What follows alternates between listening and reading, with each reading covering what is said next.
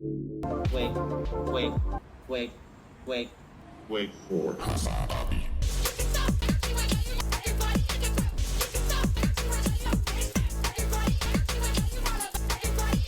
I would have never imagined this much of a fucking crowd at a college campus anywhere in solidarity with the Palestinians. This is what it's about, okay? I did not stop advocating for the cause, and now I don't feel lonely. I don't feel as lonely anymore, and that's because of you guys. I hope that you can continue advocating for the right things.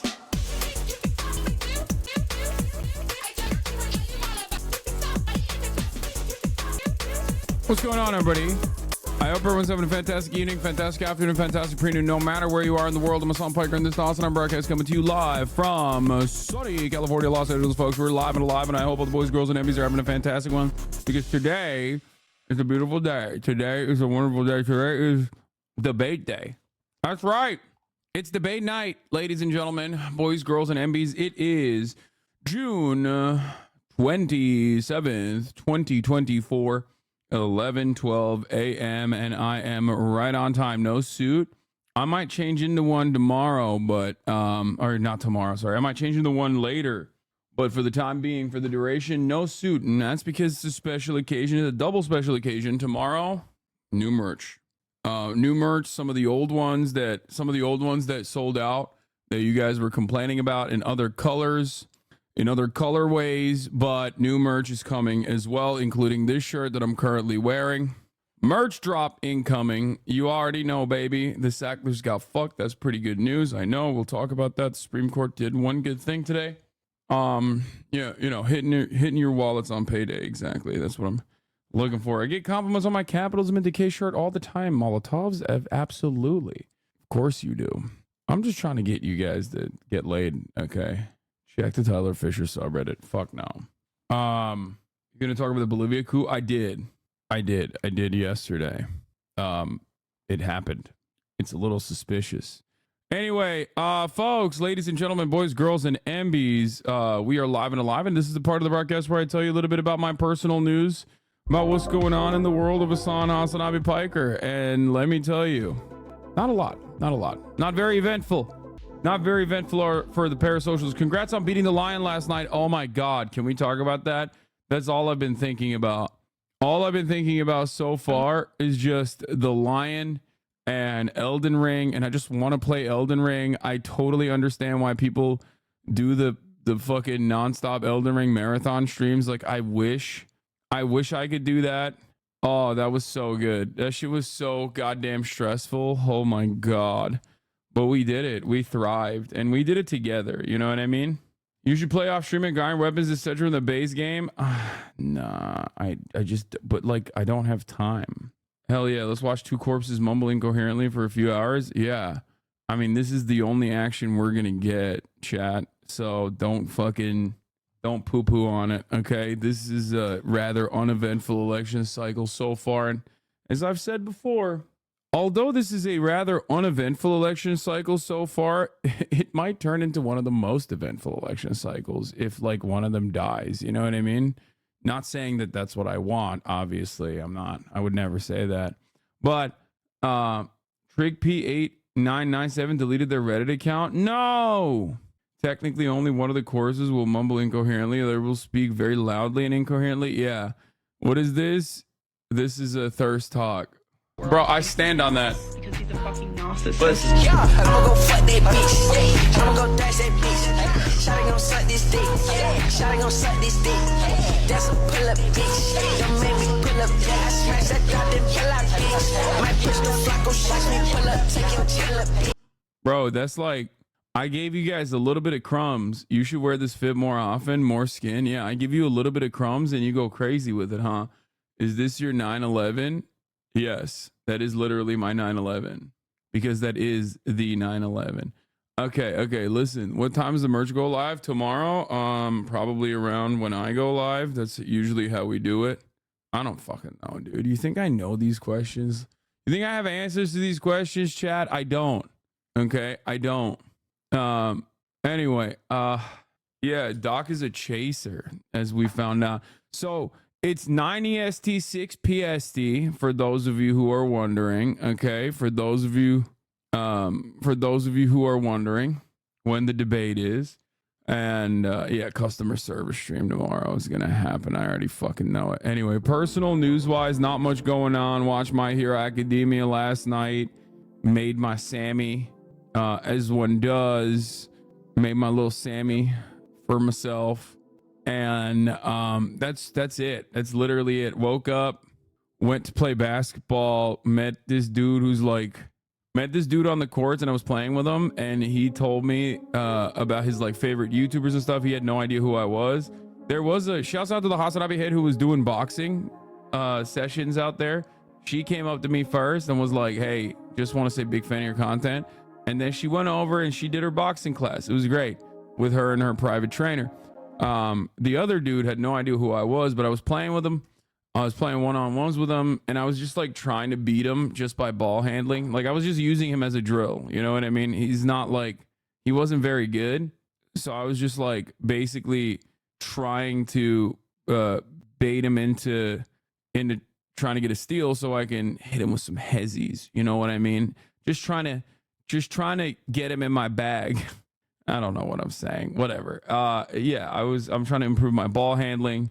Trying to improve, quick shots off of a defender, that sort of thing. Someone humbled this man? No, I am humbled. Hezzy don't work on good players. No, Hezzy also doesn't work on bad players either, because they don't eat it, because they just plant. They just plant because they don't know what you're doing for the most part. Who says Hezzy? Literally people who play basketball. Okay, anyway, it doesn't work on good players who know what you're doing, and it doesn't work on bad players who don't know what you're doing. It only works on medium players, which is the broad majority of people who play basketball casually. So it's actually a pretty good fucking, it's actually a pretty decent technique. Yeah, got to practice blow by. Exactly. That's what I was trying to do. Jake Tapper ass Hezzy. No, Chad, it's not Jake Tapper ass. Hesitation. I was practicing my hesitation movement. Is that better? Should I say it like that? Would it be better? Like, I was practicing my hesitation movement and my ball handling on the basketball courts. But yeah, most people are medium players, medium, average, below average for the most part, which is precisely the reason why that shit works relatively well. Anyway, but yeah, for me, it's just like when I have someone who will like play at least a little bit of defense, it's like great. That way I can just like, shoot off of them, dribble into them, and then like try to pass them. That sort of stuff is good. You can't really do that in any other way. You can't really do that with like on your own. You can just like keep practicing your moves over and over and over again, but it's not going to be as good as like doing it in front of someone, doing it against someone. But yeah, I'm just trying to add more to my arsenal. Gaming with bad players, the tricks don't work. You just got to beat. No, I mean, it doesn't matter, but it just sucks because like I don't actually have a lot of good players at this park that I go to. There's like not really any good players at all, so there's just not really much I can do about it. But I need one of your poor traders to give me a sub. You probably need one of the rich ones to give you a sub. You rocked the dancing lion last night. Good job. Yo, it took me so fucking long to rock the dancing lion last night. I'm kind of sad. Did Matt tell you? I'm not going to reveal anything about what Matt has told me about the One Piece cast, okay? I'm not telling you shit. Find an indoor gym where the community college kids play. I know. It's just like there is an indoor gym at the park I go to. Shots fired at 24K Golden. No, Golden is actually really fucking good. I have a bunch of friends who are really good and are actually perfect to play 1v1s against. It's just that they all have they're either never around because they're touring. Golden's always touring. Golden is great, dude. First of all, he's like much smaller than me, I guess, like weight wise, but he knows how to shift his body so well. Like I've told him this before. Like he packs a fucking punch. Like he's shockingly strong. Like you would not expect him to be that strong. So he's actually really good. Anyway, I have a bunch of people, like I play with Nice Wake sometimes, but like he's too far. So But ultimately, on 1v1s, like I'm trying not to post up. Because I feel like it's cheating. Did Hassan ever ball with Moist Critical, or did I AI hallucinate that? Yeah, I did. Destroyed him. Destroyed his team in the marketplace of ideas. And back then I was like way fatter too. Like looking back at it now, and way worse at ball. Like I think I've significantly improved my ball handling and everything else, honestly. Let's see if I can find it. Hassan I've been Moist Critical. Dude, I can't even find my own fucking... Oh, here it is. Flying to Florida to challenge Moist Critical. There it is. And I had Brian Beal on the team too, but that guy was pretty good. That guy was playing against... Look at that. Look at that light touch. That kid's got the lightest of touches. You know what I'm saying? I mean, come on. Look at that. Look. Look, let's do that again. Ooh, goddamn, in your face, bro. What?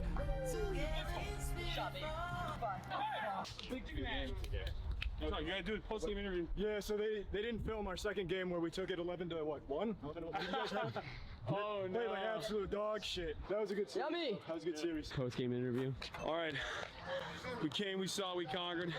Dude, look at how, dude, this was like, man, it's like shocking how much worse shape I was in at that time. That's like crazy. That's from last year. From last year to this year. I mean, look at that. Like literally 1 year in between. Oh my God, it's so big. I mean, this doesn't count because I was like dying at this point playing basketball against Ludwig, but like I literally looked like fucking Steven Crowder, dude. What the hell? Energy now. Nowinski back to the post. He's got no range. There's a dog on the court. Rule against that. Using his body here.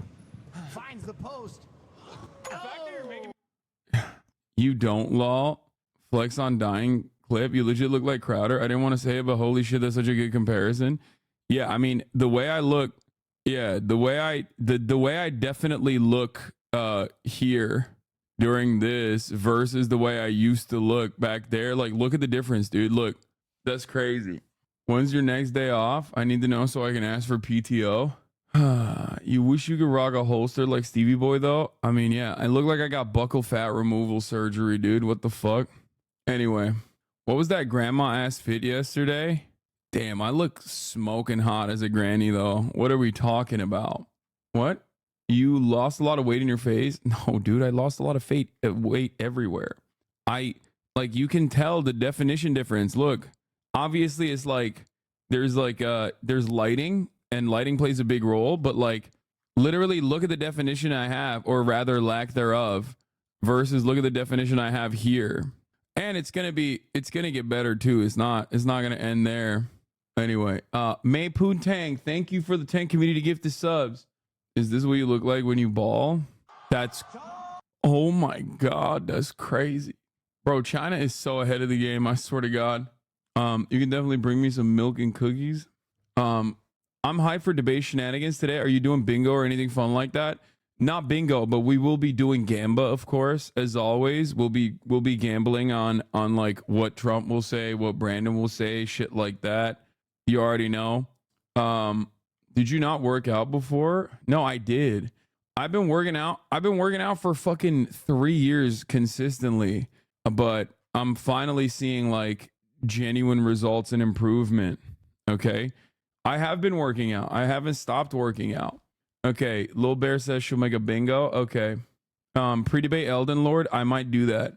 Do you go to a gym or do you train at home? I go to a gym. I have trainers who are my friends. One of them is in the Moist Critical video, actually. Brian Beal, the Beaster, the City Kid. He's the short one that fucking has an insane vertical. This is him. He also is Ali's trainer as well. Anyway, but yeah, he's a stud. So I've been working out with them, but dude, it's not just working out. Is literally diet. Diet is so huge. Diet is so fucking important. Diet is so betrayal. Dude, it's not a betrayal. He got the bag for this. You know what I mean? Respect. Yeah, diet is so fucking important. And I think like, dude, there's a couple of things that I did that really kicked it into high gear for me. I've been doing this for 3 fucking years now, and it was like the pacing was very slow. first I had to build muscle while losing fat. I could do that in my recomp period. I was 285 when I started this journey in August 2019. Dav is a hater. In not August 2019. What am I saying? In August 2021. Okay. And my goal was in a year, but it took longer than that. It took 3 fucking years, basically. Austin's gonna poach 95% of your viewers. Yeah, dude. It's not even on his channel, bro. Looks like a 5th grade English teacher. What does that even mean? Hassan's playing the Elden Ring DLC. I genuinely don't think he can beat it. What? Unless he co-op summons somebody to actually. What? Then maybe. But I think even him and using NPC summons and Mimic Tier, I don't think he can. What? This is out of control, dude. This is like, yo, she's out of her mind. Daft doing her right wing grift arc. Dude, it's funny because like this is her favorite game. I remember like, I think Sekiro might have been the first game. So Dav is a gamer, right? Like she is an incredible gamer. She is really fucking good. And Sekiro was, I think, like the first ever game that she ever played from the From Software franchise, if I remember correctly. And she fell in love with it and literally played it up to like NG8 or something. Like she is actually a fucking freak. And I've always hated her, to be honest. Wait, what? Daft? No, she's awesome. I love Daft. Shut the fuck up. Anyway, but the thing I was gonna say is like she's a legit gamer. But also, I beat that fucking game. Okay, I beat that goddamn game. What are we talking about? I beat Sekiro, and I will always stand. I will always stand on business. I will always tell you what it is. If I can beat Sekiro, I can beat any motherfucking From Software game. Because guess what? Sekiro is the hardest From Software game. That's it. There is no From Software game that is harder than Sekiro. For one reason and one reason only. It's on rails, okay? There's no builds. There's no over leveling. It's just rhythm. You have to learn the rhythm. And that's not even a joke. That's not even a joke. Dude, everyone will agree. Everyone agrees with me. I would say most speedrunners will agree with me on this too. Have you played DS2? I think you're wrong. DS2 doesn't count, dude. What are you talking about? It's like the one fucking DS2 does not count. Okay. Yeah, but you gotta want to be Elden Ring, so I don't know if you want it enough like you did with Sekiro. Yes, I do want it. I genuinely don't think he can. She's being a hater. Hassan is not a gamer. He's a React Any. Someone in her chat said he took 2 days to beat the lion boss. I'm like, okay, shut up. I'm getting better. Fuck you guys. And I'm doing it like summonless too. So Sekiro is completely on rails. So it's a rhythm game. It's a pure rhythm game. There's no builds. There's no fucking over leveling. There's none of that shit. There's no like, this is what you can do to like cheat. I mean, there's cheesing for sure. But overall, it is just like, if you play it straight, it is a pure combat, most like, I think, gaming mechanics focused From Software game out there. So I think that is the reason why it makes it the hardest out of all the From Software games. Because like, look, Asmongold's Journey is one of the best examples of this. Asmongold's Journey is one of the best examples of this. Asmongold was like, oh, I think I'm gonna quit because it's just the DLC's too hard. The DLC's too hard. So then what did he do? He went back in and he fucking built a game-breaking, busted ass, fucking great shield build, and he finished it by like, I suspect he did the classic great shield and then spear tap meme, and then he beat it, right? Like, well, you can do that. You can do that in other From Software games if you want to. I mean, obviously it's like playing an entirely different game, but it's still there, you know? It's still there as an option. But ultimately, what is this? Found it. Are you trying to do my Norwegian? Roadside diner. Dude, Daphne. Spike. Do you see what I'm seeing, like a bus driver? Yes, I see a bus driver. This is like 4 years ago, bro. It's not even 3 years ago at this point. even Miyazaki said he's not good at video games and uses every tool at his disposal. Miyazaki, dude, I saw a TikTok of a rant. I saw a rant on Own a Pixel, I think, who was playing fucking Elden Ring for the first time ever.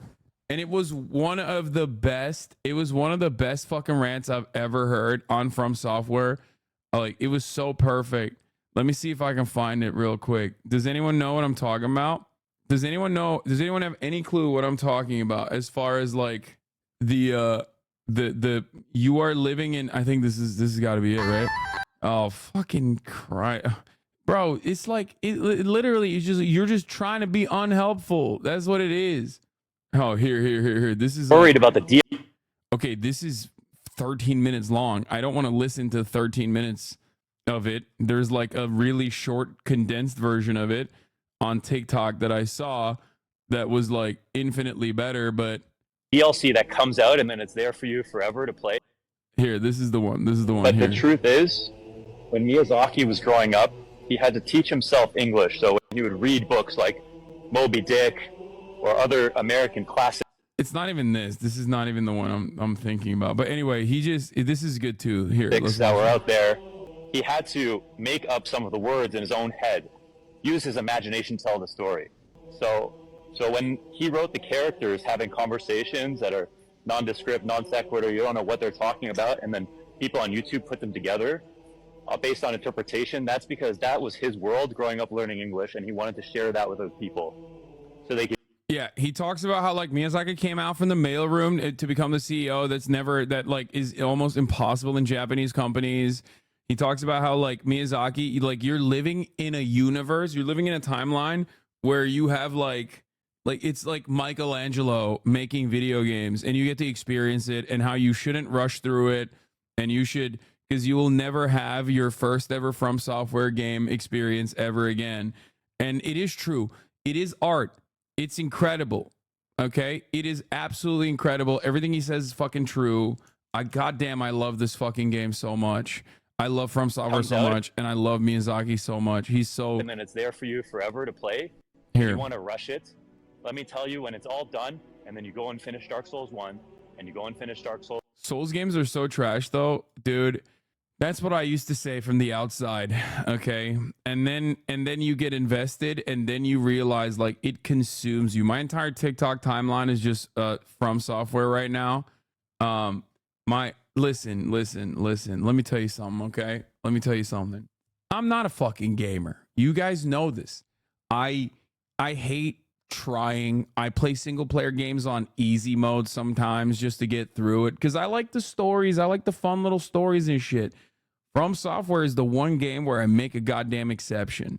Okay, I will boulder through that like motherfucking Luffy if it needs to be bouldered through.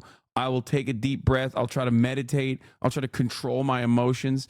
From Software games, like I've said time and time again, are the only single player games where you can feel the same level of investment and the same level of success that you get from dominating someone in a multiplayer game.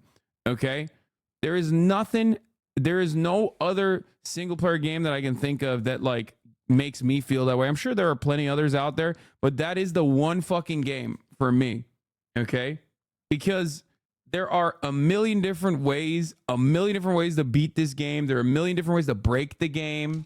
There's so much you can do, but ultimately, you know, this sense of accomplishment, the feeling that you get when you beat a boss is phenomenal. Now, having said that, it also is not even necessarily a game about the mechanics. It's a game where you're fighting against yourself. It's a game where you're fighting against your own mind, your own mental hangups. This is something that a lot of people don't understand. It literally is all about, you go in there, you fucking learn the movesets until it becomes second nature to you, so that you can actually patiently dodge, roll, abuse, punish, find a fucking opening in the boss. When at first it feels like it's an impossible feat. You go in there and you're like, what am I even looking at? The lion yesterday, I was looking at that motherfucker like, what is this shit? 2 days ago when I first encountered it, I was like, what am I supposed to do here? Different parts are jiggling. different parts are moving. Everything hits super hard. I'm a double tap, triple tap Andy over here. This guy's gonna fucking destroy me. And then you start rolling, and then you start recognizing the movesets, and then you can fucking go toe to toe and dance with the lion for 5 minutes, then 10 minutes. And once you get to that level, when there's like something that clicks and you start noticing exactly what the moveset looks like, and maybe even if you can elevate your level, if you can elevate your gameplay to a certain degree, you can even maybe manipulate the character beyond the pattern recognition to force him into doing certain actions that you can easily abuse. However, I will say it doesn't seem like the DLC is capable of that.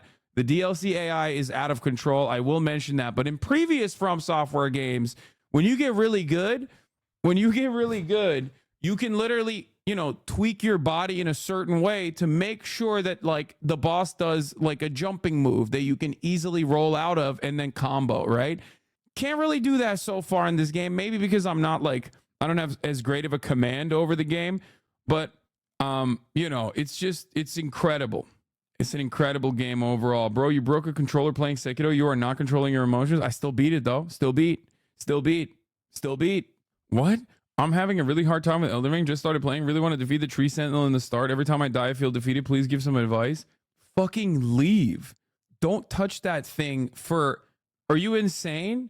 Don't touch that thing at all for like at least 5 more hours, dude. What are you talking about? It is quite literally, you're not supposed to fight that thing at all. Are you insane? You're supposed to fight it when you can. It's an open world game, man. They literally tell you like, fuck off, go do your thing, level up. Anyway, what? Chupel here? Can you check your IGDMs after? What? Chupel? IGDMs? What the fuck? What the fuck? What was? Oh, Chupel, the YouTuber, the Johnny Harris YouTuber. I don't see you in there. I'm checking my IGDMs. You're not in there. The fuck? Anyway, I played the Japanese Game Boy Advance games. Kids without knowing the language was very poor. Elden Ring feels like that. Souls 3, and you go and finish Bloodborne, and you play Dark Souls 2 because there's nothing left, and then you play Sekiro, and then you're left with nothing except a memory that your first playthrough, you rushed through, didn't play it blind, used magic, used summons, didn't beat it the hard way, didn't learn all the boss patterns because you didn't believe in yourself. Calling. Hello? Londas, what do I do? All right, listen, I need you to grow up, okay? What's You're a a bad Counter-Strike player. You're representing us in this game on Twitch. No matter what you do, everybody's going to see and they know you came from Counter-Strike, okay? You can't even play the DLC at this level or skill level, okay? It's going to be very hard. So here's the thing, right? Here's the only thing. Have you played any other Souls game? 9. Okay, the one thing that everyone's going to tell you, all the even hardcore motherfuckers, I don't want to gatekeep how to play the game, but the one thing that's real. He's always gonna. Everyone says that, and then they gatekeep the fucking game. Gotta check DM request, my boy. What are you talking about, bro? I am. You're not in the DM request, bro. What the fuck? Do you know how many DMs I get? Is this actually fucking Chupel? What's happening here? No, you're not in the DM request either. What is your IG? Chat gotta chill for real, bro. You're DMing the wrong guy. Okay, now everyone is DMing me. Everyone from chat is DMing me. I'm just never going to see your fucking DM now. What is your fucking Instagram? What's your Instagram? No, I know it's him. I'm saying, what's your Instagram so I can follow you? So you can send me an actual normal DM or I can like look at it directly. What is happening right now? There is no way. There is absolutely no way this man is DMing me. He's definitely DMing someone random for sure. People are saying, I'm DMing you. You'll find Chupel eventually. Thanks, chatters. You are definitely DMing a Hasanabe Clips Industrial Complex account, thinking you're DMing me, I think, on Instagram. Why won't this man tell me what his Instagram account is? I'm in an ad break, Lemafea. Wait, what? Why? Oh, I did run an ad. I ran a 1-minute ad. Let's see what the fucker said to me. Okay, here you go. I followed you back. I requested you. You need to accept my request. You're a private account, so I can't even like see your DMs. Oh wait, something you're able to do. Oh, okay. Okay. All right, I got it. I DM'd you back. All right. It's just it's a fundraiser thing. Okay. Did you see Doc also cheated on his wife in 2017, 2018 with a trans sex worker leaked this morning? Yeah, I know. I got to blast off. What the fuck am I doing? I'm like all over the place. 48 minutes. I haven't blasted off yet. Okay, let's do it. New Dark Debate info. Debate night tonight. We'll be on talking predictions and more. Get in now. Did you watch the Donkey vid? No, I haven't. Iran nuke news, dude. Wait, what? Iran nuclear news? The fuck? Iran got a nuke? Nice. Good for them. Get your money up. Get your nukes up. Did you see BB No Money fumbled his Fortnite deal? No BB No Money skins coming? I did not see that. Get your nukes up. Not your flukes up. Biden refused a drug test. That's so funny. Anyway, here we go. We're blasting off, boys, girls, and MBs. Let the people fucking know. We're here. We're live. We're alive. North Korea is fighting in Ukraine possibly too. That's so funny. What are they gonna do, bro? Get the fuck out of here. Like, okay, dude. Oh no. A real dude. Maybe I'm wrong. I don't know. Look, I don't make Ukraine predictions. Okay, I do not make Ukraine predictions, but I feel like personally, I don't know if they're gonna be the real game changer here. Okay. I do think it's kind of funny that like we made jokes about West Korea and it turns out is real. Turns out that shit is very real. Kai talking shit like a real Souls player now. I think. Crazy. You're not a gamer. FAO. Jinxie. You're a quitter. Ooh. You are a quitter. Yeah, bro. That's like you can't. They Tuesday. Thank you for the 10 community. Give the subs. Yeah, that's like. You quit on a fucking boss nowhere near the fucking end. You're a quitter. You quit. You quit. Do you understand that? You literally quit. Jinxie. You fucking pipsqueak. Talk about I'm not a gamer, nigga. You don't have the dedication. You don't have the drive. You don't have the motivation. You don't have the mentality. You don't have the drive to do whatever the fuck that you want to do. Why? Because you're in a box. You're in a box. You can't fuck with me when it comes to this Elden Ring shit. There's nothing funnier than Kai Cenat calling someone a pipsqueak. No way. Bro, he actually got a fucking Fortnite bag and then he fumbled it by violating the NDA. That is insane. For those of you who don't know, BB No Money, friend of the show, okay, phenomenal artist, good friend. He made a meme about like getting a BB No Money skin, right? Like he made a joke about it on TikTok. Then Fortnite reached out to them and was like, yeah, let's make it a reality. Why do we know all of this? Because he posted through it the entire time. It was a joke from the beginning. Read the email. It's a meme. I didn't ask him about this, so I don't know if it was real or not.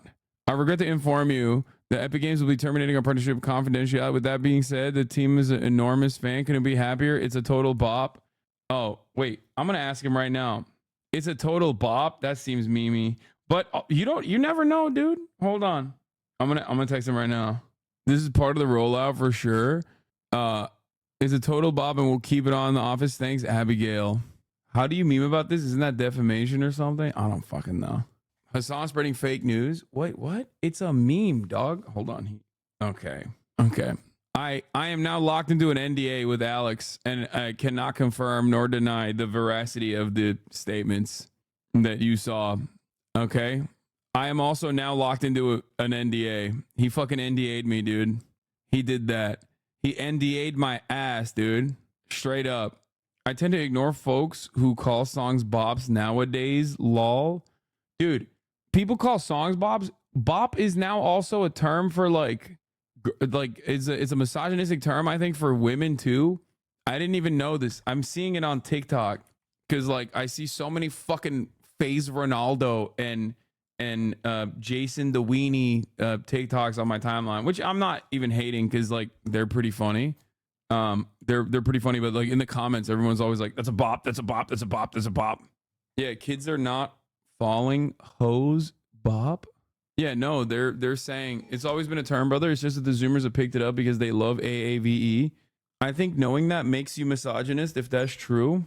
Bob isn't new, it's just AAVE getting gentrified. Okay, well, every fucking term comes from AAVE, chat. What are we talking about? When I say, oh, people are using these terms, you don't have to come in here and give me the etymology, okay? Like, that's just what have white people have not created any new fucking terms other than the racist ones, which they used all of their creativity points on fucking a century ago, and they haven't stopped using, okay? Every other aspect of this, you were out memed. As soon as you hear people are using this term, you know it is white people rebranding some shit that hasn't been used in 5 years. Exactly. See you later, alligator. Okay, fair. There's a lot of white people terms, actually. You're right. There are some, like, Oakley dokley, that sort of shit. Like, white people have invented stuff like that, I think. Yeah, white people lingo. White people lingo tier list. Okay, I have to do this later. J. Cole invented that too. No, J. Cole invented Strictly Dickly. And I don't know if you want, I don't know if the black community can recover from that. Okay. Maybe we shouldn't put that on black people. Okay. Maybe we should not say that is AAVE or that's like, yep. Y.I. oughta. That's another one. G. Willikers. That's another one. Yep. Okay. Never mind. White people invented a lot of shit. Grimpy. What in tarnation? You betcha. Okay. I love all of this. We have to do this tier list, but later. Why I oughta is misogynistic though. Wait, what? Why? Is that what you say before you beat your wife? Is that why? It's like, why I oughta? Ah, Gertrude, the soup is cold. Like, I feel like that is like the soup being cold is the worst thing that happened to white people in the 50s. You know, you come back home from your fucking unionized factory job where you're making like the current day equivalent adjusted to like cost of living $500,000 a year or some shit in your house that you bought for $10. You have anyway, bro, that tier list is racist as fuck. Okay. Did you see what they accused Dr. Disrespect of? Yes, brother. Yes, I did. Okay. Here's Lena Love Pro. Okay. Who's a musician, model, partner, streamer. I did. You know what? Let's fucking do it. Let's just get right into it. As you guys know, Dr. Disrespect is in some trouble. Okay. Is in some trouble for openly admitting that the reason why he got fucking banned from Twitch, even though they found no wrongdoing, was because he was trying to text minors inappropriately through the Whisper, through the applications like Whisper product.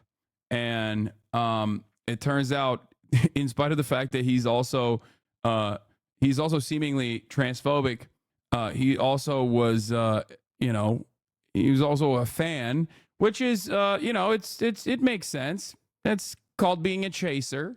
Many such cases. We know Alex Jones is a chaser, for example, simultaneously transphobic, but also wanting to fuck trans girls is pretty classic right-winger shit in general. Yeah, I saw this fucking check the hard drives of every Doc Defender. Let me see. Yeah, this is a really funny one. Another one of all of my fucking haters, man. All the Destiny Orbiters. Can we please stop calling this pedophilia? Was it inappropriate? Yes. But as a reminder, pedophilia is an attraction to minor bodies.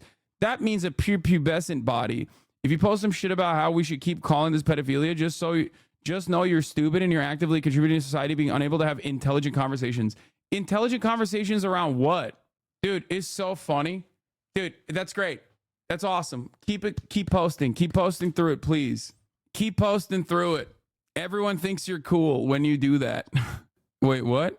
It's literally not ephebophilia, you stupid fuck. Unless the main people he consistently is targeting and arouses adolescent minors, he's also not that. He's just a moron. Whoa. That's crazy. She did the thing. She did the meme. She took it one step further. She didn't just say, actually it's ephebophilia. She went, actually it's not even ephebophilia. It's actually perfectly valid. It's just stupid. Who amongst us? Okay, thanks. Yeah, I love I love having a nuanced discussion about like wanting to fuck minors as a 35-year-old. That is the nuanced discussion that we should be having as a society, and not just like automatically go, that's weird and wrong and don't do that. Gross. That's awesome. Thank you. Dude, genuinely don't get why this is the hill some people die on. I think that it's the hill that people... Audience. What is this?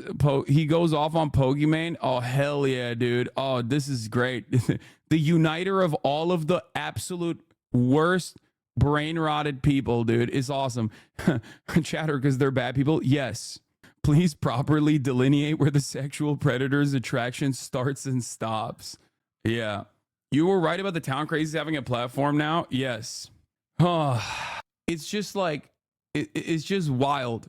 It's just wild overall, wild across the board. Okay, but can you admit you're biased when talking about the doc? Can you admit that you're biased because you think that this is a good way to fucking try to bait me into reading your comments? So you can say at the top of the hour, there's a 3-minute ad break. And if you no longer want to see those ads, all you need to do is subscribe, because that's not actually good. I'm just letting you know it's not a good enough fucking bait at the top of the hour. So, you know, the 2-text baiters need to get better. They need to get better. They're bad. Their baits are bad. Your baits are bad. Get better baits. Okay.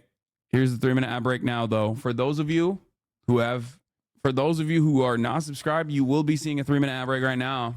That was a Sekido parry, dude. I'm on my game right now. What is this? The gauntlet. Yeah, can we please stop calling this pedophilia? It's great, man. Thank you. Anyway, here's the 3-minute ad break now. So we'll get to this in a little bit. You know who else needs to get better? You need to get better at Elden Ring. I'm decent. If only you could parry that well in Elden Ring. Why are you guys trying to be hurtful? Why are you trying to be hurtful right now? Why are you trying to hurt me? It's working. But not as much, because like I am coming off the heels of a lion victory. In any case, for those of you who are wondering, like, why do these people like say stuff like this? I think there's a bunch of different reasons. Some people do it because they want to get clout off of it. Like they think Doc is a big dude, is a big, cultish following. Maybe I'll get some people off of it. Some people genuinely think that this is, some people see themselves in his shoes. Maybe. I'm not saying that this is what her motivations are. But I mean, this is a Destiny orbiter. So that's all you need to know. Destiny and his entire orbiter community have always stayed on that. Actually, it's a phebophilia argumentation. It's like the distinction between like what kind of minor you want to fuck doesn't like change the dynamic. You're still trying to fuck a minor. You know what I mean? Like, excuse me. It's a different kind of minor. This minor, I think, could be perceived as hot. That's insane. That's an insane thing to say. Okay? Like, what are we doing here? Because that's the underlying argument that you're trying to make, which is a wild argument to make. And it automatically makes you look like you want to fuck minors too. That's it. Oh, it's just like, diet minor. Exactly. Ay. It's just weird. It's very weird. It's a very weird tendency that I see from some people, which I'm noticing are almost always haters of mine. Always. Like literally. Okay? If you see someone go on a fucking tear, about like, actually it's a phebophilia, actually, can we have a nuanced discussion about like what kind of minors are fuckable? When you see shit like that, just know there's a Hasanabe hater abound, okay? Red flag. I don't know why it keeps happening like this. I don't know why these people keep revealing themselves like this, okay? But it is just an odd and very consistent situation. All right, let's see another Hasanabe hater. Let's see what he's saying in defense of Dr. Disrespect. Pokimane, your audience is just jerking off watching you, and everybody knows that. And you know it. Look at her. She's looking down saying, stop that. Look at that cringe. She's cringing at her simp fans jerking off on the stream all day, and she's aware of it. And then she has the balls to go say Dr. Disrespect's a terrible person. Bro, this is my problem with this. What? People, but like that doesn't. But no. What are you saying? Like you're mad? Wait. This doesn't make any fucking sense. I mean, I can't believe I'm saying this. Shocker. Sneeko, not making sense. Okay. Alert the press. But like, none of this makes sense. Okay. It is like unimaginably inconsistent. Like, it's like, oh, look at this. her fans are jerking off. One, you're fantasizing about her fans jerking off to her, which is odd. Two, it's not like she's, you know, going, please jerk off to me, fans. I don't think it's a thing that she appreciates, as a matter of fact. So much so that, like, she literally will fucking, like, screen change and shit before she gets up to pee. So, like, you know, she's taken all of the initiative, potentially, to you know, avoid that sort of infraction. And yet, you know, people still do it. And it's a weird thing to bring up in this circumstance when, like, she's not responsible for it. As a matter of fact, she's, like, you know, victimized by it in some instances. You and everybody knows that. And you know it. Look at her. She's looking down saying, stop that. Look at that cringe. She's cringing at her simp fans jerking off on the stream all day, and she's aware of it. And then she has the balls to go say Dr. Disrespect's a terrible person. Bro, this is my problem with this. Yeah. Woman existing on the internet means that, you know, people are fucking sexually harassing her, objectifying her, which of course is also doubly her fault. But also simultaneously, how dare you? Like in the confines of this argument that he has created, it's like a woman automatically means, you know, someone might be jerking off to her, which is bad. It's her fault, and therefore she can never actually complain about anything ever. They're both bad people, but like that doesn't. But nobody They're both bad people. Both sides argument from fucking this little demon. Pokimane. There's no hate brigade. Everyone's like, text a 17-year-old. But she has 13-year-olds jerking off to her, and she's. Oh my god. What's the fucking dude's name? Neon. When Neon is the voice of reason, holy fuck, what is happening, dude? God, Sneako's so fucking stupid. Fine with them monetizing it. How is that any better? I get that, but what do you want her to do? Not show her face? Like he's like, no, I'm with you, bro. I'm with you. Like, honestly, on God, for real. Like, women existing online, that shit sucks. I hate that. I'm with you on the misogyny, but like, pedophilia is a bridge too far. You know what I'm saying? Yeah. Or don't get on a moral high ground about that. Like, I mean, the way she's like, it doesn't look like she's dressed crazy. But she has no legs to stand on in a moral high ground about Dr. Yeah, he's like, they're both awful people. One of them tried to fuck a minor. The other one's a girl. Disrespect. When Twitch is 13 plus and her entire chat is jerking off to her, and she's aware. She's like right here. She's Bro, she's not doing anything. Like, what are you saying? All of those, like, all the hot tub streamers and shit, like, they're all 18 plus anyway. Okay? You're literally just saying a woman existing online invites minors to jerk off to her, which is crazy. It's a crazy thing to say. What is this argument? Perfect world, what do you want her to do? Don't talk shit about Dr. Disrespect. You have no legs to stand on. You cannot say that you're better than Dr. Disrespect and be like, cancel. I mean, we know why he likes Dr. Disrespect, bro. Bro loved cuties too, okay? So he doesn't deserve a platform when she has thousands of 13-year-old boys beating their meat to her. I don't think he understands, okay? I don't think this is I genuinely think Sneako is that stupid. Like, in his mind, he's like, I've invented this thing, and I think that thing that I've invented in my head is, like, just as bad. No, dude, it would be bad if Pokimane was, like, DMing a 13-year-old, okay? That would be bad. If Pokimane was fucking going around trying to link up with minors at TwitchCon, then it would be bad. It would be gross. It would be predatory. But that's not what she's doing. She's just doing her own thing. Why is Sneako thinking about minors beating their meat to Pokey? Because he's insane. He is an insane person. He's got minors beating their meat on the mind too much. This was some Shulk level foreshadowing. Listen, kids, I don't have much time. Dr. Disrespect was banned because... Okay, dude. Yeah. Dr. Disrespect is attracted to minors, and minors are attracted to Pokimane are not even in the same fucking zip code. Okay? They are on the opposite ends of the zip code. Like, what are we talking about?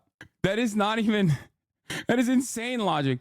Sonny Faz. Can we stop calling all sub-18 minors? 16 to 18 should have its own name. In my opinion, it needs to be clarified if motherfuckers like them young or like them young. My dad was 20 when he met my 16-year-old mom, and people will call it pedophilia or grooming, but they had the happiest marriage, no cheating or abuse, so it really fucks with my head when people will call me a pedo, even though I've seen it firsthand, this relationship work. Bro, 20 and 16 is normal, especially back then. People in these replies are straight up brainwashed. I'd rather my daughter get married at 16 as a virgin than go into the... go through the same hoe trajectory of every other modern woman. Oh my God. Oh my God. What is going on in this application? What is happening? Bro.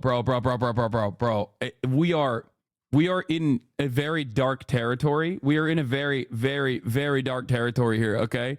Yeah. 90K likes defending a pedo. Western culture, 108K likes now. Western culture is hilarious. If someone takes a 17-year-old, 17 years and 11-month-old, he gets jumped by the whole industry. But if that same girl waits one more month to sell her body on the OnlyFans, she's celebrated by the same industry for being an independent queen. Clown world.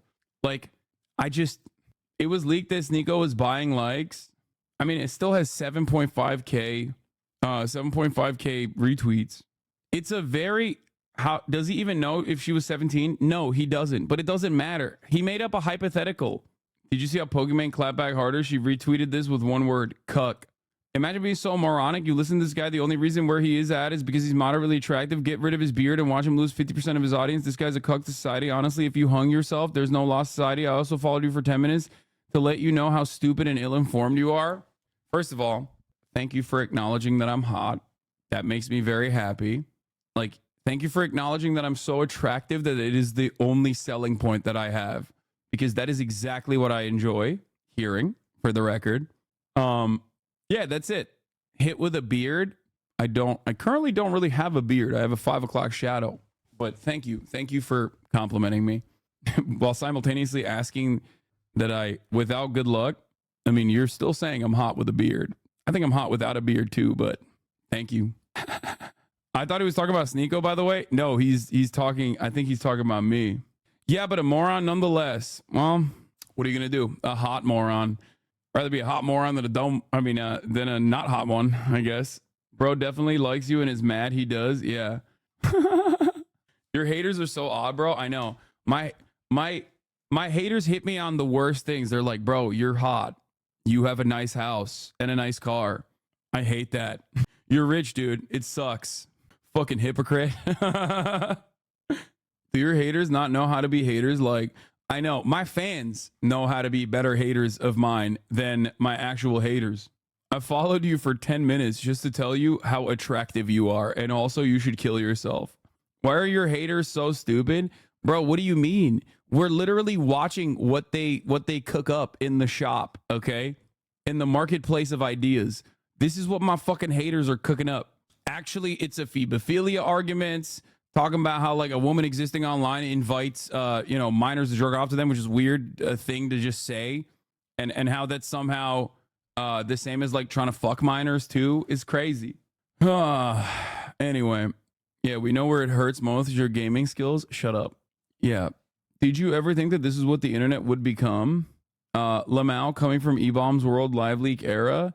I mean, yeah, if left unrestricted, it would inevitably become this, because I think like under the banner, under the guise of anonymity, people say like incredibly unhinged shit. Like what that guy just said.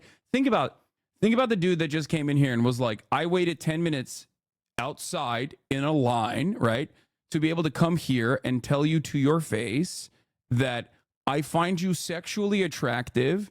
You are not deserving of all of your accomplishments because you're simply just attractive, and I find you sexually attractive. If you shaved your beard, you would not be as attractive, and you would lose all of your followers or whatever. And also, I hope you kill yourself and you hang yourself. And if you did that, then society would not be, worse off. Like that is not an interaction that you would normally have, right? That is not an interaction that would happen in the real world. Like no one would fucking come up and say such unhinged shit like that. But online, you can get away with saying stuff like that because you think like, well, I'm anonymous.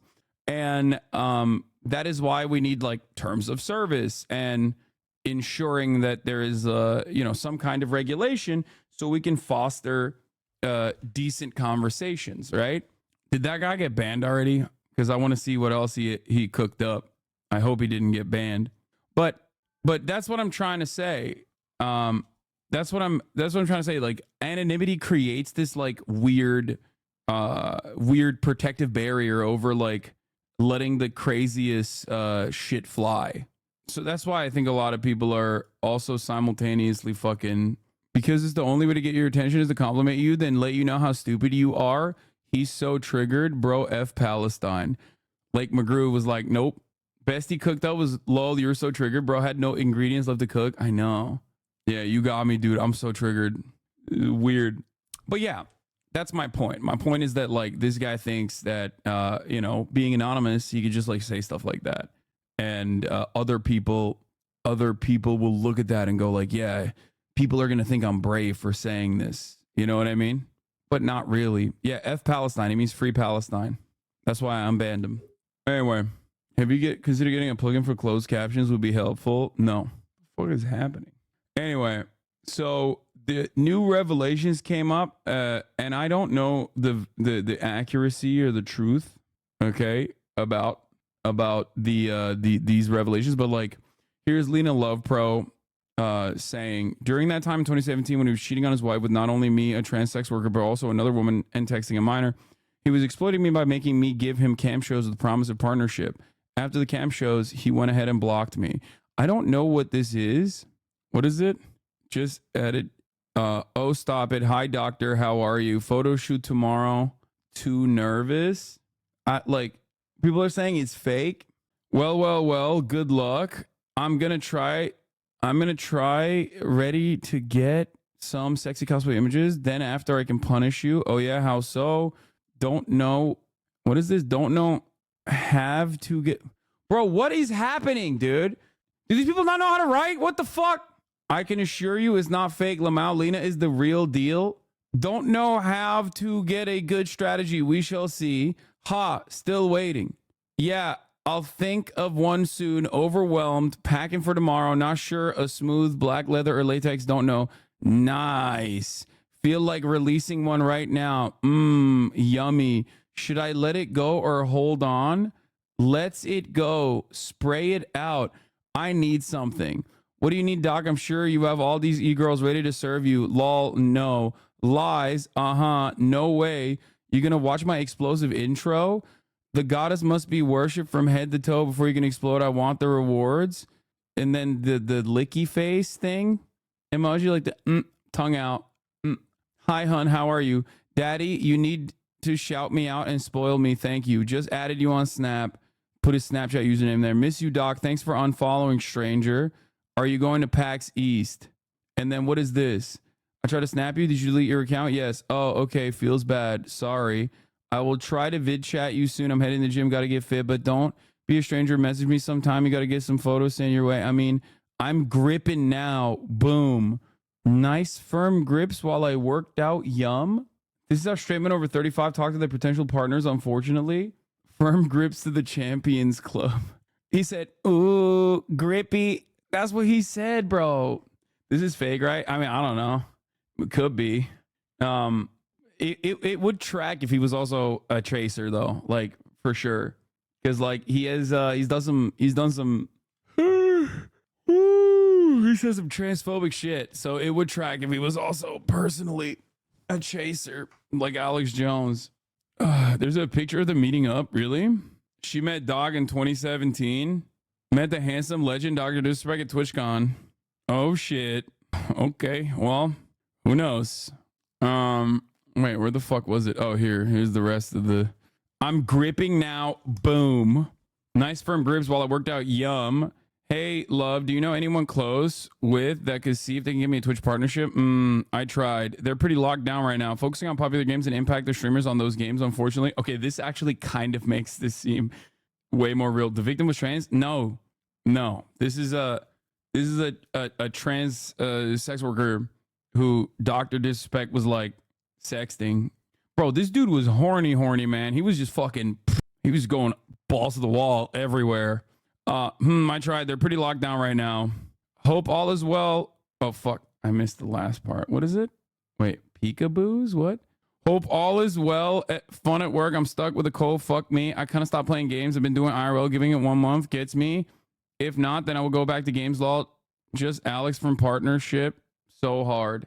2017 Doc Gooning run was unmatched. Yeah, no, he went for like, I mean, dude, he targeted everything, which is pretty crazy.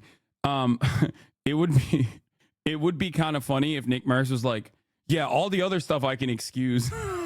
But like, you know, getting horned up at a trans woman, oh, that's unacceptable. Yeah. He was the goon champion. Man, he was a demon for real. Like that's not he was just everywhere all at once. He was trying to grow a second dick so he could cheat on his wife further, you know? Yeah, it's a real I fuck so much pussy, I must switch to bussy line right there. Oh, I gotta run that back. Hold on. What was the name of that song? I want to listen to it. Twinkle lane, that twinkle bitch, that twinkle pussy. We got Henny, we got Saints, we got Cookie. I fuck so much pussy, I might switch to bussy. That's what Dr. Disrespect said. Doc secretly hella progressive. For those of you who don't know, like wanting to fuck trans girls doesn't make you necessarily progressive at all. Okay? You need to understand something. That does not make you progressive. As a matter of fact, Alex Jones, there's a term for it. It's called chaser.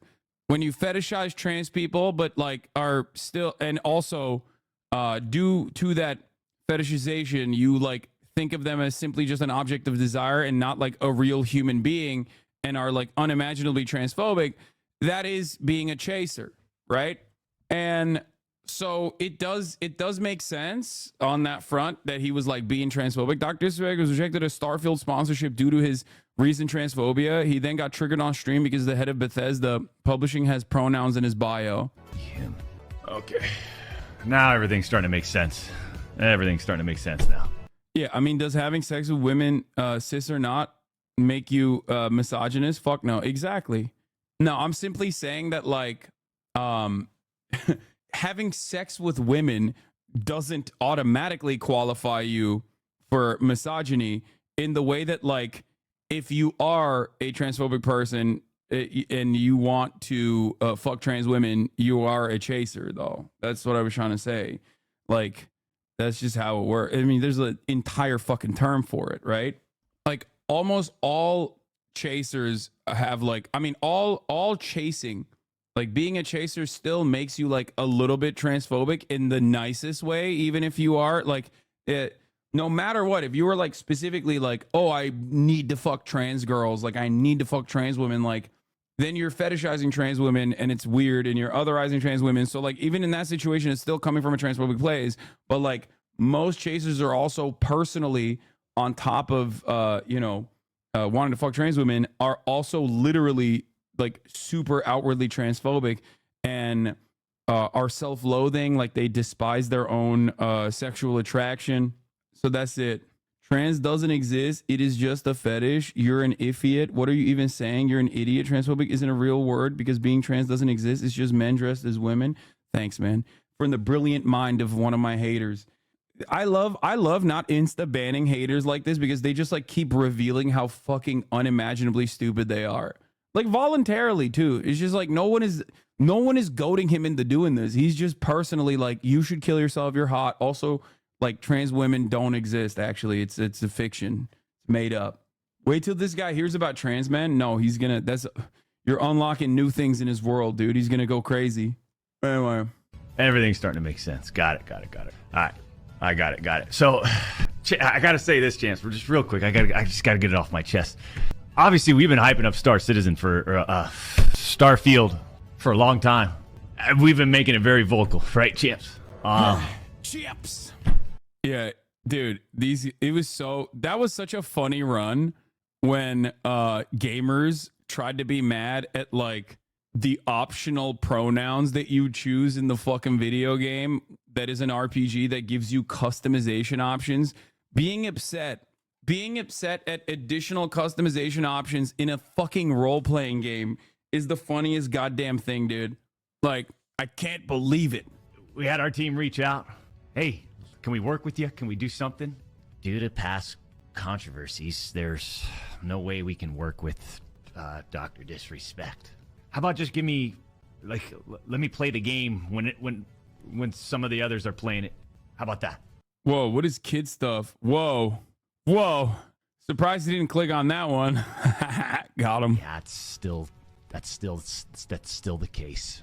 Anyways, Champ, we just had to get that off our chest. I mean, that is true. Someone said Dr. Disrespect does drag every stream though, wig and all. I know. It's always the cattiest bitches. I say your name. The two-timer who cheated on his wife, filmed a teenager in a public bathroom, makes racist jokes about Asian people, thinks he's on the moral high ground by telling Bethesda not to add pronouns in a video game because it hurts his feelings. Sounds like I'm starting up a motorcycle. How the hell do I say your name? Sounds like I'm starting up a motorcycle. A Chinese motorcycle. Have you ever heard of a Chinese motorcycle, ladies and gentlemen? No. Welcome to Hey, yo! What the fuck? He's a boring streamer. I remember thinking he was funny when he was commentating in a video game tournament, but I watched him once and found him boring. That's crazy.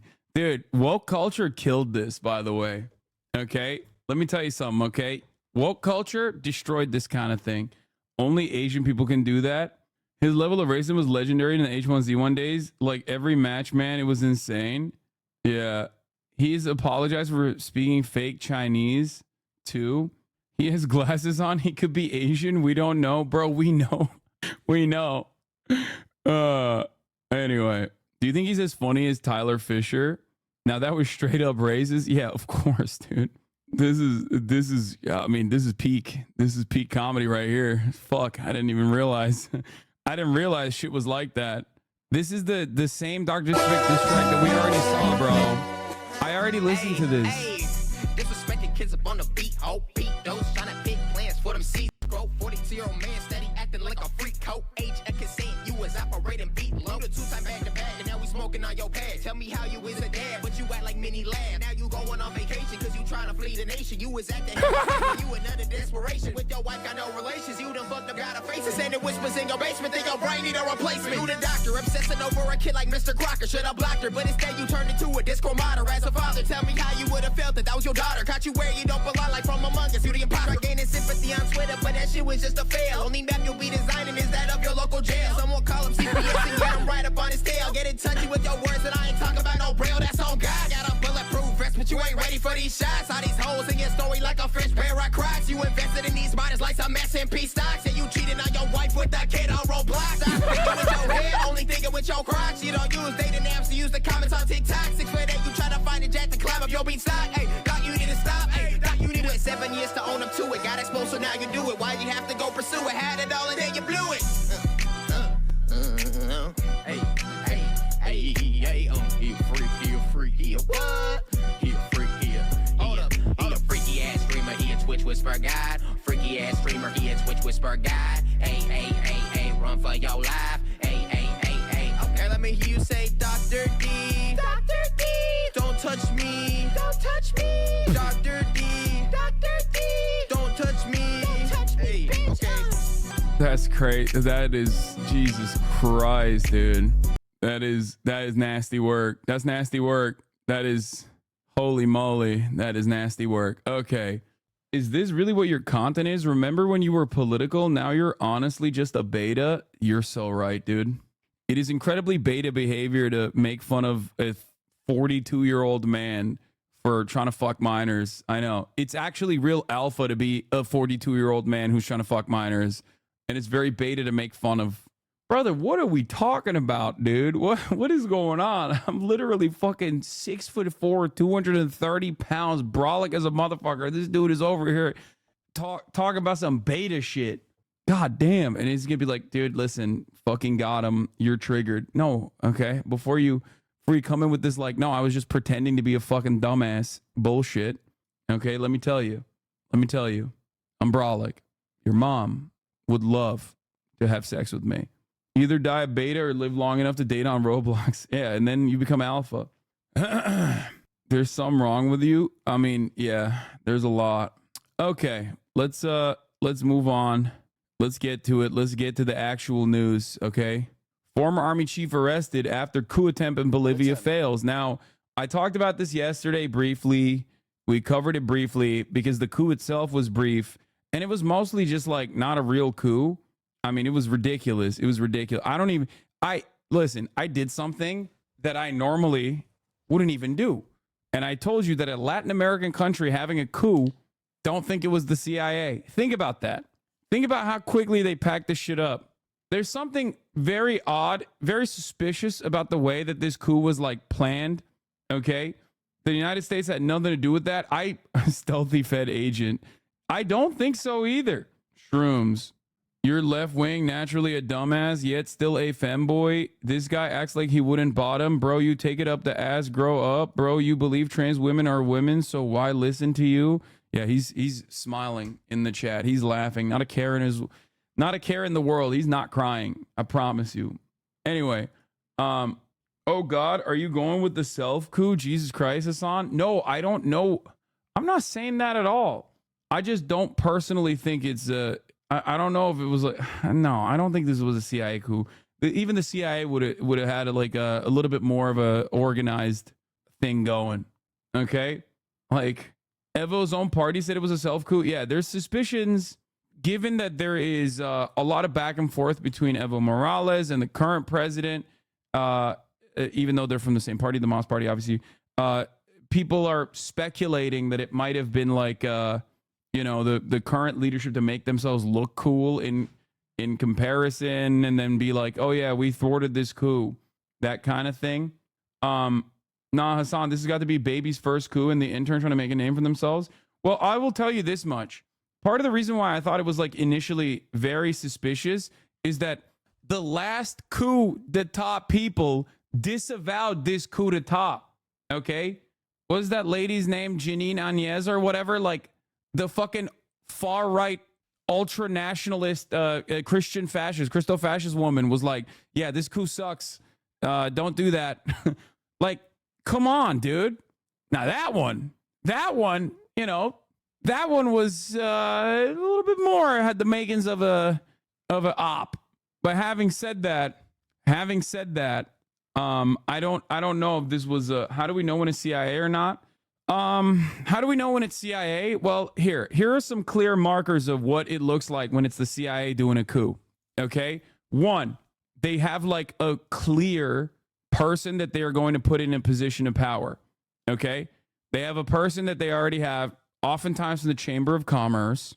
Okay. Or like a big business owner who's like a right-wing freak, right? That they already have in their mind that they will put into the position of power. The international Western communities and Western leadership, especially the United States of America, will very quickly recognize the new government is legitimate. Okay, that's another one. And then the new leadership will say things like, we are reaffirming our commitment to Israel. That's one. Or we are privatizing our extraction industries. That's another big one, even bigger than the Israel thing. And yeah, that's usually those two. If you hear some random Latin American country go, we want to privatize our national resources and our extraction industries, and also we are committed to beefing up our relationship from Israel. And there's another third one. You're right. We're going to decouple from China. That's usually the makings of a American-backed move right there. Okay. Another marker is, they're anti-corruption, but that's like the Democratic version of this. But basically, none of those things happened. It happened so fucking fast. It happened so goddamn fast that like none of those things even happened. Like the only thing that this like supposedly rogue general wanted to do was that he was mad that Evo might run again, and that's unconstitutional, right? So I feel like that was like a weird ass reason to try and do a whole ass coup, and then they very quickly packed it up. Watch the Democracy Now! Coverage fool. Failed coup in Bolivia. Army chief arrested after leading troops attack on government palace. I'm not saying it's definitely not the CIA. I'm simply stating that, this was weak. This was weak nuts for the CIA. Like, this was worse than like the fucking Venezuelan dudes that got packed up by fishermen. Or even the Congo one, I don't think was like CIA. This might be like a local homegrown version, Or maybe even something is just suspicious. That's all I'm saying. Something doesn't pass my smell test. I can't put my finger on it. That's all I'm saying. Okay. To overthrow Bolivia's democratically elected government has been stopped. And the former army chief behind the failed coup d'etat. But yeah, one of the biggest reasons why I said that is because like the actual fucking CIA-backed coup d'etat people from the prior coup literally were denouncing this coup immediately. was arrested in La Paz after a dramatic confrontation with the Bolivian president inside a government palace. President Luis Arce reportedly told Juan Jose Zuniga, "I am your captain and I will not allow this insubordination." Zuniga was later shown handcuffed on national TV before being forced into a police vehicle. This all comes a day after he was relieved of his duties. Earlier, armoured vehicles were seen ramming the doors of the palace as armed troops surrounded government buildings. But the soldiers withdrew after the newly appointed army chief ordered them back to their units. President Arce had called on the public to mobilise in defence of democracy. So did Evo, by the way. Not every coup is a CIA plot. There are still internal bourgeois interests that have their own interests. Those are interests usually aligned with the CIA operations, but not always. This was just reactionary. Yeah, I think this was more reactionary than it was like a CIA op. The Attorney General's office is now vowing to impose the maximum punishment on the perpetrators of the attempted coup. CNN's Stefano Pozzebon has a closer look now at how it all unfolded. In the end, the attempted coup was defused in a matter of hours, but only after army units took control of the city center of La Paz and military vehicles quite literally rammed the doors of the presidential palace. Yeah.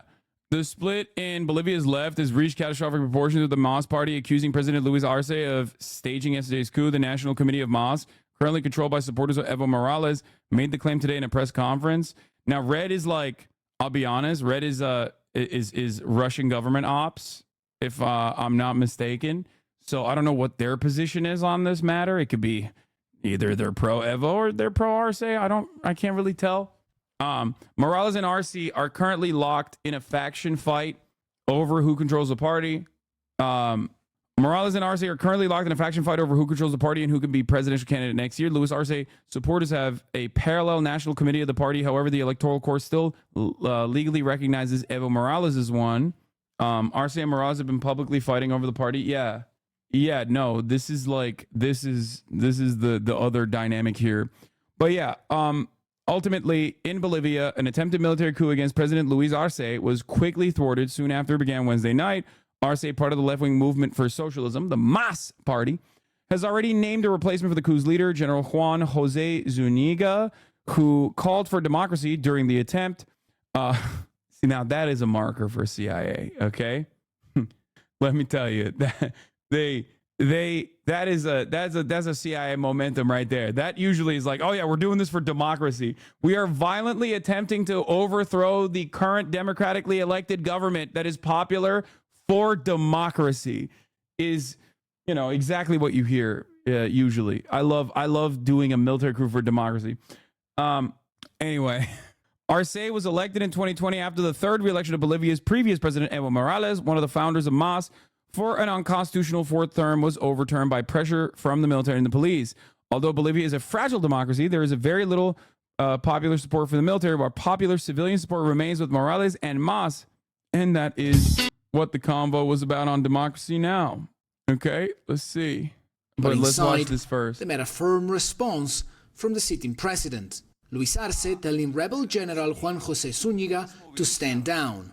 Ryan Grimm having to argue that with people saying Latin America doesn't need the CIA to coup itself. What? Of course, is morons virtue signaling about it. Well, I've blocked this person and I like Ryan, so I suspect that this person is wrong. Stop doing coups in Bolivia. It's not happening for you. Meanwhile, Bolivia under MAS has had basically the fastest reduction in poverty anywhere. Deal with it. Where did I say it was done by the U.S.? Nowhere. I don't think it was, and I don't think so in real time. Get a grip. Oh, come on. The implication is pretty obvious. Stop doing coups in Bolivia. Who are you talking to here, Ryan? You're just engagement farming. It's so disgusting. You used to be so reputable, man. Who's the one making assumptions? I said stop doing coups in Bolivia, and you automatically assume I'm referring to the United States. Who's the myopic gringo? Not every tweet is about the United States. I am well aware the Bolivian military has agency. I outed the former defense minister in 2020 as trying to organize a coup, and that reporting got him indicted. So you're talking to the wrong person. You're an idiot. Yeah, that is pretty funny. He went, stop doing coups, and this guy immediately went, oh, he means America. Yeah, there's internal struggle. There's there's infighting inside of MAS, so that could be part of the reason. You know what I mean?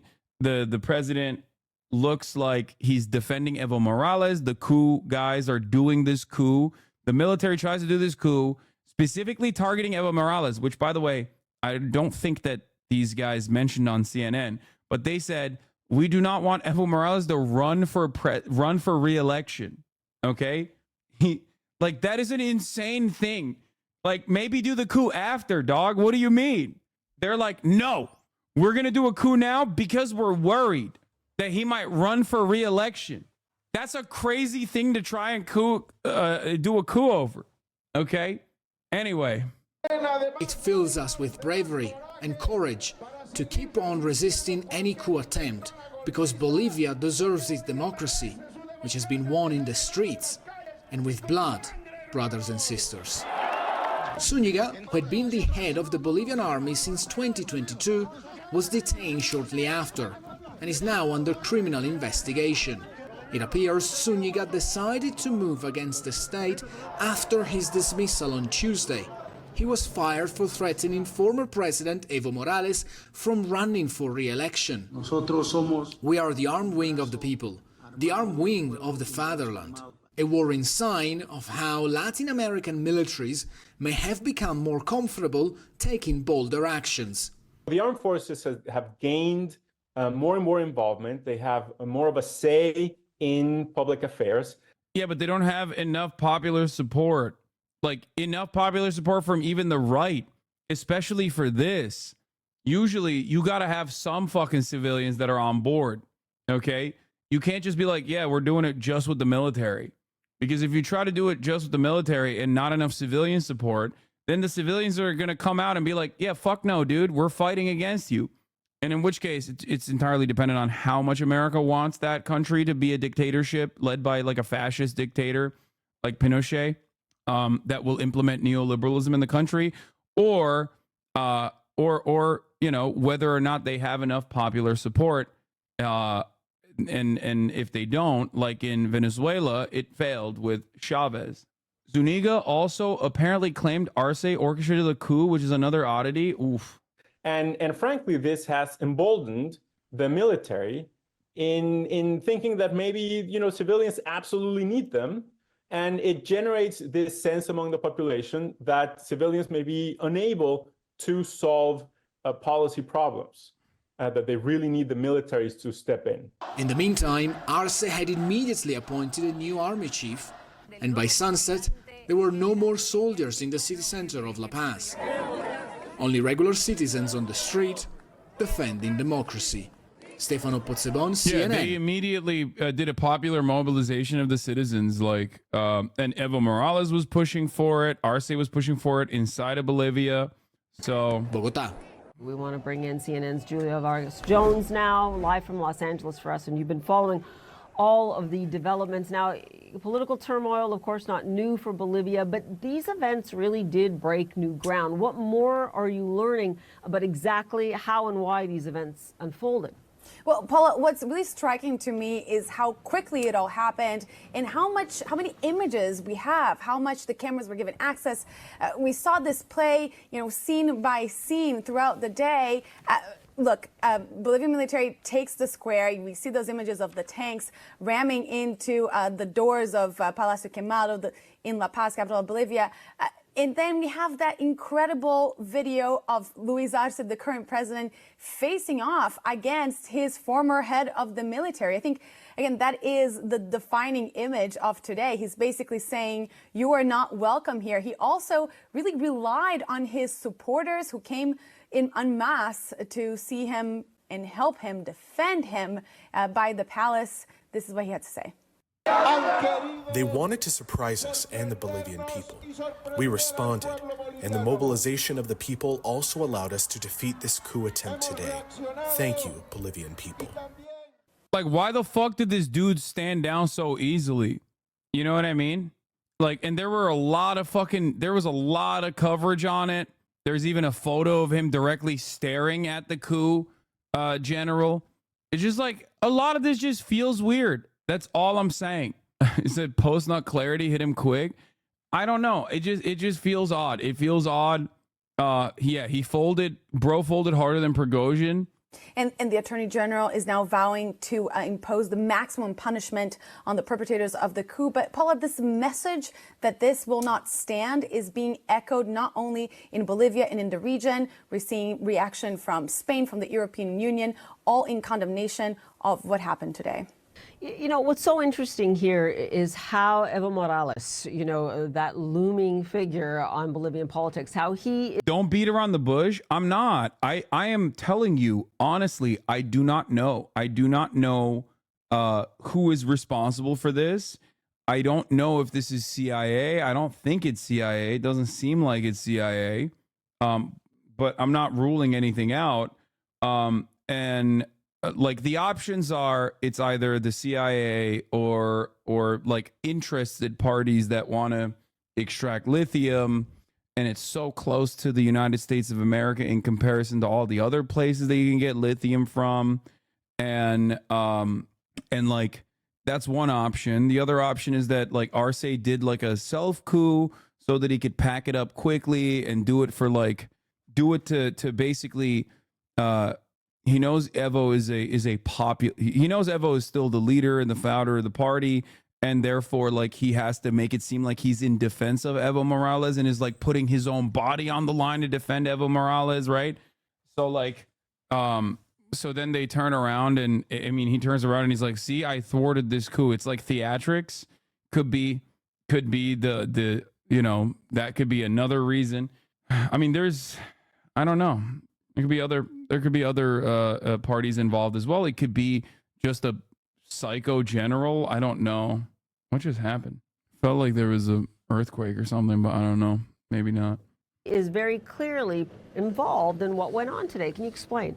Well, of course. Well, first of all, you mentioned that Zuniga had lost his job on Tuesday. That was after he made comments saying that basically the military would have to act if Evo Morales actually won the election that he said he planned to run for next year in the presidency. Now, I don't know the background of this and how it actually came to be, Paula. We don't know the backstage action of this, but we do know that Evo Morales was a mentor to Luis Arce for many years. He actually handpicked Arce to run for the presidency, and they have had a bit of a rift. And over the past year, since Morales said that he wants to run for presidency again, it has come off as a bit of a challenge to the very predecessor that he had picked to be in power. Meanwhile, Bolivia is going through... That's wrong. They said they coup if he even runs in the party primary. Yeah, they were like, we hate Evo Morales. We want to coup the country. We want to coup and take over and put someone else in power because we're scared of Evo Morales. We hate Evo Morales so much. He's serving 3-minute ad breaks at the top of the hour. We hate that. And we don't have $5 to avoid seeing the ads at the top of the hour. Like, that's the type of shit that they were saying, which I thought was weird. I was like, damn, these guys are Hassan Abihez. Like, that's weird. Not knowing that Evo Morales is a big gifter in the chat, allowing chatters to no longer see the ads at the top of the hour as well, you know? So it's interesting. Here's 3-minute ad break now. A handful of, I would say, economic challenges, both of reduced energy production, the inflation, devaluation of the local currency. And Arce is saying... General Morales made comments about interfering in the election and got fired. So he did a shitty coup as a tantrum. He only claimed it was a self-coup after he got arrested. Before that, he was still talking shit even when the coup obviously failed. The challenge by this towering figure that is Evo Morales as not really helping the situation. They've actually come to a political rift inside their own party. It's become a quite fraught relationship with accusations flying left and right in this kind of political, personal relationship playing out in a national stage, Paula. Now, middle of the night right now in La Paz, and we will continue to keep an eye. Yeah, the coups are falling off. Dude. Military forces, Bolivian President Arce addressed the protesters.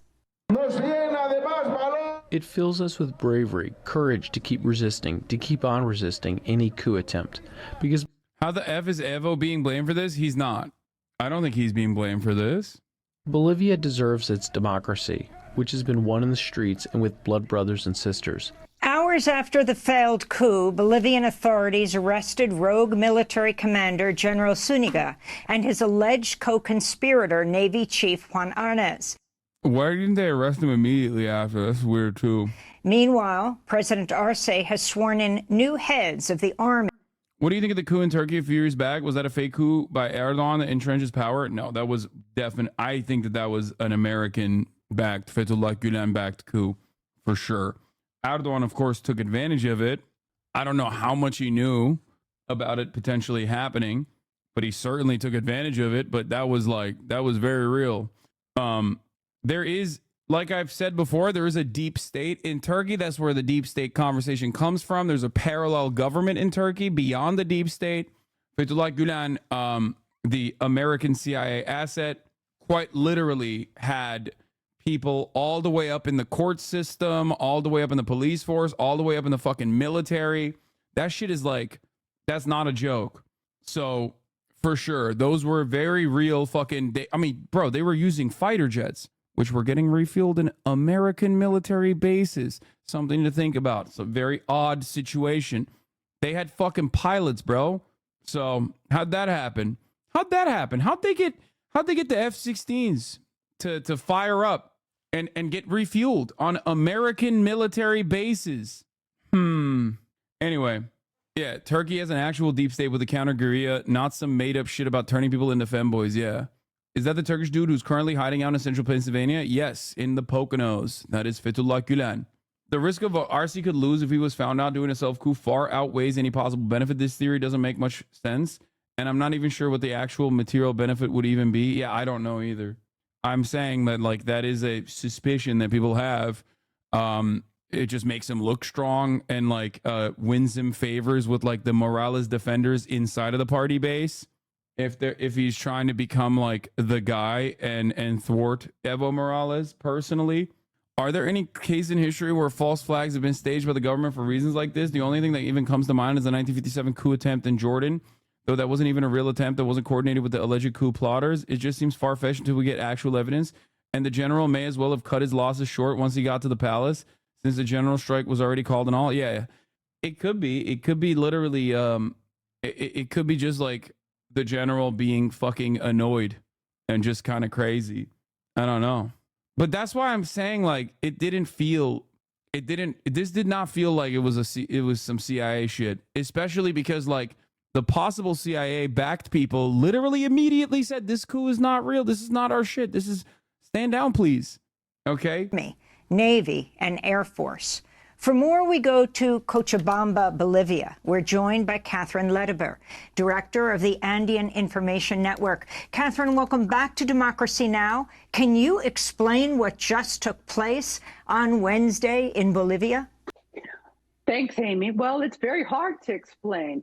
You know, we had tanks filling the main plaza in front of the government palace.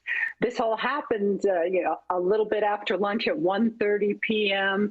This is after very strong statements from the top army commander, Zuniga, and this unexpected rush of tanks and of military personnel that really harked back to the 2019 coup that's still very fresh in Bolivia's memory. They forced their way into the political palace. Zuniga demanded the release of the 2019 coup political prisoners, such as Fernando Camacho and Janine Áñez, made the obligatory reference to his testicles, always a part of a macho military move. And somehow the conflict within a number of hours. I am straight up streaming the fucking debate tonight, okay? I'm streaming it. I'm streaming the debate live, okay? I'm streaming it. I'm streaming the debate. Diffused, and Zuniga walked away, and Arce swore in new military leaders. But this is a military that's accustomed to having coups. It's a country that's had more military coups than any other Latin American country. And we see here that the Bolivian armed forces aren't firmly entrenched in democracy still, and that the consequences of 2019 and the impunity that continues has really been corrosive here. Catherine, if you could explain why this attempted military coup now, and what was the relationship between President Arce and the military chiefs? point in time where the Arce government's under a great deal of pressure. There's an economic crisis. The state lacks a lot of resources because of a great reduction in the income from oil and gas revenue, while the state has to continue to pay for imported petroleum at increasingly higher prices. So we have empty government coffers. We have a right wing that's discontent. We have a crisis with the Bolivian Constitutional Court extending its own mandate illegally, and that of the Supreme Court, and blocking judicial elections that are mandated by the Bolivian Constitution. You have the carryover from the 2019 coup, and really after that coup, although some military officers have been prosecuted and jailed, there hasn't been any restructuring of the armed forces. There hasn't been a fundamental change in vision. And I think that Arce, perhaps with the best intents, does not understand security issues very well. Remember that he was Morales' finance minister, and I don't think he's been particularly strategic in the choices that he's made for military commanders. And so you have an institution that appears to be not firmly under democratic control, a government that is feeling pressured and cornered. And at the same time, there's an intense conflict within the MAS party, a strong divide between Arce and... Big L. Not cleaning house is a big L, okay? If a fucking right-wing reactionary coup occurs, you got to fucking clean house, okay? Here's a Hassan Abi guarantee, all right? You got to clean house. You can't do that. You kidding me? Nope. No ands, ifs, or buts. You got to do that. You got to do that shit, 100%. And his former boss, three-time President Evo Morales, that is also leading to greater uncertainty here in Bolivia. Can you talk about what the general was alleging, that this was an auto golpe, right? Self-coup, that he was carrying out the wishes of Arce. How outrageous or reasonable is this? Well, Amy, it's impossible to... Would you execute Zuniga? No, you don't have to execute him. Maybe a little bit of re-education, maybe a little bit of re-education, make him work a little bit, you know what I mean? At a labor camp, that sort of thing. No exile. I don't like exile. I think exile is shitty. Then they always go to America. Fuck that. No, send him to the countryside. They need to build roads, No, I hate exile. I think exile is bullshit. Make him do community service. Like, what are you talking about? No, you got to execute them or they try again. True and on rule. No. Listen, as much as I respect Brace, successful re-education has occurred in Maoist China. Think about it. That's the method. I'm currently testing his Maoism. I don't think he's sufficiently Maoist. Yeah. The Puyi method. Exactly. To say, it's a quite confusing situation. I've never actually seen a coup attempt that began at 1:30 and ended at the end of the Bolivian workday promptly at 6:30. Zuniga had made very strong threats about arresting Evo Morales, Arce's now political opponent. I think the Belden program is revisionist. Yes, it's not sufficiently Maoist. That's all I'm going to say. If the Belden program believes in exile, then I'll say it. I'll be brave enough to say it. It's revisionist. And it wasn't clear whether or not he had been fired, but no one saw this coming particularly. Suspicions arise because Zuniga, who was never a stellar officer. Exile sucks, dude. It doesn't fucking work. You don't want these look at Pinochet, for example. Like, Pinochet literally escaped prosecution. Like, are you fucking kidding me? No, I don't think you should be able to go live in like Florida or England, okay? I don't think that is like appropriate. And there's obvious examples of like exile not working with Napoleon. You need rehabilitation. I'll use a liberal term for it. Okay? Look at the Dalai Lama. You literally have two examples coming out of China. Yeah, one example of successful rehabilitation, one example of exile not working. Was handpicked for promotion to general and then army commander by Arce. They play basketball together. They have a close personal rapport, and he was perceived to be Arce's strongest ally within the Bolivian military. So it's not clear whether things soured or what exactly happened. But it was interesting because generally in a situation like this, bullets are fired to impede the military from coming into the State House. That didn't happen in this particular. Yeah, the Sino-Soviet split has nothing on the Hassan Belden split, the Hassan Bray split, the Piker Belden split. Yeah, Cuba exiled in Florida. Yeah, that's another L. Okay, you can't just like give up on your reactionaries. You can't just be like, yeah, make him someone else's problem, especially when that someone else is America. Okay, fuck no shot, dude. This is in-house problems. Okay, we're dealing with this shit in-house. Case, and Zuniga was not arrested at the time. He walked away from the main plaza or drove. Yeah, that's also weird as fuck, by the way. That's the other thing that I was like, this motherfucker, they let him go? They let him go? And he wasn't on the first flight out of Bolivia on a military plane directly to Florida? Are you kidding me? And you're going to tell me this was a CIA-backed coup? It's also weird that he just like, it's also weird that they just like let him walk out. Hey, sorry. Okay, let's let bygones be bygones. Like what? What do you mean? Away and was only arrested later that evening. So it's a very bizarre framework for a coup attempt.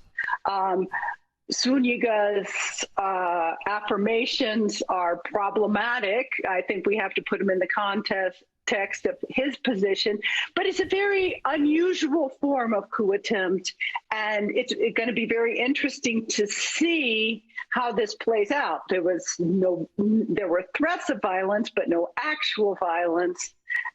It'll be interesting to see in the coming days how this evolves. You said earlier, Catherine, that President Arce was not so strategic in his choices of military chiefs. What is your assessment now of the people he's appointed? I think it remains. These plans are always built with deniability. If it worked, the U.S. would be back in the new government. This guy jumped the gun and they fucking flubbed it. Of course, the U.S. wouldn't claim it. What do you mean? They would still, the State Department would make statements like, we are very concerned with what's going on in Bolivia because the people demand democracy or some shit, though, even if it failed.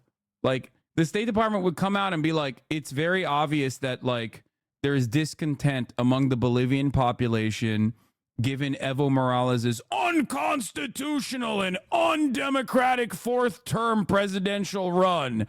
And the people of Bolivia spoke on this day. Like, some shit like that. You know what I mean? They wouldn't just be like, yeah, this was a L, lol. To be seen, I haven't been able to look into their particular military career, but you have a defense minister who was a Morales minister, but in another area.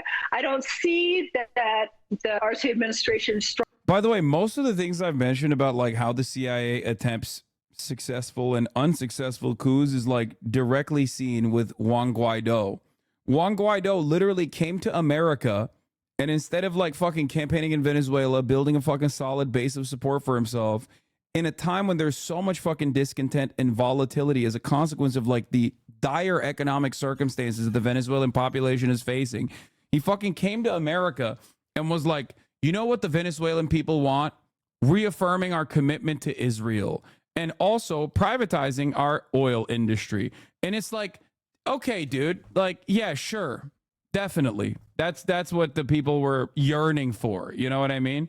Strong suit is security issues or reform of the security forces. And I think there dramatically needs to be an intense, profound reform of both institutions that received payment in 2019 to disobey Morales and to support to a right-wing uprising. So we have these inherited long-term problems that aren't being addressed. We're seeing cycles of coups throughout Bolivia's history, or cycles of military commanders that make assertions, may be fired, may be arrested, may be imprisoned, but we don't see a profound change within the institution itself. And I think that's highly problematic. And I think that that's probably an issue in most Latin American countries. So presidents across the political spectrum in Latin America condemned this attempted coup. Can you talk more about the role of the former president, Evo Morales, that he plays in the current politics of Bolivia, Catherine? Yes, I think that the support from Latin American countries was crucial and it was rapid. I think it's important to highlight that a very bland, watered-down message came from the Biden administration. And of course, we're beginning to become used to that. Morales handpicked Arce, who was elected by an overwhelming majority in the 2020 elections after the violence, the incompetence, and the corruption of the interim Áñez government that was illegally put in by the military with the support of the Trump administration.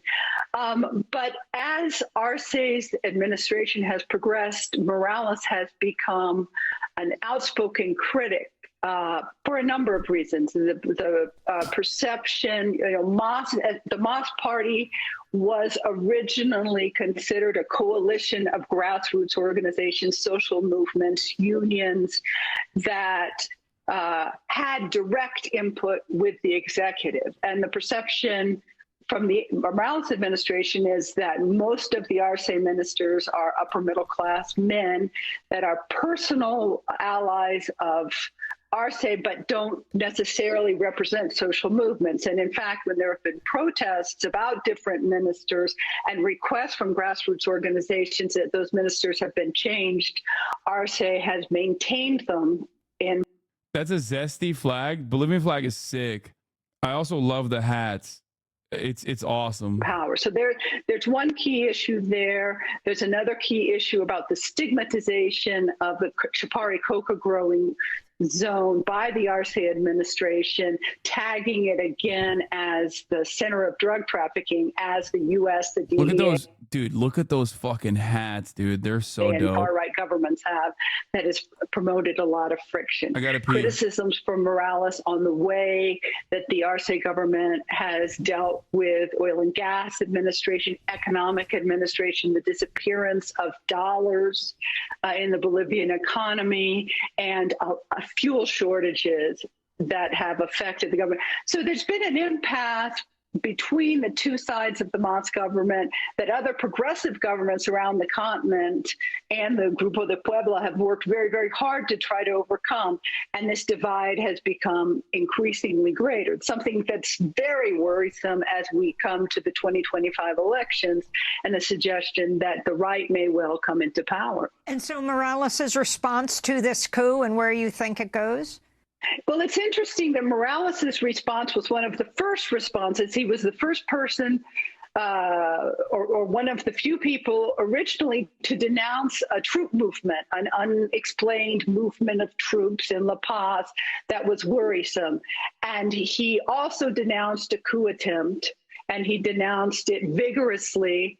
And, and then Arce denounced the same thing. And so seeing the troop movement, seeing the tanks in the plaza, seeing the soldiers filing in, it was very, very worrisome. And Morales expressed those sentiments even before Arce. So I think that at that point in time, it's the first time they've agreed on anything in months. And Catherine, before we end, if you could say, you hinted at this earlier in one of your responses, if you could explain first of all, how much support President Arce still has among people, and what the both class and physical divides are, the highlands versus the lowlands, poor versus rich, in terms of support for President Arce, and perhaps also some who support the military. Well, I would say that there's very little popular support for the military in Bolivia. I mean, they poll very badly. They poll even worse after coup attempts. The same is true for the Bolivian police force. This was something that I don't perceive had any popular backing. The Bolivian citizenry do not want to return to violence, gross Yeah, they need to send I Show Speed out there as the American cultural envoy and fix this shit up, okay? He's going to go link up with Evo, and then he's going to link up with Arce, and then he's going to unite the Mas Party. Human rights violations and states of siege. But Arce is facing a lot of difficulty, also about the not calling out or denouncing the High Court's self-extension of their mandate, something that's completely illegal. And then having the Constitutional Court rule in favor of Arce is something that's been a great problem signaled by the other side of Mas, by justice experts, and even by the opposition. So, Arce is in a very delicate position. He perhaps has received a respite from the pressure for 6 weeks, perhaps, with the relief of the population that democracy has been maintained. But it's a fragile democracy. And I think that in the long run, this incident will bolster Arce in the short term, but demonstrates a vulnerability that we should all be concerned about in the long run. Catherine Lederber, we want to thank you so much for being with us, director of the Andean. Who would Bolivia prefer lead? Probably a lot of Latin American countries are susceptible to strongmen, like charismatic strongmen. It is a little bit of a weakness in terms of like long-term continuation of any kind of ideological project. This happened with Chavez in Venezuela as well. So I would assume that, I mean, I don't actually know. I genuinely know. I genuinely don't know. Sorry. But I suspect it's probably Evo Morales, but machismo trumps a lot of thinking in Latin America. Yeah. I mean, but it's not just like, it's not machismo, but like, it's not just strongmen in the sense that like, in the way that you understand, like a Vladimir Putin type. I mean, like a charismatic leader, and Evo certainly is. So I think that, that is, I mean, I don't know. A lot of these guys personally end up not cultivating like a decent continuation plan as a consequence of like controlling, as a consequence of like genuine fears of infiltration. And beyond that, I think like, you know, they just kind of get invested and want to maintain their grip on power.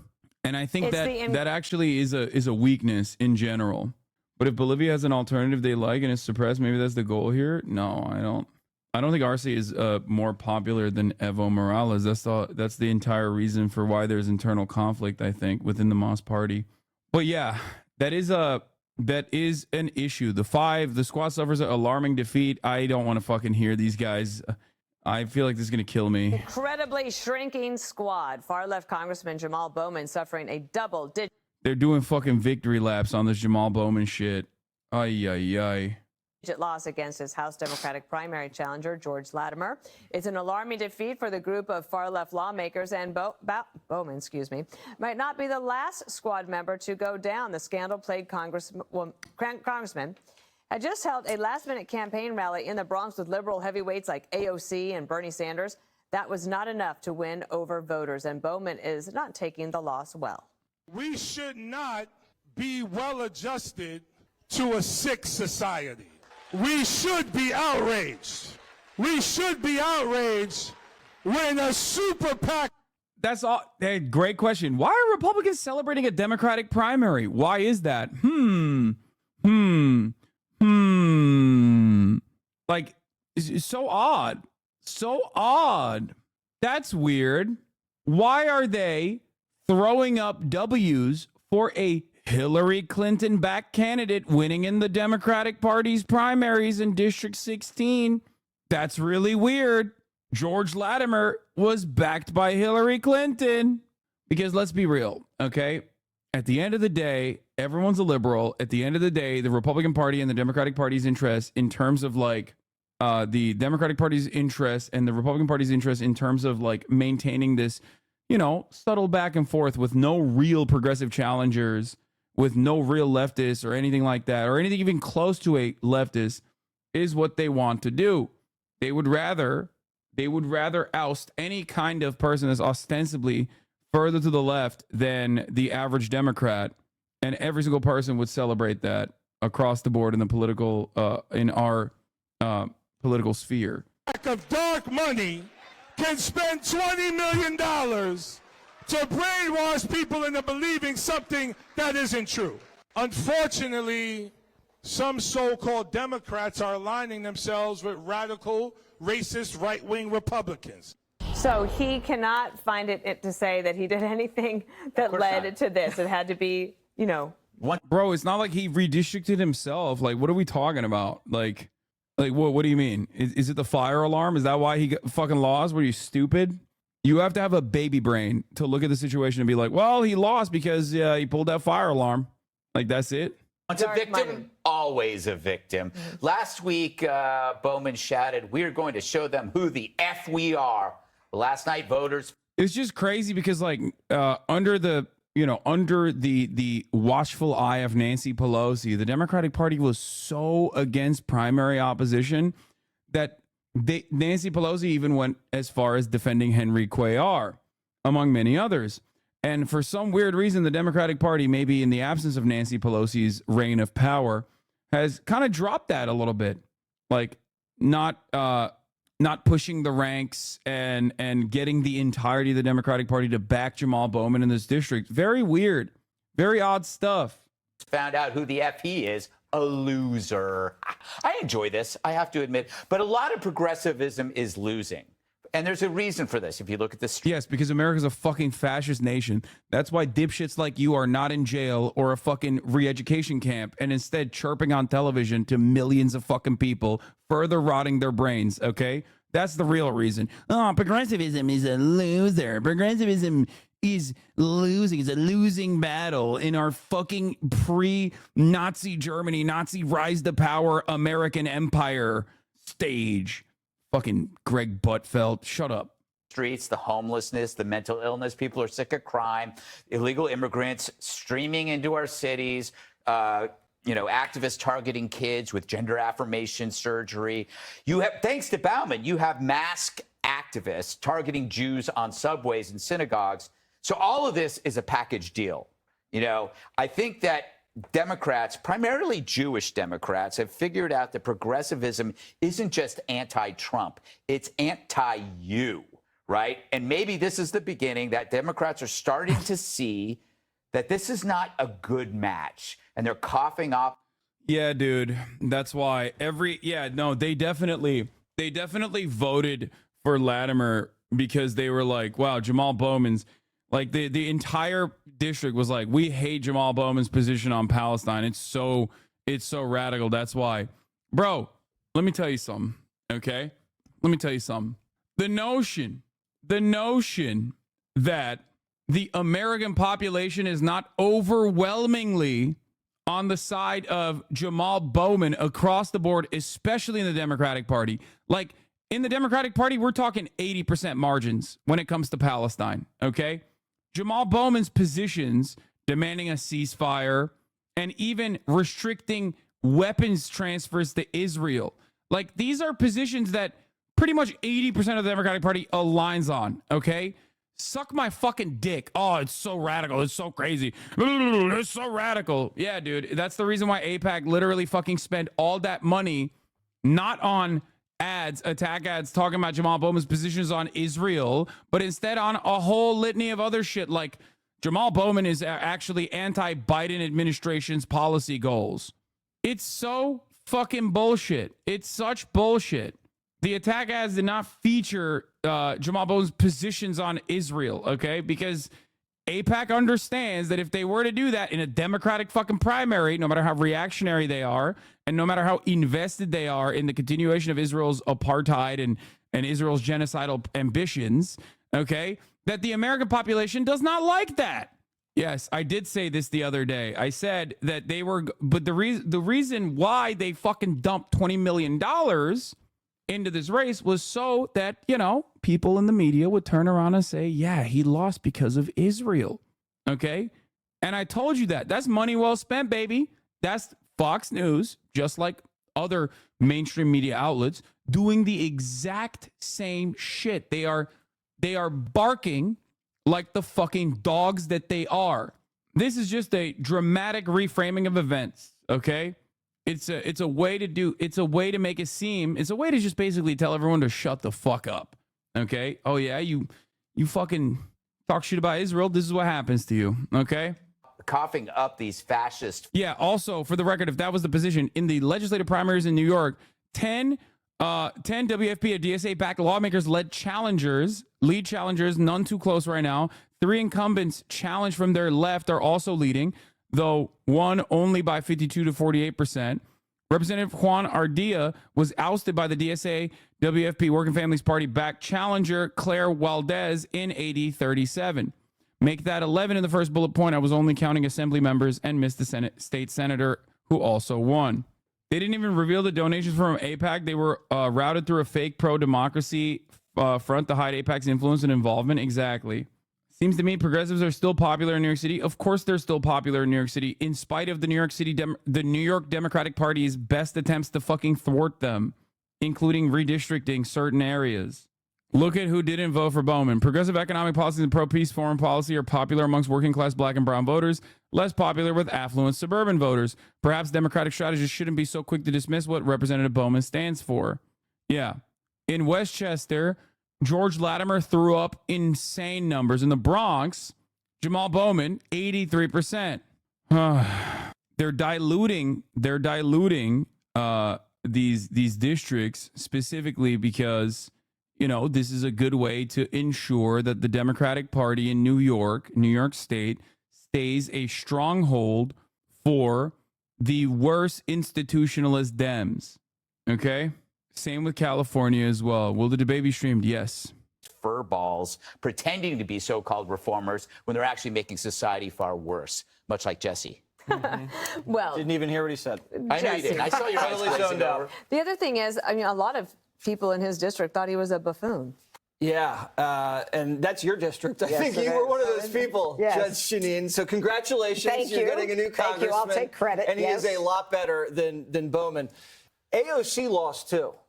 She put a lot of political capital. AOC won by 80%. Into that rally. That was a humiliating rally. She's never going to live that down. The running, the jumping, the hip hop. Not a good look for her, and it's going to cost her. And it's good to have radicals on both sides.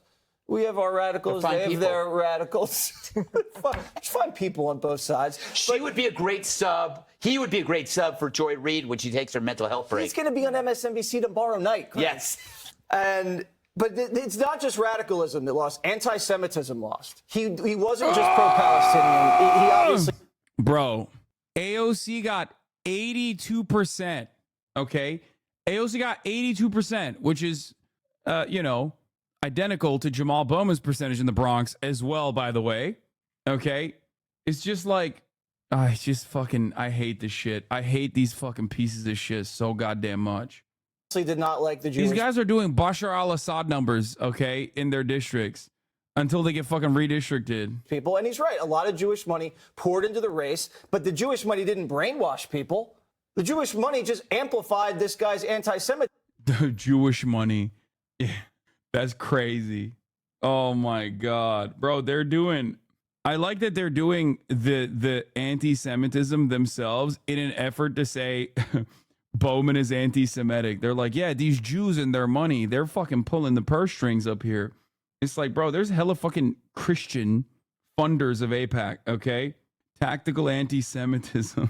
God, I hate it. And said it's disgusting, and everybody in the district agreed. And Cori Bush has a problem, too. All right. She's now in a dead heat with some guy down there. I like that he's saying, like, no, you don't understand. Jewish money is actually influencing our elections, which is already, like, anti-Semitic.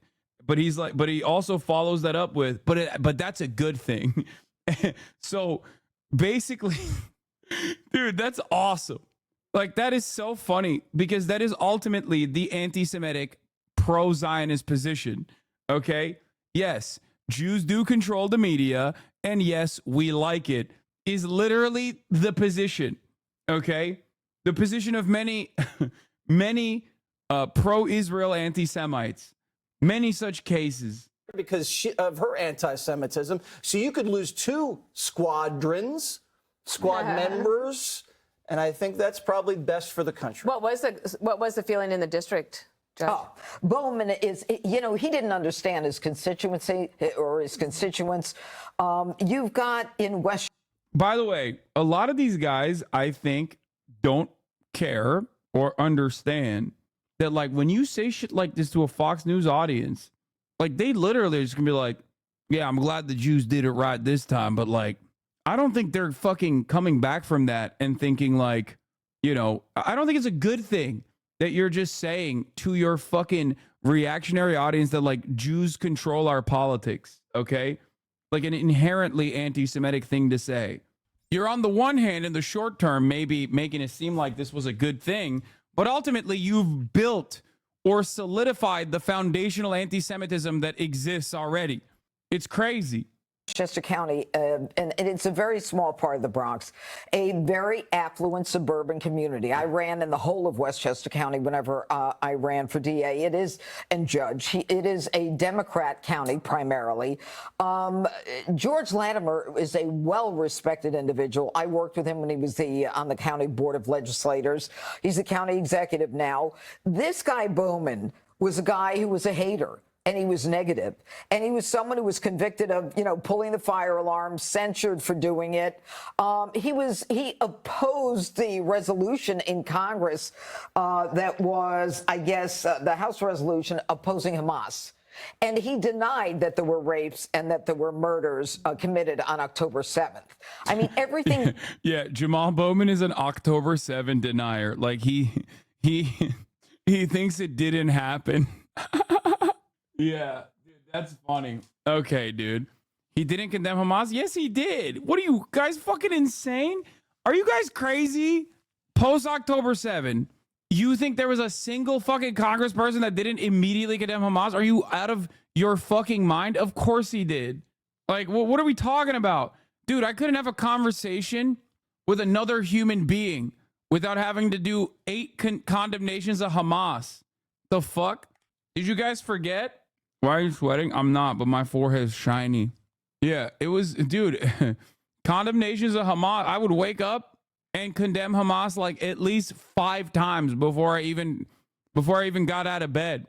Okay, just to be ready for the day. That he did was inconsistent with the group that he was representing. Social justice. Fat people sweat a lot, bro. I love yes, you're right. I'm very fat.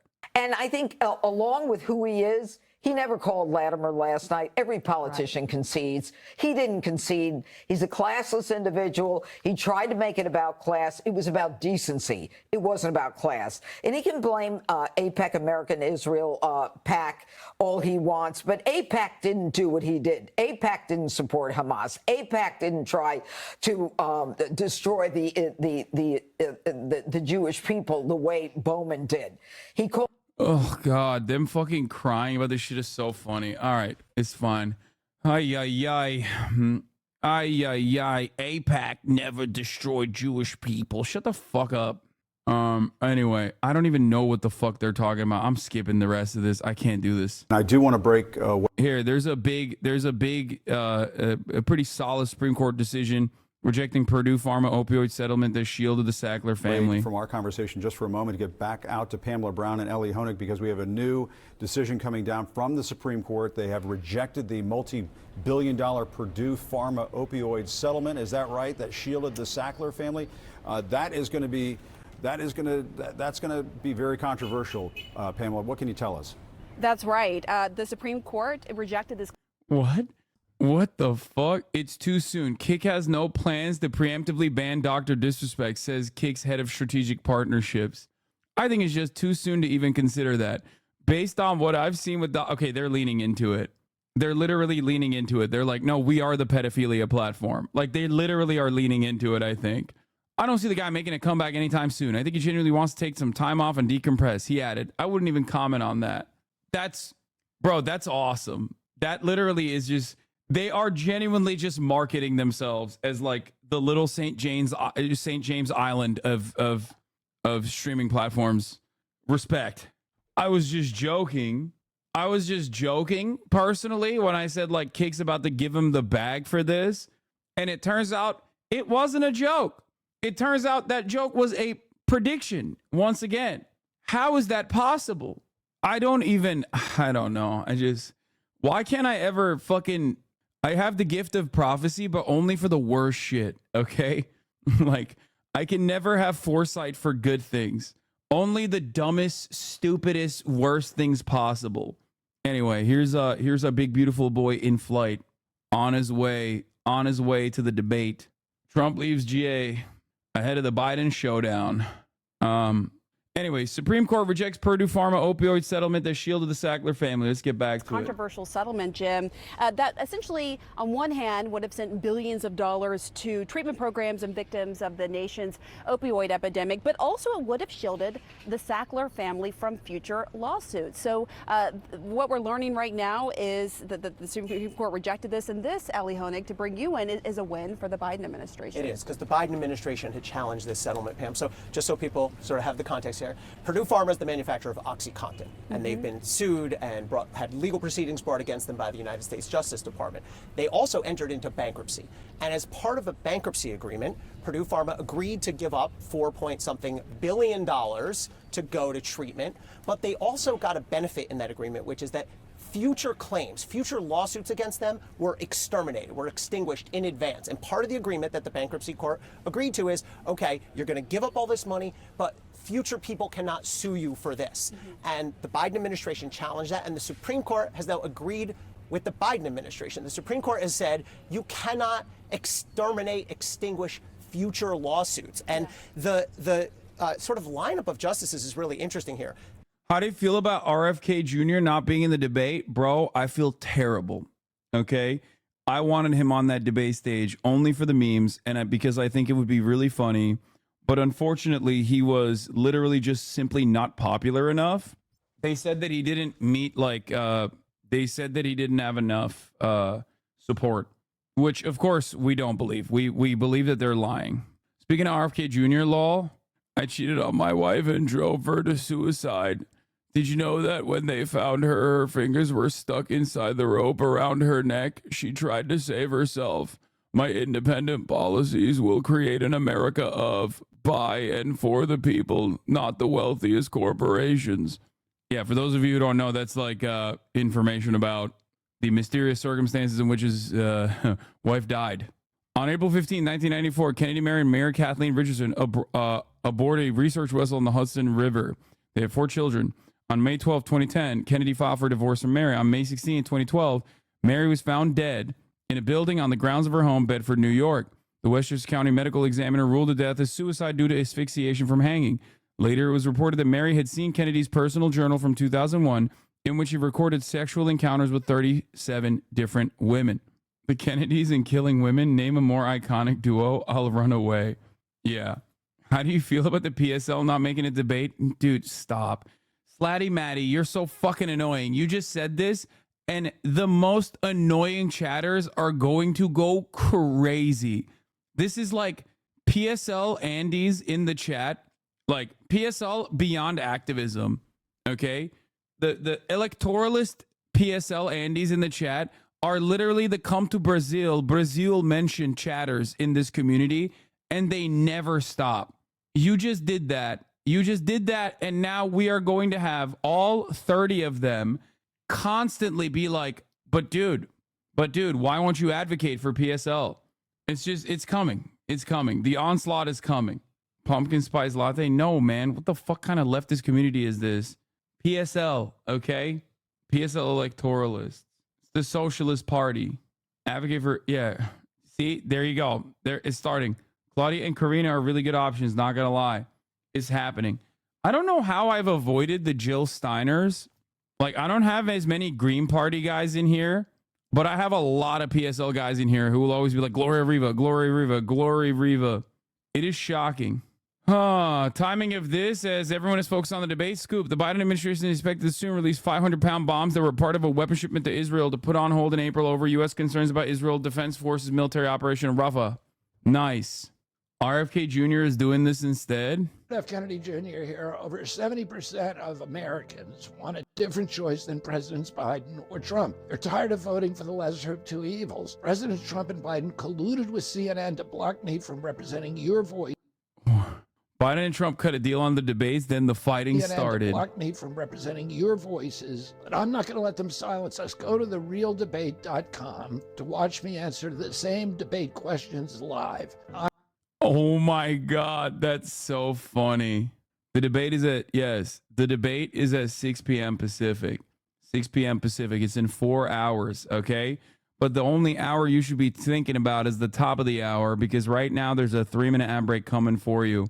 Dude, the amount of willpower I'm demonstrating currently, not fucking turning on Elden Ring before the debate, it's incredible. I've managed to never really hear your thoughts on PSL, just getting annoyed people spamming it to you. PSL's great. Okay, I've had card carrying PSL members on the stream many times over. They're awesome. They are at the forefront of a lot of great activism, especially pro-Palestinian emancipatory movements and anti-war initiatives, anti-imperialist initiatives. They're great.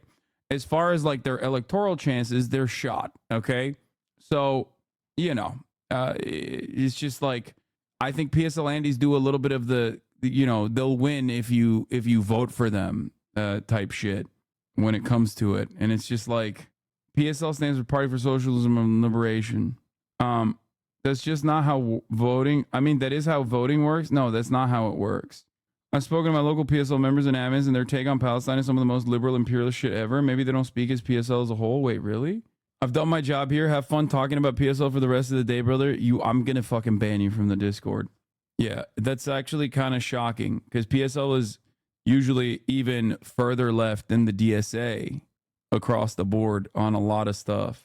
Hassan, I'm not exaggerating when I say half of your community is leaning towards voting Kennedy. He's a basic bitch dem, but they want a third party to win for that reason alone. What? What are you saying? No, half of this community is not gonna vote for RFK Jr. What the fuck? I have literally never, and I mean never, I've only laughed at people talking about RFK Jr. as an alternative. I've never said anything even remotely positive about him. What are you saying? No, you saw people memeing that they're going to vote for the brainworm candidate, or otherwise. This is a certified Hassan Abihed classic. Some motherfucker from Canada being like, "Oh yeah, no, I'm voting for RFK Jr." Or some motherfucker from not America being like, "No, I'm definitely voting for RFK Jr. Shut the fuck up. I'm voting for Trump." And then you see that and you go, "Oh my God, they're doing it." Like, you took it seriously. You won't poll it? No, of course I won't poll it, because everyone's going to say RFK Jr. now.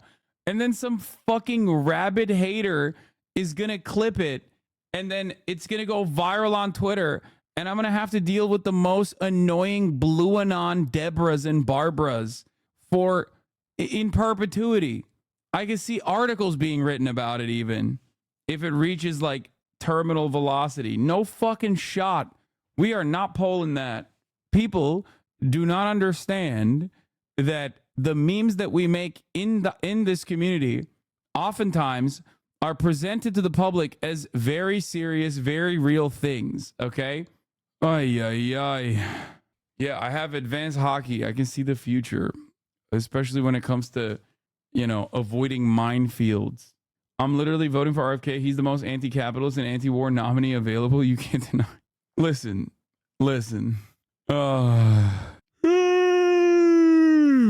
That's all I'm going to say. I'm suppressing the vote, just like RFK's voice is being suppressed tonight. I'm suppressing the pro-RFK voices once again. Okay? Hold on. I am from North Africa, and RFK Jr. has my full support. I'm voting for RFK in the Iranian elections. That's how he's going to become president. Okay.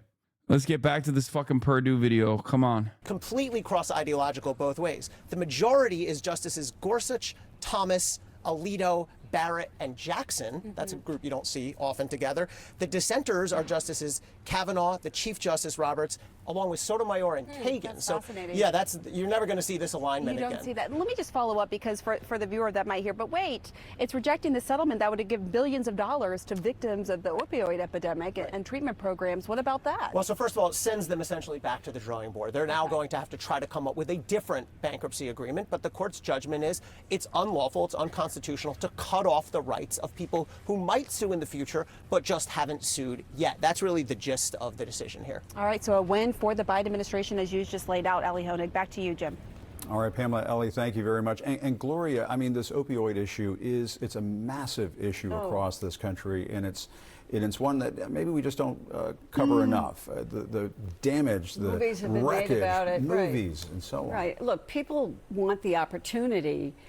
Big Pharma is not popular, and people want the opportunity to be able to sue Big Pharma. And the Biden administration said, look, we don't want to cut it off at any particular point. And I think, when you look at what's gone on in the court so far, and again, we haven't had the immunity case, but the Biden administration's done okay, and which is sort of surprising to some people. Again, we don't have the immunity case, but the Biden administration folks are not disappointed in a lot of these rulings. Yeah. And Jamie, we are waiting not only the immunity decision that pertains to the January 6th case, but this other January 6th case, which is also very important. Right. Yeah. That one is a little more complicated. It has to do with sort of a very narrow definition of the law about obstruction. And it actually was brought by defendants in January 6th rioters. When you look at it, that particular charge was not brought across the board. It was brought for the most egregious, serious cases. So that is something we're waiting for. Obviously, because of that and because of the case against Trump, people are looking at that. Legal experts are arguing over whether that could also pertain to Trump's case. Some legal experts say maybe, very narrowly. Others say not at all. But again, we have to wait for the decision. Right. Could potentially affect Trump, but we don't know. Right. And both of those decisions obviously could push that January 6th case, that Jack Smith case, well past the election. And voters may not have the opportunity to hear the facts of that case before going to vote. Well, I think at this point, given how close we are to the election, I think we have to assume that we're not going to hear these cases before the election. I think that would be the best bet. I mean, Jack Smith has been trying his darndest, and you know that from the case in Florida, for example, the document case, that the Alvin Bragg case in New York seems to be the only one that the voters have been able to see to fruition. And by the way, I think that is something that Joe Biden might mention this evening, the felonies, and just to kind of dig it into Trump. But I think these other cases, and it's upsetting to a lot of people when you look at the polling. A majority of the American public believes that these cases should have been tried before the election. All right, the Supreme Court has decided a case that impacts abortion rights across the country. The court has ruled to allow doctors to perform abortions to treat a serious medical emergency in the state of Idaho. That state has a near total abortion ban. Now, this follows the justice's decision to overturn Roe versus Wade 2 years ago. So I want to bring in CBS News Chief White House Correspondent Nancy Cordes. Nancy, the White House was very, very quick with that statement as soon as the official decision was rendered. Right, and we're hearing first and foremost from the Biden campaign, Vlad. They did quickly release that statement. I can read part of it to you. They say women's health, lives, and freedoms remain in peril across the country because of Donald Trump. So they're clearly trying to... Lol, A1 chair reactions here, guys. Such content. Wow. Bro, you know you don't have to be here, right?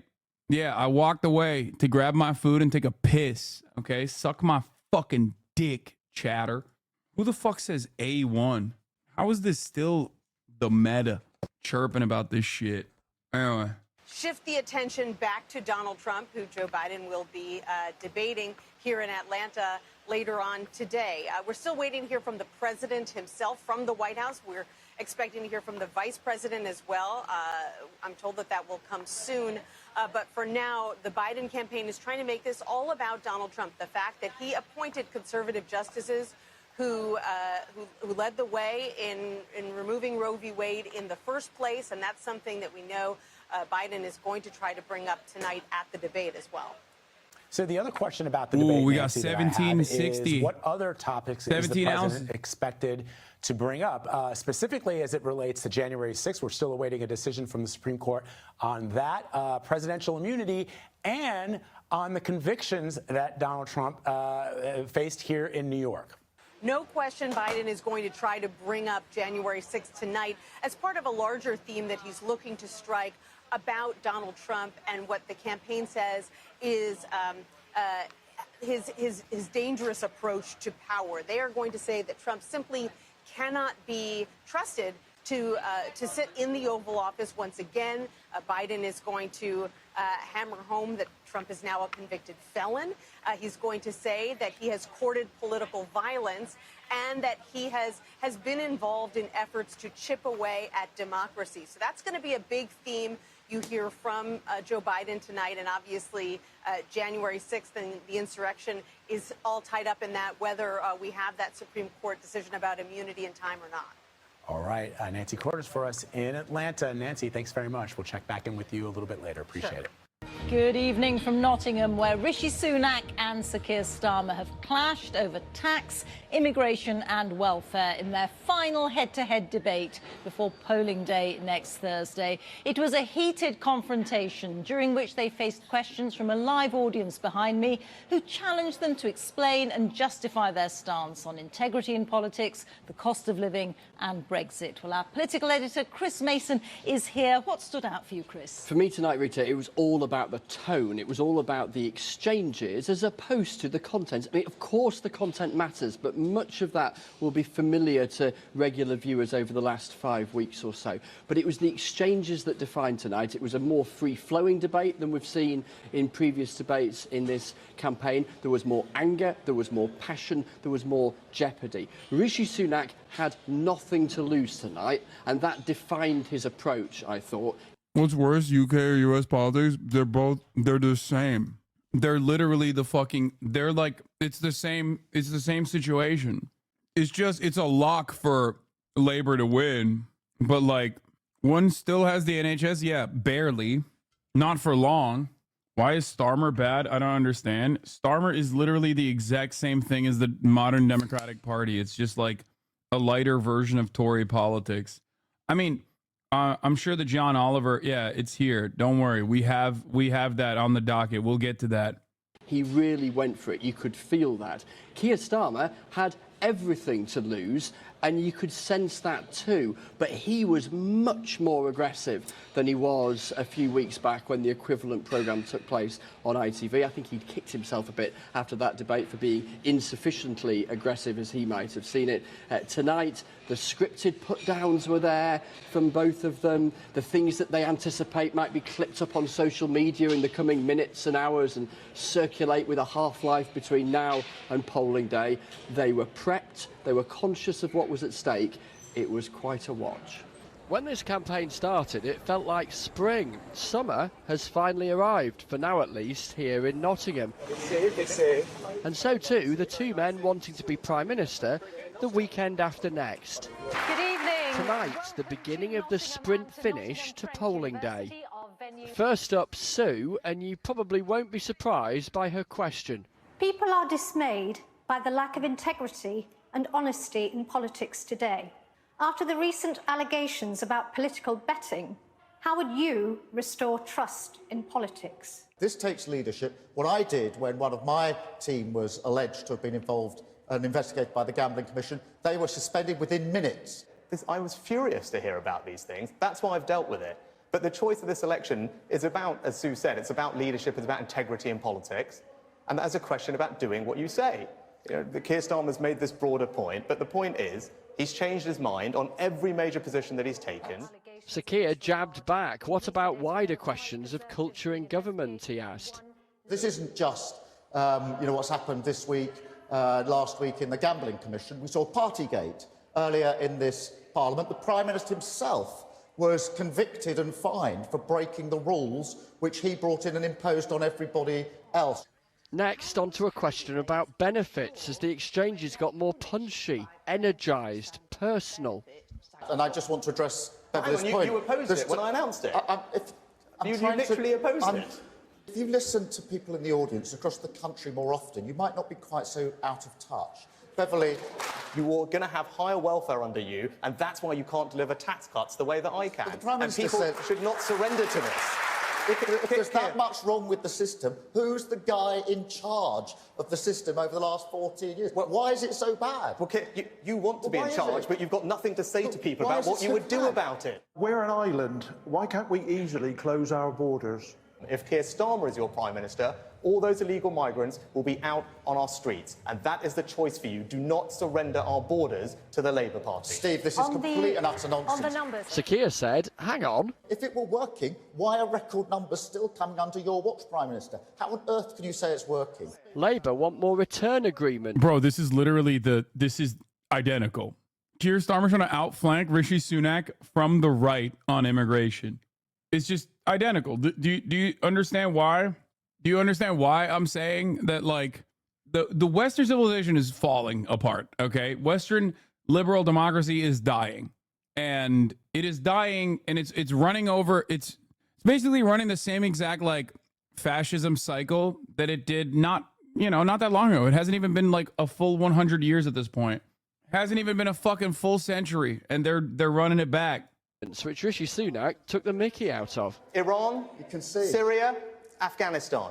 So when Keir Starmer says he's going to return people, is he going to sit down? Are you going to sit down with the Iranian Ayatollahs? Are you going to try and do a deal with the Taliban? It's completely nonsensical what you are saying, right? Next, the economy and Rishi Sunak returning to a favourite theme.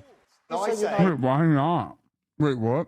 Is that, like, out of the question? Like, that they just think that, like, Iran, for example, is just, like, led by, like, barbarian apes or something? Like, you can't even have a conversation with the leadership? Bro said diplomacy is for pussies? Yeah, but, like, also he's a pussy. But the Labour Party's policies will mean all your taxes are going to go up by thousands of pounds. It is in their DNA. Mark my words. Your pension, your council tax, your home, your car, you name it, they will tax it. Well, pensioners are not going to be better off with the Prime Minister who's making promises that he can't keep because they're not funded. That's exactly what Liz Truss got wrong. We cannot. There's one thing that we cannot repeat at this election. Please do not go back to Liz Truss Mark II with this Prime Minister, because the same damage will follow. The whole point of nights like this is the power lies with the audience in the room, and Robert made the most of it. Mr Sunak, I think you made a fair job of being Chancellor, but you're a pretty mediocre Prime Minister. Sir Keir, I think that your strings are being pulled by very senior members of the Labour Party. Are you two really the best we've got to be the next Prime Minister of our great country? My primary job was to deliver. It is literally, bro, again, identical, okay? Identical, bro. Deliver that economic stability so I could start cutting your taxes. That is the journey we're now on. So whatever your other frustrations, the choice for you at this election is about the future. It has to be rooted, if we're going to restore hope, in my view, in returning politics to service. The sense that you come into politics to serve. And then Vicky in Oxfordshire, who asks this: will you protect women's right to single-sex spaces from any and all males, regardless of if they hold a GRC, a gender recognition certificate? Rishi Sunak? Yeah, yes, unequivocally. I get that not all of you will agree with my position, right? But I'm being clear with you. Sex means biological sex. You have to change the Equalities Act to deliver the security of women's spaces and women's services. That's what I believe the right thing for our country is. Keir Starmer said it was important to protect women's spaces and added, I will treat them as I treat all human beings, with dignity and respect. And I'll tell you for why. Notice that they didn't show it, but he also said he's going to protect women's spaces. Again, it's literally the Joe Biden thing. It's like, yeah, immigrants are people. Also, we have to kill them. Trans people are people. Also, If they want to fucking piss, well, you're going to go to jail. Prime Minister of the United Kingdom standing in Parliament making an anti-trans joke in front of the mother of a murdered trans teenager. I will never, ever allow myself to be put into that position. Brexit was discussed too, as were prospects. He's like, I'll keep my anti-trans jokes private, thank you. Or maybe not in front of the mother. Even if I do it in public, it won't be in front of the mother. Bloody hell. For young people, and then this flashpoint during their closing statements. And before you make that choice, think what a Labour government would mean. Can you afford to pay at least £2,000 more in tax? That is a lie. Thank He's you been very told much. not to repeat And that this lie, and is- he's just done it. And this is your closing statement, Keir Starmer. If you want to end 14 years of chaos and rebuild our country, then that power is in your hands. And that was it. 5 weeks after this campaign began, its final set-piece moment had finished. Chris Mason reporting there. That's literally all he had to say, by the way. That's it. And that is the reason why it's a lock for Labour. It's because the Tories have literally destroyed the country. 14 years of austerity, 14 years of just like chaos, destruction, neoliberalism, which, by the way, Keir Starmer does not oppose either. The NHS is defunded. England is broke as fuck. And they did Brexit. Also, simultaneously, you got this reform shit going on, which I have on the docket. Don't worry. Keir made pledges to get the elected leader of the party, and I think he's gone back on all of them, at least most of them. Yeah. England is a complete fucking shithole at this point. I was in London yesterday, and a paper said that 72% of people don't like the Tories. Yeah. The Tories did that shit. Okay. The Tories did that shit, but like, there was a point in time when Labour could reverse that with a popular leader and an ideological commitment to fixing that shit, but they lost it. And we'll hear from Chris again a little later in the programme. Now, in the BBC's first election debate earlier in the month, we spoke to representatives from the 7 biggest parties in Great Britain, which included the Conservatives and Labour. We asked the other 5 for their reaction to tonight's debate, and here's those who replied. It was like a third-rate vaudeville act. The big things that should have been mentioned weren't mentioned. Scotland wasn't mentioned once. Brexit wasn't mentioned once, even in response to the question about the trade relationship with Europe. And austerity wasn't mentioned once. And for that reason, I think this election, and I've been in elections for 40 years now, represents the biggest fraud on the people of the UK and on Scotland that I've ever seen. If you listen to the debate tonight, I think the gentleman in the audience who really hit the nail on the head was the gentleman who said, is this really the best that we've got? And actually what we've seen over the last few weeks is that many people have really made a human connection to Ed Davey, because he's demonstrated that we can make people laugh, we can make them cry, and that he has a real experience, a lifetime. Yeah, she's a Lib Dem, okay? Like, who gives a fuck? Yeah, good luck, dude. Good luck on the elections. Of experience. I think it was the narrowness of the debate that was most shocking. And that's what happens when you leave out all the other parties from the debates, quite frankly. We had a conspiracy of silence from the 2 main parties on some of the key issues like the climate crisis, like the situation in Gaza, like no one standing up for issues like free movement. What we had were 2 men basically trying to outcompete each other to be as cruel as possible to some of the most vulnerable people like asylum seekers and refugees. Deeply disappointed that the only mention of Wales was by Rishi Sunak, and he was referring to Wales as a political football, which doesn't look to me like a plan, a real plan there, which he likes to talk about. And of course, there was a gentleman in the audience who asked, are these 2 the best on offer? And I think there will be many people who will agree with that. Well, let's get a bit more detail on the claims made during the debate about immigration. BBC Verify's Nick Eardley is in the newsroom in London for us now. Nick. Thanks, Rita. Yeah, some really heated exchanges and claims on small boats crossings. Here's a reminder of what was said. The numbers have come down over the past 12 months compared to the 12 months before. But in order to fully solve this problem, you need a deterrent. There are tens of thousands, 50,000 people. They need Bernie Sanders' anti-vaxxer brother to fix the Labour Party. They need the other Sanders, the British one. Y'all remember that guy? The one that's like a fucking firm anti-vaxxer? That's who they need, bro. No, not Corbyn, dude. No. Oh, it's Corbyn's brother, not Bernie Sanders' brother. Sorry. I got my shit mixed up. You're right. Corbyn's brother is the anti-vaxxer in the UK. Here. Piers Corbyn. British weather forecaster, anti-vaccine activist, conspiracy theorist, and former politician.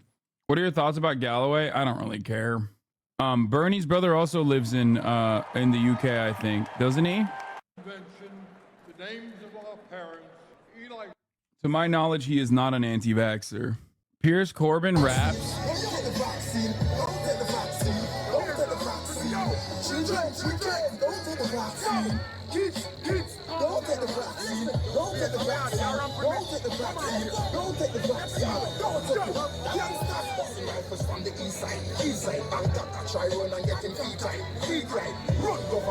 That's a fucking banger. Straight up, I'll say it. I'm not afraid to admit that.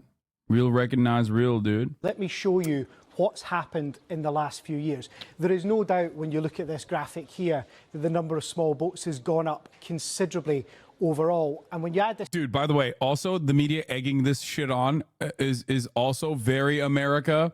You got two sides of the neoliberal coin, okay? Two leaders that are trying to outflank each other on reactionary politics with mainstream media directly fucking egging on the convo. This together, Keir Starmer was right to say that 50,000... Yeah. Keir Starmer was right to say that there's too many blacks and browns coming into the country with these little boats. We need to do something about it.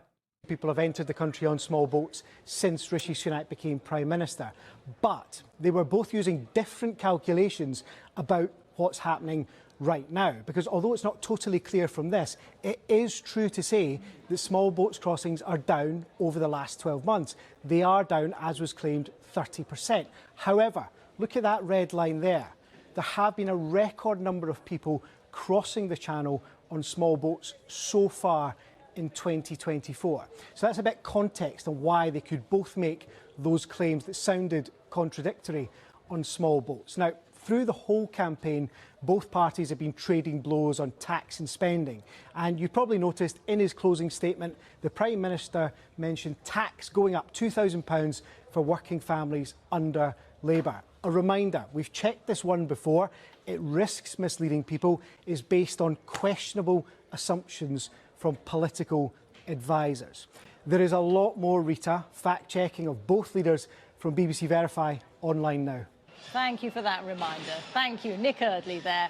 A last word now with Chris Mason. Where does this last debate leave the contenders then, Chris? It leaves the two camps tonight, Rita, pondering how their men have done and beginning the spin to try and argue that their candidate has won. I'll just give you a little sense of that. Labour saying there was only one person who looked in the room like they were a Prime Minister, and it was Keir Starmer. The Conservatives saying that they're happy with the Prime Minister's performance and point to the fact that... Labour said that, but racistly. Labour was like, there's only one man who looked like a real Prime Minister, and it's not the brown one. I love the restructuring of the Labour Party. It's great. It's been so wonderful. Slash's article finally came out on Rolling Stone. Dr. Disrespect knew he was sending those explicit messages to a minor, former Twitch employee says. He indicated that this was no problem and continued on. There was no confusion. Oh, shit. Rod Slasher Breslau coming in hot.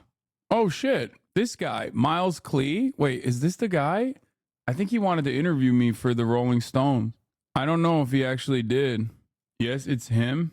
How do you know? I don't know if it was him that wanted to interview me. Someone from Rolling Stones wanted to interview me.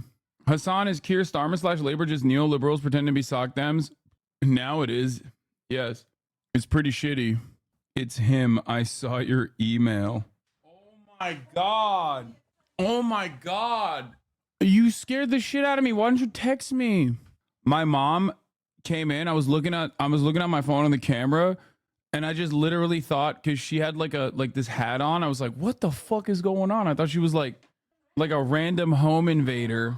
Yeah. She said, you haven't seen me in so long that you didn't recognize me. Yeah, Mom, I didn't recognize you from with the hat you're wearing.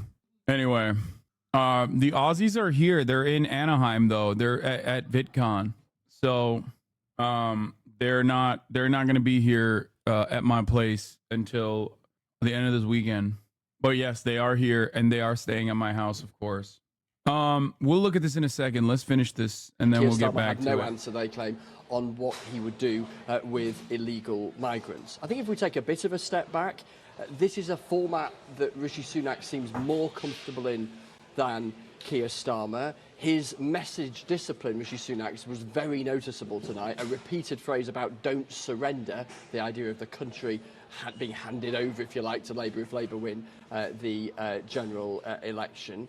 From Labour's perspective, a definite strategy tonight, as I mentioned a few minutes ago, to be much, much more punchy. They knew that Rishi Sunak was likely to try and throw the kitchen sink at them, and they were trying to argue back in a similar kind of way without, so they hoped, losing an audience who might think it's far too interrupty, it's far too confrontational. What I'm struck by as a final thought is that the opinion polls have barely budged an inch in this campaign as far as the Conservatives and Labour are concerned, with Labour miles ahead.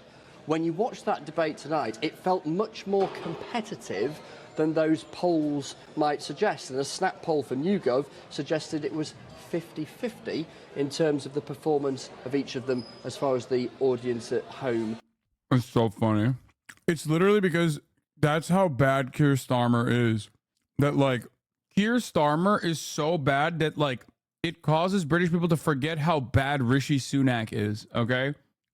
Keir Starmer is presiding over a coup. And what comes after a coup? Dictatorship. Starmer is the most dishonest mainstream politician of my lifetime. I've not come across anyone who can so barefaced tell lies so regularly. He lied his way to the Labour leadership. He lied his way through the Labour leadership. And when he becomes Prime Minister, he'll lie his way through his Prime Ministership as well. If Corbyn was doing what he did, you'd have every single one of his lies on the front page leading the BBC News. But they want to protect Starmer because Starmer serves their interests. We all know that Boris Johnson is an unscrupulous liar and the damage that that can do for politics and democracy. But you're probably about to elect someone who is just as bad. He had 10 pledges that he got elected on, which he's reneged on every single one. And he's going to do the same thing in the campaign to get elected. He's going to give you a whole load of policies that he's not going to do in power. And we need some scrutiny of this because he's the likely next Prime Minister. So we need scrutiny of him now. We don't need it later. We don't need to brush it under the carpet because we want to get Labour in and the Tories out. Because unless he's held to account,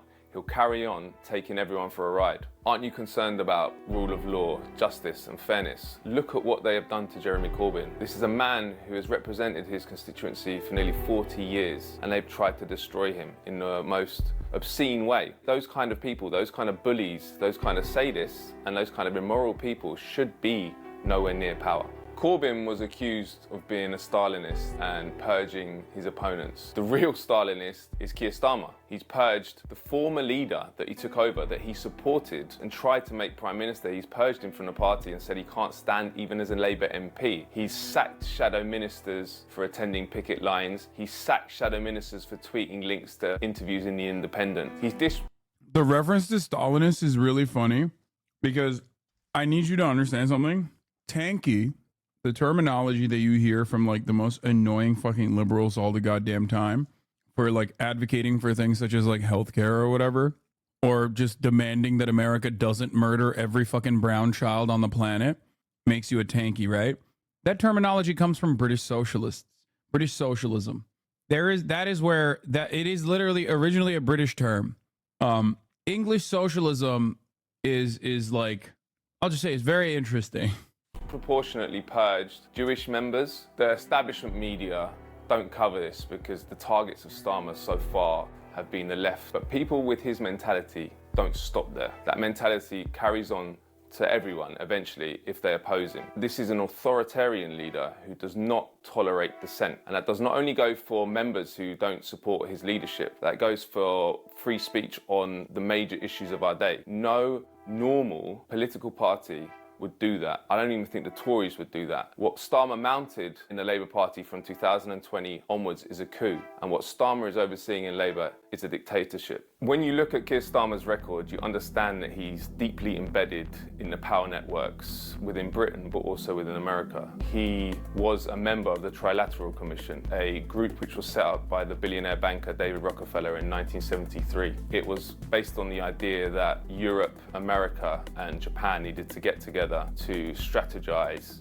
about how to continue the hegemony of the West. The membership has included people from Henry Kissinger to top industrialists, all the sort of elite 1%, and it has produced a lot of US presidents and other politicians around the world. The Trilateral Commission is part of a wider resume that Starmer has, which shows that he is willing at all times to do the establishment's dirty work. His time at the CPS from 2008 to 2013 is quite shocking when you look into it. One facet of that is the Julian Assange case, which was highly irregular what the CPS was up to. They were working with the Swedes to try and get Julian Assange extradited to Sweden. Perhaps more alarmingly, the CPS destroyed huge amounts of emails discussing the Assange case. That period covers mostly when Starmer was head of the CPS, so there's a cover-up going on, clearly. His record at the CPS goes on. He refused to prosecute the police who killed Ian Tomlinson and John Charles de Menezes. He wanted to crack down on benefits claimants. He wanted high sentences for people who stole bottles of water during the riots of 2011. At all points in his recent career, he is concerned with power, getting it, maintaining it, and destroying anyone who is a threat to that power, which for me is a very, very worrying thing because he will likely be the next Prime Minister of Britain. And when you have an amoral individual who is willing to do anything to gain and maintain power, it is quite a scary situation. Starmer is a massive threat to any kind of functioning democracy. Corbyn symbolised a huge outbreak of democracy in Britain. Soon after 2015, when he was elected, Labour became the largest political party in Western Europe with 600,000 members. That terrifies the establishment because they hate nothing more than democracy. And Starmer's role is to put that democracy back in a box. He's gone to war. This is absolutely, I'm saying, is another certified double down news banger. Okay? The shit that went on in British Labour is so fucking insane. I'm sure there will be documentaries in, I mean, unless we're like full tilt fascists by that point, but I'm sure there'll be documentaries on it as far as like false accusations of anti-Semitism, real instances of anti-Semitism specifically planted inside of the party. A constant fucking sea of criticism coming in the direction of Corbyn and the Labour Party, making literally like, I think they created an unimaginable amount of hysteria amongst like especially the older Jewish population in the UK. Like they went nutty with it. I mean, Labor Files by Al Jazeera is a good documentary. I meant like Netflix style documentary. I think we watched pieces of Labor Files on the stream before, I'm pretty sure. I think the biggest problem for Corbyn was that he was a little bit too much of a pussy on Brexit. And he just did not, he was stuck between a rock and a hard place. You should listen to Owen Jones. On Jeremy Corbyn, no thank you. On Israel-Palestine, sure. But like you, okay, we're back. Refresh, we're back. Owen Jones destroyed me. Owen Jones heard me talking shit and was like, it's over for you, mate. It's over. It's over for you, Hassan Abi. You're done. You're fucking done. Anyway, yeah, Owen Jones was, in my opinion, leaning a little bit too much when he was at The Guardian, leaning a little bit too much into the Corbyn as an anti-Semite shit. Anyway, Owen Jones, a lot of people in the Parliamentary Labour Party are horrible. Owen Jones was born in Sheffield, raised in Stockport. This land is written from the point of view of an observer and a participant. Did you write it essentially as an attempt to make sense of the scale of Corbyn's election defeat? Are we watching debate together? Yes. Anyway, ultimately, listen. Owen Jones is fine. And especially his like latest stuff on Israel-Palestine is pretty good. And you know, and Corbyn bent over backwards trying to investigate it, and it turned out it was just that Israeli intelligence opted to discredit him. No leftist politician learned that lesson, that centrist Labour Party leaders are the exact same as conservative Dems. They would sabotage the party if a progressive ever took the lead. Yeah, straight up. Anyway, do you see Sunak try to attack David Tennant for telling a transphobe to shut the fuck up because said transphobe is a woman? What? Anyway, Yeah, Corbyn should have actually done a Stalinist purge. Like, it would have been absolutely valid for him to do so. And I wish he had. And he was too soft, man. He really was. And so is Bernie. I love him. I love him, especially Corbyn. You will never make me hate you. Okay, Jezza, you are my goat forever. I love you. You are the king. Like, England could have had something so beautiful, so great. But having said that, he was absolutely, utterly too soft. He was too soft on Brexit, which was already like a really shitty situation for him because you had like leftist Brexiteers in the ranks, and beyond that, the party had been beefed up by the classic labor / leftist / socialist / communist party. Always has the same issue. You have the students and the London, the educated London class of like student voters, and then you have like the fucking long-term hardliners, like long-term hardline labor voters. And some of the long-term hardline labor voters were very much pro-Brexit, and a lot of the students were obviously anti-Brexit. And I myself have said this before. I was anti-Brexit, and I think that it was not the smart thing to do for England. And I get it. Like, I understand that the European Union is a neoliberal institution, but ultimately, like, England was not being harmed by this European neoliberalism. They were doing it to themselves anyway. But anyway, ultimately, what ended up happening was that he was ousted with a basic coup internally, and he had a soft position on Brexit. He was like wishy-washy on it at a time when people wanted answers.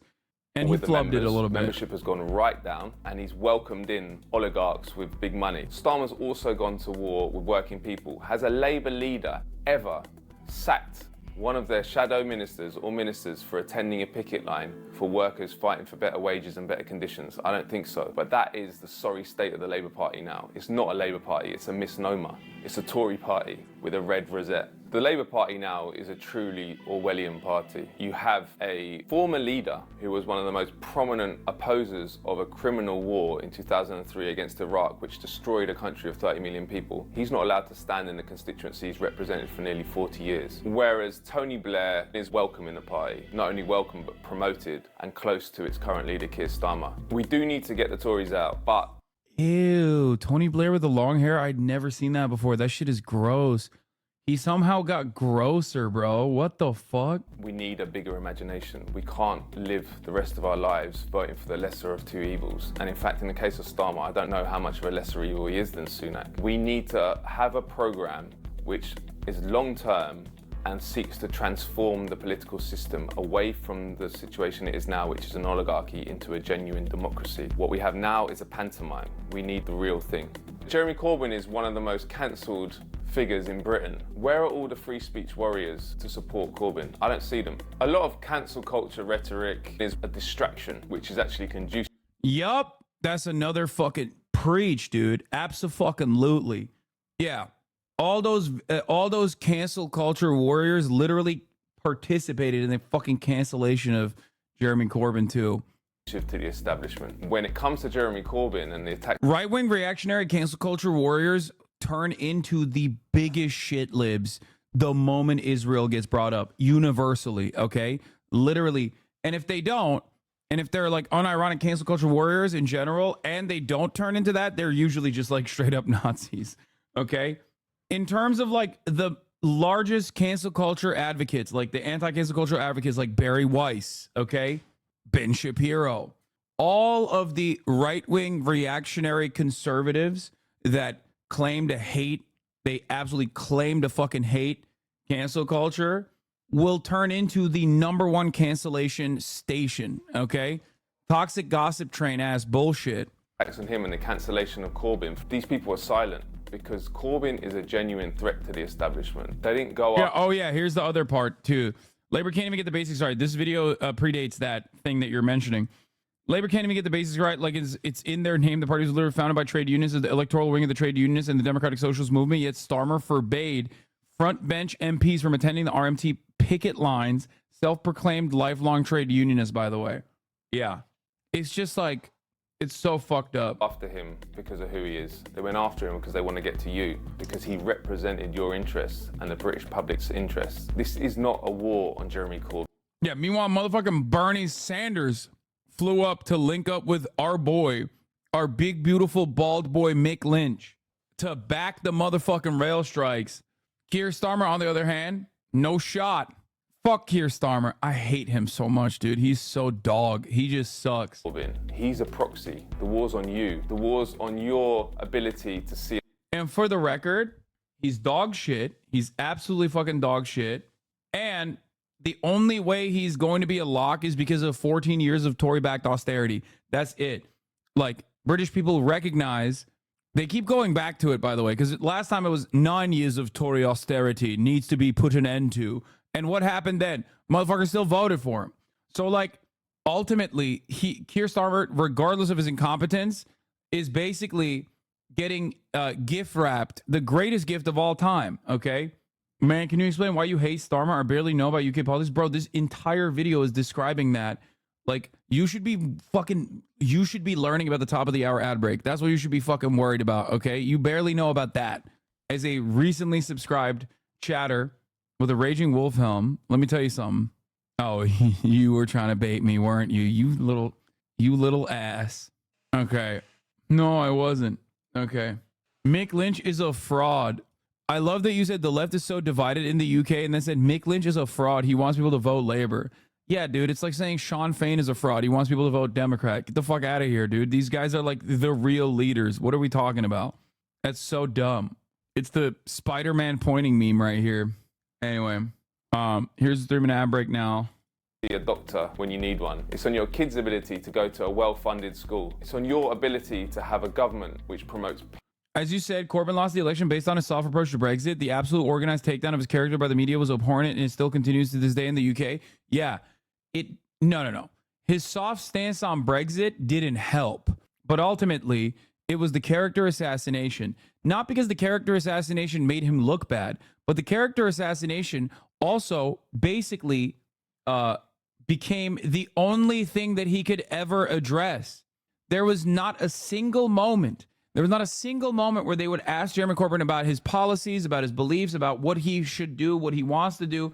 They only kept going, what do you say to you being a relentless Jew hater?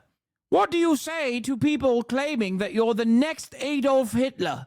Like, that's every fucking interview, dude. Every interview is just him being like, I do not hate Jewish people. I am not an anti-Semite. I love my Jewish brothers and sisters. Like, he would go to fucking, like, Seder and shit, and people would be like, see? He's faking it. Meanwhile, there are, literal emails for Labour higher-ups wanting Corbyn to lose. Like, they wanted to tank him. They wanted to gum up the works. There was an open and active conspiracy, and not like a conspiracy theory, like an actual conspiracy unearthed in WhatsApp messages that, like, internal Labour Party structure genuinely was trying to tank the Labour Party, trying to get them to fucking lose. And then they did. And then they were like, yeah, fuck off. They ousted Corbyn. They ousted any of the fucking real leftists in the party remaining. And then they turned around and basically restructured the party as, like, you know, lighter version of the Tories. And in some instances, even outflanking the Tories on immigration and shit, trying to outflank them.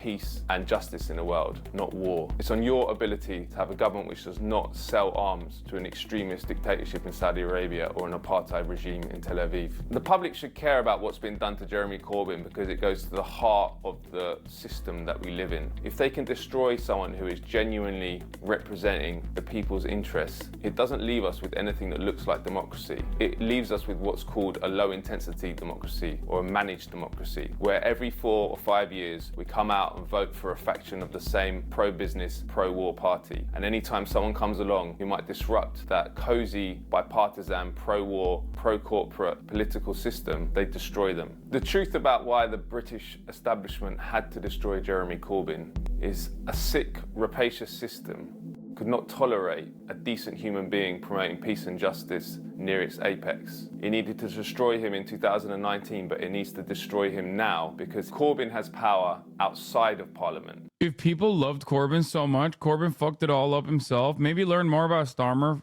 Yes, my son, embrace the dark side. You ain't helping, bro. Maybe learn more about Starmer first. Corbyn fucked it up himself. That's the truth. A good leader would have overcome it. Corbyn is just a weak baby. If people loved Corbyn so much, he'd have a comeback. He's a nobody. Bro, please tell me you're trying to fucking bait me right now at the top of the hour, even though I did serve the 3-minute ad break. And you're not like an unironic, like this much of an unironic hater of one of the best Western politicians, if not the best. I'm the first to recognize Corbyn's failures in leadership, but this notion that he sucks is ridiculous. Or he's unpopular is ridiculous. Every time there's a dumbass opinion in the chat, even if it's bait, even if it's real, there's gonna be a bunch of dumb bitches going, exactly, he ain't wrong. Every time. Someone could be like, Adolf Hitler was misunderstood, and there'd be some dumb bitches chirping in here being like, yeah, hold up, let him cook. He ain't wrong though. Every time. Someone could be like, Adolf Hitler was misunderstood, and there'd be some dumb bitches chirping in here being like, yeah, hold up, let him cook. He ain't wrong though. I swear to God. I swear to fucking God, dude. You guys are so stupid. He has a massive constituency in the British public, and what they want to do now is destroy any example that he may leave for the next generation who want to bring about transformative change in Britain. They need to lock that idea off completely, and we can't. Yeah, classic Keir Starmer moment. Israel does have that right. Keir Starmer, after being asked if Israel can cut off food and water to civilians, which he then followed through by saying, I never said that, which is so funny because he was on camera. It was a televised interview where he did say that, and everyone saw it. Let them. I think Starmer will win the next election in 2024, but things will get very interesting soon after. Britain is in a desperate situation. People are suffering hugely with inflation, the cost of living crisis. Young people are crying out for answers to the big questions that they've got about housing, about university, about work, and they're not getting any answers in the mainstream. And by excluding Jeremy Corbyn from the political process in Britain, you're excluding the one person who offered some tangible answers to these big questions that young people have. Keir Starmer knows he has no answers. He knows that he has to destroy his opposition because they are giving the answers that people really need to the problems we face. Those answers aren't going away. They're still out there with trade union movements, with extra parliamentary movements, and they can be channeled into new vehicles which can make progressive and transformative change in Britain. I don't think this is the end for Jeremy Corbyn because what he sparked is still there. People saw hope and they saw the possibility of transformative change for the first time in many of our lives. That kind of sense does not die away quickly. It's a Pandora's box, and that's why the establishment is trying so hard to destroy. Even if you want to act like Starmer is dog shit in foreign policy but will be good for local politics, it's completely delusional. Starmer literally wants to privatize everything. I do not think that Keir Starmer is going to put an end to the Tory austerity measures. I don't think so. He has openly stated he has no desires to raise taxes. He has openly stated that he will also continue privatization. He is not like, it's really, really fucked up. Because they want to put the outbreak of democracy, the outbreak of hope back in a box. When Starmer is likely elected in 2024, the realisation that he's barely distinguishable from the Tories will make Jeremy Corbyn one of the most relevant political figures in the country again. Would you quit streaming if it somehow made Bernie the nominee in November? Yes, because he would make me his press secretary. So I'd have to quit streaming. About an hour ago, the NatSec cabinet approved the package proposed by Smotrich that includes 1. Legalization of the 5 radical illegal outposts, 2. Construction of 5,000 housing units in the settlements, 3. Broad sanctions on PA officials, including prevention of leaving the country, enforcing incitement, and more. And 4. Demolition orders for Palestinian houses in Area B. This decision doesn't give broad authority to do so, as far as I understand, but it's a massive precedent. Good stuff. Nothing scares the establishment more than losing control of the narrative. And in Britain, they are losing control of the narrative because of the burgeoning independent media sector. So we need to grow it as much as we can and support those doing independent media and doing independent journalism. Support Double Down News on Patreon and go to the Classified UK. All right, so here's the other side of the shitty fucking dark coin. We've got the shit coin, the Reform campaign. Here's Channel 4 News doing investigative reporting undercover inside the Reforms campaign. Evidence of homophobia and canvassers' racism. Reform is, of course, Nigel Farage, who is seemingly a vile cretin that just will not go away. Let's take a look. Side Nigel Farage's Reform UK campaign in Clacton, and we recorded extremely offensive language, including this canvasser saying people seeking asylum should be shot. Get the young recruits there, yeah, with guns on the beach, target practice, to shoot them. Racist language was repeatedly used. Here, direct. Like, with what guns, bitch? Shut the fuck up. I hate when a British politician tries to act like an American with that accent. It's not working, bro. What do you mean? Yeah, we're gonna give him blunderbusses, yeah? We're giving him old blunderbusses. They're gonna have the fucking doohickey. That's right, innit? We're shouting asylum seekers with a fucking baby gun. Directed at the Prime Minister, Rishi Sunak. We got it. What's good, is he? And homophobia from Farage's inner circle. You see that degenerate flag on the front bonnet? What the old Bill doing promoting that crap? My object is for us to become the voice of opposition. He's promised a political revolution. Labour is pulling the candidate for Farage's constituency because the Labour candidate was too popular and black, distracting from Starmer's campaign.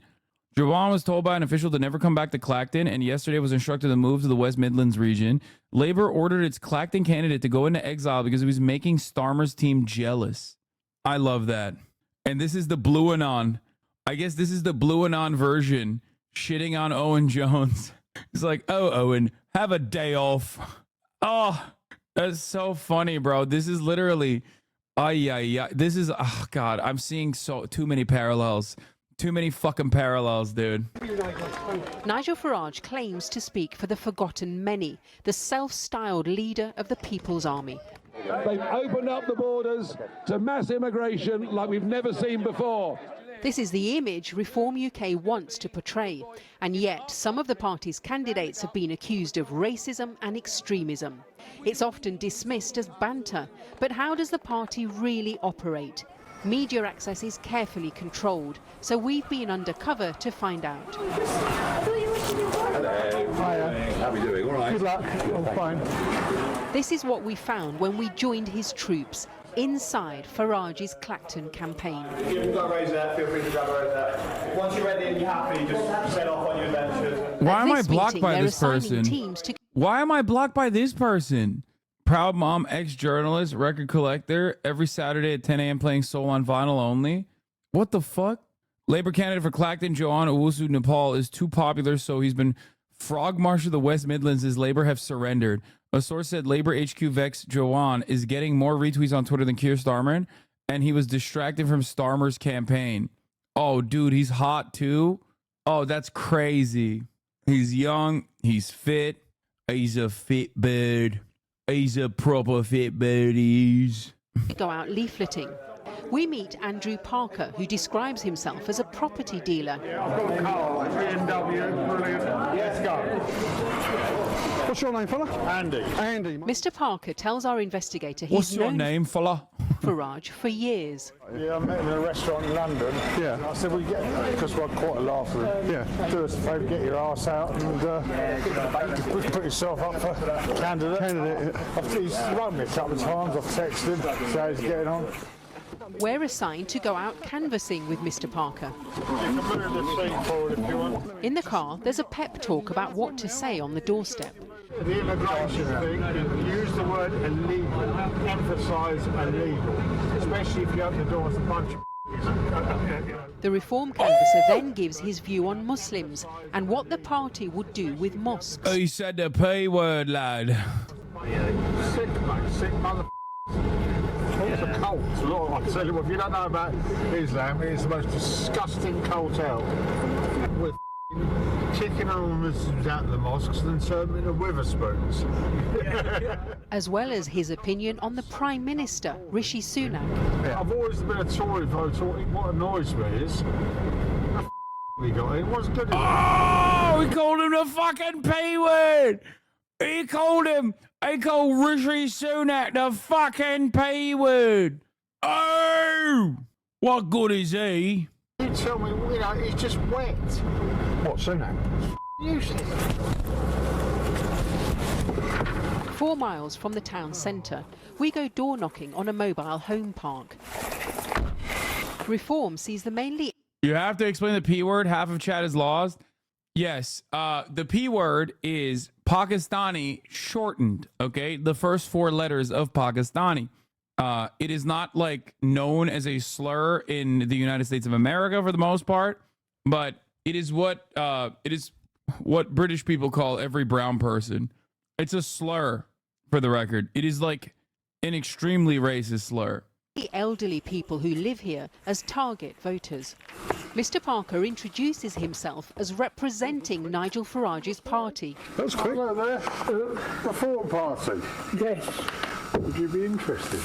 He explains party policy on topics including the NHS and climate change. What's that climate?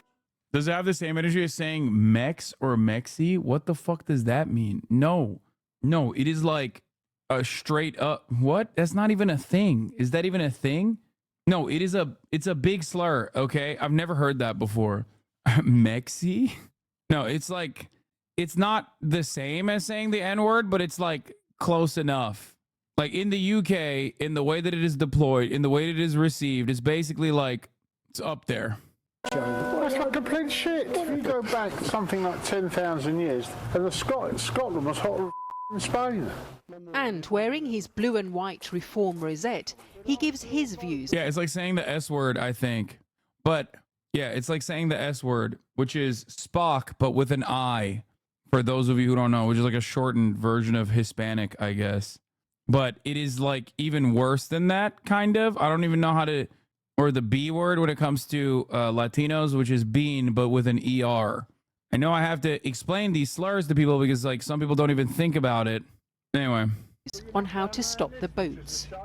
Look, D11 here, not a place near Dover, army recruitment. Get the young recruits there, yeah, with guns on the beach, target practice. Just shoot them. That's what the Greeks done. You know about that. You know the Greeks shot the others. Look at the Australians. None of it. I just think the ring fence Bradford Starn round and just do that. I was like that. Yeah, you've got these bastards running our country. You must be joking, mate. Good luck. Keep flying that flag. The reason I'm going to Reform is because the situation is that Rishi Sunak ain't worth pissing on, to be honest. Mr. Parker urges this undecided voter, who says he's a paramedic, to help get Nigel Farage elected. And he offers this advice for treating migrants in his ambulance. And do us a favour. Now that guy's a Reform voter right there. And not getting your ambulance, just don't put oxygen on the bar, so use something else. You know where I'm coming. Bro, this dude is like, he's just going door to door being a racist homophobe. It's kind of awesome. Like, I've never seen, like, right-wing Republicans don't campaign like this in America. This is like unimaginable shit. This guy's literally just going door to door, door knocking to be like, what's your favorite slur? Yeah, fucking say it and I'll drop mine. Yeah, he's like a Jehovah's Witness for racism. Welcome back, Hitler. I've never seen this. Bro is door dashing slurs. Like, it's awesome. This is funny as fuck, dude. This is crazy. I've never seen such a thing. Like, I've done door knocking before. I just never, the thought never entered my mind. If my slur is better than yours, you need to give me a couple pound in it. Just a couple quid, yeah? Fucking hell. Like, what are you guys reforming? The attitudes, the cultural attitudes towards not being able to do hate speech? That's what I'm reforming. Coming from? That's a yes. Yeah. No, we're all okay, all mate. All right? Yeah, okay, no worries. Thank you. In a statement, Andrew He's Parker... like, yeah, they're fucking brain dead. They don't like my favorite slurs, yeah? Yeah, he just leaves a little racist card on the door that just says the N-word. And you immediately know a Reform candidate has been through the neighborhood. What is a hat? Dude, this is crazy. This is actually crazy. What the fuck? What is this? What is happening? Is this their campaign strategy? Like, I know Nigel Farage is like incredibly racist, right? We know. We've seen how he operates on mainstream media, on television. Okay? But like, I didn't realize they were literally localizing the racism. Like, they're bringing it to your doorstep. Told us, I'd like to make clear neither Nigel Farage personally nor the Reform Party were aware of my personal views on immigration. I therefore would like to apologize. And when they found out, they fucking loved it. Yeah, when they found out, they decided. I loved it. I love that he's claiming this. Like, yeah, totally, dude. As though this is not the Reform Party's genuine position for the most part. After all, if it wasn't, then there would be no need for a Reform Party. You'd just be a Tory. Apologize to them if my personal views have reflected badly on them and wait, is he not going to apologize to all of the like Pakistani and Indian, like the entirety of the Southeast Asian? Nope, of course not. I'll dial it back a little bit, yeah. Brought them into disrepute. Slurdash. Farage has chosen to stand here in the seaside resort of Clacton in Essex. His campaign is being run from 2 rooms above this amusement arcade. He's betting he'll be 8th time lucky, finally being elected to Parliament. The stakes are high. Farage has assembled his most trusted team around him to try to capture this seat. They include this man, George Jones, a veteran of UKIP and the Brexit Party, now running events for Farage. Mr. Jones tells our undercover investigator why they chose Clacton. Look around. Proper England. Yeah. You know what I mean? Yeah. Proper English. It's not like in London. At the moment in the UK, there's a black woman being charged for hate speech for calling Sunak a coconut. Meanwhile, this guy's free to go around saying the P slur. Yeah, because he's white. In the news stories of British institutional racism, police, media, judiciary, Maria Hussein's treatment will form a shocking chapter. Wait, she's not. Is she black or is she Indian herself? The sight of a 6 months pregnant Marehia and being locked in a glass encagement for political satire shames Britain. Bro, what? Bro, she's literally, I think she might be Pakistani. Like, it's like saying that like a black person is being racist for calling another black person like a right-wing black person, like Candace Owens' Uncle Tom or something. Like, that's insane. It's like getting mad at a white guy for saying cracker. Oh, wait. Never mind. I know what coconut means, bro. Yes, I know. She's saying Rishi Sunak and what is the Braverman? Right? That's her name, right? Suella are brown on the outside, white on the inside. They also arrested the people protesting her arrest last night for calling it satire, and the police bagged the coconuts they brought with them. Yeah, Cruella Braverman. Bronny new Nepo baby. Yeah, okay, listen. That's the GOAT's son you're talking about, okay? And I'm not going to talk shit on him. Yes, the GOAT's son is arriving in Los Angeles. LeBron James and Bronny James are now teammates. Yes, that's right. I think that ultimately Lolo failed you. No. Where's my fucking Trump kicks, dude? He was literally a baby with him on his rookie year, and now he's a player with him. Nuts. Could have been you. Yes, if only I was LeBron's biological son, then yes, it could be me. Hate to see someone else living your dream. I know. I agree. But honestly, here's my cold take, I guess. But like, it kind of sucks. I saw Doc Rivers' son, Austin Rivers, talking about this, and like Austin Rivers, he had he had like significantly better prospects than Bronny did, and his dad was a coach and not like not a player at that time. LeBron James, on the other hand, is a still active player, and Bronny did not put Austin Rivers numbers at all. Like, from what I understand, like, he's just not very good. He's nowhere near as good. His height was a lie. He's too small. and he's just not that good. He's not that good of a defensive player. He's not like filling a role. Yo, read my piece on stream and chat with me for a couple minutes before we watch someone die mid-sentence on the stream at the debate. Yeah. Is a handcuff contract. You get Bronny, you get LeBron.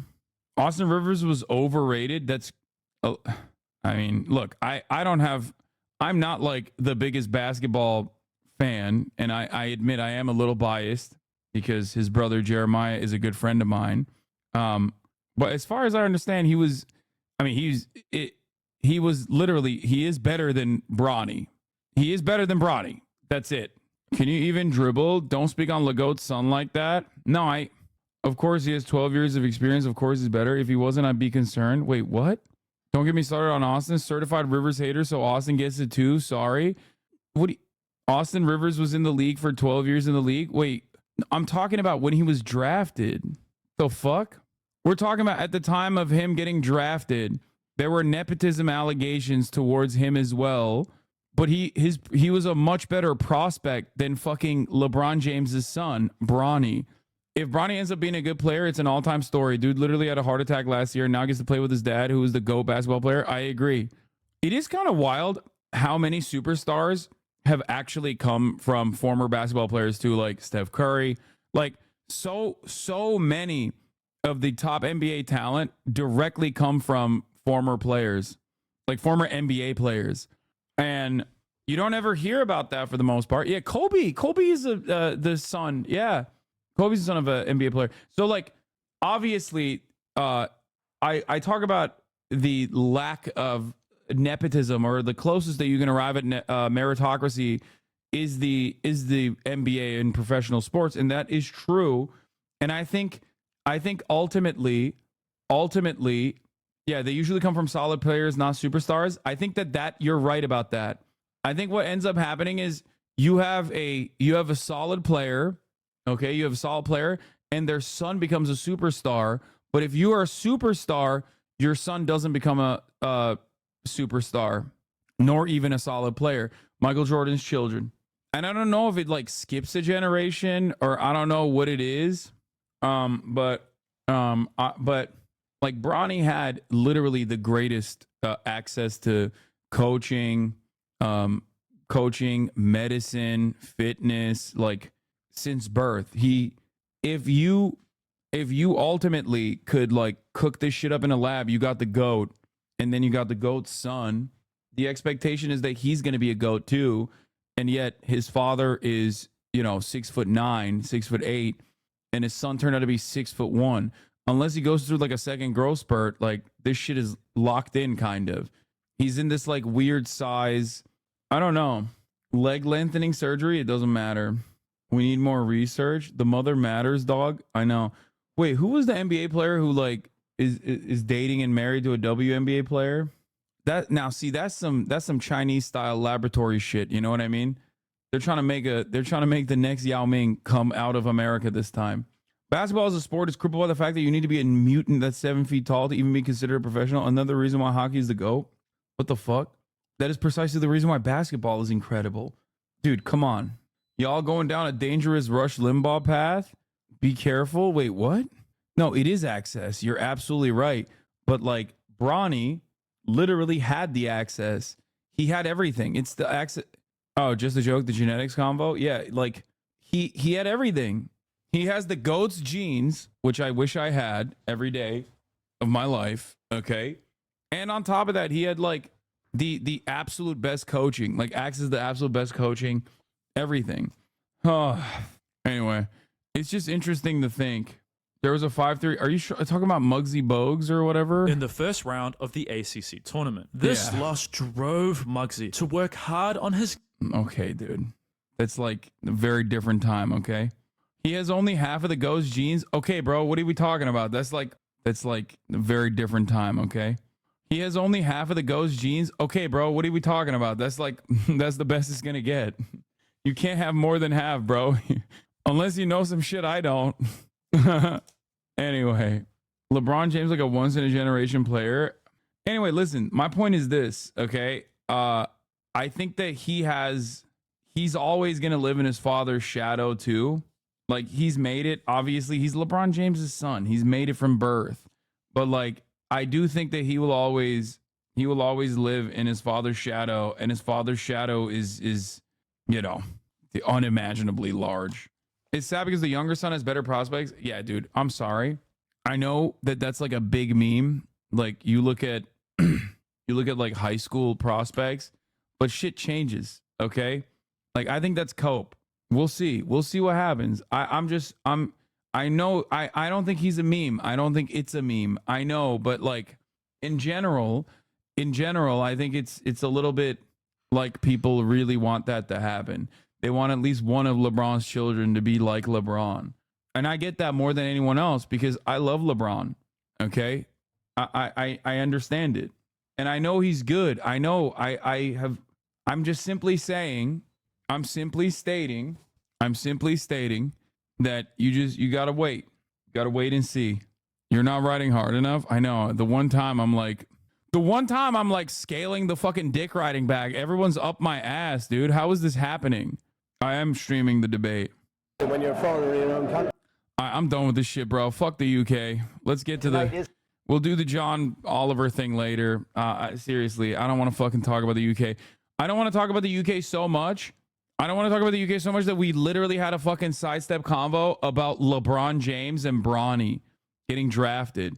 Why are you dissing LeBron? I'm not dissing LeBron. I would never. Look at my man's hairline, bro. What is happening? Yo, God punished him with this. God was like, you can't have everything, LeBron. We have to consistently make you bald. It's really funny that he fights against it so much because he literally fights against it. It's like, bro, just go bald. Everybody knows you're the baldest man in the NBA. I mean, it's true. That's like that. Listen, that it's just true. That's crazy. It's just true. That was hurtful. Dude, it doesn't matter. He literally has everything else. He has everything else. He can't have it all. That's it. You can't have the fucking hairline too on top of everything else. Check the CNN information you got open earlier. This is a Megaphonics Welcome request. to the set of the CNN presidential debate. We want to give our viewers a sense of the rules of the debate so that when they watch it, they can understand how President Biden and President Trump will be engaging with each other. Just after 9 p.m. Eastern, President Biden will enter from the right side of your screen. President Trump will enter from the left side of your screen.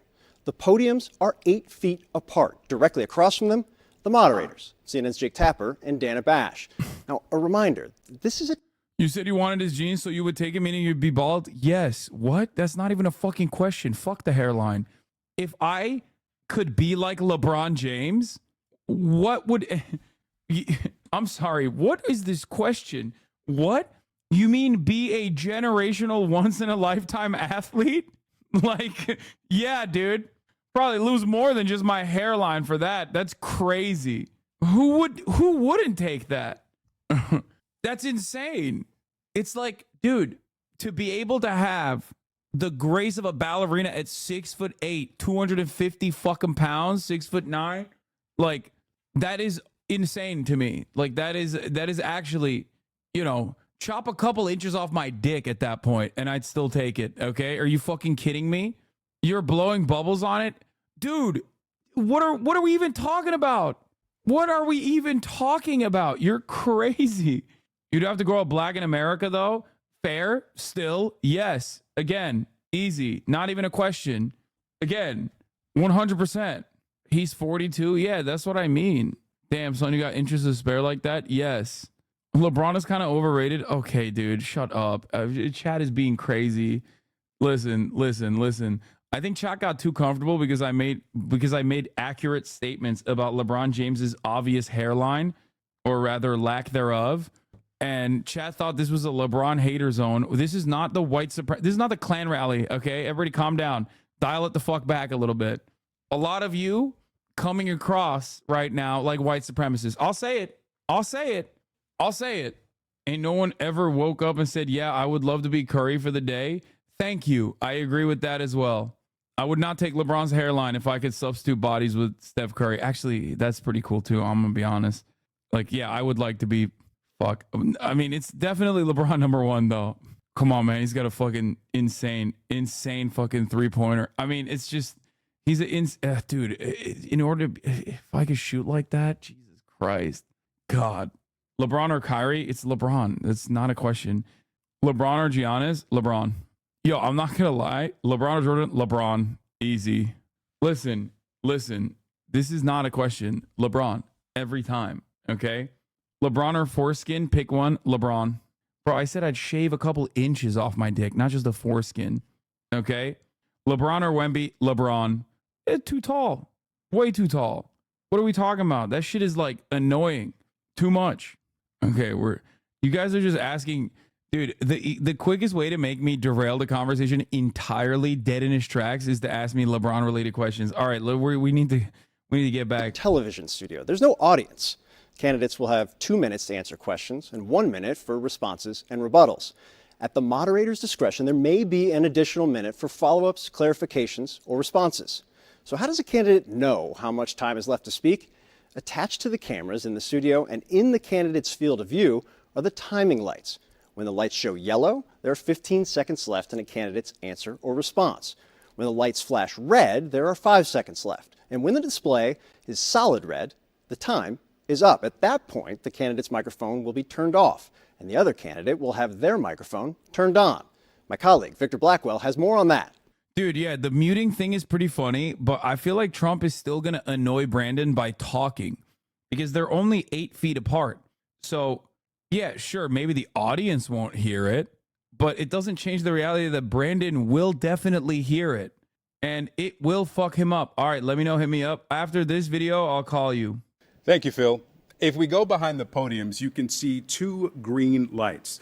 When they're on, they signal to the candidate his mic. No, there is no audience. I meant like the audience at home, the televised audience, the Hasanabi heads, and everyone else watching. Microphone is on. When the green lights are off, they signal to the candidate his microphone is off. Now I want to give you a sense of what it will look like for viewers at home if a candidate whose microphone is off interrupts a candidate whose microphone is on. So I'm standing at one podium, and I'll ask Phil to come in and take the other podium. And so let's say I'm answering a question. My light is green, and I'm speaking. Phil's microphone is off, and his green lights are not illuminated. He's going to interrupt me as I'm speaking, and this is what it will sound like. My volume remains constant, while Phil's interruption can be difficult to understand. Let's try the opposite. My microphone is now on. Victor's microphone is off, and he's going to interrupt me. My volume remains constant, while Victor's interruption can be difficult to understand. Yeah, you can still hear him, though. Like, you can still hear him. And my point is, no, this is a good thing. This is not a bad thing, okay? It's a good thing. It's because the first debate that they did last time around was a fucking shit show. And it actually probably works in Trump's favor, too, because if he goes 2 balls to the wall, I feel like it's not going to be received well by the people watching at home, because like it'll be another reminder that he's like chaotic and people don't really like that sort of thing. Having said that, however, there's also another alternative that you can run with. The claim that CNN is anti-Trump. They're silencing Trump. Why is the debate on CNN? What do you mean? It's just where it is. I don't know. It's not even being run, by the way, by like the Presidential Election Commission or whatever the fuck it's called. It's being run directly by CNN, which is interesting. That's the only unique part of this. We should note, by agreeing to participate in this debate, both campaigns and candidates have also agreed to abide by these rules. The CNN presidential debate airs live at 9 p.m. Eastern. All right. We're going to get back. We're going to get back to this in a second. I'm going to have Slasher on real quick. Talk to him about his Rolling Stone article. Calling you now, Slasher. I don't know if you're still in here or if you left because we were talking about LeBron too much. Thank you for watching. It's important because chatters are going to wonder why they're getting muted, etc. You think chatters are in here right now that are paying attention to this? There's 26,000 people in here right now. By the time the debate starts, there's probably going to be 40, 50,000. Okay? Which means more than half of the audience is not even in here to watch the debate yet. Having said that, however, 26,000 chatters are in here currently, and let me tell you, 25,000 of them already forgot this information, and they will be spamming, why are they muting him during the debate? Chatters will absolutely ask that question over and over and over again. Chatters have already forgotten what information. I just came in. Yes. Okay, where the fuck is Rod? Rod! I'm calling him again. Rod Slasher Breslau. They're calling him Rod. I call him Rob. Don't fight uphill, me boy. I want to play Elden. I want to play Elden Ring before the debate, but I don't know if I'll have time. She's been waiting for you. Stop. I'll cook her. I'm going to one-tap her. Easy. The fact that a news org feels comfortable actually muting a president and former president shows you how far even they think we've fallen. Like they never would mute Obama or Romney as a tacit admission of how much of a clown show they are. I think it is literally because of Donald Trump. Okay, Rod is no longer in here, so we're just going to move on from...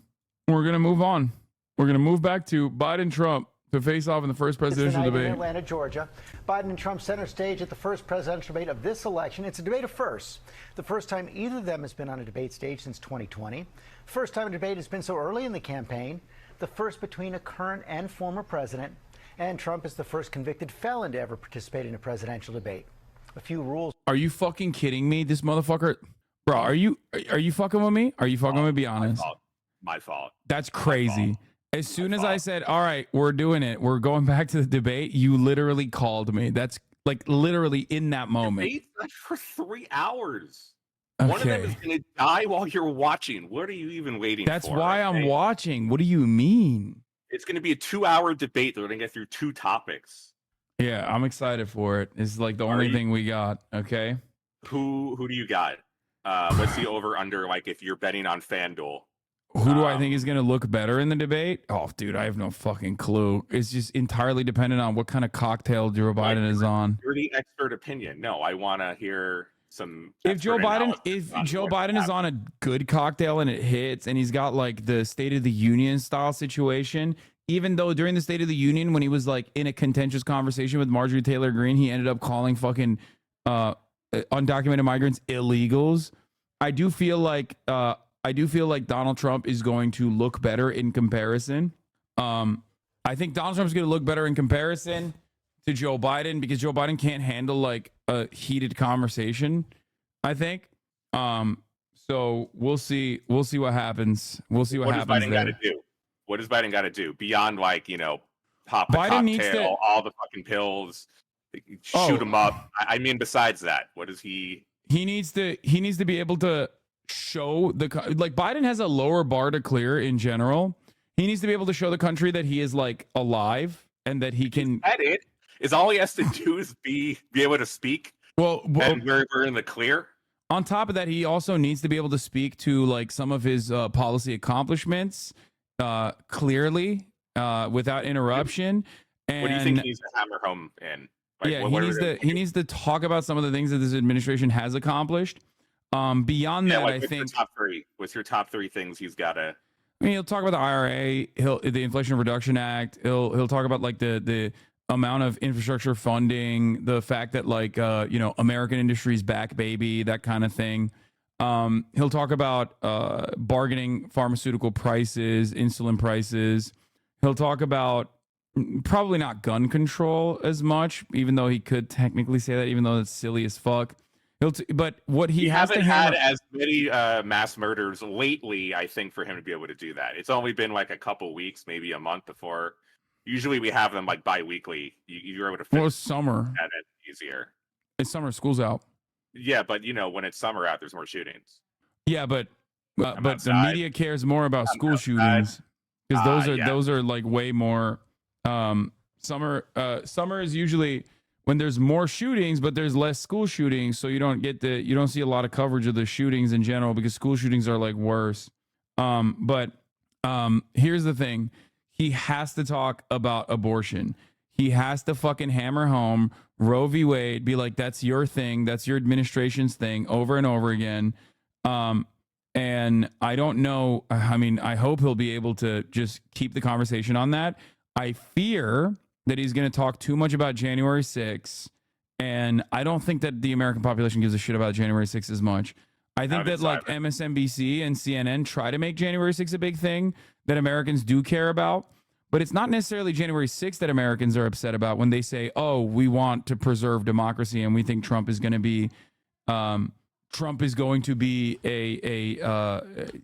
going to destroy democracy or whatever. When they're talking about that, they're not talking about January 6th. They're talking about like Trump saying he's going to be a dictator day one, or just undermining the election results and things of that nature, even though that technically could extend the January 6th. People don't care about January 6th as like a 9/11 style event in the way that it is presented in the news, in my opinion.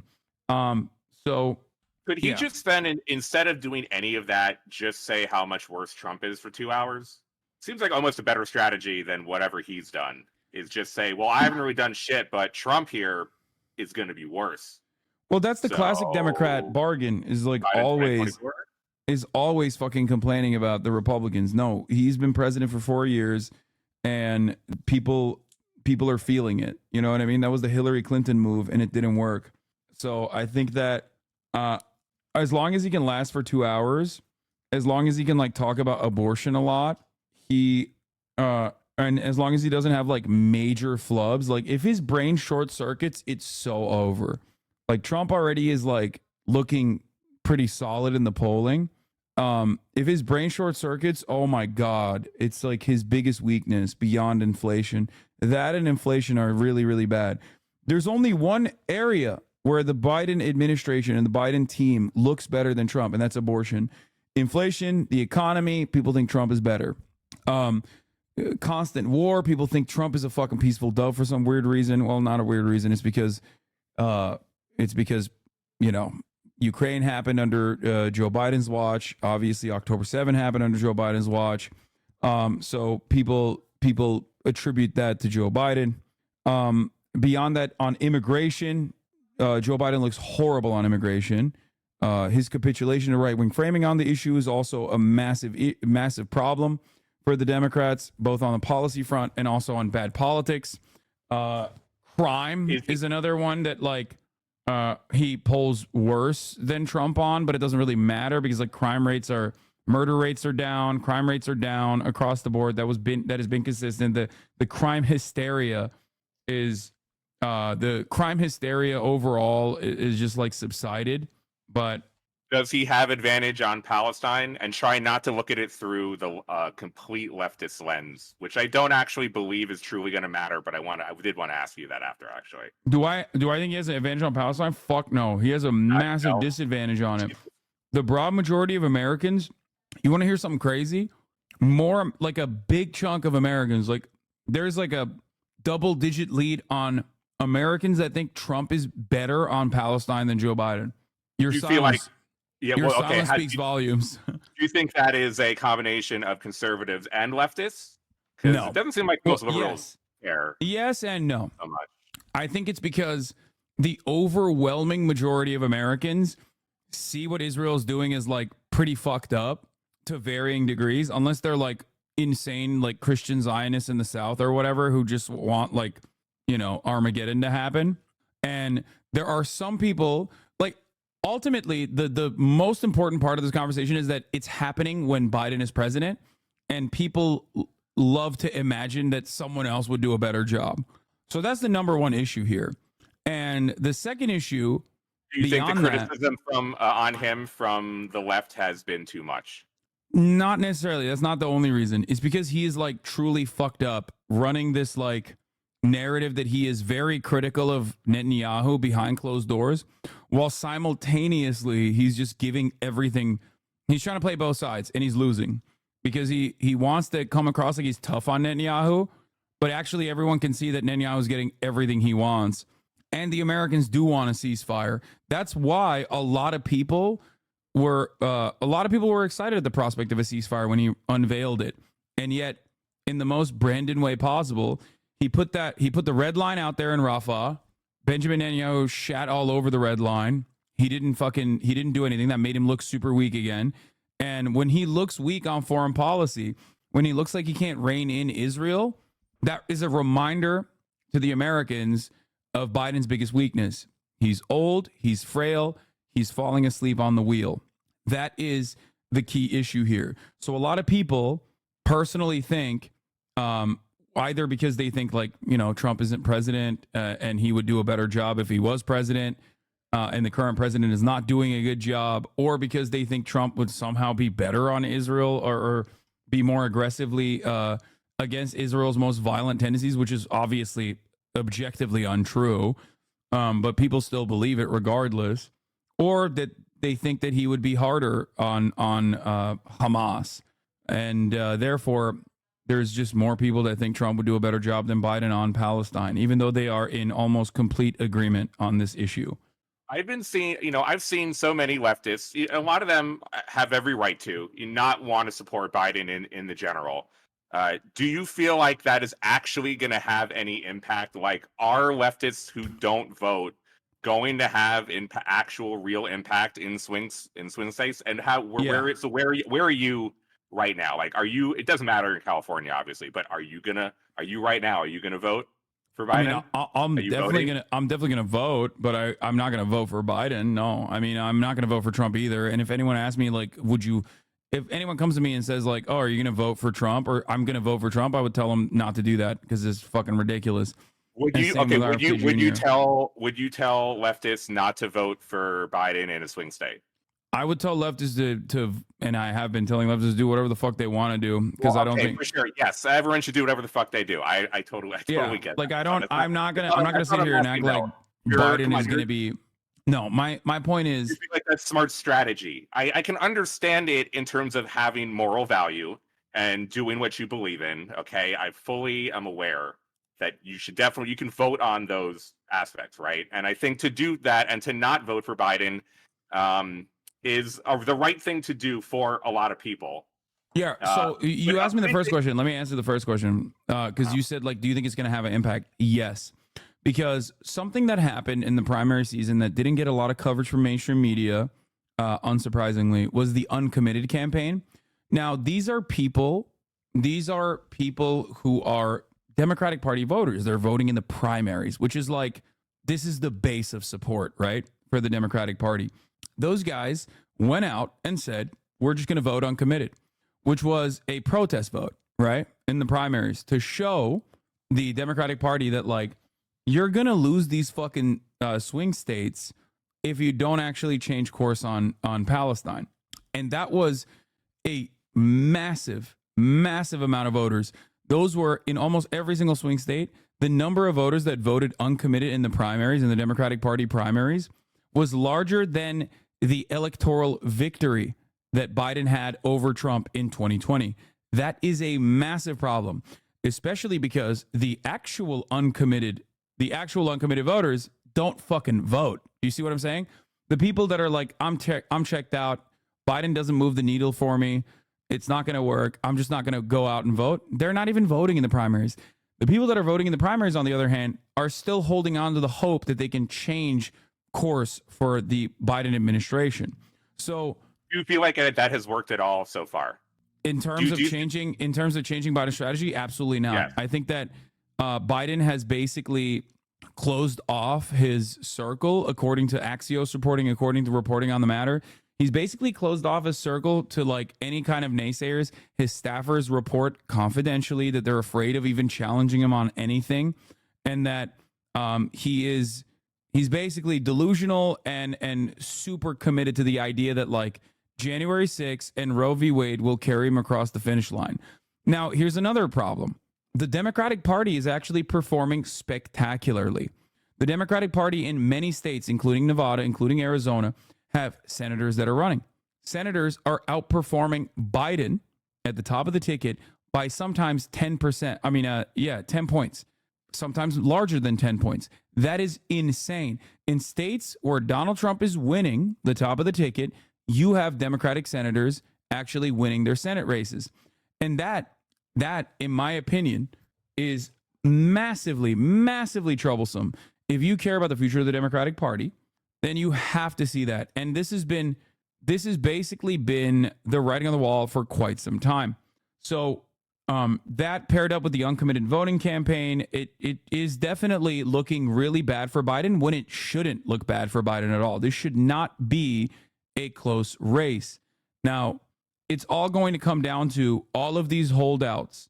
Are they going to basically say, when push comes to shove, when the door is closing, when they finally have to reckon with the reality that it's going to, are they going to basically say, when push comes to shove, when the door is closing, when they finally have to reckon with the reality that it's either Biden or Trump, will they go for Biden and just, just hold their breath, hold their nose, and just end up voting for Biden? Will the down ballot? Do you see that happening? Like as we get closer, Do I see that happening? It's entirely dependent on what the economy looks like. So it has so it has nothing to do if Biden actually changes course on Palestine. Palestine Like, is as not. we get closer. No. Yeah, Palestine is not the number one issue. The number one issue is the economy, cost of living. That's the number one issue. Palestine is definitely far from the number one issue. However, right now for Biden, he needs all of the support he can get because this race shouldn't even be close in favor of Biden, and yet it isn't even close. It's actually Donald Trump winning in many of the polls. They keep looking at like, oh, well, Biden's gaining momentum. He's picking up the pace. He's getting closer and closer to Donald Trump. Historically, with his level of approval rating this far out from the election, like there's never really been an electoral success for an incumbent candidate. Like an incumbent president has never won re-election with like 30% approval rating. So we'll see. Trump didn't win his re-election, and his approval rating was pretty shitty. So overall, America hates everybody. America hates everybody 100%. I mean, I hate everyone. Most people hate both of the candidates. They think they're too fucking old. They think they're too chaotic, or they personally think, again, they're too old, falling asleep on the wheel, and that like they have not seen immediate material improvements in their lives in the past 4 years. Because one thing to, again, consider is that there was negative real wage growth for almost 2 years under the first 4 years of the Brandon regime. That is not something that people are going to forget. Okay? That's not something that people will take lightly. That is not something that people will forget. That is absolutely on the minds of every single fucking voter. Like they remember that, and the economy is not like turning around quick enough either.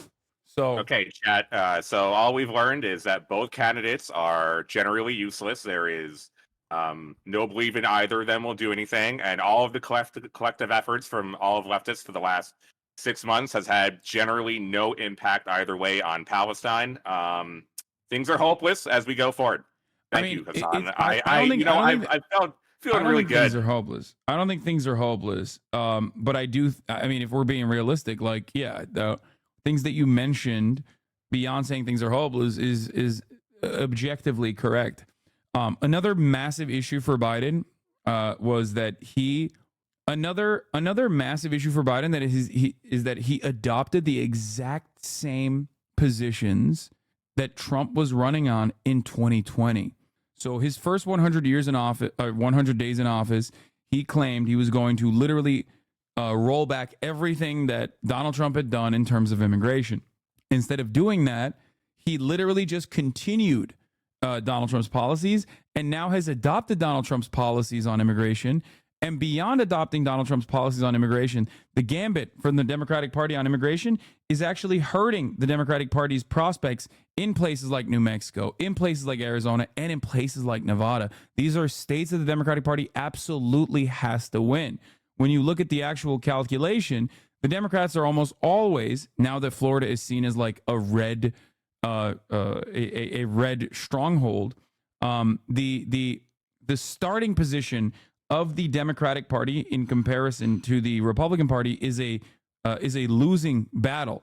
Like the Democratic Party and the Republican Party, when you look at like absolute locks in terms of states, given that the blue wall in the Midwest has been absolutely gutted, the Republican Party already starts out with more electoral college votes than the Democratic Party.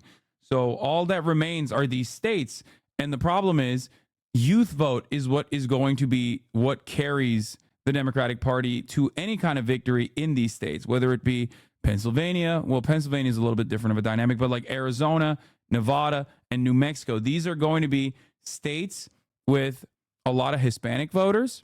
These are going to be states with a lot of young Hispanic voters specifically. So his attitude towards young voters and trying to captivate young voters, his attitude towards immigration is so off-putting for people that they will that they will absolutely, not vote, because voting in this country, for the most part, is still a mission. You know what I mean? It's there's hurdles to voting. It's not as easy as people make it seem it is, and that's by design. So you have to offer them something, and that something can't always be harm reduction.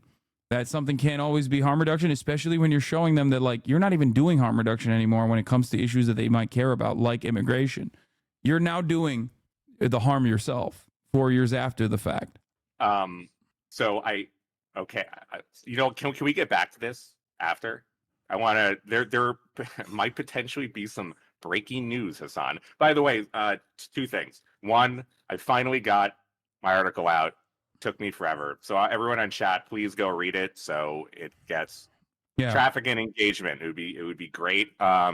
Really appreciate it. I want to say I got to get it in the Rolling Stone culture section, not the new Saudi sponsored gaming section. Okay, I made sure not taking any new Saudi money, which is now funding Rolling Stone.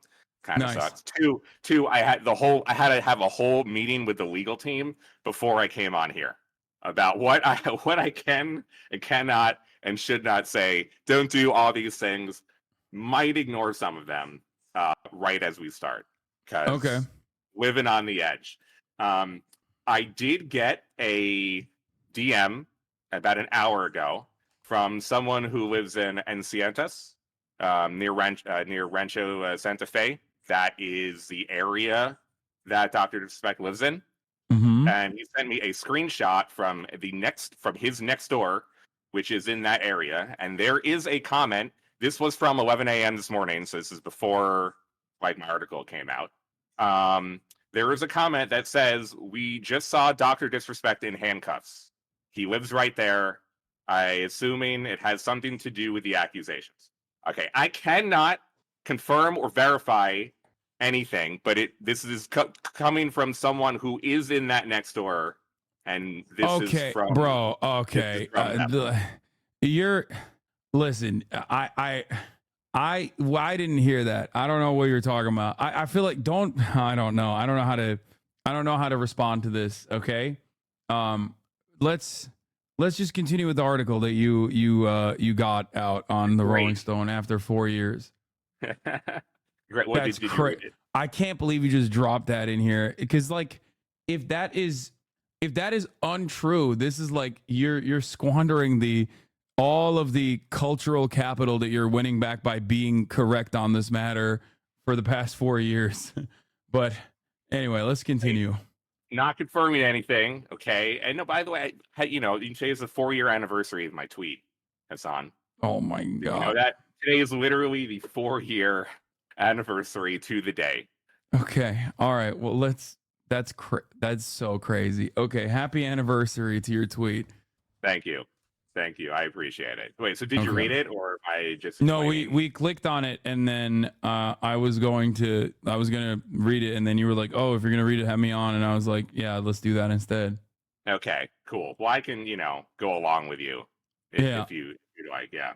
Okay. Dr. Disrespect knowingly sent explicit text message to a minor, former Twitch employee says. So let's get down to the actual meat of the article, because we've covered this extensively with you as well.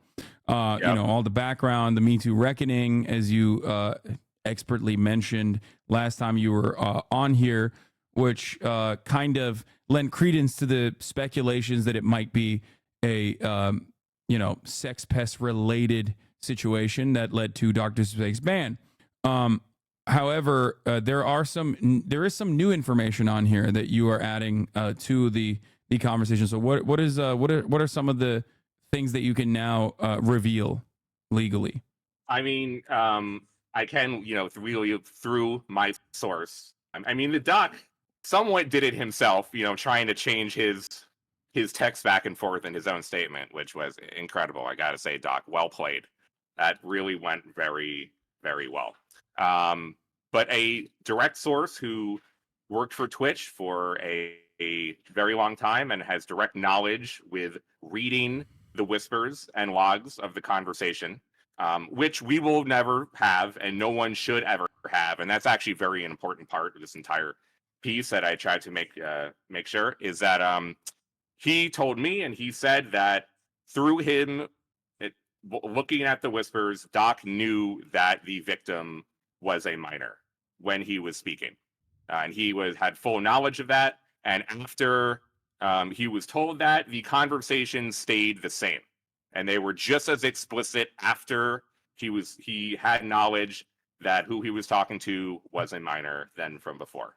Okay, so that's it's certified. I mean, he already admitted it. To be fair, he did. He was like he recognized it and admitted it and voluntarily came out with it. So obviously he knew that this would be revealed inevitably, like in terms of the person being a minor, and that he had knowledge over the fact that the person he was talking to was a minor. Because I feel like he tried to make it ambiguous in terms of if he knew or not. Well, not necessarily. I think he tried. I think he tried to get ahead of that. You're right. I mean, he was trying to make it as ambiguous as possible, but like ultimately, you wouldn't make that revelation if that was not something that you knew would have inevitably come out. And the other part of this conversation would also be like whether he knew or not, right? And a lot of people immediately were like, "Oh, I don't want to believe this. I don't want to believe this." Maybe he didn't have prior knowledge that this person was a minor. Okay, but then he would mention that in his defense, right? Mm-hmm. Like he would most likely mention that in his defense in that tweet, and yet he did not, which is why I suspected that he also knew that the person he's talking to was a minor. You know what I mean? I felt that this was really the final, most important part of the context of the situation. Since it was not reported and it was still kind of unclear, I think, for a lot of people. And I wanted to make sure that this could be on the record that is the case. Yeah. A former Twitch Trust and Safety employee who worked for the platform at the time Beam was banned and has direct knowledge of the matter confirmed to Rolling Stone that Beam continued to send sexually graphic messages to a minor he knew to be underage. This former employee who requested anonymity to avoid jeopardizing their career also said that crucial elements of Beam's latest defensive tweet are inaccurate. I recall that Dr. Disrespect was made aware by the individual that they were underage during the conversation, after which he indicated that this was no problem and continued on. The former employee says, there was no confusion. Messages sent after this was acknowledged were no less graphic and in sexually explicit nature than before. And I think more than the categorization of leaning too much in the direction of being inappropriate might indicate. That was how he described it, in his own quote. From what I understand and have been told, it was far away from how he described it. Yeah, it's wild. Well, I mean, obviously, the minor in question like felt some type of way about the conversations that took place, considering that they clearly reported it to Twitch, albeit years later, but still reported into Twitch in 2020.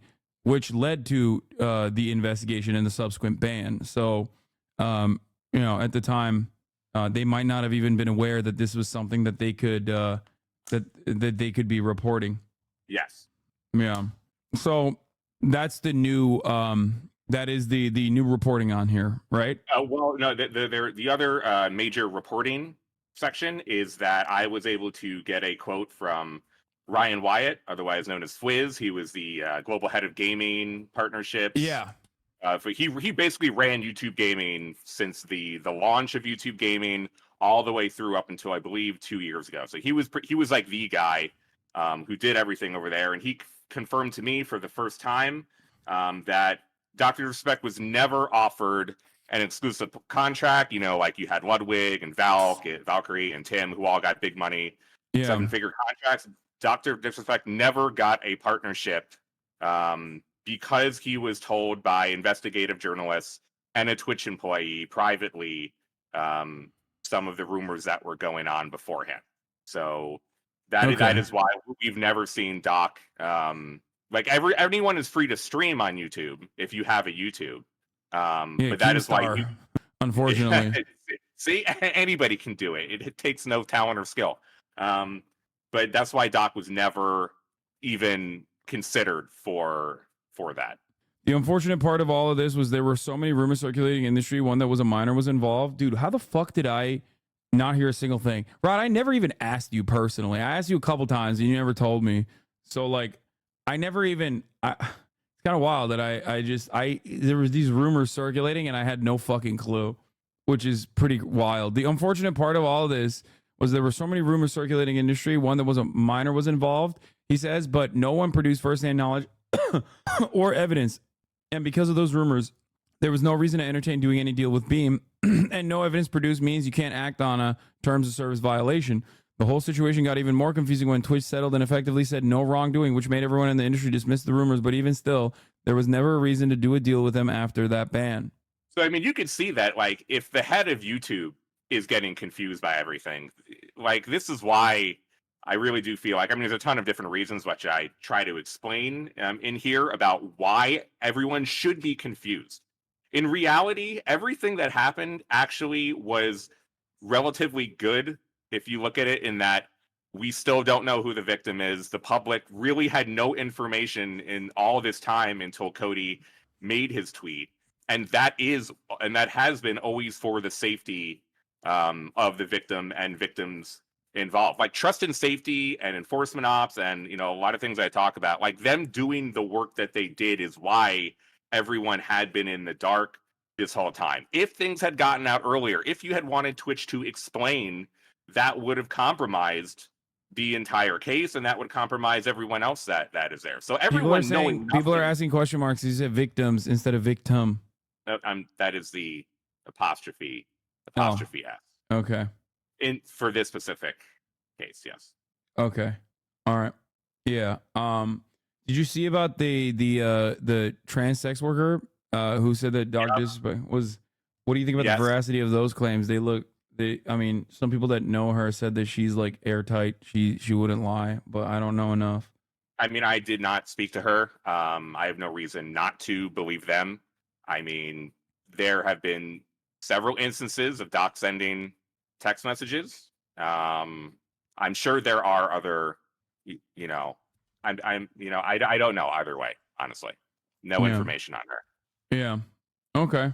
All right. So the other big parts in this, if you want to go up it, and the rest is, I really did try to want to detail what was happening inside of Twitch in the midst of this entire situation and how they looked at it internally and how they tried to, look at this from multiple situations.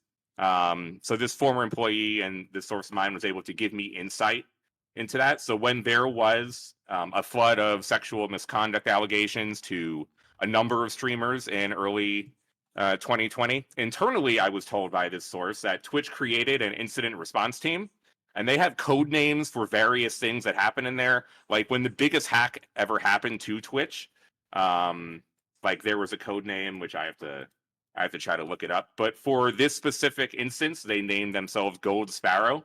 And Gold Sparrow was created to develop a process and to investigate and take action to all the reports that were coming in from that month of June in 2020, which I thought was what was pretty interesting and a good way for them to go about everything. I thought they did a pretty good job of handling all the situations early on, even from a public perspective. And they were only able to do that with all the teams working together. Yeah. Okay. I mean, I'm thinking of like what we've covered this up and down so much. Yes. That I'm like thinking about like, what is there anything that we haven't brought up? Much of it isn't like to be, maybe like new reporting information. I did try to do a good job of highlighting the back end side of things. Like I can say like that they spoke about like when this was happening, about what kind of punishment they should have for Dr. Disrespect, and it was, from the source says, relatively quick and unanimous between everybody in the room. There was no dissent in terms of one way or the other. The contract that he had just signed for millions of dollars did not come into play at all. All the different departments that came together to make a decision all agreed pretty quickly, I was told from this. But I do really, the thing I wanted to highlight, and I don't know if you talked about this, is that the trust and safety team and the legal operations team that all work, and the LEO team, the law enforcement response team, that all work together. Like what they do and what they did is all for, I mean, we kind of talked about it before, like, you know, to protect everything. And that is why, like, no one will ever see logs. There will never be anything printed. And this isn't all, it shouldn't be for the internet. Like these past 4 years should not have been always. I know we got turned into that situation because it became a mystery, and I obviously didn't help with my tweet and such. You know, of course I take blame for there too, but for it to have been a mystery for this entire time, and for people to have known nothing and still know nothing, means that the people that worked at Twitch and who handled all this did a good job. And then not everything has to be like engagement endorphins and likes and YouTube video and YouTube views and, you know, view count on Twitch or whatever. It's okay that people did not know details of this story, and people should look at it like it's a good thing that many people did not have details of this for this entire time. Yeah. Good luck explaining that to people.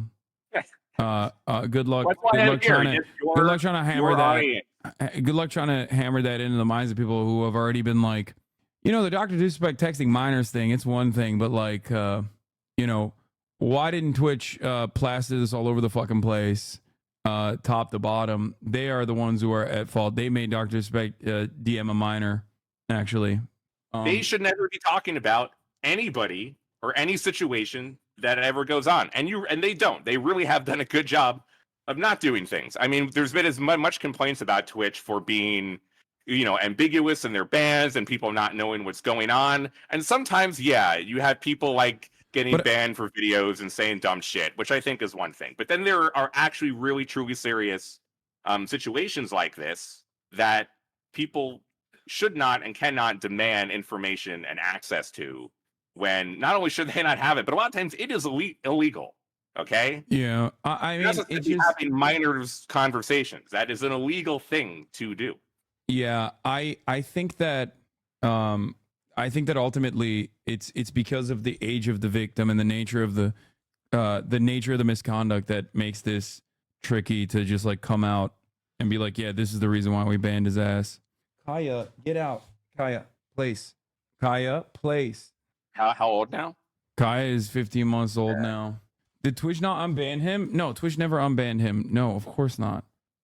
It is crazy though that, like, I mean, obviously people not knowing then, you know, allowed him to continue, you know, pumping out content on YouTube. Like he went on for a 4-year streak on YouTube. And it is, I mean, look, I like Fwiz, and he says here, like, he kind of hands it back to Twitch and says, like, well, it's because they never showed any evidence that, you know, we didn't have any terms of service violations that we could get him on. Yeah, I mean, that shows even to a company thing. It's not like Twitch is working with YouTube and divulging information. They're not doing that either. Discord was very particular and unique because Twitch worked with Discord in terms of this situation. Discord found things on their own, and that is why they deleted and removed his partnership on that very same day.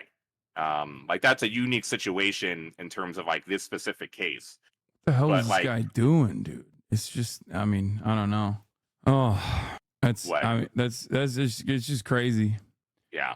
All right. Well, Anna, let's try to steer this conversation to at least a funnier point. But Kick, have you seen the Kick statement that they gave to Dexerto, which is so funny? They're giving the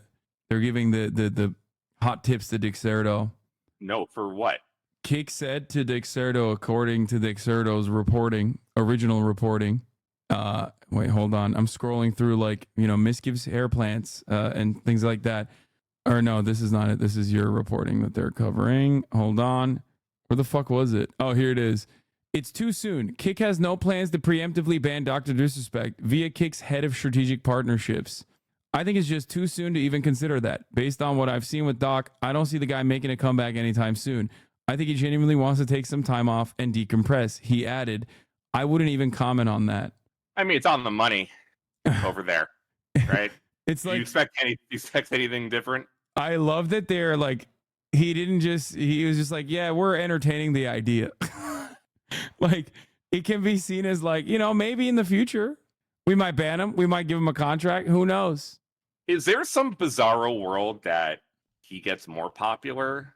I don't know. When he returns to streaming? If you were to ask me this question, you know, 5 days ago, I would have said no. But considering that I have seen so much defense of Dr. Disrespect's actions from people who understand the situation and yet still defend him, and people who, like, I guess are voluntarily misunderstanding the situation and defend him, I don't know. Maybe there is a market for this sort of thing, that like people like it. Like, I mean, his tweet has like 140,000 likes. Came in right in time, Elon. Oh yeah, there's like, yeah, Elon is too busy restoring accounts that are posting CSAM. So yeah, personally invested in the game. So then Doc can stream on Twitter. Oh my God! If there's any person in the world that would court Elon more, Doc more, probably Elon.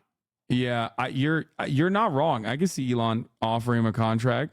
I could see him doing that. Not even a joke. There's actually, oh my God, we just spoke it into existence. Fuck. Tucker Carlson and Doc can do a Guy show Beam together. did it, not Doc. The Doc we all know would never do this. In my mind, they're different people. Doc will just be MIA for me from now on. I mean, this is still better than fucking Sneeko coming out to like vociferously defend Dr. Disrespect.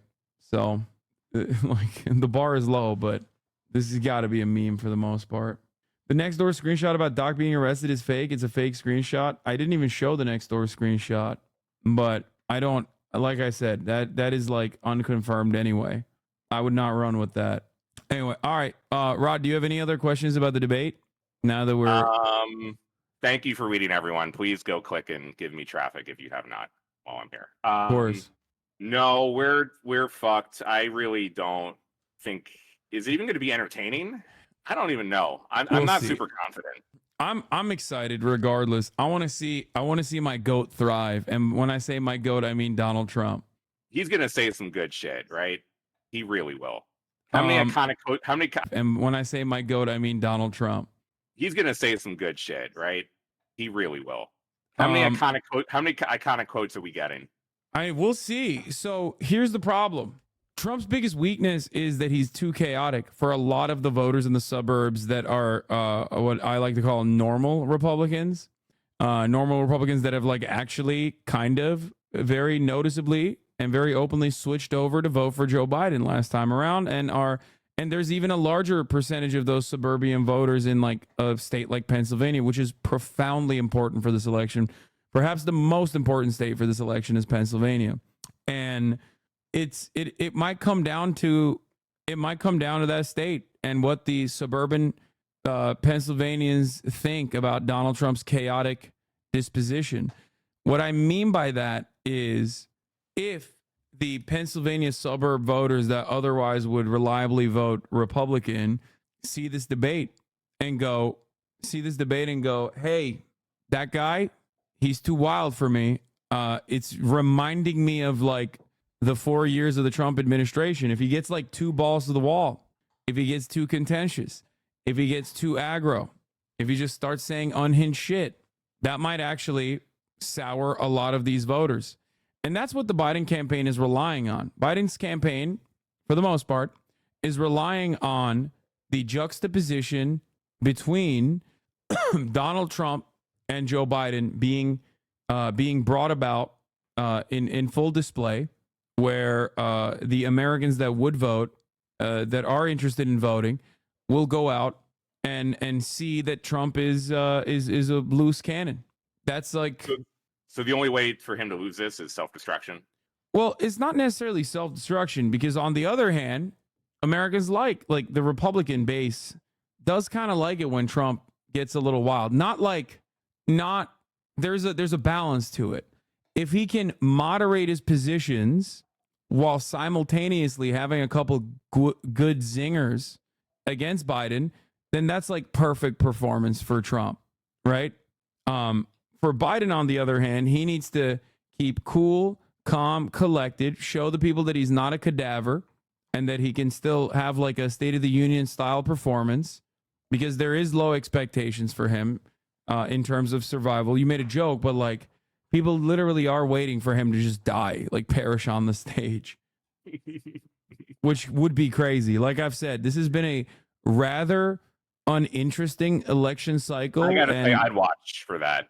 But this has been a rather uninteresting election cycle, but it could become very, and I mean very interesting if some shit like that happened. Okay? Right now, do you have Trump? You had to pick right now. Oh, who wins right now? I mean, polls show Trump for sure. But I'm not so certain.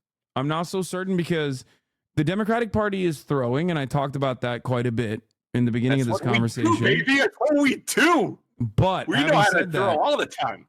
Having said that, the Republican Party is throwing a lot as well. Like the Republican Party is throwing ginormously. When you have the Republican Party in different states coming out against like IVF, which is just like not even a position. When you have the Baptist Convention coming together and being like, we should put restrictions on IVF, in vitro fertilization, at a time when like 98% of Americans are like, no, IVF is like, it's good. What the fuck are you doing? Like the more that people go, the more that Republicans, especially like the most significant, most active, most vocal base of support for the Republicans, the white evangelical Protestants, the more they come out and feel galvanized and feel confident that they can have their way, the more normie Republicans get kind of peeved by their behavior. Like they're too sweaty, they're too gross.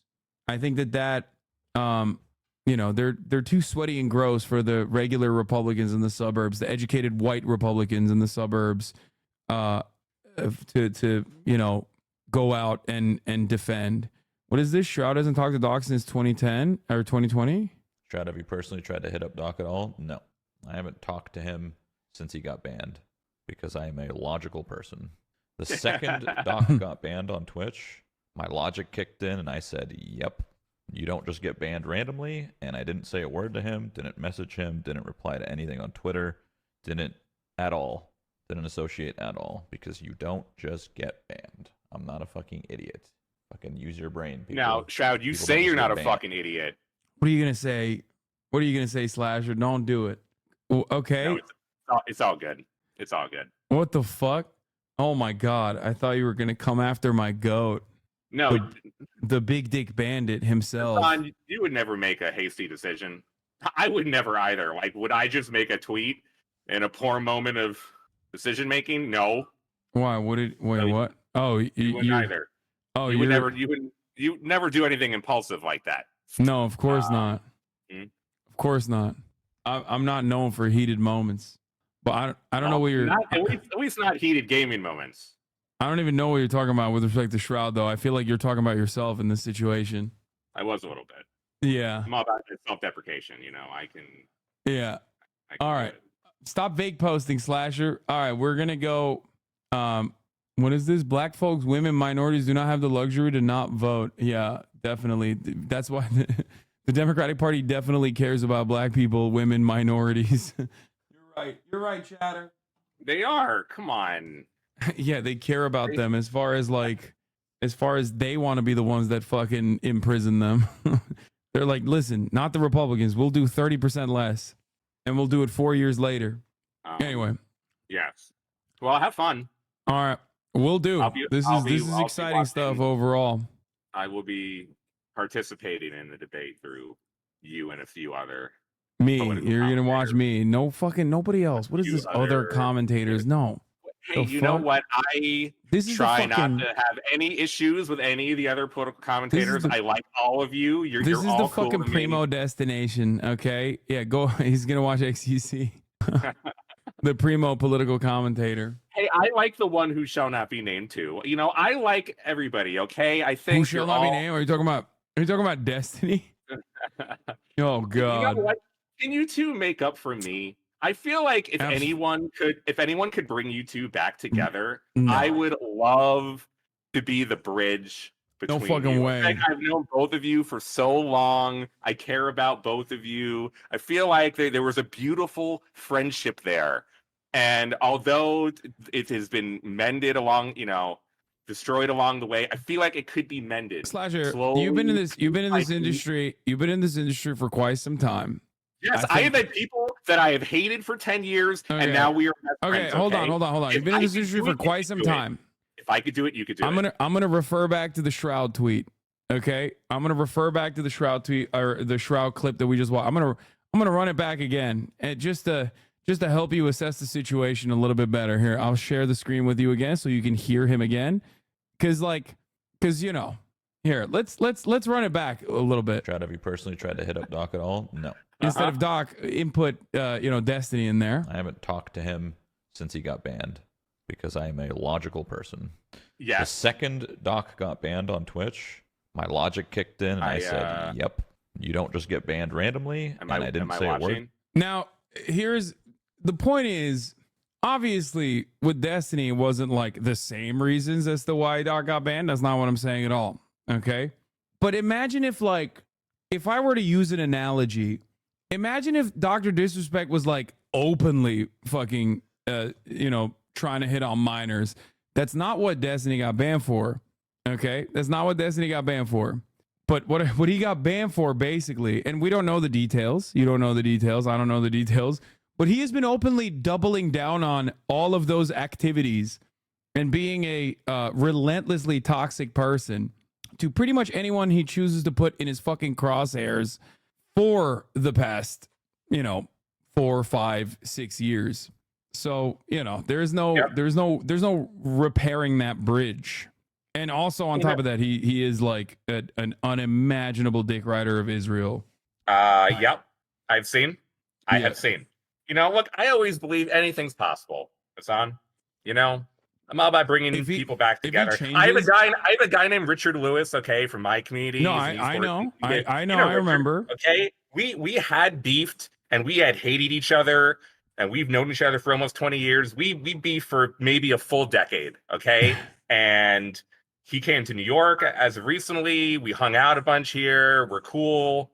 We really like each other. If I could fix that and mend that, then anything truly. I mean, I don't think maybe not now. Maybe not now. Maybe Richard Lewis's fan base is not relentlessly cyber stalked you and harassed you in perpetuity by utilizing or Richard Lewis aligning with like open Nazis, for example, like Sam Hyde, who also is a pedophile Nazi, specifically because he hates me and apparently wants to kill me as a joke. Or have you thought about maybe how Nick about Fuentes? Like, no, dude, there's no repairing that mend because it is not a bridge that was burned on petty reasons, and the subsequent 5 years after that fact have proven that it was an irreparable difference in opinion, no matter how much this cultish fan base feels as though this person is a true progressive. Can't argue with any of that. Yeah, well, so now you understand then. You're not wrong. I've always understood, okay? You know how many fucking times I've yelled at Steven for being a fucking asshole and cruel and a piece of shit? Many times. How many times have you yelled at me? How many times have you yelled at me for similar things? Much less. Much less. Never. Not even, probably, yeah. From my recollection, that's not the even difference one because time. I do have principles. And I haven't spent the last 5 years like actively cultivating a fan base on one principle alone, and that is fuck Hassan, which he did, and he has, and he's, like I said before, and I'll repeat again, I'm literally paying his child support by simply existing. You know what? I realized I just turned all the goodwill I may have had with your chat. 100%. You thought the beginning would ruin my trust. No, I found the real reason how I was going to go downhill. Yeah. Well, Anyway. So you know what? Now they're back to hating me. Damn. Well, it ultimately is not about, like I said, it's not even about being an asshole. It's about like being genuinely a rapacious scumbag who is ultimately a very toxic individual who weaponizes his fan base against all of his enemies, all of his perceived enemies, and even some who are aligned with his perceived enemies. Like there are much smaller content creators in my orbit that I'm friends with that, you know, that are on the receiving end of this cyber stalking and this harassment, this relentless harassment, clip chimping, and active like anti-negative PR campaigns that are masked under the guise of like holding people accountable. So it's not like shit ain't sweet. Again, can't argue there, or I won't. It's all good. I'm sorry. All right. I'm sorry. All right. Have a good one, Slasher. Thanks for talking to me. Hopefully it's not another 4 years. I see that, by the way, chat. I hit this guy up. He's in New York. No response. Multiple. I was with my family. Okay, I see. Yeah. What do you mean? You didn't even tell me. You didn't even say, "Oh no, I can't do it." I'm with my family. Also, I don't have Twitter. Like I have Twitter. Like I have a Twitter account, but I deleted it from my phone, which was one of the best decisions I've made in 2024. Straight up, like absolutely one of the best decisions. So unfortunately, I never see Twitter DMs. I never see Twitter DMs until it's like far too late. However, it has been phenomenal for my mental health, because it's like such an awful right-wing shithole that I noticed myself like just actively doom scrolling nonstop, seeing so much death, so much destruction. And also it shows you like the For You page basically shows you like all of the worst shit that you don't want to see because you're actively looking at it. You know what I mean? You are right, but this is a very convenient answer, I have to say. I get it. I understand. I mean, it's not a convenient answer. It's just what it is. I literally don't. No. I agree. I agree. Everything you're saying, I agree about Twitter. I totally, I get it. I get it. You know. All right, hit me up. Maybe next time. You don't believe me? Hit me up on Discord next time. Hit me up on Discord, even though I'm bad at responding in Discord too, but still. All right. Bye, Slasher. All right. See you. Have fun. All right, bye. That was Rod Slasher Breslau, investigative reporter with Rolling Stone's byline. Would you box Slasher? No, I would not. I got Rod Breslau 2 tickets for the Suffocation concert of St. Virus in 2013, and he promised to send me a case of Blue Monster energy drink in return, and he never did. Just ignored my DMs, never spoke to me again. Seems like a good dude, but didn't follow through on that and always miffed me. What? What was that statement? Are you going to recap debate tomorrow? My girlfriend want to go to dinner during the debate like a weirdo normie. That's ridiculous. Break up with her right now. I'm kidding. John Stossel getting ready to moderate tonight's alternate presidential debate with Robert Kennedy Jr. Since CNN excluded Kennedy from their stage, you can watch him along with Biden and Trump answer CNN's and my questions tonight at 9 p.m. Yeah, except John Stossel, you can't ask questions to Donald Trump and Joe Biden. And those are the two primary people that we're watching the debates for. So why the fuck would anybody watch you? Dude, they're playing make-believe. It's so funny. He's just playing make-believe, dude. They're like little children. It's like me being like, yeah, I'm not going to live react to the debate.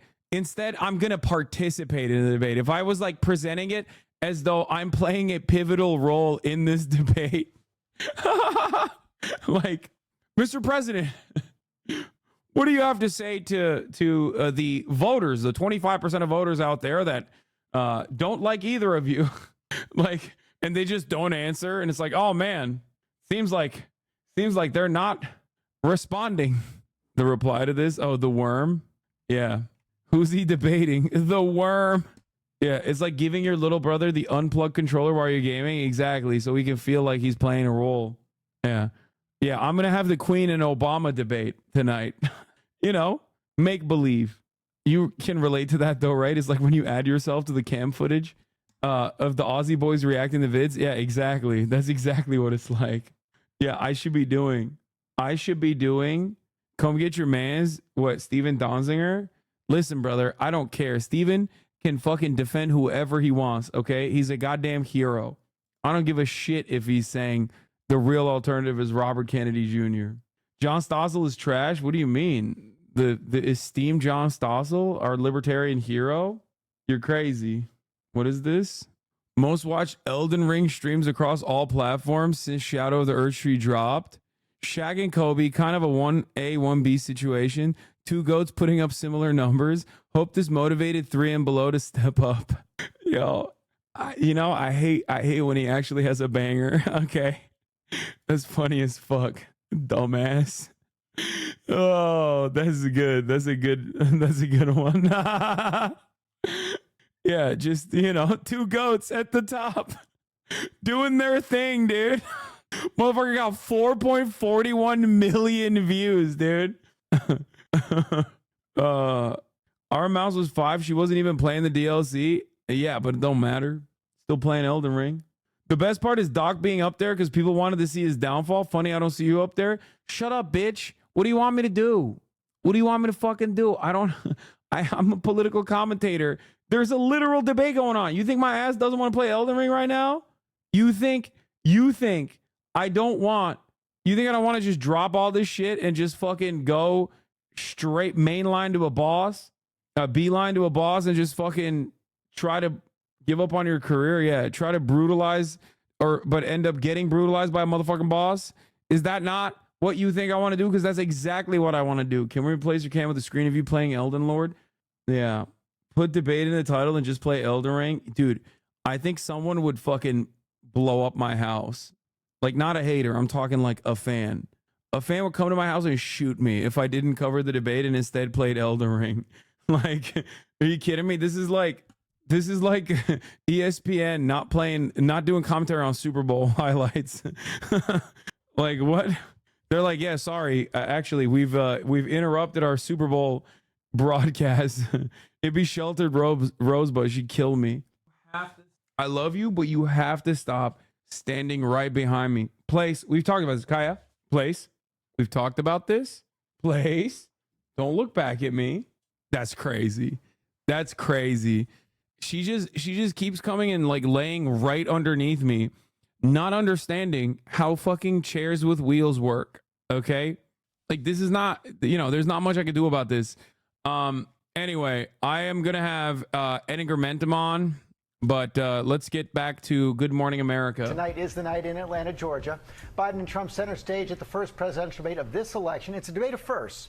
The first time either of them has been on a debate stage since 2020. First time a debate has been so early in the campaign. The first between a current and former president. And Trump is the first convicted felon to ever participate in a presidential debate. A few rules already established. You've heard their microphones will be muted except when it's their turn to speak. Trump's going to get the final word tonight. Biden got to choose which podium he wanted. Our political team is covering it all here in Times Square and Atlanta. That's where Rachel Scott starts us off. Good morning, Rachel. George, good morning to you. When President Biden and Donald Trump take the debate stage tonight, it will be, in fact, the first time that a current president is debating a former one. These two candidates, the oldest to ever compete for the White House, and you said it, one is now a convicted felon. All of it making this debate unlike any other in American history. It's the biggest test yet of the 2024 campaign. This morning, President Biden and Donald Trump set to come face to face for the first time in 4 years. In the final hours, President Biden hunkered down at Camp David. He spent nearly a week there, holding mock debates with senior advisors. His rival not doing any of that. I think I've been preparing for it for my whole life, if you want to know the truth. I'm not sure you can lock yourself into a room for 2. 2020 first debate was watched by 70 million people, by the way. First debate. I'm telling you, this is not breaking records. This is going to get like 25 million. Okay? That is like my honest estimation. That is like liberal. It's way too early in the cycle. Yes, that is true. It's no longer the pandemic, and it's a fucking rerun. And nobody likes a rerun. The simulcasting will also factor into the numbers. I suspect that they will add the simulcasting numbers, for the record, as in they will literally that will make the numbers larger. Given that it's simulcasted, the numbers will be larger because they will probably add the other numbers as well, but it still will tap out at like fucking 25 mil. Is a rerun. It's no longer COVID. Everybody's like completely tapped out of the fucking everyone is completely tapped out of politics. It's also too early in the election cycle, so we'll see. Why won't they mention the fact that Biden got the questions beforehand and Trump didn't? What? Is this bait? Or, oh God, do we have fucking hogs in here again? Oh my God, I really hope this is honest and it's not like a top of the hour ad break debate. Oh my God. No, it's not a top of the hour ad break debate, dude. That's a real question. I think this person has no idea that at the top of the hour there's a 3-minute ad break. And if you no longer want to see those ads, all you need to do is subscribe for $5 or for free. It's real. My grandma thinks it's true. First of all, I'm going to be honest with you. I personally think, oh shit, CBS is fucking cooking my ass, bro. They got 68K. CBS is 68K Andy right now. What the fuck is going on? We're done. My career is over. There was never a moment where I could get fucking clapped by CBS like this. It's over. We've fallen off. I've fallen off. We only got 30,000 people in here. It's done. Hogs don't realize Boudin will have the juice tonight. This is why conservatives are so desperate to get Hunter locked up before the debate, so he doesn't give him the fucking juice. Promote this on TikTok right now. Can you explain why podium selection matters and why would you want it? I don't know. Dude, what are you doing? Someone is being fucking really ruthless today. Someone didn't get their energy out enough in the morning and they're not sleeping as they normally would. And by someone, I mean my little baby girl next to me right here, okay? I'm giving her love. Anyway, let's continue with this. 2 weeks or 1 week or 2 days and really learn what you have to know. Trump is preparing more than he's letting on, holding more than a dozen policy sessions with advisors and allies. Both sides already trying to set the tone as Biden prepares to cast Trump as a threat to democracy. His campaign rolling out an endorsement from former Republican Congressman Adam Kinzinger, who served on the January 6th committee. There is one man running for re-election, of 2 men running for re-election, that cares about the future of this country and cares about democracy, and that's Joe Biden. Trump's campaign hosting an event at an Atlanta barbershop. All right, everybody, you're on with the president. Anyway, like I said, oh my God, I fucking love these moves the Republican Party's making. It's like, yeah, dude, guys, we are no longer the white supremacist party. We're still the white supremacist party, but like not as much. You know what I mean? Why didn't they call me? Nice bathroom, you fucked up. Anyway, have you seen the conspiracy theories on Twitter that since the debate has a 1 minute delay, they're going to be editing to make Biden look better? That's awesome.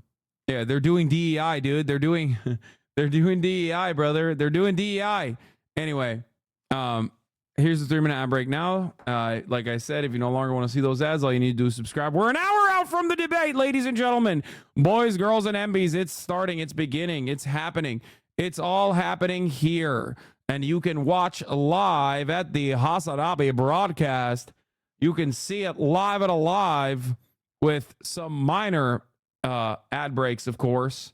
Are you going to wear a suit? No, probably not. Dude, CNN has the fucking counter up even during commercial break.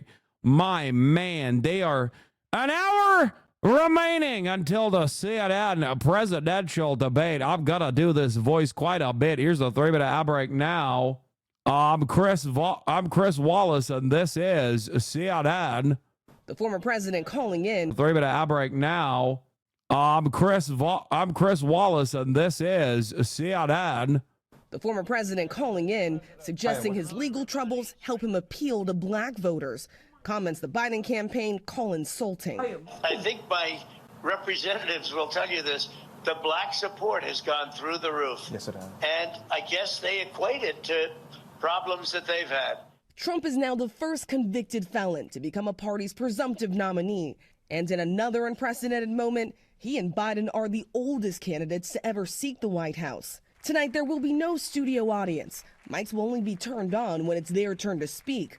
Both sides hoping that helps avoid this shouting match that happened last cycle. Why would you answer that question? Because the question is, radical left. Will you shut up, man? By one analysis, during that debate in 2020, Donald Trump interrupted President Biden and the moderators 145 times. I'm told that the former president has privately acknowledged that may have been a little too much. We'll see if his strategy changes this time around, George. We will see. Okay, Rachel, thanks very much. Well, both of the presumptive nominees are stepping up their outreach with black voters ahead of tonight's debate. CBS News polling finds President Biden still holds a major lead with the group over former President Donald Trump, but that support continues to lag behind his 2020 performance. The lag isn't stopping the Trump campaign, though, as it deploys several high-profile black surrogates, including Congressman Byron Donalds of Florida and Wesley Hunt of Texas, to talk with black voters. They held a Congress Cognac and Cigars event last night. President Trump is doing extraordinarily well, especially compared to past Republican presidents in the black community. We're looking at the polling, we're seeing the trends, we're realizing that black issues today are American issues. So what can we do to take not just the polling, but then make sure that we get bodies to the polls in November? There's an indictment of how the party, the Republican Party, has run itself the last 60 years. NBC link is live. It's going to be a critical 90 Okay, minutes. we're We know cooking that. NBC. We're cooking NBC. They're fucking 25K, Andy. We're cooking NBC. ABC is live, which will actually be hosting the debate as well.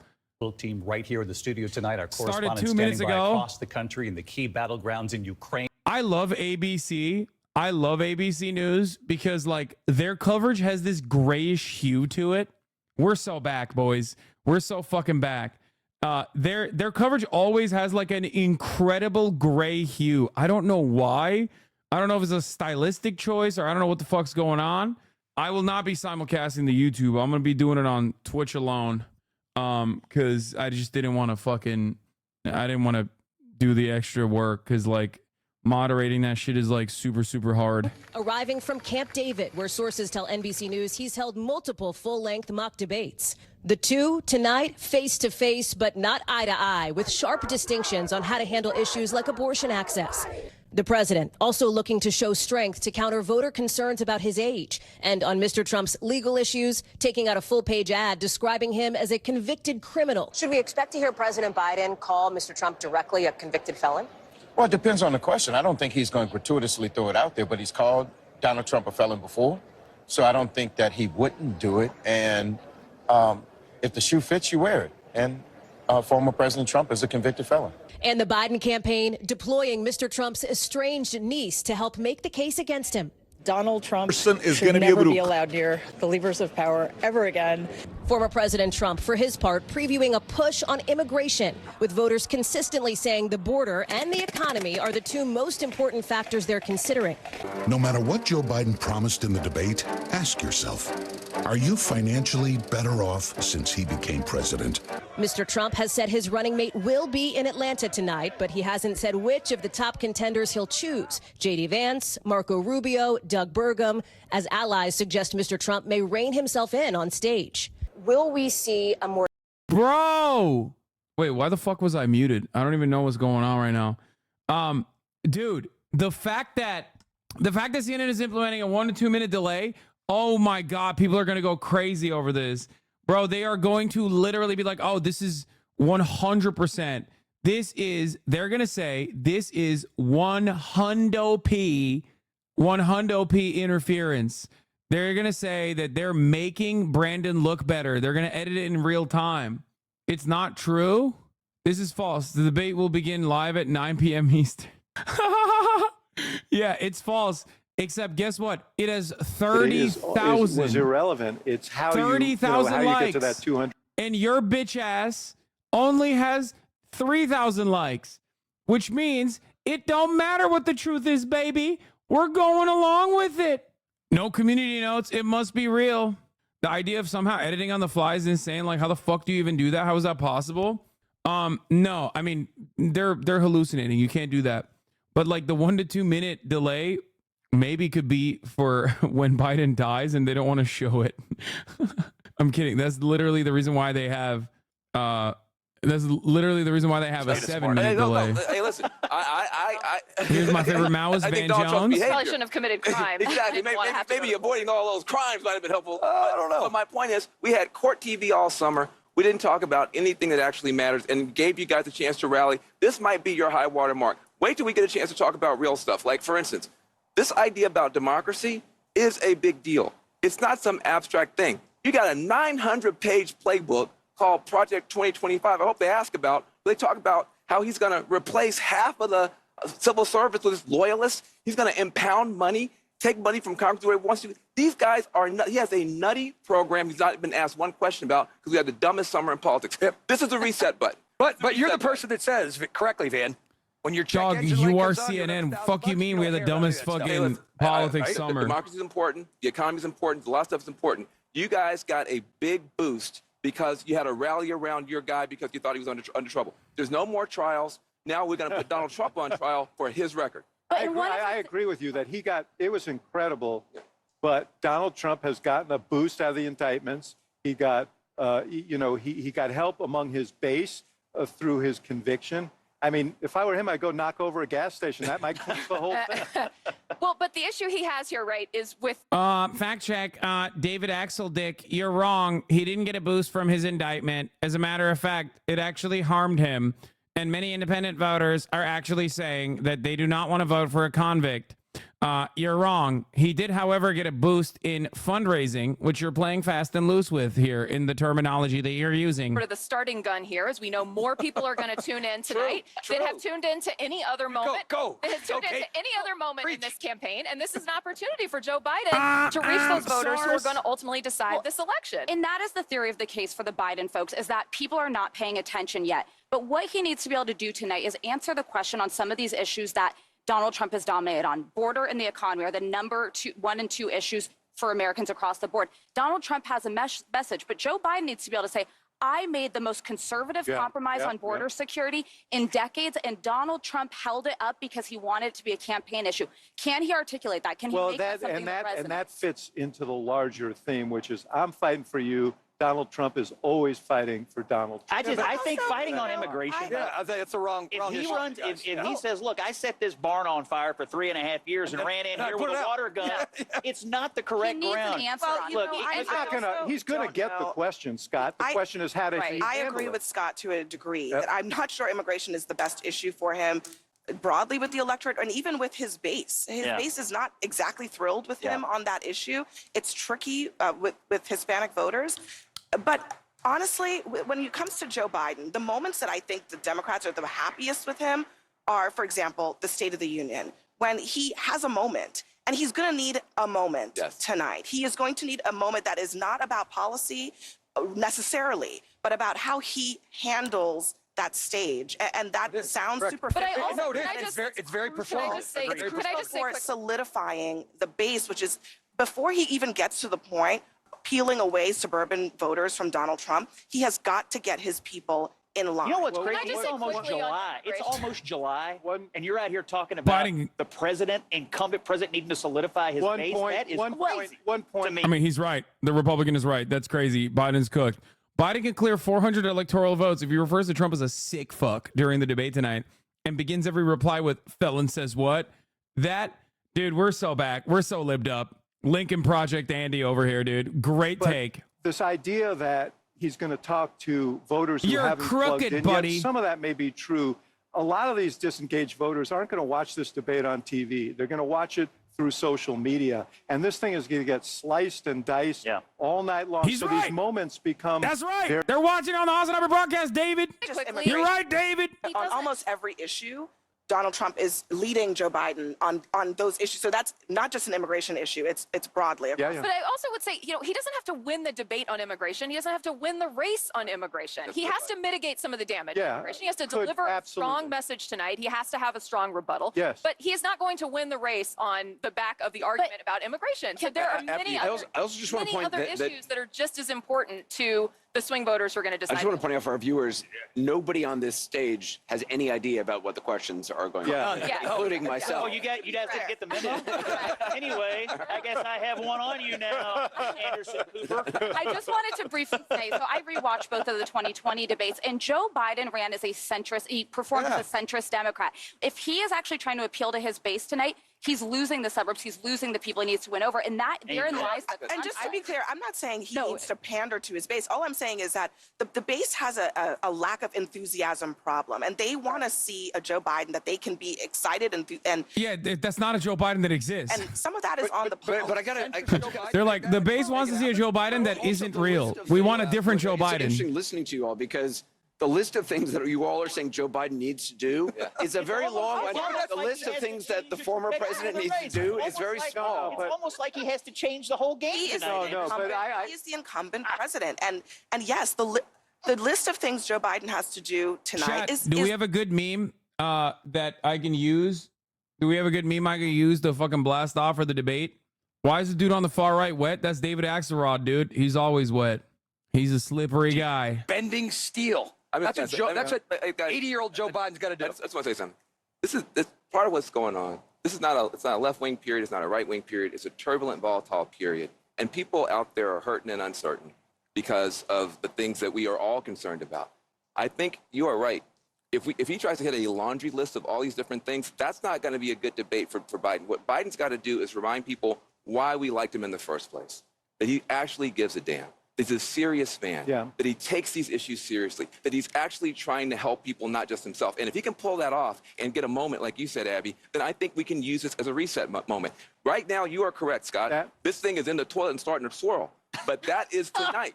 That is before the debate. That's before the debate. Joe Biden convinced everybody to vote for him because he was a benign Democrat. Still is. That just he convinced everybody. Please, I'm going to unite. No. You watched the debate from 4 years ago. He turned these questions. That's what he has to do tonight. He has to take these questions. It's not that he comes out with a laundry list. The moderators are going to have a list. He has some sense, even though no one knows what the questions are, what they're going to hit on. They're certainly going to hit on immigration. They're certainly going to hit on abortion. They're going to hit on the economy. He's a good and the man. question is, how do you take those questions and put Trump on the defense? The moment you all are all talking about that he needs tonight, that I also agree that he needs. By the way, this may be the last chance he gets to have it. I'm not convinced they're going to debate again.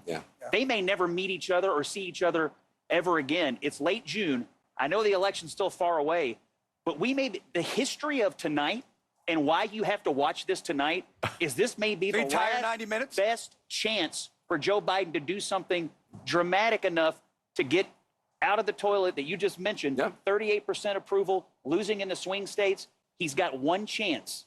One chance. And it also may be the moment that Donald Trump says something that is so off-putting. And Bro's leaking the script. He's saying Joe Biden's going to die. his campaign for the rest of Leaked! I'm betting on Joe. The stakes are high for both of them. I'm betting on That is a Joe. very real possibility for I'm betting Donald on Trump. Joe. I mean, all of this being said, Trump is the wild card here. He is the one who tends to have a hard time controlling himself. And the number one task for Joe Biden is going to be to, in small ways, not spend all his time to do that, but provoke Trump into being himself on that stage and not being the guy who rehearsed for weeks and weeks. Abby, if the real Joe Biden comes through, I think it's going to be great. And if the real Donald Trump comes through, I think it's going to be great for Joe Biden. And I think this point is so important that what Trump needs to do is essentially not be himself for 90 minutes and play somebody that he is not for 90 minutes. Do we think he's capable of that? I haven't seen him. Only 3 minutes at a time, I think. You got to break it down into 3 to 5 minute With chunks. just about 45 minutes to go until the main event, we have new reporting on what the Biden camp hopes to accomplish tonight. Also, California Governor Gavin Newsom, a Biden surrogate, joins us as our CNN. Let's go. Let's go. Taken care of, even if they're doing Is this an okay ad? business-wise. So it's the middle-class person that's struggling. I would need to hear from the candidates that they really understand what the average person is going through. The rampant inflation that we're in right now is critical. I mean, it's eating us alive. Tonight, we just want to hear from the candidates and see what they're going to do to boost the economy, put money back into Americans' pockets, and stabilize those interest rates. Here in Scranton, like the price of gas, and with inflation, filling up my car every week and spending so much money on gas is something that takes up my whole paycheck. I feel like I just need to hear something that gives me hope for the future in general. I feel like sometimes it's tough to listen to either side. I just don't want false promises. You know what I mean? Like, if you guys are saying that you're going to do something, actually follow through with it. I'm not looking to have anybody that wants to be in America not be here, but I think that everybody needs to be properly vetted and pull their weight once they get here. Well, I think this election is critical to the country. I really do think that our democracy as we know it is at stake. I'm just not very excited about the choices that we have for president. We got two old white guys running against one another. Both of them could just about be my grandfather. The most important issue for me is the environment and climate change. I have never felt worse about the options for presidential candidates this year. I really feel like it's not a valid choice. I mean, I'm at a point where I just can't really, have a decision because of what my choices are. I'm going to vote, but I'm just not comfortable with who I'm voting for. We have two people who have been there before, and some people feel in one way or the other, especially here in Pennsylvania. So the debate is going to do a lot for them to, I think, lean one way or another. No, it is really incredible to hear, isn't it? 43 minutes now until this debate. We will carry it here on ABC News. Martha Raddatz, you have been on the other side of the table in these debates. You and I have both been across from both Mr. Biden and Mr. Trump in various different scenarios and debates along the way. These debates can turn on a dime, but you heard these issues over and over again, and we heard it everywhere. Inflation, the economy, immigration. And these are the faces behind the poll numbers. This is what people care about. We can look how we think the debate went, but they're looking for very specific things that matter to them. That's what's important to them. That should be important to Donald Trump and Joe Biden. They want to reach those people. They want to answer those questions. They want to give those people faith in them as a candidate. And that is very tricky. And as you say, David, turning on a dime, you've moderated debates, Lindsay, you've moderated debates, I've moderated debates. You can go in there as a candidate or a moderator, and things change. You can study. I always say it's like studying for a college entrance exam and taking it live in front of 70 million people. But things can go wrong. You can know all you can about the Pentagon, about foreign policy, about anything. But the body language up there, I mean, Donald Trump was looming over Hillary Clinton at one of the debates.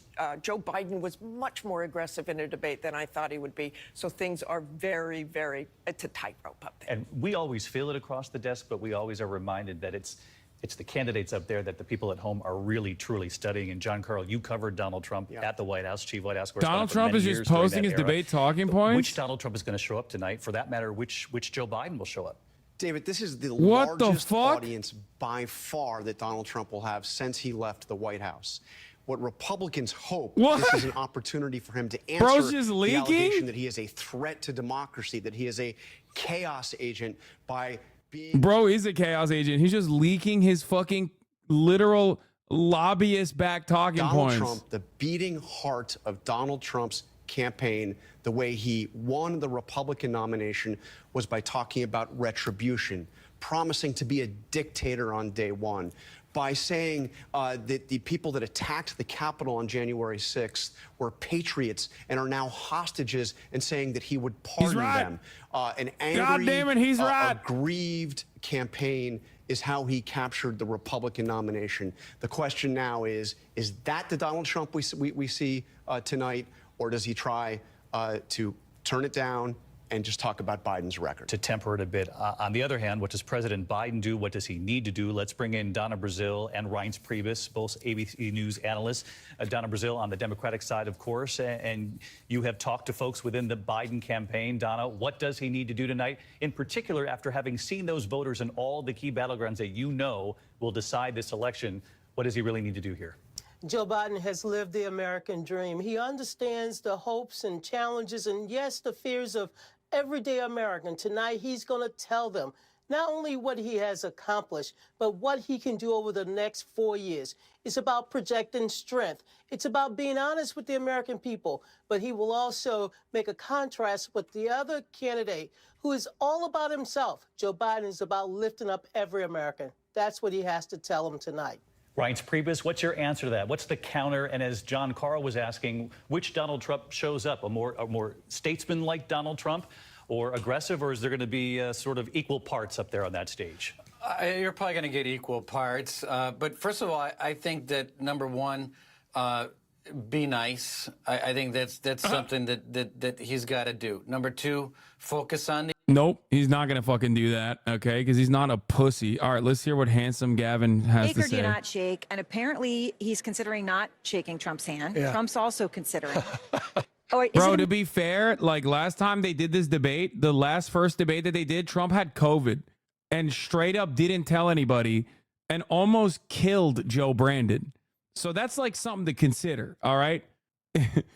I don't know if I'd want to shake his hand either. Who knows what kind of fucking diseases Big Bro has over there, all right? He's going to try to fucking kill Biden People are watching With a just new for disease. what MJ Lee's saying. They want to see that the president of the United States is of sound mind, that he isn't feeble, that I also want to see people are someone watching who's- for that. Yeah, and look, you want someone who's also confident. Walks in, President Biden is confident. He's got a record. Yo, can you shut the fuck up during the debate and not interrupt it? Jesus, bro. You know you can watch it on your own, right? Where the fuck did that guy go? Oh, Mods banned him already. Jesus. Okay.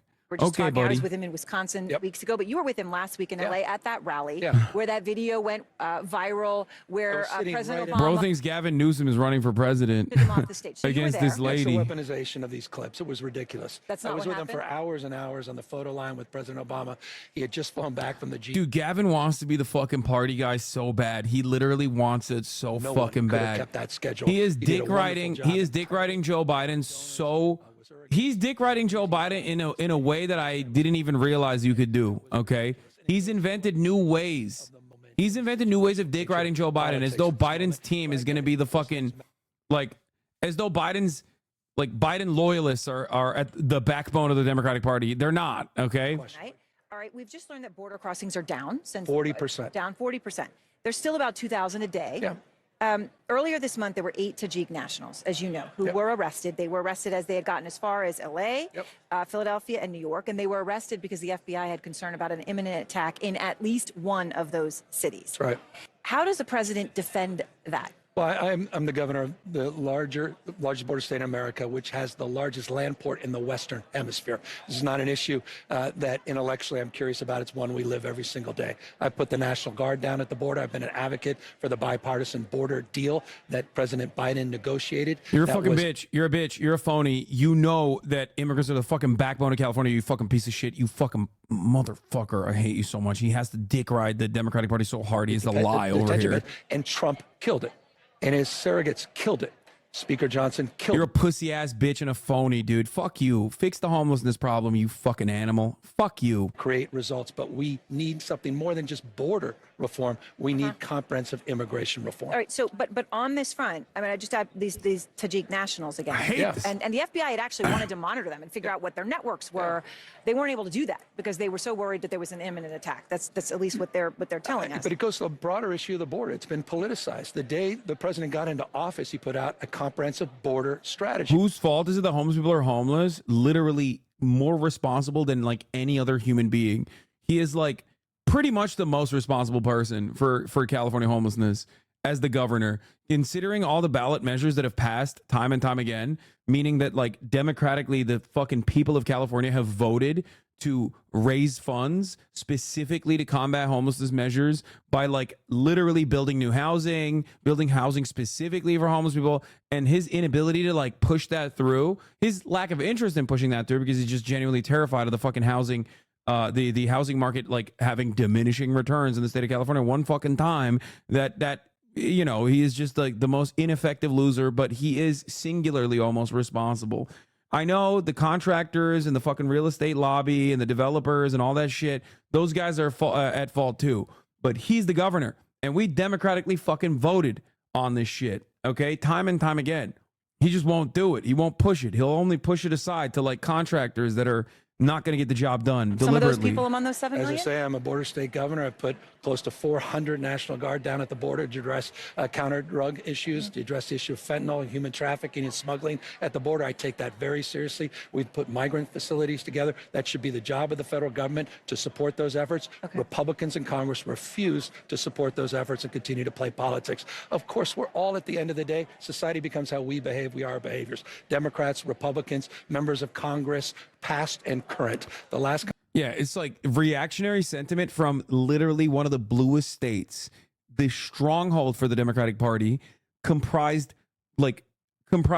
largely by migrant workers, undocumented immigrants, and also a Hispanic Latino population. The fact that he's fucking sitting here and chirping like this, as though like, you know, immigrant crime is like a real thing, is so fucking self-defeating. Of the spectrum, but we have a very good relationship. I used to get along great with him. You know, when I was president, I had got He along. should be saying immigration is not a problem. Look at California. Texas lies about this shit. I really did. He was always very nice to me. He said the greatest things. Every single direct request that he was capable of meeting, he has met. I can only speak for myself, but I have to be complimentary. Otherwise, I would be simply lying to you. It was incredible. He played no politics during COVID with California. Played none whatsoever.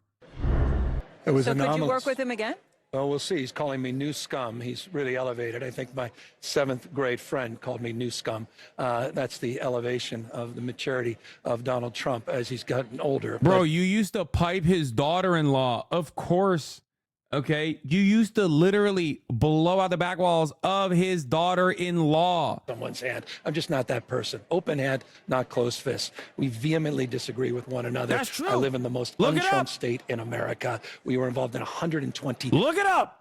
Against the Trump administration. But when it came to COVID, when it came to wildfires and floods. He delivered for you. Well, he delivered because we had to go a long way to kiss the proverbial ring. That's the difference between this guy. And that's what you're seeing. It's a bit of a kleptocracy of sorts. That's what he's running right now. Look at the folks that are doing these fundraisers for him. It's all about what they can carve out to get in return for themselves. Trump, yes, I know it's a talking point for us, all about himself. Everybody knows that, including his supporters. But he's carving out those with means, including making deals for $1 billion on oil and gas, and I'll take care of your regulations in public. This is corruption of the highest order, and we will always call that out. At the same time, I'll work with anyone that will work with us. All right, well, Governor Newsom, I appreciate your time. Thank you very much. Good to be with you. And next, we are just now learning more about the whereabouts of the woman who is not in this picture, the former First Lady, Melania Oh my Trump. God. The fucking dramatic music. Where's the first lady? He says in public what we say in private, which is why he's worse, is one hell of a take. Yeah. Is it really corruption if it's built into our legal system? I mean, yeah. It's like, why won't you do anything about the fucking homelessness crisis, Gavin? Why won't you? Maybe you're in the pocket of fucking investors, real estate developers, lobbyists that want to make sure that the housing market is unstable and constantly fucking growing due to restricted supply, regardless of the fucking elevated demand. While you're reporting, we always learn something new. As we mentioned, the Commission on Presidential Debates shut out completely tonight, right? With the candidates and the host network, CNN, making their own rules. So what impact will that have on the debate tonight and any future ones we might see? I want to bring in two people who know the political media landscape very well. First up, Greg Bluestein. He's a government and politics reporter at the Atlanta Journal-Constitution. He joins us live from right here in Georgia in the Spin Room. And Brian Stelter, a special correspondent at Very Well. First up, Greg Bluestein. He's a government and politics reporter at the Atlanta Journal-Constitution. He joins us live from right here in Georgia in the Spin Room. And Brian Stelter, a special correspondent at Vanity Fair, who has written extensively about television exactly news. what I was looking thank you both for. for being here. Greg, I want to start with you. Let's take a look over at this beautiful Spin Room here. You're really right now at the center of the political universe. How great is that for Georgia? And I think it speaks to how important Georgia is as a battleground state in 2020. I feel like this is just a prelude of what's to come. Georgia will be the premier battleground state for the next decade. And behind us, you can see some of the politicians who are looking at 2028 already getting ready. Vivek Ramaswamy, Senator Raphael Warnock, Governor Gavin Newsom. This is all a glimpse of what we could see in 2028. Why is Georgia a good place to have this debate?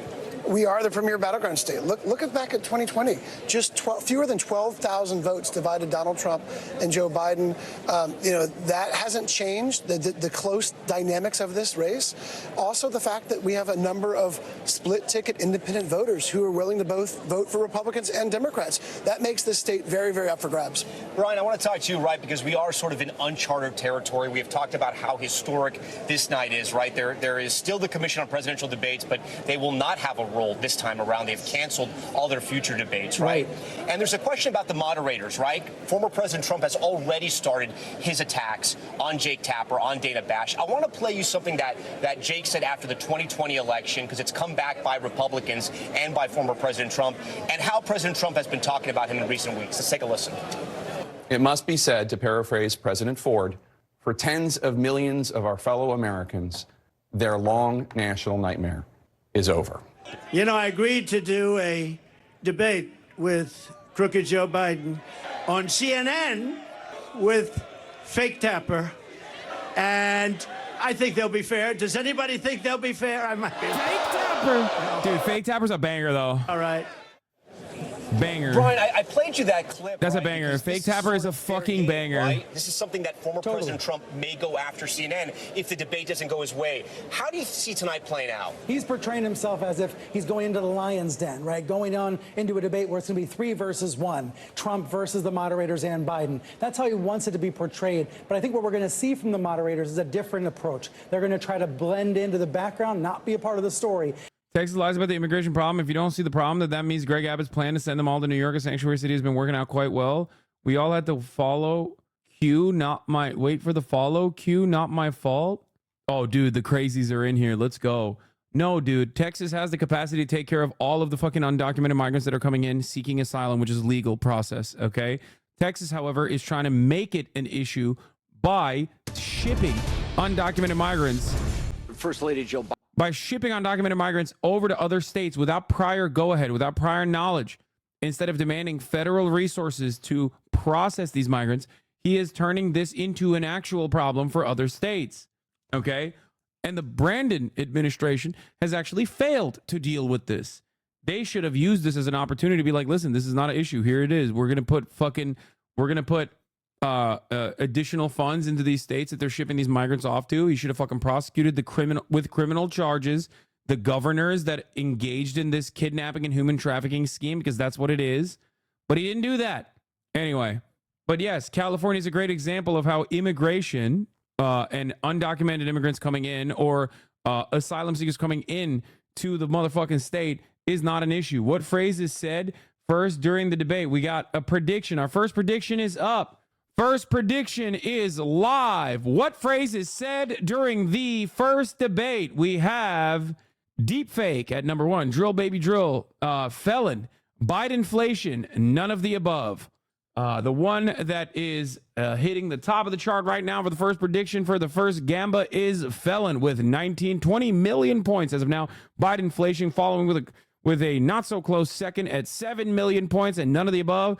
On third place with 5 million Gamba points, Drill Baby Drill and Deepfake are, in the bottom of the pile.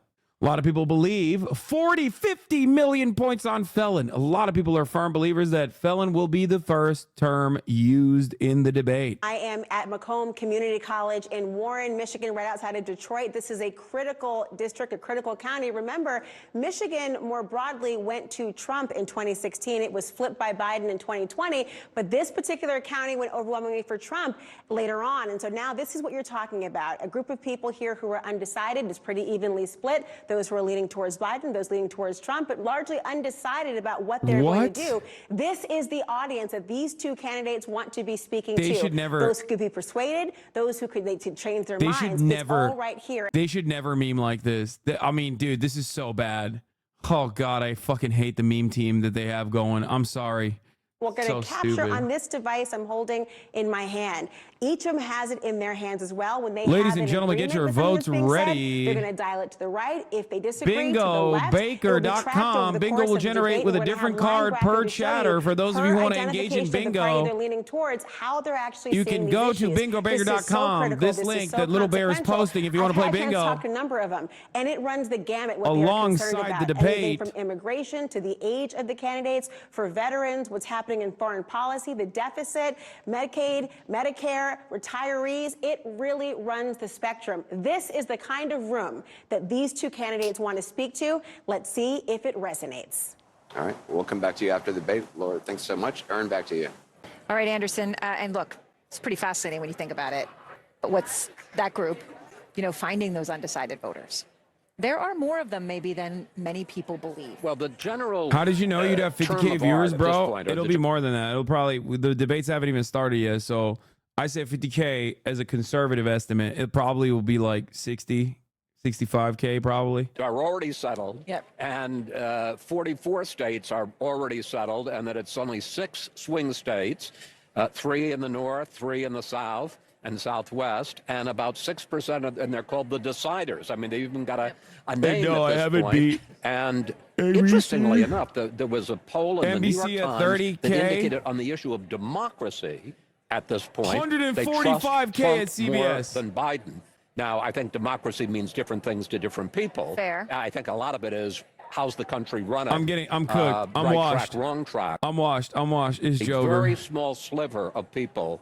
You know, maybe instead of all these big national debates and all these national ads, maybe we should just get those couple of million people in a room and have them decide it all for us and be done with it. It is amazing, though, Audie, that democracy is something that can also be flipped, that it is equally important to some Trump voters as Biden voters, and they see it the opposite way. Or, I mean, one thing that happened during COVID is because there were changes to some election laws to accommodate the pandemic, there are people who thought that went too far and criticized that as in terms of election integrity. I do want to say this is such a great state to be in, because in Michigan you have like these amazing students, right, and university spaces. You also have like a robust labor union kind of community. You have that suburban mom community that everyone's talking about. It also has rural elements. It's really like a great state, and a key one in the so-called blue wall that at one point went to Trump and then Biden got it back. And these are all constituencies that both of these candidates are aiming their messages at. And I just quickly, I got to say, Macomb County, 1980, that's where Ronald Reagan went in a very democratic state. And he went after the Reagan Democrats. These were blue collar, the people on the assembly lines, and they flipped from the Democrats and Jimmy Carter to Ronald Reagan. And that was a real sign that Reagan was going to win the election by a landslide. Trump voters in Michigan, that same group of people. I mean, if you walk, I mean, in 2016, I went to Union Halls with Bernie Sanders and Donald Trump, and they seemed to love both of those people, and none of them really were cottoning on to Hillary Clinton in either one of those scenarios. And I think you're absolutely right about how it kind of gives us all of these little microcosms here. And I do wonder, you know, I think one of the things that is a big question here when you ask voters to rank their priorities. The economy is always at the top. Yep. But then you're also seeing all of these people who have continued to vote for Nikki Haley in the Republican primaries, even after she dropped out of the race. And I just keep coming back to wondering whether, is it the economy for those voters? Is that really why they were doing that? And how are they balancing the displeasure that they clearly, these people are Republicans, right? Many of them have been voting Republican their whole life. Switching to vote for a Democrat would be a huge, huge ask. But that said, they're clearly not happy with their now presumptive nominee. We need you, in Nikki, Donald right Trump. now. And which one of those things is going to win out, I think, is maybe end up being the story of the election. Well, and how Donald Trump makes an appeal to those voters. A lot of them Nikki Haley voters, a lot also women voters. That's always been the question of how he appeals to Nikki right now to save our nation. and what that looks like. And one thing that was in the report before Laura was speaking with those voters from Kristen Holmes, and that we all noticed as soon as Donald Trump got off of his plane earlier, was that he was alone. He had staff with him, but he was not accompanied by the former First Lady Melania Trump. That's pretty striking, the fact that she is not present at this debate tonight, based on what we've known so far. And we've been texting officials about this, that she's not here. She was at all of the debates before. And yes, there is no audience here, but there is still a lot of Trump allies and surrogates who will be in the room right off of the stage where each candidate has their respective rooms.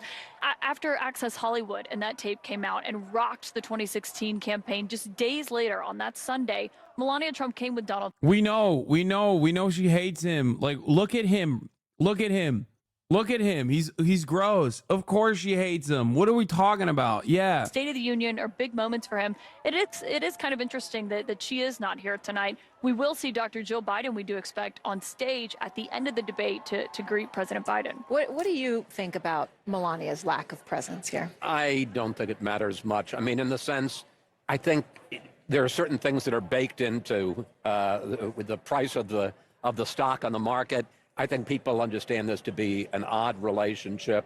We just Andrew had Filer, Donald thank you for the Trump, 20 gifted on subs. trial and convicted for paying hush money to a porn star at a time when Melania had just had their baby Barron. So I'm not sure that connubial bliss on the debate stage is something that is going to sell very well at this point anyway. I just don't think it matters. You think audience people don't even expect it? It's not as if I want to write down the word connubial. That was like It was very well it. used. Love Talk about vocabulary. 100. It's a frequent part of my vocabulary.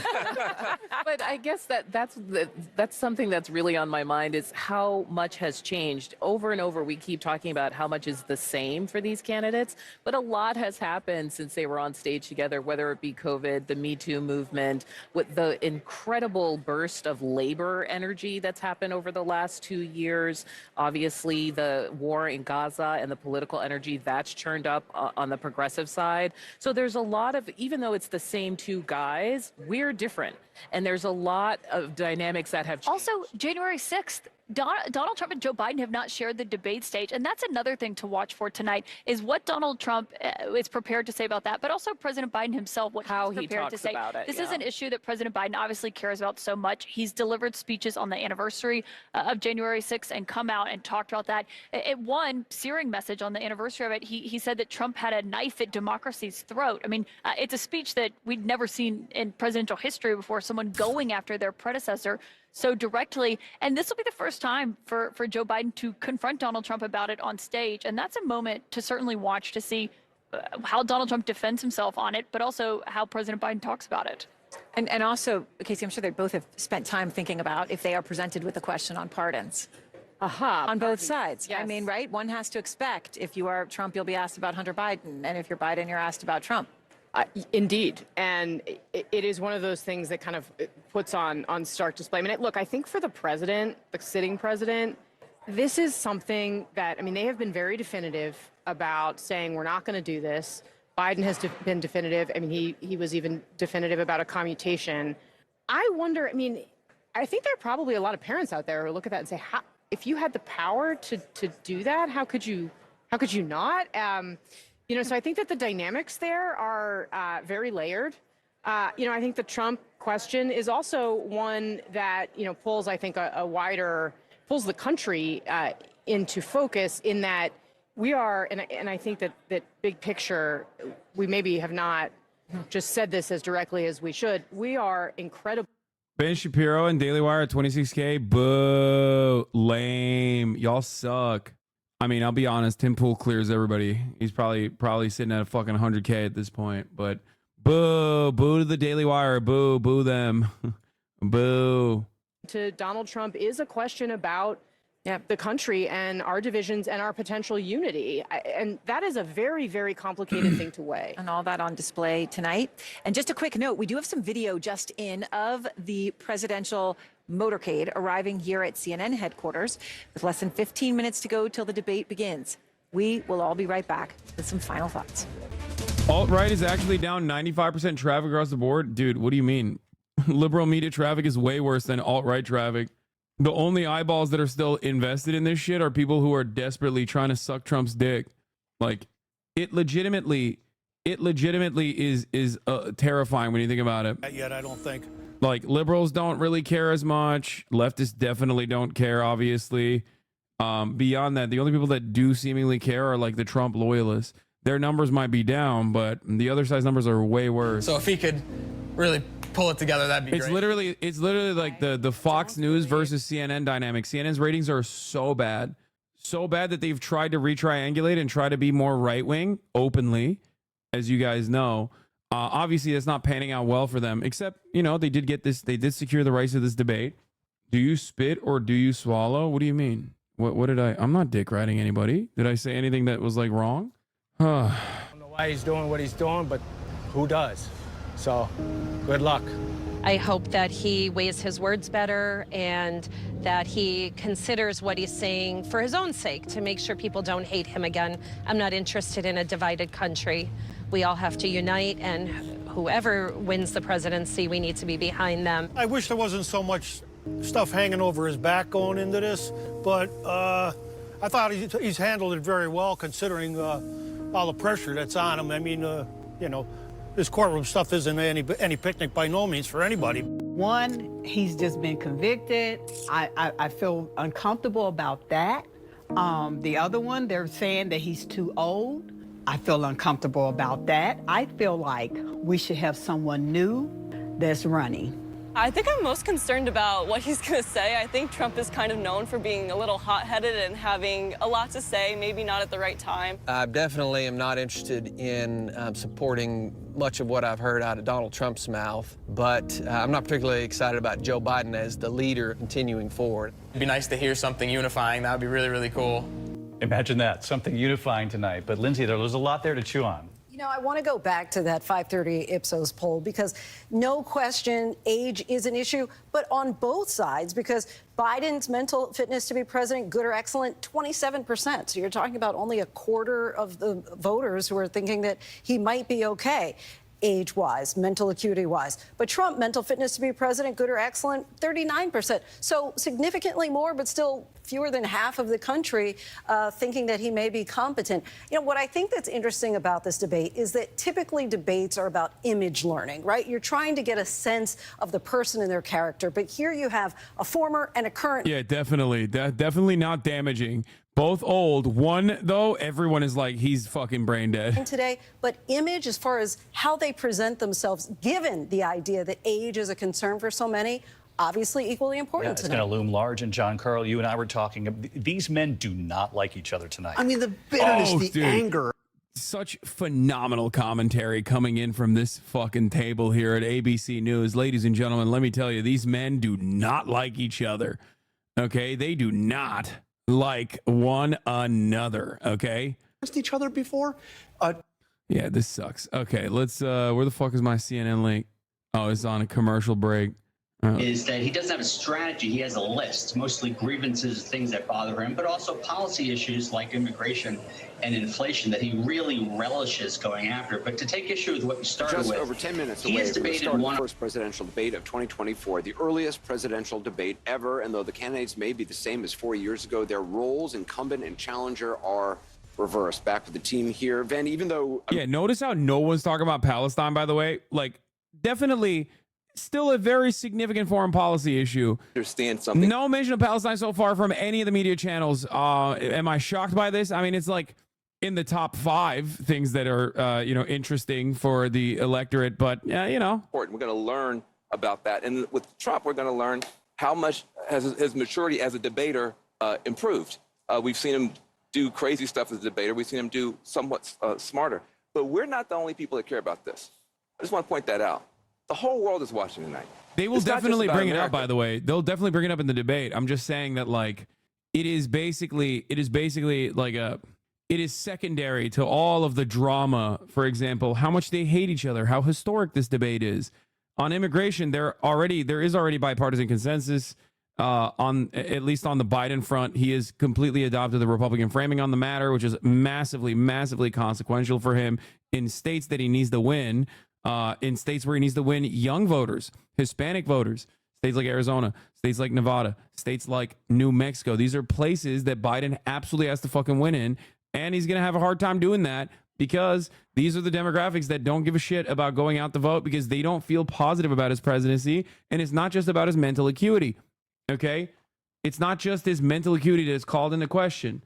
Meanwhile, we're talking about fucking Melania not being at the debate stage. You know, that's important. That's what we should be talking about. What it actually is. And he cannot just be on all sides of the abortion issue. For example, the American people are going to need answers. Yeah, but I don't think Americans are looking for a policy debate. You're not going to get it with these very brief answers. This is performative. How do they look? Can they articulate an answer quickly and succinctly and wrap it up in the 2 minutes they have? That's what people are going to watch. They look like they're on their game.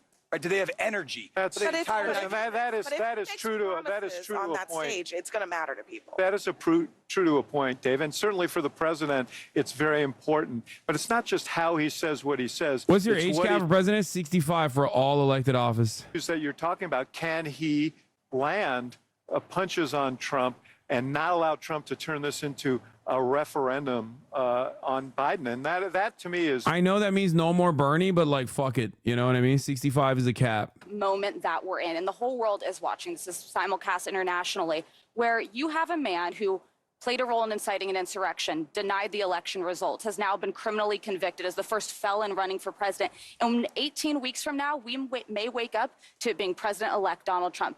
That's where we're at. And Joe Biden has made his message. It is about preserving what America is, an American democracy.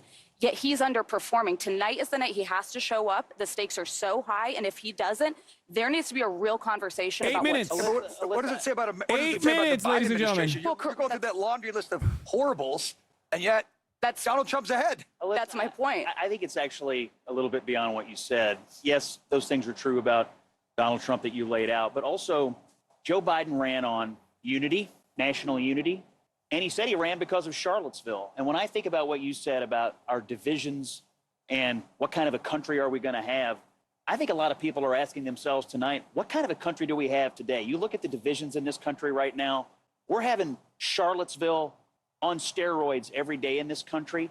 We've got men and women who are going different directions. We've got college and non-college going different directions, working class and white collar going different directions, rural and urban going different directions. The next president may be decided tonight on the CNN stage, and they have a mission to unify this country. Biden ran on it, and he has not done it. So you're saying that Donald Trump is going to be it's hard to imagine that if people's concern is divisions in this country, that they're going to say, we need Donald Trump back. That's a really... Yeah, I think Charlottesville is probably a little bit worse than the college campus protests, protesting against genocide and our unconditional support to a genocidal apartheid regime. But what the fuck do I know? I'm not a fucking freak-ass CNN commentator with a nice little southern twang. Trump has some strengths going into this debate. I think it'll be really interesting if he argues that I'm the guy who can unify this country. He's never shown an interest. 38% of America doesn't believe it, right? I mean, only 30% of America think he's doing his job, right? I'm going to run the fucking ad break right now. As you guys know, at the top of the hour, there's a 3-minute ad break. If you no longer want to see those ads, all you need to do is subscribe for $5 or for free with a Twitch Prime. Twitch Prime is free as long as you connect your Amazon Prime account to your Twitch account. You get 1 free Prime subscription a month. Use it on your favorite broadcaster. I'm running it now before I actually get to the fucking debate. If I was real cheeky with it, I would have run it right as the debate started, right at the top of the hour. Okay? So get him fucking rolling. Here's the 3-minute ad break now. Would not condemn white supremacists. The notion that going back to that is going to further unify the country.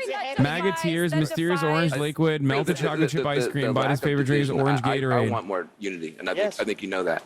On the immigration in particular, which is a sore point now, there was a moment to bring people together, and it was Trump that stood in the door. When Biden reached out, we gave away everything we wanted on immigration to try to get a deal, and it was Trump that said, "I'd rather leave the border on fire than solve the problem." So I don't think that he's going to be the unifier in chief to corner. But this underscores why 6 in 10 Americans didn't want this rematch that we're watching right now. That you may like some of what Joe Biden's accomplished, but you think he lacks the leadership credentials. You don't have the confidence going forward. And a Donald Trump, I hear every day from people who can't stand his character. They don't think he's a good guy, but they felt like life was better under him. Both need to show up today, and they need to make themselves appear as though they can be the president and they can make things marginally better than people feel they are today. These are very familiar men, and to the men and women watching around the country, but first impressions matter.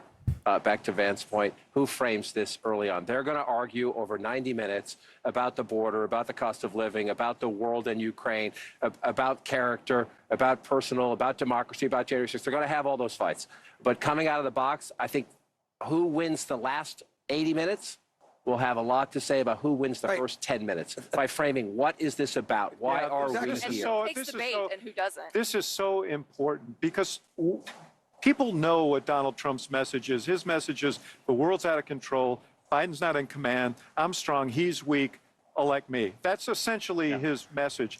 It hasn't been as clear what the Biden message is. It's coming into focus now. I advocate for people. I'm fighting for people. I'm fighting for your future.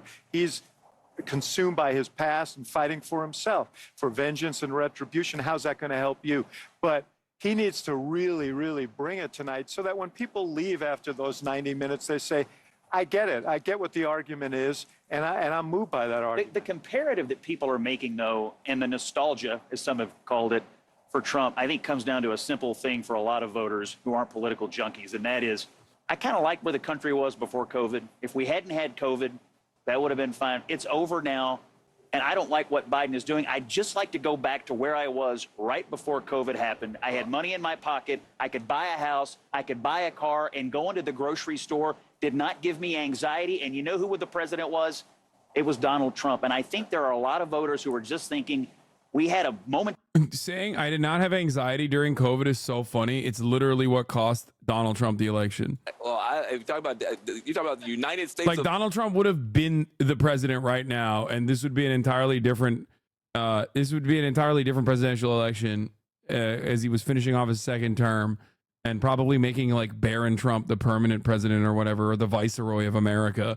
But like without COVID, Donald Trump is still the president. Like these motherfuckers are crazy to say. Children, those things are points of pain.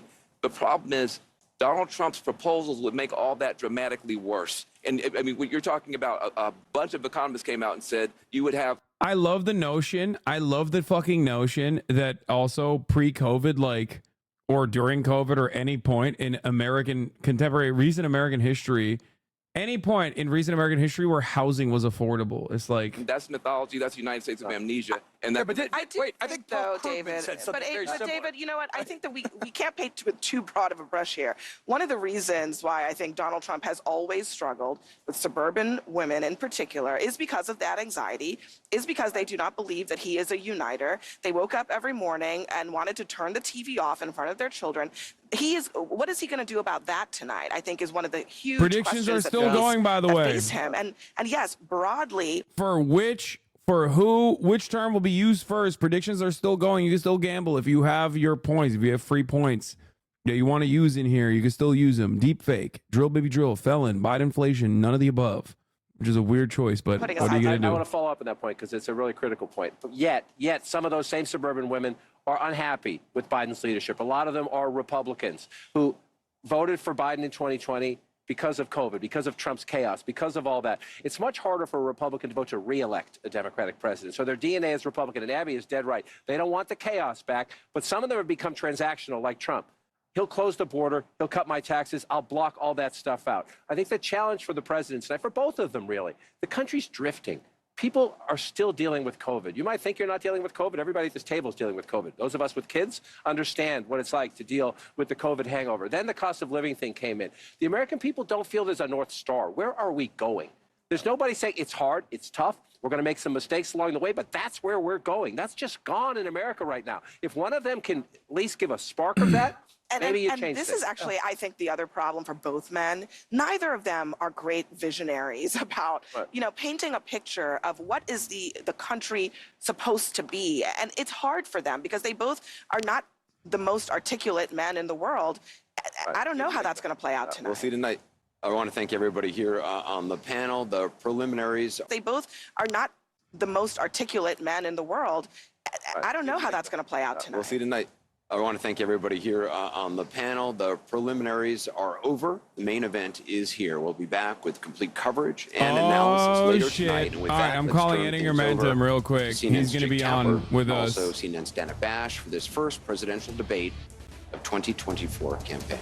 Hello, are you there? Yeah, hey, what's up?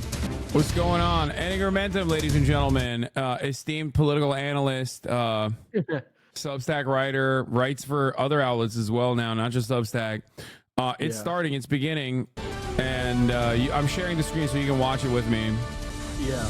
We're live from Georgia, a key battleground state in the race for the White House. In just moments, I'm stoked. I'm tapped in. I'm locked in. I'm not stressed as their at all. party's presumptive nominees, a first in American history. We want to welcome our viewers in the United States. I love how early they did this. They did this for the content. In Atlanta. This is the CNN presidential debate. No, CNN was really desperate for the ratings, I think. Yeah. I mean, but for me too, they're throwing us all a bone here. Oh my God. Oh, it's unbelievable. And CNN Espanol. This is a pivotal moment between President Joe Biden and former President Donald Trump in their rematch for the nation's highest office. Each will make his case to the American people with just over 4 months until Election Day. Good evening. I'm Dana Bash, anchor of CNN's Inside Politics and co-anchor of State of the Union. I'm Jake Tapper, anchor of CNN's The Lead Fake and co-anchor Tapper. of State of the Union. Fake Dana Tapper. and I will co-moderate this evening. Our job is to facilitate a debate between the two candidates tonight. Before we introduce them, we want to share the rules of the debate with the audience at home. Former President Trump will be on the left side of the screen. President Biden will be appearing so on the sad right. that they're A getting coin rid toss of the determines their positions. Each candidate will have 2 minutes to answer Wait, hold a on. question. I can't hear you. And 1 What did you minute say? each for They're not going to let responses and them rebuttals. interrupt each other An anymore. additional They minute for like have follow-up, like clarification, or they response turn off the is mics. at the moderator's discretion. It's a When it's a it's time shame. for a candidate to speak, his microphone will be turned fucked up. on, and his opponent's Mhm. microphone will be Wokeness. turned off. Should a candidate interrupt when his microphone is muted, he will be difficult to understand has better for quality? viewers at home. At the end of the debate, each candidate will get 2 minutes for closing statements. Oh, shit. There is no studio audience tonight. He's already walking on the YouTube one. It's in the future. Oh God. Oh no, not the walk. And Oh, please no. welcome the 45th President of the United States, Donald Trump. He walks like shit too. He's walking No. like. Oh, he's got no They're going riz. walk for walk. Oh, he's got no riz. He's got no No. riz. How is he going slower? He's walking rizless. Gentlemen, thanks so much for being here. Let's begin the debate, and let's start with the issue that voters consistently say is their top concern, the economy. President Biden, inflation has slowed, but prices remain high. Since you took office, the price of essentials has increased. For example, a basket of groceries that cost $100 then now costs more than $120. Oof, they're coming in hot. And typical home prices have jumped more than 30%. What do you say to voters who feel they are worse off under your presidency than they were under President Trump? We got to take a look at what I was left when I became president. Oh, he sounds And like what shit. Mr. Trump left. No, me. he needs to get a economy call. that was in free fall. The pandemic was so badly handled. Many people were dying. All he said was, it's not that serious. Just inject a little bleach into your arm. You'll be all right. The economy collapsed. There were no jobs. Unemployment rate rose to 15%. It was terrible. And so what we had to do was try to put things back together again. And that's exactly what we began to do.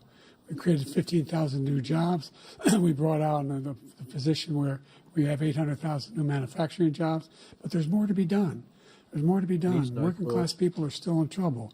I come from Scranton, Pennsylvania. I come of a household where the kitchen table, if the things weren't able to be met during the month, it was a problem. Price of eggs, the price of He's gas, cracked the price out. of housing, the price of a whole range of things. That's why I'm working so hard to make sure I deal with those problems. And we're going He to make sounds sure cracked that out. we reduce the price of housing. We're going to make sure we build 2 million new units.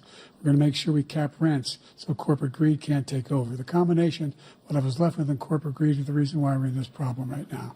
In addition to that, we're in a situation where if you take a look at all that was done in his administration, he didn't do much at all. By the time he left, things were in chaos, literally chaos. And so we put things back together. We created, I said, those jobs. We make sure we had a situation where we brought down the price of prescription drugs, which is a major issue for many people, to $15 for a insulin shot as opposed to $400. No senior has to pay more than $200 for any drug, all the drugs they can include beginning next year. And the situation is and we're going to make that available to everybody, to all Americans. So we're working to bring down the price around the kitchen table, and that's what we're going to get done. Thank you, President Trump. We have the greatest economy in the history of our country. We have never done so well. Everybody was amazed by it. Other countries were copying us. We got hit with COVID, and when we did, we spent the money necessary so we wouldn't end up in a Great Depression, the likes of which we had in 1929. By the time we finished, so we did a great job. We got a lot of credit for the economy, a lot of credit for the military, and no wars, and so many other things. Everything was rocking good. But the thing we never got the credit for, and we should have, is getting us out of that COVID mess. He created mandates that was a disaster for our country. But other than that, we had given them back a country where the stock market actually was higher than pre-COVID, and nobody thought that was even possible. The only jobs he created are for illegal immigrants and bounce-back jobs, a bounce-back from the COVID. He has not done a good job. He's done a poor job, and inflation's killing our country. It is absolutely killing us. Thank you. President Biden? Well, look, the greatest economy in the world, he's the only one who thinks that, I think. I don't know anybody else who thinks he had the greatest economy in the world. And, you know, the fact of the matter is that we found ourselves in a situation where his economy, he rewarded the wealthy. He had the largest tax cut in American history, $2 trillion. He raised a deficit larger than any president has in any one term. He's the only president other than Herbert Hoover who's lost more jobs than he had when he began, since Herbert Hoover. The idea that he did something that was significant. And the military, you know, when he was president, they were still killing people in Afghanistan. He didn't do anything about that. When he was president, we were still finding ourselves in a position where you had a notion that we were this safe country. The truth is, I'm the only president this century that doesn't have any, this decade, that doesn't have any troops dying anywhere in the world like he did. President Trump, I want to follow up if I can. Am I allowed to respond to him? Well, I'm going to ask you a follow-up. You can do whatever you want with the minute that we give you. I want to follow up. You want to impose a 10% tariff on all goods coming into the U.S. How will you ensure that that doesn't drive prices even higher? It's not going to drive them higher. It's just going to cost countries that have been ripping us off for They years, agree like on tariffs. China and many others, in all fairness to China. It's going to just force them to pay us a lot of money, reduce our deficit tremendously, and give us a lot of power for other things. But he made a statement. The only thing he was right about is I gave you the largest tax cut in history. I also gave you the largest regulation cut in history. That's why we had all the jobs. And the jobs went down, and then they bounced back, and he's taking credit for bounce-back jobs. You can't do that. He also said he inherited 9% inflation. No, he inherited almost no inflation, and it stayed that way for 14 months. And then it blew up under his leadership because they spent money like a bunch of people that didn't know what they were doing, and they don't know what they were doing. It was the worst, probably the worst administration in history. There's never been. And as far as Afghanistan is concerned, I was getting out of Afghanistan, but we were getting out with dignity, with strength, with power.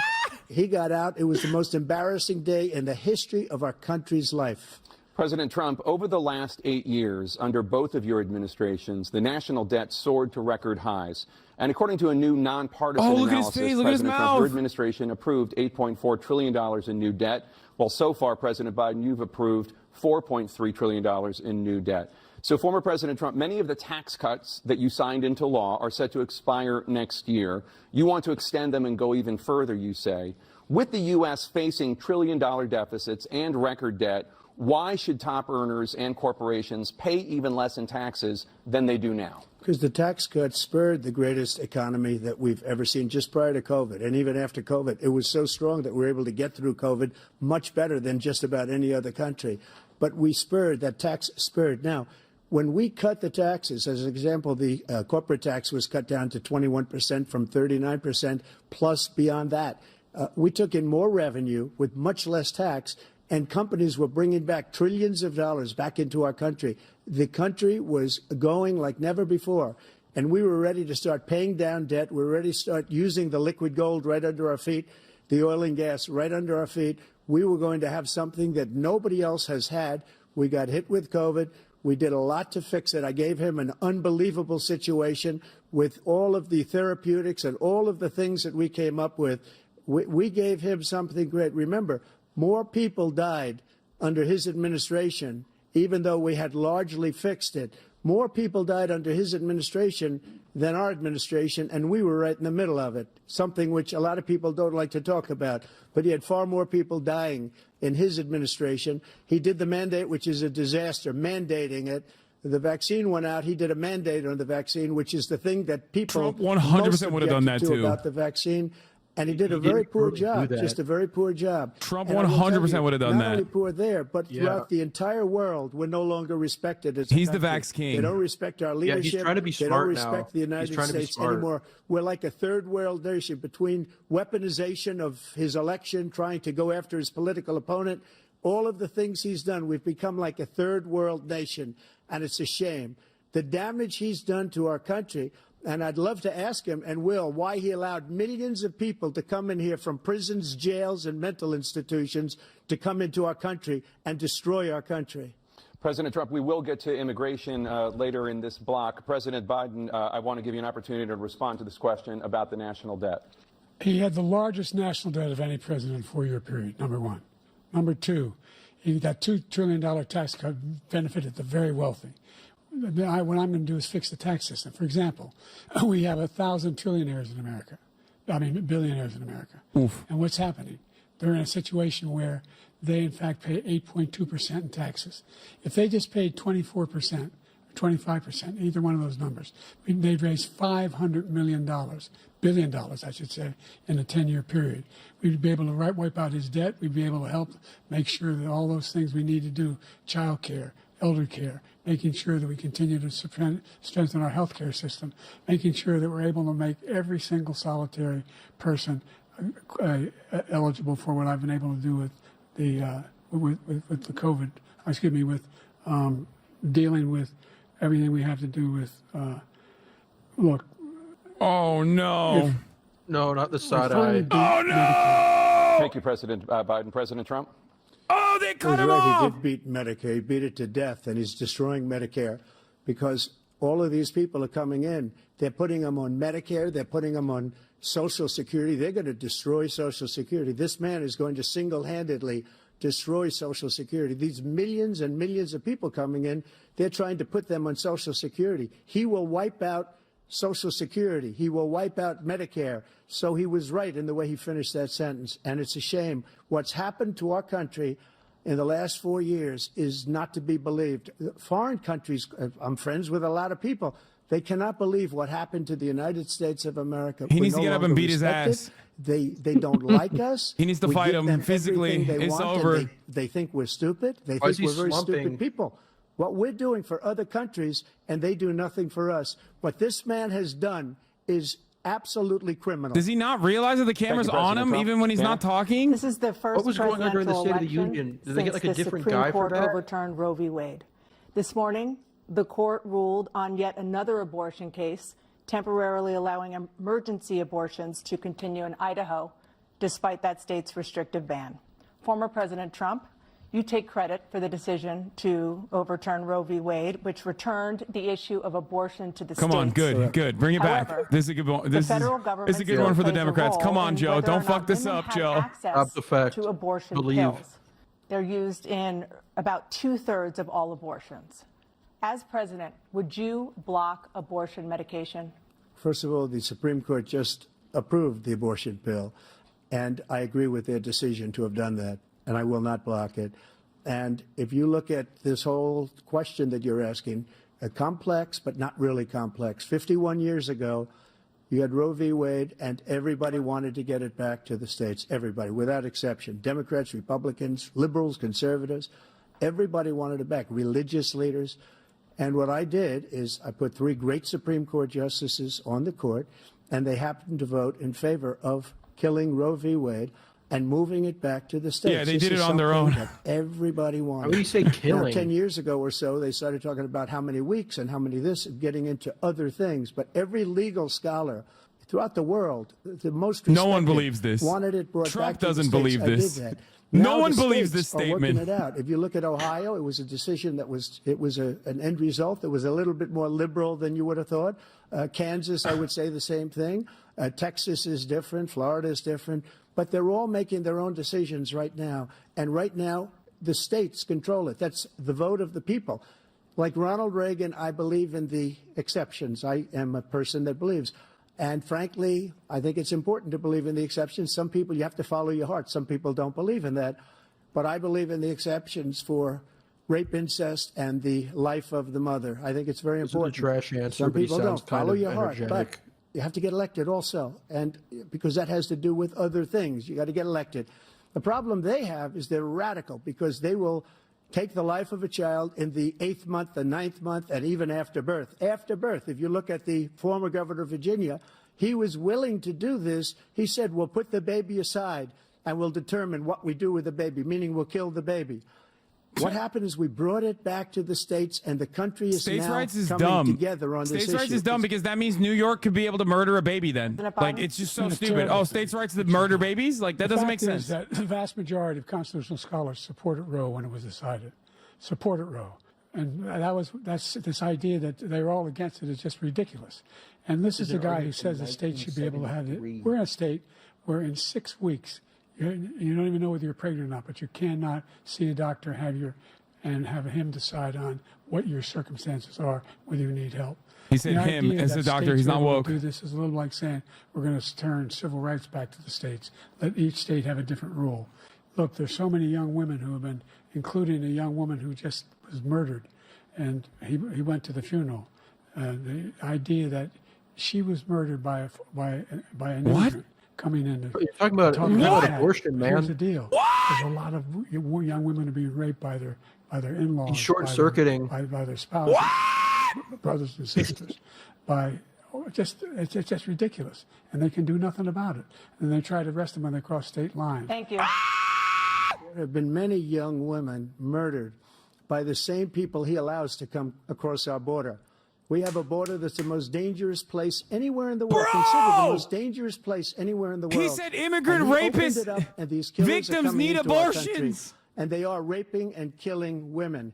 And it's a terrible thing. As far as the abortion is concerned, it is now back with the states. The states are voting. In many cases, it's frankly a very liberal decision. In many cases, it's the opposite. But they're voting, and it's bringing it back to the vote of the people, which is what everybody wanted, including the founders, if they knew about this issue, which, frankly, they didn't. But they would have. Everybody wanted brought back. Ronald Reagan wanted it brought back. He wasn't able to get it. Everybody wanted it brought back, and many presidents had tried to get it back. I was the one to do it. And again, this gives it the vote of the people, and that's where they wanted it. Every legal scholar wanted it that way. Staying on the topic of abortion, President Biden, 7 states, I'll let you do that. This is the same topic. 7 states have no legal restrictions on how far into a pregnancy a woman can obtain an abortion. Do you support any legal limits on how late a woman should be able to terminate a pregnancy? I supported Roe v. Wade, which had 3 trimesters. The first time is between the woman and the doctor. Second time is between the doctor and an extreme situation. The third time is between the doctor, between the woman and the state. The idea that the politicians, that the founders wanted the politicians to be the ones making decisions about women's health is ridiculous. That's the last. No politician should be making that decision. A doctor should be making those decisions. That's how it should be run. That's what you're going to do. And if I'm elected, I'm going to restore Roe v. Wade. So that means he can take the life of the baby in the 9th month and even after birth, because some states, Democrat run, take it after birth. Again, the former governor of Virginia. Bro, you know he put the baby practiced down, that they'll line decide and he what to still do fucked with it. So he's willing to, as we say, rip the Trying to baby be out smart, of the womb Trump. in the 9th month and kill the baby. Nobody wants that to happen, Democrat or Republican. Nobody wants it to happen.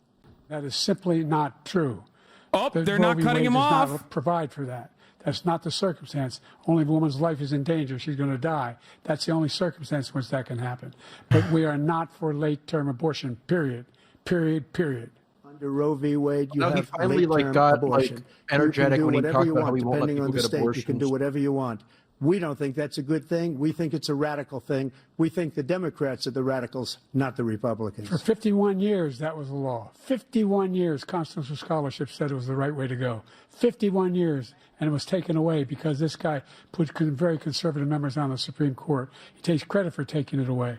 What's he going to do? What's he going to do, in fact, if the MAGA Republicans, he gets elected, and the MAGA Republicans control the Congress, He woke and up. they pass a universal ban on abortion, period, We're coming across back. the board at 6 weeks or 7 or 8 or 10 weeks, something very, very conservative. Is he going to sign that bill? I'll veto it. He'll sign it. Thank you. Let's turn now to the issue of immigration and border security. President Biden, a He record muted his number ass. of migrants have illegally crossed the southern border on your watch. Overwhelming border states and overburdening cities such as New York and Chicago, and in some cases causing real safety and security concerns. Given that, why should voters trust you to solve this crisis? Because we worked very hard to get a bipartisan agreement that not only changed all of that, it made sure that we are in a situation where you had no circumstance where they could come across the border with the number of border police there are now. We significantly increased the number of asylum officers. By the way, the Border Patrol endorsed my position. In addition to that, we found ourselves in a situation where when he was president, he was separating babies from their mothers, putting them in cages, making sure the families were separated. That's not the right way to go. What I've done since I've changed the law, what's happened, I've changed it in a way that now you're in a situation where there are 40% fewer people coming across the border illegally. That's better than when he left office. And I'm going to continue to move until we get the total ban on the total initiative relative to what we're going to do with more Border Patrol and more asylum officers. Ban? President Trump?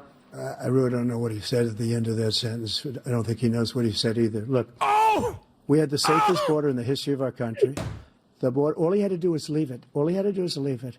He decided to open up our border, open up our country to people that are from prisons. Hell no. People that are from mental institutions, insane asylum, terrorists. We have the largest number of terrorists coming into our country right now. All terrorists, all over the world, not just in South America, all over the world. They come from the Middle East, everywhere. All over the world, they're pouring in.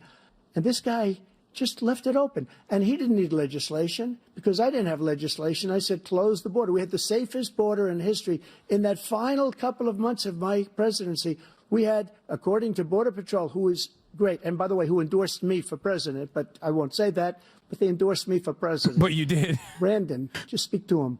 But look, we had the safest border in history. Now we have the Brandon? worst border in history. There's never been anything like it. And people are dying all over the place, including the people that are coming up in Thank you, caravans. President Trump. President Biden? The only terrorist who's done anything crossing the border is one who came along and killed three, and his administration, killed an Al-Qaeda person come in and his administration, killed three American soldiers. That's the only terrorist that's there. I'm not saying that no terrorist ever got through, but the idea they're emptying their prisons, we're welcoming these people, that's simply not true. There's no data to support what he said. Once again, he's exaggerating, he's lying. President Trump, staying on the topic of immigration, you've said that you're going to carry out, quote, the largest domestic deportation operation in American history, unquote. Does that mean that you will deport every undocumented immigrant in America, including those who have jobs, including those whose spouses are citizens, and including those who have lived here for decades? And if so, how will you do it? Just 1 second. He said we killed three people. The people we killed are al-Baghdadi and Soleimani, the two greatest terrorists, biggest terrorists anywhere in the world. And it had a huge impact on everything, not just border, on everything.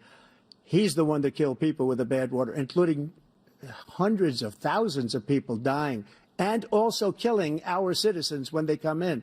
We are living right now in a rat's nest. They're killing our people in New York, in California, in every state in the union, because we don't have borders anymore. Every state is now a border. And because of his ridiculous, insane, very stupid policies, people are coming in and they're killing our citizens at a level that we've never seen. We call it migrant crime. This is just a complete falsehood. I call it Biden migrant crime. They're killing our citizens at a this level that we've never seen objectively a lie, by the way. Everything he's saying here is a complete falsehood. But of course, Biden has assumed the right-wing framing on immigration, so he's fucking cooked. He just had the funeral Yes. for this girl. 12 years This always old. happened. This has horrible happened what's like taking constantly. place. Look at his What's fucking taking face. Look at place his in our stupid country. fucking face. We're Old literally man. An uncivilized country now. Why does he doesn't need to want it do be. this? He just doesn't know. He opened the borders. Nobody's ever seen anything like. And we have to get a lot of these people out, and we have to get them out fast because they're going to destroy our country. Just take a look at where they're living. They're living in luxury hotels in New York City and other places. Our veterans are on the street. They're dying because he doesn't care about our veterans. He doesn't care. He doesn't like the military at all, and he doesn't care about our veterans. Nobody been worse. I had the highest. I thought he didn't like the military because they're taking gay. Care of the VA. He has the worst. He's gotten rid of all the things that I approved. Choice that I got through Congress, all of the different things I approved, they abandoned. We had by far the highest, and now it's down in less than half because he's done all these great things that we did.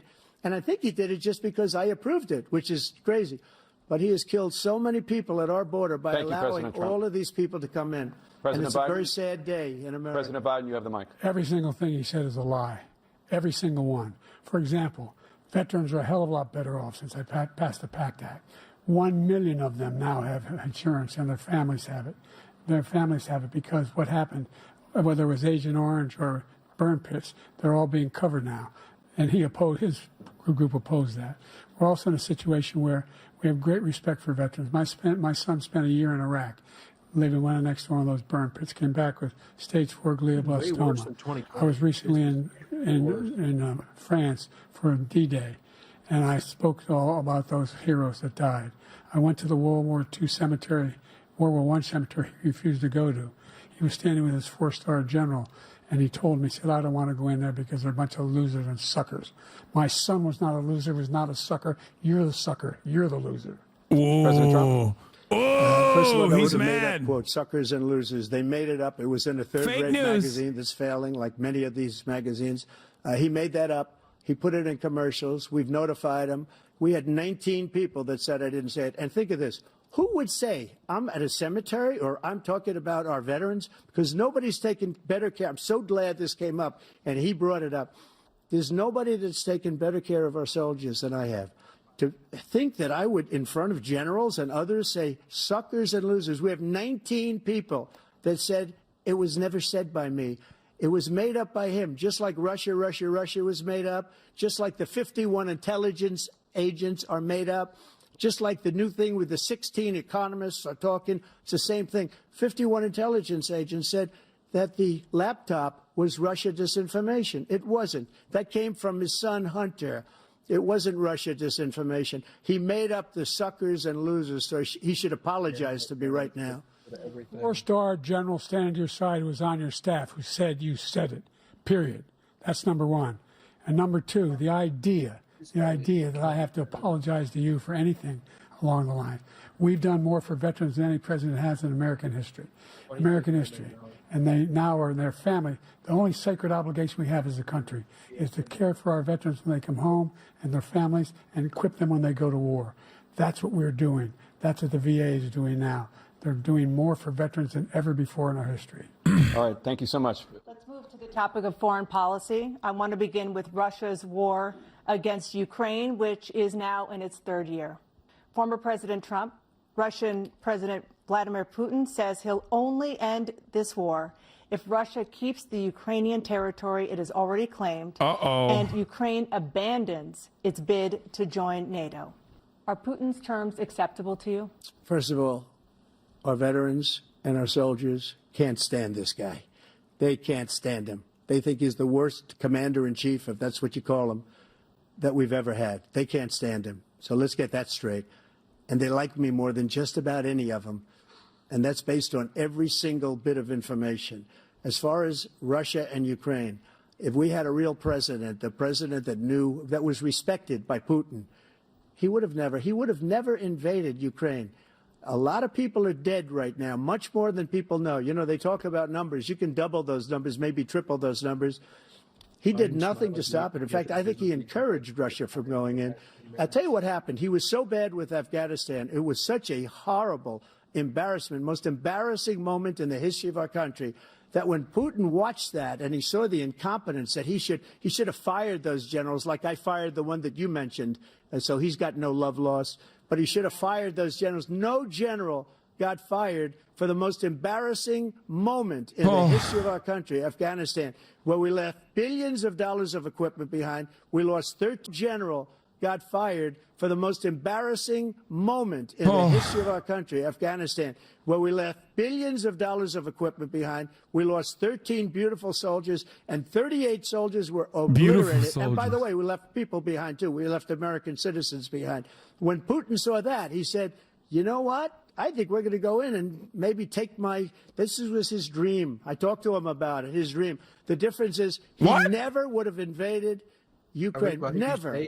Just like Israel would have never been invaded in a million years by Hamas. Wait, what? Now he's talking about Israel? What? Because Iran was broke with me. I wouldn't let anybody do business with them. They ran out of money. They were broke. They had no money for Hamas. They had no money for anything. No money for terror. That's why you had no terror at all during my administration. This place, the whole world is blowing up under him. President Biden? I've never heard so much malarkey in my whole life. Look, the fact of the matter is that we're in a situation where, let's take the last point first. Iran attacked American troops, caused brain damage for a number of these troops, and he did nothing about it recently, not when he was president.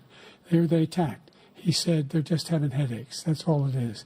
He didn't do a thing when the attack took place, number one. He's talking about Havana? Number two, We got over 100,000 Americans and others out of Afghanistan during that airlift. Number three, we found ourselves in a situation where, if you take a look at what Trump did in Ukraine, this guy told Trump, do whatever you want, do whatever you want. And that's exactly what Trump did to Putin, encourage him, do whatever you want. And he went in. And listen to what he said when he went in. He was going to take Kyiv in 5 days, remember? Because it's part of the old Soviet Union. That's what he wanted to reestablish, Kyiv.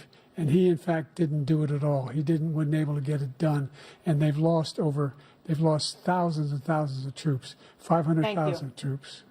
President Trump, I never come back said to you that. for 1 minute. I just want to go back to my original question, which is, are Putin's terms acceptable to you? Keeping the territory in Ukraine? Acceptable. No, they're not acceptable. But look, this is a war that never should have started. If we had a leader in this war, he led everybody along. He's given $200 billion now or more to Ukraine. He's given $200 billion. That's a lot of money. I don't think there's ever been anything like it. Every time that Zelensky comes to this country, he walks away with $60 billion. He's the greatest salesman ever. And I'm not knocking him. I'm not knocking anything. I'm only saying the money that we're spending on this war, and we shouldn't be spending, it should have never happened. I will have that war settled between Putin and Zelensky as president-elect before I take office on January 20th. I'll have that war settled. People being killed so needlessly, so stupidly, and I will get it settled, and I'll get it settled fast before I take office. President Biden, you have a minute. The fact is that Putin is a war criminal. He's killed thousands and thousands of people. And he has made one thing clear. He wants to reestablish what was part of the Soviet Empire, not just a piece. He wants all of Ukraine. That's what he wants. And then do you think he'll stop there? Do you think he'll stop when if he takes Ukraine? What do you think happens to Poland? What do you think of Belarus? What do you think happens to those NATO countries? Belarus. And so if you want a war, Putin's going to take find out what Belarus. he's going to do, because if in fact he does what he says and walks away, and by the way, all that money we give Ukraine are from weapons we make here in the United States. We give them the weapons, not the money at this point. And our NATO allies have produced as much funding for Ukraine as we have. That's why we're strong. Thank you. Moving on to the Middle East. In October, Hamas attacked Israel, killing more than 1,000 Yo, get ready for the dick riding. Get ready for the dick riding. Among those held and thought to still be alive are 5 Americans. Israel's response has killed thousands of Palestinians and created a humanitarian crisis in Gaza. President Biden, you've put forward a proposal to resolve this conflict, but so far Hamas has not released the remaining hostages, and Israel is continuing its military offensive in Gaza. So what additional leverage will you use to get Hamas and Israel to end the war? You have 2 minutes. Number one, everyone from the United Nations Security Council straight through to the G7 to the Israelis and Netanyahu himself have endorsed the plan I put forward. Which has 3 stages to it. The first stage is trade the hostages. That's not an answer. You're just repeating the fucking deal that he's saying no to. Ceasefire with additional conditions. The question is, what will you do to pressure the him? end of the war. The only one who wants the war to continue is Hamas. Number one. They're the only ones standing out. We're still pushing hard to get them to accept. In the meantime, what's happened? In Israel, we're finding the only thing I've denied Israel was 2,000-pound bombs. They don't work very well in populated areas. They kill a lot of innocent people. We're providing Israel with all the weapons they need and when they need them. And by the way, I'm the guy that organized the world against Iran when they had a full-blown intercontinental ballistic missile attack on Israel. No one was hurt. No one Israeli was accidentally killed, and it just stopped. We saved Israel. We are the biggest producer of support for Israel of anyone in the world. And so they're 2 different things. Hamas cannot be allowed to be continued. We continue to send our experts and our intelligence people as to how they can get Hamas like we did bin Laden. You don't have to do it. And by the way, they've been greatly weakened, Hamas, greatly weakened, and they should be. They should be eliminated. But you've got to be careful for using certain weapons among population centers. Just going back to Ukraine for 1 second. We have an ocean separating us. The European nations together have spent $100 billion or maybe more than that, less than us. Why doesn't he call them and say, you got to put up your money like I did with NATO? I got them to put up hundreds of billions of dollars. The Secretary General of NATO said Trump did the most incredible job I've ever seen. They wouldn't have any. They were going out of business. We were spending almost 100% of the money was paid by us. He didn't do that. He's getting all. You got to ask these people to put up the money. We're over $100 billion more spent, and it has a bigger impact on them because of location, because we have an ocean in between. You got to ask them. As far as Israel and Hamas, Israel's the one that wants to go. He said the only one who wants to keep going is Hamas. Actually, Israel is the one, and you should let him go and let him finish the job. He doesn't want to do it. He's become like a Palestinian, but they don't like him because he's a very bad Palestinian. He's a weak one. What the fuck was that? This foolishness. This is a guy who wants to get out of NATO. You're going to stay in NATO? What? He's going to pull out of NATO. The idea that we have, our strength lies in our alliances as well. It may be a big ocean, but if you're ever able to avoid a war in Europe, a major war in Europe, what happens if, in fact, you have Putin continue to go into NATO? We have an Article 5 agreement. Attack on one is attack on all. You want to start the nuclear war he keeps talking about, go ahead. Let Putin go in and control Ukraine and then move on to Poland and other places. See what happens then. He has no idea what the hell he's talking about. And by the way, I got 50 other nations around the world to support Ukraine, including Japan and South Korea, because they understand that this kind of dislocation has a serious threat to the whole world peace. No major war in Europe has ever been able to be contained. This is completely out of President control. Trump, just to follow up, would you support the creation of an independent Palestinian state in order to achieve peace in the region? I'd have to see, but before we do that, the problem we have is that we spend all the money. So they kill us on trade. I made great trade deals with the European nations because if you add them up, they're about the same size economically. Their economy is about the same size as the United States. And they were no cars, they don't want anything that we have, but we're supposed to take their cars, their food, their everything, their agriculture. I changed that. But the big thing I changed is they don't want to pay. And the only reason that he can play games with NATO is because I got them to put up hundreds of billions of dollars. I said, and he's right about this, I said, no, I'm not going to support NATO if you don't pay. They asked me that question, would you guard us against Russia at a very secret meeting of the 28 states at that time, nations at that time. And they said, no, if you don't pay, I won't do that. And you know what happened? Billions and billions of dollars came flowing in the next day and the next months. But now we're in the same position. We're paying everybody's bills. Let's turn to the issue of democracy. Former President Trump, I want to ask you about January 6, 2021. After you rallied your supporters that day, some of them stormed the Capitol to stop the constitutionally mandated counting of electoral votes. As president, you swore an oath to, quote, preserve, protect, and defend, unquote, the Constitution. What do you say to voters who believe that you violated that oath through your actions and inaction on January 6th and worry that you'll do it again? Well, I don't think too many believe that. And let me tell you about January 6th. On January 6th, we had a great border. Nobody coming through, very few. On January 6th, we were energy independent. On January 6th, we had the lowest taxes ever. We had the lowest regulations ever. On January 6th, we were respected all over the world. All over the world, we were respected. And then he comes in, and we're now laughed at. We're like a bunch of stupid people. What happened to the United States' reputation under this man's leadership is horrible, including weaponization, which I'm sure at some point you'll be talking about, where he goes after his political opponent because he can't beat him fair and square.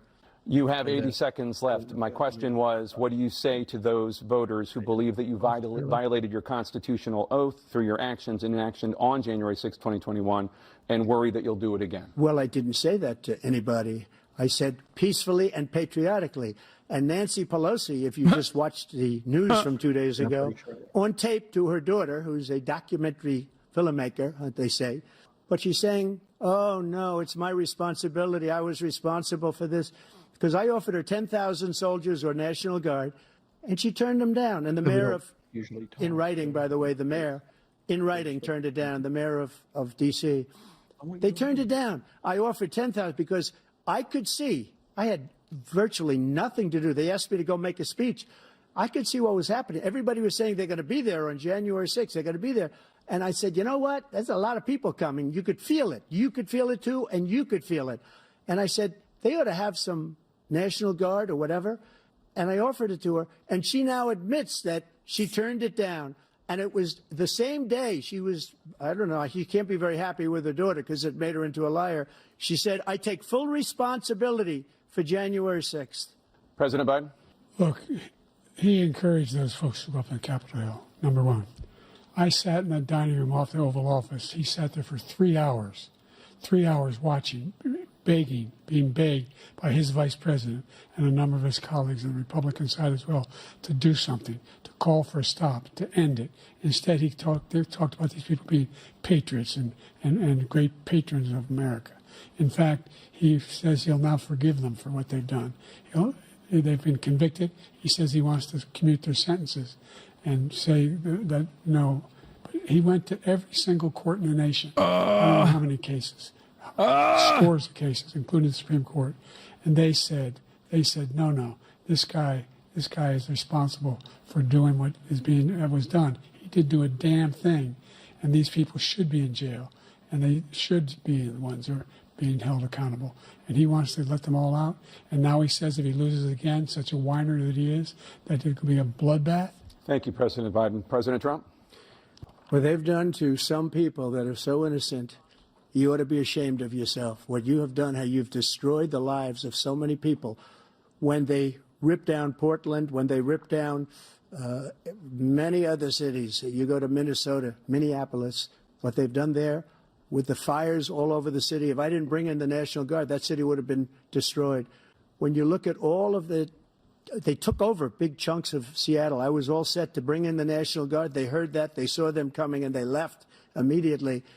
What he said about this whole subject is so off. Peacefully patriotic. One other thing, the Unselect Committee, which is basically two horrible Republicans that are all gone now out of office, and Democrats, all Democrats, they destroyed and deleted all of the information they found because they found out we were right. We were right. And they deleted and destroyed all of the information. They should go to jail for that. If a Republican did that, they'd go to jail. Thank you, President Trump. President Biden, I want to give you a minute. The only person on this stage is a convicted felon is the man I'm looking at right now. Oh, he said it! And the fact of the matter is, what he's telling you is simply not true. The fact is that there was no effort on his part to stop what was going on up in Wait, what the fuck? Capitol Hill. And all those people, every one of those who were convicted, turned over desks, turned them over statues. The idea that those people are patriots? Come on. When I asked him the first debates we had first time around, I said, will you denounce the Proud Boys? He said, no, I'll tell them to stand by. The idea he's refusing, will you denounce these guys? Will you denounce the people we're talking about now? Will you denounce the people who attacked that Capitol? What are you going to do? I'm going to give you a minute, President Trump, for a follow-up question I have. After a jury convicted you of 34 felonies last month, you said if reelected, you would, quote, have every right to go after, unquote, your political opponents. You just talked about members of the Select Committee on January 6th going to jail. Your main political opponent is standing on stage with you tonight. Can you clarify exactly what it means about you feeling you have every right to go after your political opponents? Well, I said my retribution is going to be success. We're going to make this country successful again, because right now it's a failing nation. My retribution is going to be success. But when he talks about a convicted felon, his son is a convicted felon at a very high level. His son is convicted, going to be convicted probably numerous other times. Should have been convicted before, but his Justice Department let the statute of limitations lapse on the most important things. But he could be a convicted felon as soon as he gets out of office. Joe could be a convicted felon with all of the things that he's done. He's done horrible things. All of the death hypothetically, the border. He's like, hypothetically, we're all convicted felons, potentially. We're going to want $1 billion or you change the prosecutor. Otherwise, you're not getting $1 billion. If I ever said that, that's quid pro quo. That we're not going to do anything. We're not going to give you $1 billion unless you change your prosecutor having to do with the son. This man is a criminal. This man, you're lucky. You're lucky. I did nothing wrong. We'd have a system that was rigged and disgusting. I did nothing wrong. Thank you, President Trump. President Biden, you have said, I'm coming right to you, sir. You want to respond? Go ahead. I'll give you a minute to respond. The idea that I did anything wrong relative to what you're talking about is outrageous. It's simply a lie, number one. Number two, the idea that you have a right to seek retribution against any American just because you're president is wrong. It's simply wrong. No president's ever spoken like that before. No president in our history has spoken like that before. Number three, the crimes that you are You can still tell his charged with, strong you think all elements. Like, you can tell when he's like invested. This is one of those things. For molesting Typical a woman old in man, public, doesn't give a shit for about doing anything. A whole range of things, of having sex with a porn star on the night while your wife was pregnant. I mean, what are you talking about? You have the morals of an alley cat. What? I didn't have sex with a porn star, number one. Number two, that was a case that was started and moved. They moved a high-ranking official, a DOJ, into the Manhattan DA's office to start that case. That case is going to be appealed and won. We had a very terrible judge, a horrible judge, Democrat. The prosecutor were all high-ranking Democrats, appointed people, and both the civil and the criminal. He basically went after his political opponent because he thought it was going to damage me. But when the public found out about these cases, because they understand it better than he does, he has no idea what these cases are. But when they found out about these cases, you know what they did? My poll numbers went up, way up. You know that because you're reporting it. And we took in more money in the last 2 weeks than we've ever taken in the history of any campaign. I don't think any campaign has ever taken. Hundreds of millions of dollars came pouring in because the public knows it's a scam, and it's a guy that's after his political opponent because he can't win fair and square. Thank you, President Trump. President Biden, you have said, quote, Donald Trump and his MAGA Republicans are determined to destroy American democracy. Do you believe that the tens of millions of Americans who are likely to vote for President Trump will be voting against American democracy? The more they know about what he's done, yes. The more they know about what he's done. And there's a lot more coming. He's got a lot of cases down the road coming around. You can't rely on that. The courts are pushing it back, dumbass. I don't know what the juries will do, but I do know he has a real problem. And so the fact that, could you ever think you heard any president say that I'm going to seek retribution? Do you ever hear any presidents say that I thought Hitler had some good ideas? What got me involved to run in the first place after my son had died, I decided in Iraq, because of Iraq, I said I wasn't going to run again until I saw what happened in Charlottesville, Virginia. People coming out of the woods carrying swastikas on torches, and singing the same anti-Semitic bile they sang when back in Germany. And the young woman got killed. I spoke to the mother, and they asked him, they said, What do you think of those people?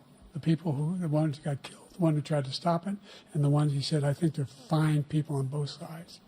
What American president would ever say, Nazis coming out of fields, carrying torches, singing the same anti-Semitic bile, carrying swastikas, were fine people? And this is the guy who says Hitler's done some good things. I'd like to know what they are. The good things Hitler's done, that's what he said. This guy has no sense of American democracy. President Trump. Jake, both of you know that story has been totally wiped out because when you see the sentence, it said 100% exoneration on that. So he just keeps it going. He says he ran because of Charlottesville. He didn't run because of Charlottesville. He ran because it was his last chance. He's not equipped to be president. You know it, and I know it. It's ridiculous. We have a debate. We're trying to justify his presidency. His presidency, he's without question the worst president, the worst presidency in the history of our country. We shouldn't be having a debate about it. Thank you, Gideon, for the 20 give the subs. He made up the Charlottesville story, and you'll see it's debunked all over the place. Every anchor has, every reasonable anchor. He looks so fucking confused, bro. He's going to walk away. Just the other day it came out where it was fully debunked. It's a nonsense story. He knows that, and he didn't run because of Charlottesville. He used that as an excuse to run. President Biden? And debunked. It happened. All you have to do is listen to what was said at the time. And the idea that somehow that's the only reason I ran. I ran because I was worried a guy like this guy could get elected. If he thought they were good people coming out of that forest, carrying those woods, carrying those torches, then he didn't deserve to be president. Didn't deserve to be president at all. And the idea that he's talking about all this being fabricated, we saw with our own eyes. We saw what happened on January 6th.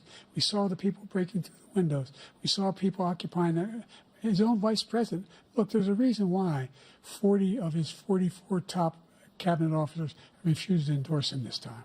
His vice president hasn't endorsed him this time. So why? Why? They know him well. They serve with him. Why are they not endorsing him? Thank you, President Biden. We're going to be right back with more from the CNN presidential debate. Bro. I've never seen a bigger fucking layup get flubbed so abysmally. Like, this is incredible. Banger after banger. They sent He is too old. He's just actually too old. No, It's literally. Not like, it looks it's not like a perception problem. It literally looks like he's trying to push the finish. Like, it looks like they're trying to push him through the finish line.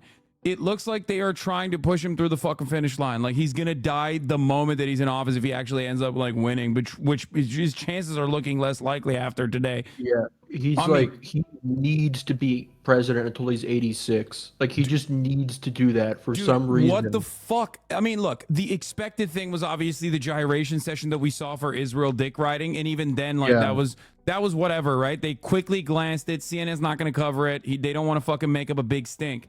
However, the abortion question, that's a layup. They gave that to you, dog. You fucking boofed it. He literally his was worst like, issue. Rapist immigrants? Like, Bring up his worst issue of every issue. He has a 20% approval rating on immigration. Abortion is the sole issue that people trust him on. And he turned it into the issue that he's like one of the weakest on, which is so insane. I've never seen such a absolute masterclass in how to fucking genuinely just like flub clear cut alley-oops. Oh my fucking Lord, dude. The only like silver lining for this is that people already thought Biden was like this to begin with, and he was already kind of competitive still. So like it might not change anything. Like people already thought this was what he was like. No, dude, this is not for those people though.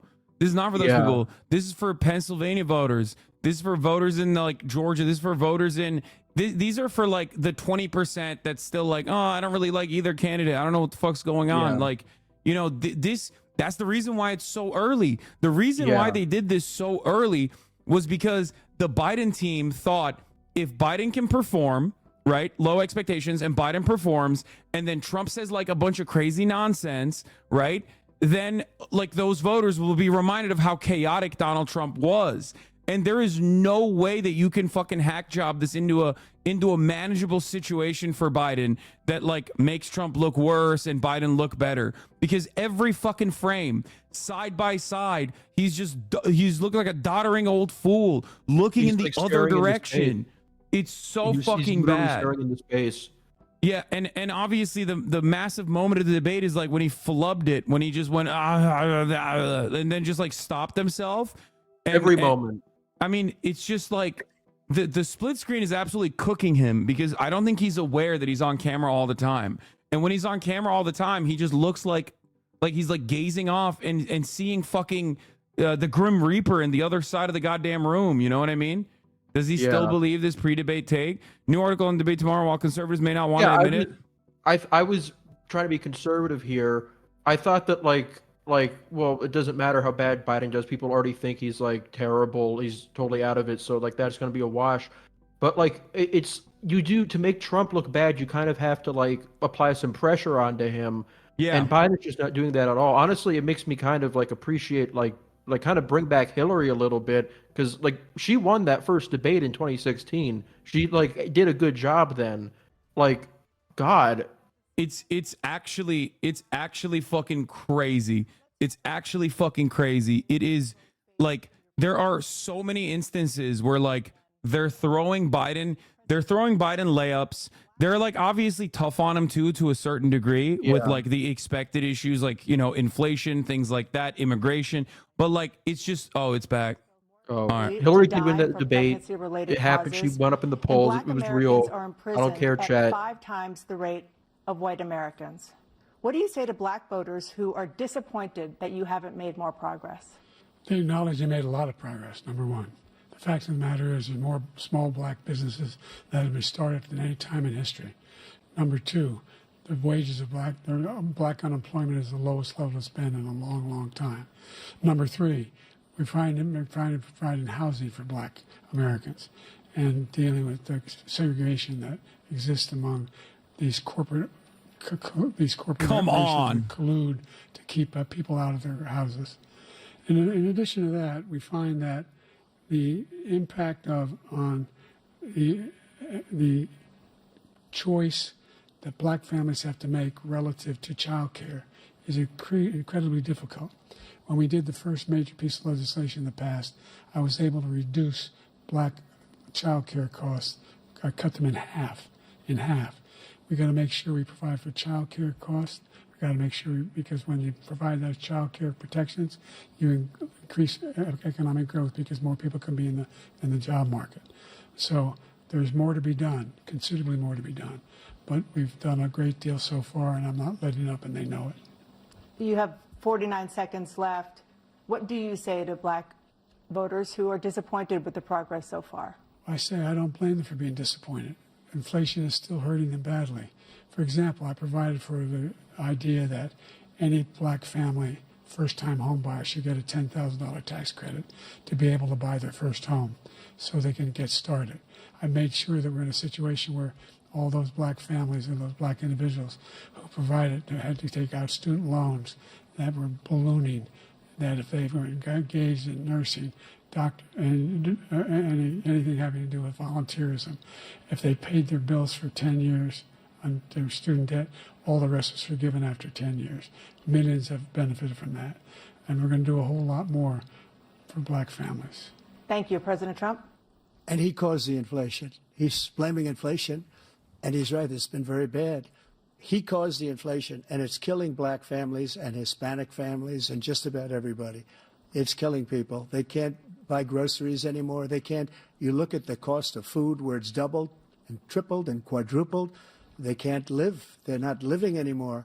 He caused this inflation. I gave him a country with essentially no inflation. It was perfect. It was so good. All he had to do is leave it alone. He destroyed it with his Green New scam and all this money that's being thrown out the window. He caused inflation. As sure as you're sitting there, the fact is that his big kill on the black people is the millions of people that he's allowed to come in through the border. They're taking black jobs now, and it could be 18, it could be 19, and even 20 million people. They're taking black jobs, and they're taking Hispanic jobs, and you haven't seen it yet, but you're going to see something that's going to be the worst in our history. Thank you, President Biden. It's going to happen. Hasn't happened yet, but will happen, I promise. The economy was flat on its back, 15% unemployment. He decimated the economy, absolutely decimated the economy. That's why there was no inflation at the time. There were no jobs. We provided thousands of millions of jobs for individuals who are in all communities, including minority communities. We made sure that they have health insurance.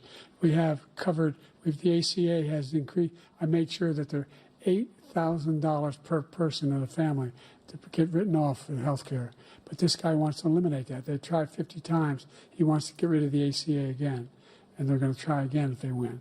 You find ourselves in a position where the idea that we're not doing any, we put more police on the street than any administration has. He wants to cut the cops. We're providing for equity and making sure people have a shot. We put more police on the street than any administration has. He wants to cut the cops. We're providing for equity and making sure people have a shot. Oh, no, they thought this was a banger. There's a lot going on. But in inflation, he caused it by his tremendous malfeasance in the way he handled the pandemic. Thank you. Another persistent challenge is the climate crisis. 2023 was the hottest year in recorded history, and communities across the country are confronting the devastating effects of extreme heat, intensifying wildfires, stronger hurricanes, and rising sea levels. Former President Trump, you've vowed to end your opponent's climate initiatives, but will you take any action as president to slow the climate crisis? Well, let me just go back to what he said about the police, how close the police are to him. Almost every police group in the nation from every state is supporting Donald J. Trump. Almost every police group. And what he's done to the black population is horrible, including the fact that for 10 years he called them super predators. We can't, in the 1990s, we can't forget that. Super predators was his name, and he called it to them for 10, and they've taken great offense at it. And now he did this before. But when they see what I did for he did this to Hillary Clinton and also to Joe Biden in 2020. Black, colleges and universities where I funded them and got them all funded, and the opportunity zones with with Tim, as you know. Tim Scott was incredible. He did a great job, great senator from South Carolina. He came to me with the idea, and it was a great idea. It's one of the most successful economic development acts ever in the country, opportunity zones. And the biggest beneficiary are blacks. And that's why we have the best numbers with them in maybe ever. They're saying ever. I read this morning where ever, the best numbers. He's lost much of the black population because he's done a horrible job for black people. He's also done a horrible job for Hispanics. But wait till you see these millions of people pouring into our country, and they're going to take the jobs, and it's already started, and you haven't seen anything yet. It's a disaster. You have 38 seconds left. President Trump, will you take any action as president to slow the climate crisis? So I want absolutely immaculate clean water, and I want absolutely clean air, and we had it. We had H2O. We had the best numbers ever. H2O? We were using all forms of energy, all forms, everything. And yet, during my 4 years, I had the best environmental numbers ever. And my top environmental people gave me that statistic just before I walked on the stage, actually. I don't know where the hell he's been. The idea that anything he said is true. I've passed the most extensive climate change legislation in history. We find ourselves, and by the way, he's dying. Black colleges. He's dead. I came up with $15 billion for HBCUs, He's so historic dead. black universities and colleges, because they don't have those. They don't have the kind of contributors that they have to build these laboratories and the like. Any black student is capable in college of doing any white student can do. They just have the money. But now they'll be able to get those jobs in high tech. We're in a situation where the idea that he is claiming to have done something that had the cleanest water, he hadn't done a damn thing for the environment. He pulled out of the Paris Peace Accord, Climate Accord. I immediately joined it because if we reach 1.5 degrees Celsius at any one point, there's no way back. The only existential threat to humanity is climate change, and he didn't do a damn thing about it. He wants to undo all that I've done. The Paris Accord was going to cost us $1 trillion, and China nothing, and Russia nothing, and India nothing. It was a ripoff of the United States. And I ended it because I didn't want to waste that money because they treat us horribly. We were the only ones. It was costing us money. Nobody else was paying into it. And it was a disaster. But everything that he said just now, I'll give you an example. I heard him say before insulin. I'm the one that got the insulin down for the seniors. I took care of the seniors. What he's doing is destroying all of our medical programs because the migrants coming in, they want everybody. And look, I have the biggest heart on the stage. I guarantee you that. And I want to take care of people. But we're destroying our country. They're taking over our schools, our hospitals, and they're going to be taking over Social Security. What are you saying, Social bro? Security, Medicare, and Medicaid. The idea is that we, in fact, we were the only ones of consequence who were not members of the Paris Accord. How can we do anything if we're not able to, the United States can't get its pollution under control? One of the largest polluters in the world, number one. We're making significant progress. By 2035, we will have cut pollution in half. We have made significant progress, and we're continuing to make progress. We set up a climate corps for thousands of young people will learn how to deal with climate, just like the Peace Corps. And we're moving in directions that are going to significantly change the elements of cause of pollution. But the idea that he claims that he has the biggest heart up here and he's really concerned about pollution and about climate, I've not seen any indication of that. And by the way, with regard to prescription drugs, one company agreed that they would reduce the price to $35, which I was calling for, one, voluntarily. I made sure every company in the world, every pharmaceutical company, cannot have to pay. Thank you. And by the way, so every day, millions of Americans struggle just to make ends meet. For many older Americans, Social Security provides a critical lifeline. President Biden, if nothing is done to Social Security, seniors will see their benefits cut in just over 10 years. Will you name tonight one specific step that you're willing to take to keep Social Security solvent? yes, make the very wealthy begin to pay their fair share. Right now, everybody making under $170,000 Come on, this is good. pays 6% of their Good income, policy talk. of their Raise the paycheck. cap. Raise the Every cap. single time they get a paycheck from the time the first one they get when they're 18 years old. He's gonna give The a Twitch idea Prime that, to you know, every I'm Social not- Security I've been recipient, proposing that so they don't see the everybody 3-minute ad break at the top of the hour. The millionaires pay 1%. Twitch Prime is free, 1%. folks. So no one after Ad break incoming. not raise the cost of Social Security for anybody under $400,000. After that, it began to make the wealthy begin to pay their fair share by increasing from 1% beyond to be able to guarantee the program for life.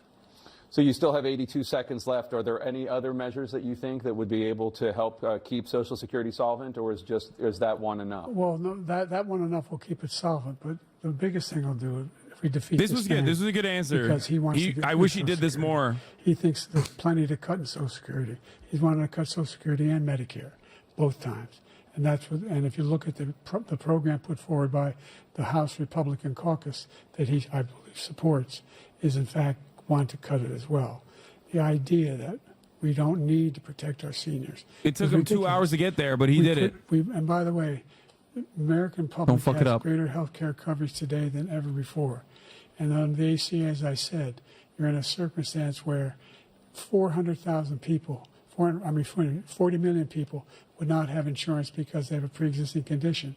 The only thing that allows them to have that insurance is the fact that they, in fact, are part of the ACA. And by the way, the other thing is, we're in a situation where I talk about education for black communities. I've raised the amount of money for Pell Grants by another $8,000. So anybody making under $70,000 a year is going to be able to get $15,000 toward their tuition. He just doesn't know what he's talking about. Thank you, President Biden. President Trump. So I've dealt with politicians all my life. I've been on this side of the equation for the last 8 years. I've never seen anybody lie like this guy. He lies. I've never seen it. He can look you in the face. About so many other things, too. And we mentioned the laptop. We mentioned Russia, Ukraine. Everything he does is a lie. It's misinformation and disinformation. The losers and suckers story that he made up is a total lie on the military. It's a disgrace. But Social Security, he's destroying it, because millions of people are pouring into our country, and they're putting them onto Social Security. They're putting them onto Medicare, Medicaid. They're putting them in our hospitals. They're taking the place of our citizens.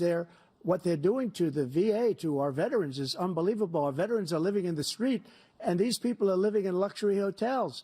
He doesn't know what he's doing, and it's really coming back. I've never seen such anger in our country before. President Biden? The idea that veterans are not being taken care of, I told you before. And by the way, when I said suckers and losers, he said... This motherfucker doesn't give a shit about veterans, by the way. It's so fucking frustrating. That general got fired because he's the one that acknowledged that that's what he said. He was the one standing with Trump when he said it. Fuck that Number general, one. bro. Number two, Shut up about the idea general. that we're Address gonna the be in a fucking immigrant situation situation, where please. all these millions and millions, the way he talks about it, illegal aliens are coming into the country and taking away our jobs. There's a reason why we have the fastest growing economy in the world, the reason why we have the most successful economy in the world. We're doing better than any other nation in the world.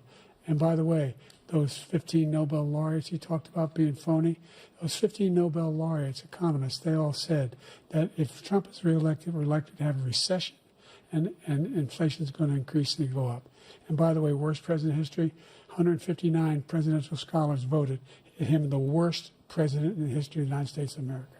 President Biden, thank you so much. Let's turn to the cost of child care, which many American families struggle to afford. President Trump, both you and President Biden have tried to address this issue, but the average cost of child care in this country has risen to more than $11,000. Trump speaks, lowers volume. Yeah, okay, dude. Yeah, I'm really biased here. For 2 children is more. That's why I spend most of the time fucking shitting on Biden, what would you dumbass. do to make child care more affordable?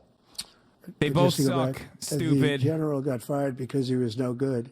And if he said that, that's why he made it up. But we have 19 people that said I didn't say it, and they're very highly respected, much more so than him. The other thing is, he doesn't fire people. He never fired people. I've never seen him fire anybody. I did fire a lot. I fired Comey because he was no good. I fired a lot of the top people at the FBI, drained the swamp. They were no good. Not easy to fire people. You'd pay a price for it, but they were no good. I inherited these people. I didn't put him there. I didn't put Comey there. He was no good. I fired him. This guy hasn't fired anybody. He never fires. He should have fired every military man that was involved with that Afghan the Afghanistan horror show, the most embarrassing moment in the history of our country. He didn't fire. Did you fire anybody? Did you fire anybody that's on the border that's allowed us to have the worst border in the history of the world? Did anybody get fired for allowing 18 million people, many from prisons? He's right. You should have fired the entire CBP and also Greg Abbott. Did you fire anybody that allowed our country to be destroyed? Joe, our country is being destroyed as you and I sit up here and waste a lot of time on this debate. This shouldn't be a debate. He is the worst president. He just said about me because I said it.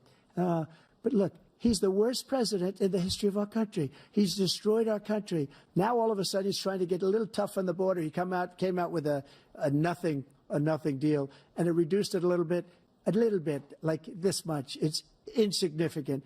He wants open borders. He wants our country to either be destroyed or he wants to pick up those people as voters. And I don't think we just can't let it happen. If he wins the this question was election, childcare. Our country doesn't have a chance, not even a chance. What would Trump do to make childcare more affordable? We probably won't have a country left anymore. That's how bad it is. He is the worst in history by far. Thank you, President Trump. President Biden? We're the most admired country in the world. We're the United States of America. There's nothing beyond our capacity. Not We're anymore. The finest military in the Not history of the anymore. world. They're looking at this and going, oops, nah. No one thinks we're weak.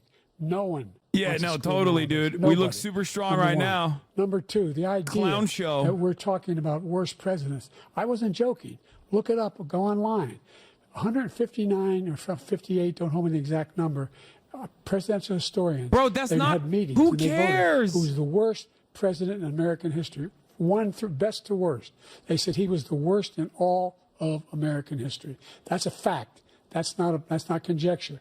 He can argue they're wrong, but that's what they voted. Bro, The why idea is that he is so knowing coherent doing when anything to talking deal about with historians, presidential scholars, but not about abortion? I'm going to fucking die. Significantly increase the child care tax credit. We should significantly increase the availability of women and men or single parents to be able to go back to work.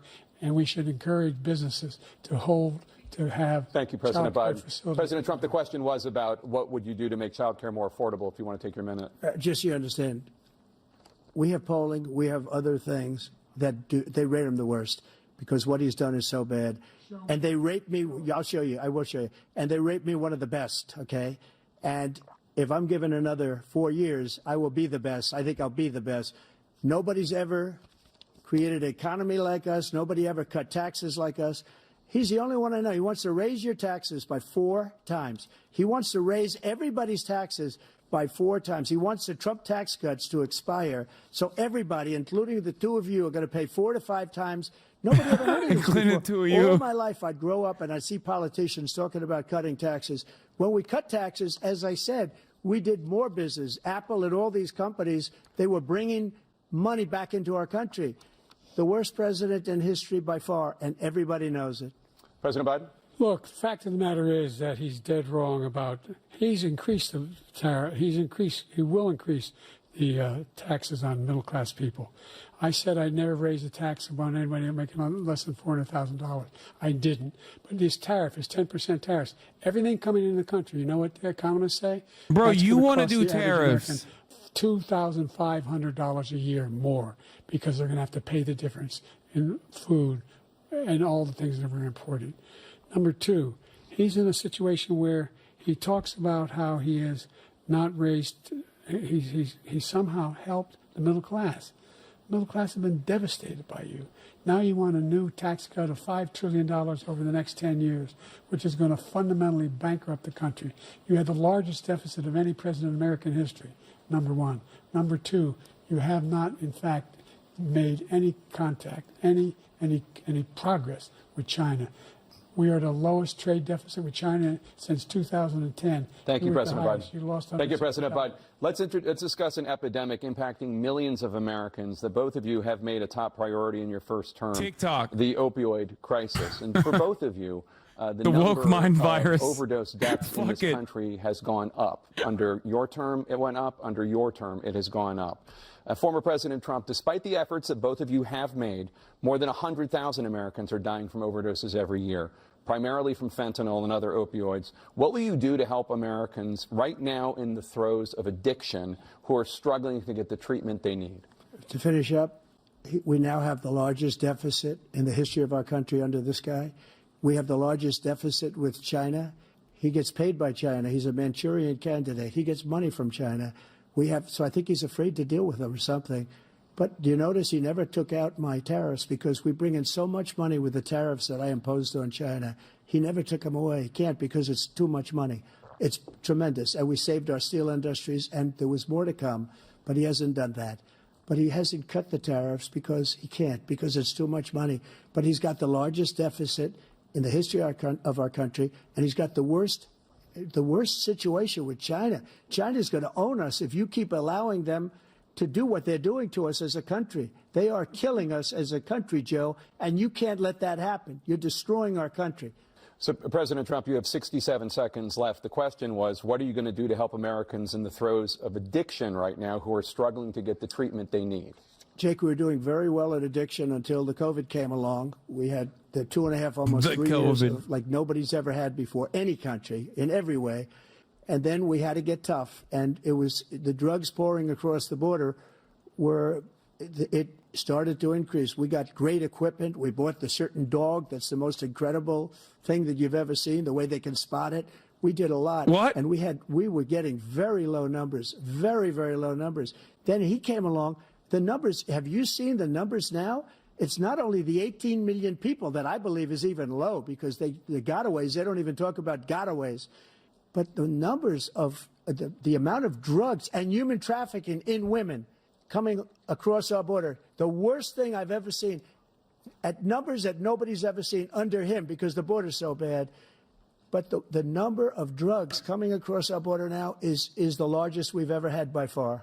President Trump, thank you. President Biden? Fentanyl and the byproducts of fentanyl went down for a while. And I wanted to make sure we use the machinery that can detect fentanyl, these big machines that roll over everything that comes across the border. And it costs a lot of money. That was part of this deal we put together. Bro, this motherfucker thinks everything is because of immigrants, by the way. Trump. Be able to detect drugs, more numbers of agents, more numbers of all the people at the border. And when we had that deal done, he called his Republican colleagues, said, don't do it. It's going to hurt me politically. No, he never argued it's not a good bill. It's a really good bill. We need those machines. We need those machines. And we're coming down very hard in every country in Asia in terms of precursors for fentanyl. And Mexico is working with us to make sure they don't have the technology to be able to put it together. That's what we have to do. We need those machines. Thank you, President Biden. President it is Trump, with 20 plus million immigrants. Yeah, dude, totally. Americans in the throes of How many addiction right undocumented now, immigrants have you actually encountered in your life? Because this does pertain to it. Most likely zero. In Mexico. Or if you knew any, you didn't even know that they were undocumented. Shut the fuck up. In Mexico, not catch and release here. We had so many things that we had done, hard negotiations with Mexico, and I got it all for nothing. It's just like when you have a hostage. We always pay $6 billion for a hostage. Every time we say it's a hostage. Dumb fucking chatters. Forget I live in literally California. What the fuck are you talking about? Undocumented immigrants are doing crime is such a funny fucking idiotic statement. There's only empirical evidence to suggest the exact opposite of that, by the way. It is a complete manifestation of your hysterical thoughts. You're fucking hallucinating. By literally, as soon as I win the election, I will have that reporter out. He should have had him out a long time ago, but Putin's probably asking for billions and billions of dollars because this guy pays it every time. We had 2 cases. We paid $6 billion for 5 people. I got 58 people out, and I paid essentially nothing. Thank you, President Trump. Dana? Let's turn to concerns that voters have about each of you. President Biden, you would be 86 at the end of your second term. How do you address concerns about your capability to handle the toughest job in the world well into your 80s? Well, first of all, I spent half my career being criticized as being the youngest person in politics. I was the second youngest person ever elected to the United States Senate. That was 100 years ago, Joe. That was 100 years ago. And a lot less competent. I think that just look at the record. Look at what I've done. Look how I've turned around the horrible situation he left me. As I said, 15 million new jobs, 800,000 manufacturing jobs, more investment in America, over billions of dollars in private investment in enterprises that we are growing. By the way, we brought an awful lot of people. Well, the whole idea of computer chips, we used to have 40% of the market. We invented those chips, and we lost it because he was sending people to find the cheapest jobs overseas and to bring home a product. So I went to South Korea. I convinced Samsung to invest billions of dollars here in the United States. And guess what? Those fabs, they call to build these chips, those fabs pay over $100,000. You don't need a college degree for them. And there's billions, about $40 billion already being invested and being built right now in the United States, creating significant jobs for Americans from all over the world. President Biden, you have 40 seconds left. Would you like to add anything? Yeah, I would. The idea that somehow we are this failing country. I never heard a president talk like this before. We're the envy of the world. Name me a single major country president who wouldn't trade places with the United States of America for all our problems and all our opportunities. We're the most progressive country in the world in getting things done. We're the strongest country in the world. We're a country in the world who keeps our word, and everybody trusts us, all of our allies, and those who he coddles up to, from Kim Jong-un, he sends love letters to, and Putin, etc. They don't want to screw around with us. Thank you. Former President Trump, to follow up, you would be 82 at the end of your second term. What do you say to voters who have concerns about your capabilities to serve? Well, I took 2 tests, cognitive tests. I aced them, both of them, as you know. We made it public. He took none. I'd like to see him take one, just one, a real easy one. Like go through the first 5 questions. He couldn't do it. But I took 2 cognitive tests. It's Dunk City right now. I took physical exams every year. And, you know, we knock on wood wherever we may have wood, that I'm in very good health. I just won 2 club championships, not even senior, 2 regular club championships. To do that, you have to be quite smart, and you have to be able to hit the ball a long way. And I do it. He doesn't do it. He can't hit a ball 50 yards. He challenged me to a golf match. He can't hit a ball 50 yards. I think I'm in very good shape. I feel that I'm as in good a shape as I was 25, 30 years ago. Actually, I'm probably a little bit lighter, but I'm in as good a shape as I was years ago. I feel very good. I feel the same. But I was willing to take a cognitive test. And you know what? If I didn't do well, I aced them. Dr. Ronnie Jackson. He aced the cognitive test. He was White House doctor. I cleared and then I it. took another one, a similar one. And one of them said they've never seen anybody ace him. Thank you. President Biden? You can see he is 6'5" and only 223 pounds, or 235 pounds. Well, you said 6'4", 200. Well, anyway, that's what you're. Anyway. Just take a look at what he tried to dunk back. That didn't work. Look, I'd be happy to have a driving contest with him. No. I got my handicap, which when I was vice president, down to a 6. And by the way, they're so lame. They're so lame. This is like real. He hates it. Do it. That's the biggest lie. He's a 6 handicap of all. I was at 8 Oh, God, I want to die. Shoot me into the sun. Shoot me into the fucking sun right now. Let's not act like children. President Trump, we're going to turn Let's not act like children. to a specific concern that voters have about you. Will you pledge tonight that once all legal challenges have been exhausted, that you will accept the results of this election, regardless of who wins, and you will say right now that political violence in any form is unacceptable? Well, I shouldn't have to say that, but of course I believe that. It's totally unacceptable. And if you would see my statements that I made on Twitter at the time, and also my statement that I made in the Rose Garden, you would say it's one of the strongest statements you've ever seen. In addition to the speech I made in front of, I believe, the largest crowd I've ever spoken to, and I will tell you, nobody ever talks about that. They talk about a relatively small number of people that went to the Capitol, and in many cases were ushered in by the police. And as Nancy Pelosi said, it was her responsibility, not mine. She said that loud and clear. But the answer is, if the election is fair, free, and I want that more than anybody. And I'll tell you something. I wish he was a great president, because I wouldn't be here right now. I'd be at one of my many places enjoying myself. I wouldn't be under indictment because I wouldn't have been his political opponent, because he indicted me because I was his opponent. I wish he was a great president. I would rather have that. I wouldn't be here. I don't mind being here. But the only reason I'm here is he's so bad as a president that I'm going to make America great again. We're going to make America great again. We're a failing nation right now. We're a seriously failing nation. I believe we need an older candidate. Because of him. His policies How are high so can we bad. go? His military policies are insane. They're insane. These are wars that will never end with him. He will drive us into World War III, and we're closer to World War III than anybody can imagine. We are very, very close to World War III, and he's driving us there. And Kim Jong-un and President Xi of China, Kim Jong-un of North Korea, all of these, Putin, they don't respect him. They don't fear him. They have nothing going with this gentleman, and he's going to drive us into World War III. You want a World War III, let him follow and win, and let Putin say, do what you want, NATO. Just do what you want. There's a thing called Article 5. An attack on one is an attack on all, and required response. The idea, I can't think of a single major leader in the world who wouldn't trade places with the job I've done and what they've done. Because we are a powerful nation. We have wonderful peace. It's because of the people, not me. It's because of the American people. They're capable of anything, and they step up when they're needed. And right now, we're needed. We're needed to protect the world because our own safety is at stake. And again, you want to have a war, just let Putin go ahead and take Kyiv, make sure they move on, see what happens in Poland, Hungary, and other places along that border. Then you have a war. President Trump, as I come back to you for a follow-up, the question was, will you accept the results of this election, regardless of who wins?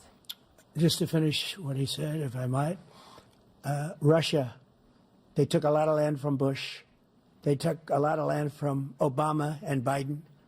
What? They took no land, okay. nothing from Trump, nothing. He knew not to do it.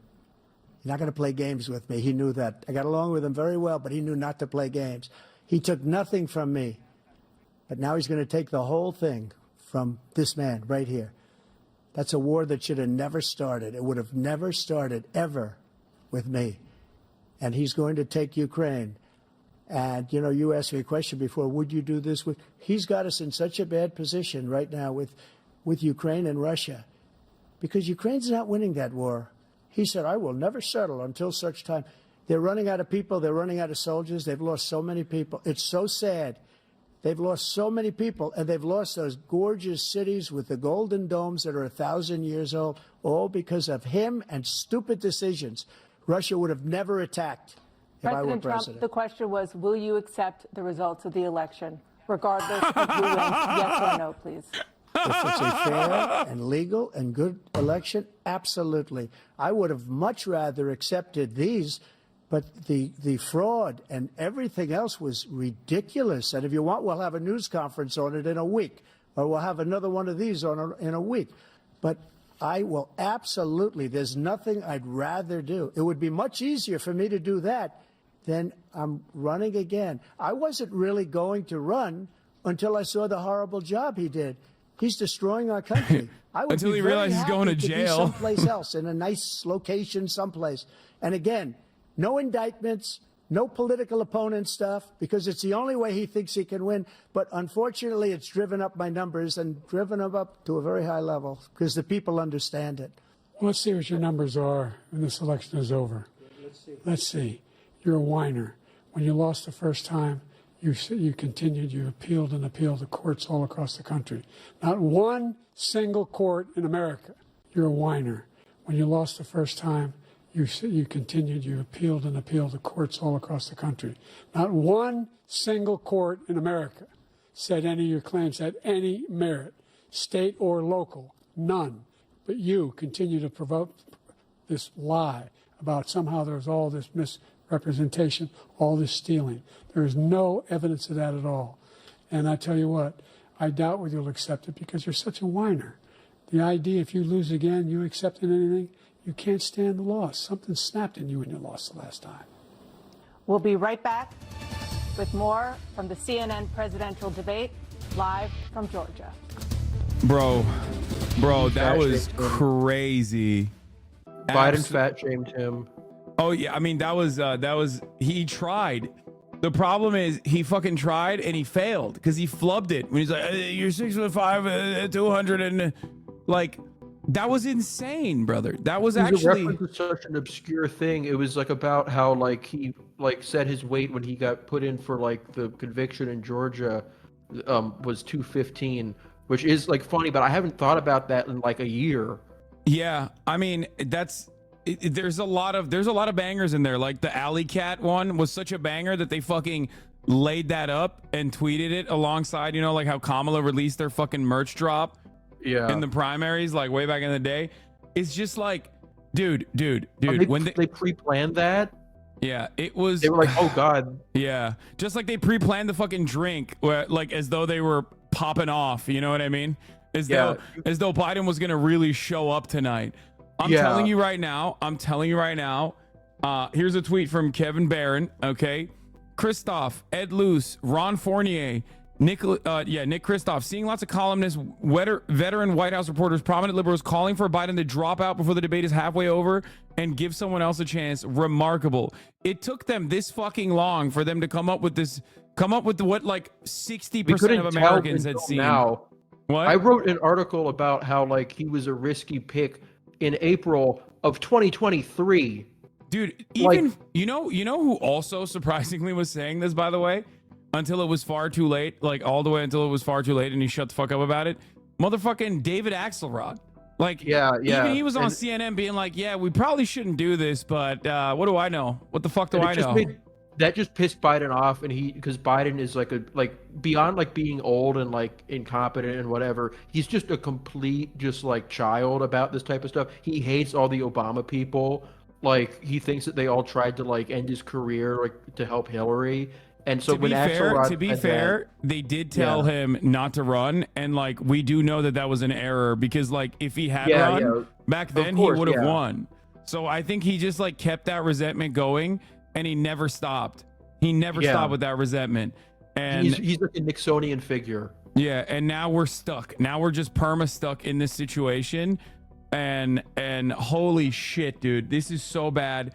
Trump is, you know, doing regular old Trump stuff, which might be unappealing, I think, because he's starting to like let loose a little bit. He was significantly more quote unquote presidential in the first half, and he's just like now he's just like memeing beyond. Like if he kept it to light jabs every now and then, like he was doing in the first half of the session of the debate, if you can call it that, he would have looked a lot better. He just keeps planting the immigrants are responsible for everything thing into basically every fucking conversation. They'll be like, what about the opiates? Immigrants are bringing opiates.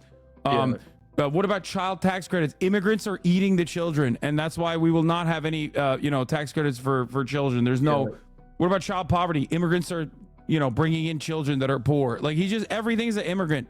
He does not fuck around about being racist. He does not play. And they're also doing the classic thing. Oh, wait, it's starting again. This has got to be like the final words, I suspect. I have to pee real quick. Their closing statements as predetermined by a coin toss. We're going to begin with you, President Biden. You have 2 minutes. I got to pee. We've made significant progress from the debacle that was left by President Trump in his last term. We find ourselves in a situation where, number one, we have to make sure that we have a fair tax system. I ask anyone out there in the audience, or anyone out watching this debate, do you think the tax system is fair? The fact is that I said nobody even making under $400,000 had a single penny increase in their taxes, and will not. And if I'm reelected, that'll be the case again. But this guy has increased your taxes because of the deficit. Number one, he's increased inflation because of the debacle he left after the way he handled the pandemic. And he finds himself in a position where he now wants to tax you more by putting a 10% tariff on everything that comes into the United States of America. What I did when, for example, he wants to get rid of the ability of Medicare for us to be able to negotiate drug prices with the big pharma companies. Well, guess what? We got it down to $35 for insulin instead of $400. No more than $2,000 for every senior, no matter how much prescription they need. You know what that did? That reduced the federal debt by $160 billion over 10 years. Is he fucking up? Because the government doesn't have to pay the exorbitant prices. I'm going to make that available to every senior all along, it's happening now, and everybody in America. He wants to get rid of that. I'm going to make sure that we have child care. We're going to significantly increase the credits people have for child care. I'm going to make sure we do something about what we're doing on lead pipes and all the things that are causing health problems for people across the country. We're going to continue to fight to bring down inflation and give people a break. Thank you, President Biden. President Trump, you now have 2 minutes for your closing statement. Like so many politicians, this man is just a complainer. He said, we want to do this, we want to do that, we want to get rid of this tax, that tax. But he doesn't do anything. He doesn't do, all he does is make our country unsafe by allowing millions and millions of people to pour in. Our military doesn't respect him. We look like fools in Afghanistan. We didn't stop Israel. It was such a horrible thing that would have never happened. It should have never happened. Iran was broke. Anybody that did business with Iran, including China, they couldn't do business with the United States. They all passed. Iran was broke. They had no money for Hamas or Hezbollah, for terror, no money whatsoever. Again, Ukraine should have never happened. He talks about all this stuff, but he didn't do it. For 3.5 years, we're living in hell. We have the Palestinians and we have everybody else rioting all over the place. You talk about Charlottesville. This is 100 times Charlottesville, 1,000 times. The whole country is exploding because of you, because they don't respect you, and they have to respect their president, and they don't respect you throughout the world. What we did was incredible. We rebuilt the military. We got the largest tax regulation cut in history. The reason he's got jobs is because I cut the regulations that gave jobs, but he's putting a lot of those regulations back on. All of the things that we've done, nobody's never seen anything like, even from a medical standpoint, right to try, where we can try space-age materials instead of going to Asia or going to Europe and trying to get, when you're terminally ill, now you can go and you can get something. You sign a document. They've been trying to get it for 42 years. But you know what we did for the military was incredible. Choice for our soldiers, where our soldiers, instead of waiting for 3 months to see a doctor, can go out and get themselves fixed up and readied up and take care of themselves, and they're living. And that's why I had the highest approval rating in the history of the VA. So all of these things, we're in a failing nation, but it's not going to be failing anymore. We're going to make it great again. Thank you, former President Trump, President Biden. Stay with us because we have full analysis of this debate. Anderson Cooper and Aaron Burnett starts now on CNN. What a nightmare, dude. Wow. Oh. What a fucking nightmare. What an absolute nightmare. Okay. That was, it's Jover. I mean, it is Jover, right? Can we say that? Is Jover? What are they I doing? Don't know. I mean, he could still win the Electoral College even if he loses the popular vote. But, like, God, that was not good. That was not good at all. I mean, if you want to, like, have a silver lining here, it's that everybody already thinks he's just completely fucking out of it, and this only just, like, confirms that. But, like, Trump didn't really get caught up on any of his bad issues. He was completely unable to press any of, like, the things, like, even, like, abortion or January Look at Joe Biden trying to walk away. You see that? Oh, God. He needs Jill to fucking, like, walk him. Oh, that's great. That's awesome. That's cool. It's yeah, I think that, like, the reason, like I said, the reason why they did this early was because they wanted people to see that he was virile. Okay? That he was a stud. And he absolutely is not a fucking stud. He did not show up tonight. Did you see that, like, they were leaking to the Wall Street Journal that he has a cold? Yeah, I did. Oh. That's great. That definitely fixes it. Yeah, thanks for telling us now. Yeah, that definitely doesn't look like you were trying to desperately do PR as a last-ditch effort, you know? Certainly. I guess there is a second debate in September. He's not... Is he going to survive? Is he going to survive until September? Like, he's dying. He's literally fucking dying in front of our eyes. He is a cadaver rotting. That was incredible. Like, I personally think that this is going to have, like, CNN can try to spin this as hard as they want, but this was a unfathomable W for Donald Trump. Yeah. Like, not even a question, because everybody pays attention to the beginning of the debate, right? Like, that's the most important part. And the beginning of the debate, Biden unironically performed worse. Because this was about, like, not even what Biden was saying, but how Biden was saying it. Yeah. And on the aesthetics front, he just fucking, he can't do anything. He just looks old. Like, he looks like his face is kind of like, he's constantly got the old man face. Yeah. It's not, I mean, he looked old in 2020, but he could at least, like, deliver a point. Like, it was, he couldn't like he took like his best issue, abortion. Trump literally said that it was a good thing that Roe v. Wade was overturned. Like that's a layup. You've been begging for him to say that for like a year, and he couldn't press with that. He brought up Laken Riley. Yeah, Why that would was you do insane. He looked lost the entire time. Sources, by the way, look at the Chiron. Sources, Democrats concerned about Biden's performance tonight. It's so Jover. That quick, like 5 minutes. It took them that long to kind of tell what was going on. Yeah. He also personally said the Border Patrol liked my bill like a fucking idiot. And the Border Patrol Union immediately came out and said, to be clear, we never have and never will endorse Biden. Like, what the fuck are the Democrats thinking? He's been doing that constantly, and it hasn't worked. They announced that deal in December, and his numbers only improved after the conviction. The idea that he can like move to the right to solve his issues is just, there are people like who were swearing up and down before this that the issue here was like his FTC commissioner, like, and it's just, I mean, you can't Keir Starmer your way out of this. The issue is clearly the guy on stage. Yeah. No, it's really, really bad. And it's really bad. And it's not like it's a layup for an average Democrat, not like a topper. Dean Phillips could do a better job showing. Kamala Harris could do a better job showing up and demonstrating positions. Because like Donald Trump is sitting up there saying some of the most heinous, unimaginably insane shit. The problem is when you lock yourself into the fucking, we are the party that is going to restrict immigration, though, you can't really do anything about it. You can't really accept his framing. They said he was right. You cannot outflank your opponent on racism, on police brutality, and like, you know, doing more, funding the police more, like being tough on crime. You just cannot outflank the Republican Party on these issues. All you're doing is basically capitulating to their framing on the matter. Yeah. I don't know how you could even like really argue like the Trump, because they've admitted that he was like saying, oh, on my second term, I'm going to shut down the border completely. I'm only halfway there. Like, what are you saying? Like, why did we elect you if Trump was right about this? What was the point?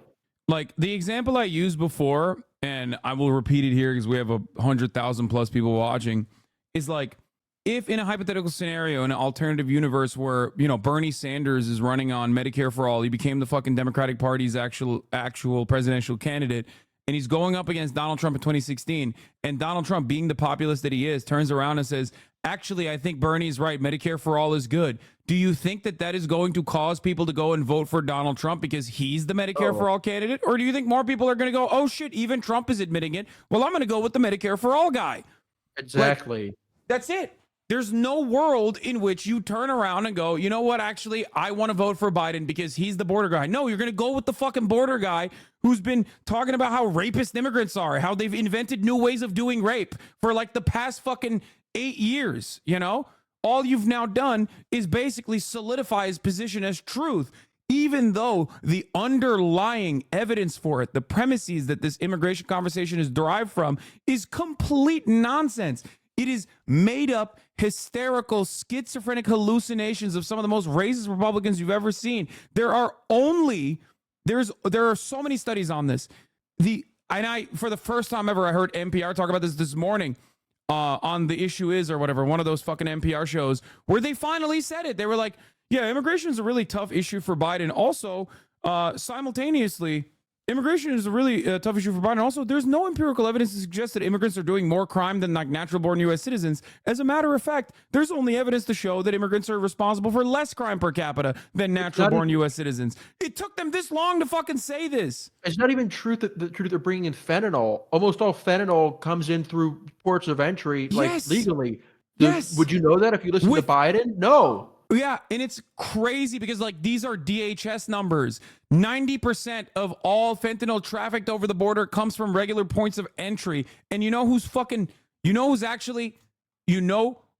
actually the ones who are trafficking it? Not fucking undocumented migrants. It's Americans. It's like people who are less likely to be stopped and apprehended by Customs and Border Patrol. Those are the motherfuckers who are doing it. It's coming in shipping containers, and when it's coming with like individuals, it's coming in like American Honda Civics that are cut down with like white American dudes driving the Honda Civic because they're less likely to be fucking caught. Yeah, Democrats used to say this like 5-6 years ago before Biden. They did push back against this stuff. They said the wall was stupid. They brought up that like they said this, and the polling They persuaded people. The wall was never popular. Immigration was never something Trump was actually good on. But they've had to construct these narratives about like how any issue Biden faces has to be something other than race. It has to be not race. I mean age. It has to be over like that he's too left-wing economically. It has to be that he's not pro-Israel enough. It has to be that he's not strong enough on immigration. They're throwing everything overboard so they can just avoid reality. And like something has got to give. I know. It is really, really, really fucking frustrating. People are saying that MSNBC is in full panic mode right now. Like CNN, the Chiron is saying, sources, them saying we have a problem after Biden's performance tonight. And like, he's losing the New York Times columnist. Like I showed, like, dude, like Nicholas Kristof is talking about how he needs to fucking drop out and shit. Like, it's so Jover. Yeah, it's just strange. Like Newswire from Politico. Newswire from Politico. Democrats freak out over Biden's debate performance. Biden is toast. Even Jeff Tetrick just said, "What the fuck did I just watch?" Jeff Tetrick isn't spinning it. Yeah, it's so bad. It is so unimaginably bad, and it's like we've been there. We have been here for years at this point. So it's kind of shocking that they are finally fucking coming to that recognition, as though like this is what it took. Like, I don't know what the fuck their expectation was. I don't know. I don't know what the fuck they were thinking. That was the worst aura from a president I've ever seen in my life. Bro, he's dead. There's no more aura. He's 1 HP. Okay? Yeah. Someone needs to throw him a fucking health potion, but he's not going to survive. You know what I mean? He's done. He's dead. Aaron Rupar's fucking tweeting about like, oh, well, seems like Biden was a little flustered here. It's so bad. Yeah, it's like the extent that like liberals have gone over the past year to just believe anything other than the fact that Biden might be too old. They have been willing to just say that Trump is popular. They've been willing to say that people want immigration restrictions. They've been willing to say that basically this country has no hope, and to live out this fantasy that Biden is the best candidate available. And it's why do you even do that? Why would you want to believe that? It's because the Democratic Party is secretly run by accelerationist MAGA communists. That's why. Yes. Jimmy Dore is actually taking over the Democratic Party, and they're like, how do we get Trump a second term? We put Biden back in there. Okay, we roll him out, definitely, and then ultimately, you will, with a certainty, you will have Donald Trump as president. It's phenomenal. Like, okay, let's go to Rachel Maddow. I want to hear what she has to say. Just within a matter of moments. Lawrence, I also want to get your response. I think one of the interesting things that Alex said there was that some of the poor coherence and poor answers from Donald Trump are being viewed as standard Trump and therefore not newsworthy, while the performance from President Biden is being viewed as newsworthy because it came in below expectations. Yeah, in any sort of normal universe, you would think the candidate who during the presidential debate said, "I didn't have sex with a porn star," was the loser of that debate. Yeah. That would be the normal scorecard.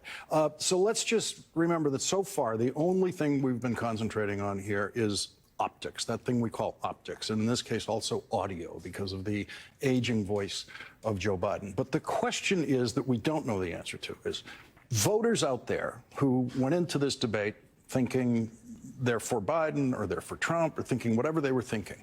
What in this debate of substance that was true? Oh, if dude. anything?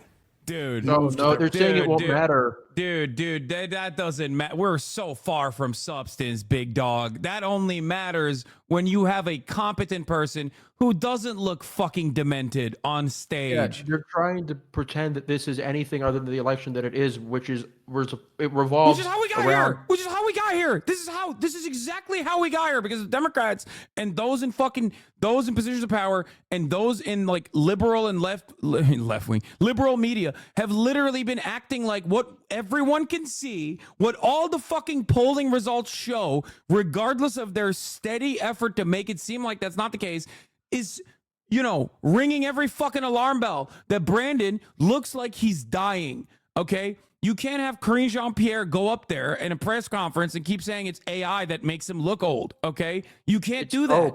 It's insane cope. And I want to, just so people don't forget, in the Senate races, this year, Democrats are leading in every single competitive state. They're leading in Ohio and Montana. This is not the result. Trump's lead is not the result of Americans becoming more conservative. They are not conservative. They just don't want to vote for the fucking Crypt Keeper. Abso-fucking-lutely, dude. Absolutely. It is unimaginable how badly they're fucking up. This is like, I mean, actually, it's not that unimaginable. This is exactly what happened with Hillary Clinton in 2016. Everyone was like, yo, she's unlikable. Yo, she's unlikable. She's gross. Everybody fucking hates her. People hate her so much. Democratic Party primary voters were willing to vote for a fucking socialist. That's how much they fucking hated her. And yet it didn't matter. They're like, no, everything's fine. Everything's fine. And then they lost. At least she was polling ahead of Trump back then. Oh, yeah. Well, there's that. You're right. You know, at least she was performing better than Joe Biden. Oh, my Lord. It is actually crazy. I don't know. It's there was like I was just quickly reading this thing, and like some like Obama guy said, if this gets him to drop out, it was good. If it didn't, it's bad. It's just crazy that it took this to get to this point. This has been clear for a while now. It's like Ed and Eddie's been off the air for a minute. What? Just now, John King on CNN says senior Democrat officials are now considering going to the White House to call on Biden to step down following tonight's debate. We have Let's a go. problem. They're marching on the Capitol. Dude, January they're going to do a 6th, Bolivia-style coup. It's over. It's over.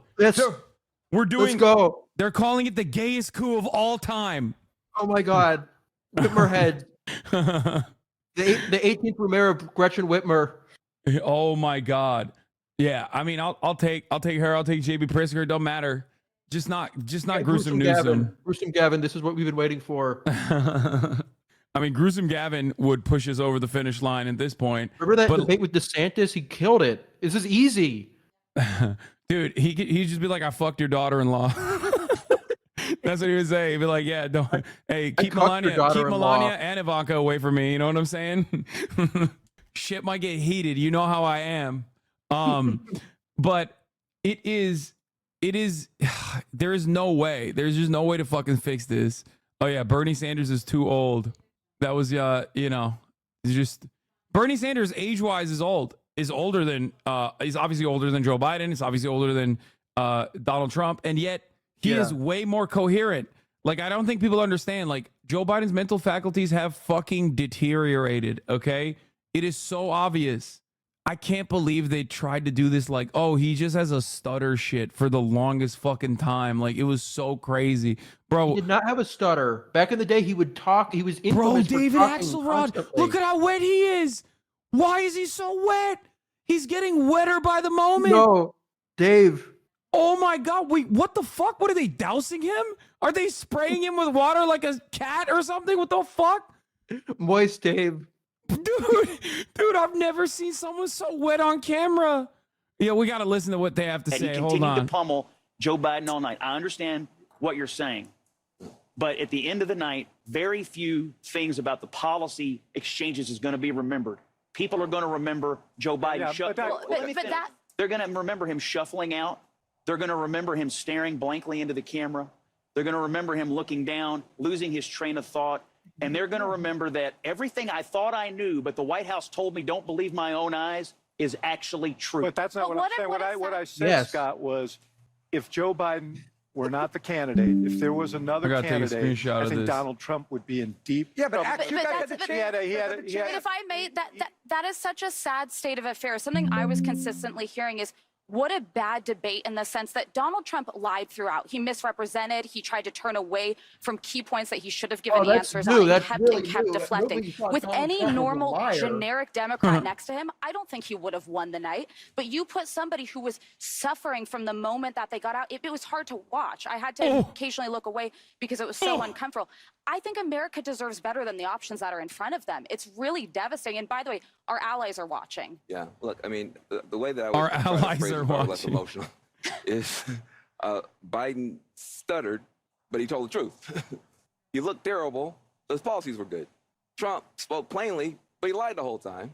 And he Doesn't looked matter, good, but his policies were perception. terrible. I mean, he's going to do nothing on climate change. He was hugging the cactus on abortion. I mean, his policies are terrible. So you have somebody who probably shouldn't be president, and you have somebody who cannot be president in terms of what Donald Trump represents. So we have a problem as a country now, and this might be an opportunity for people to come together and figure this out, because neither one of those people right now are inspiring the confidence that they should inspire, that they can There do the he job is, in a way Maoist that's Van good for the Jones, country. dude. Yes. Young voters are He's up saying for grabs in cultural this election. revolution I don't now. know a voter We're under back. 30 who would have watched tonight and could say, I have confidence These are the in people Joe need to Biden get and together casting my and do a vote for struggle 4 more session. years of Biden.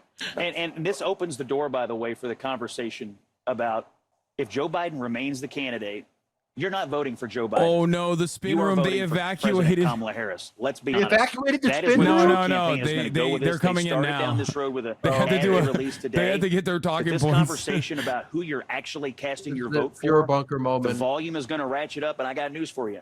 She's less popular than he is. That is going to be a big problem for the Democrats if this ticket stays the way it is. Yeah, and a Scott's Democratic friend who maxed out, right?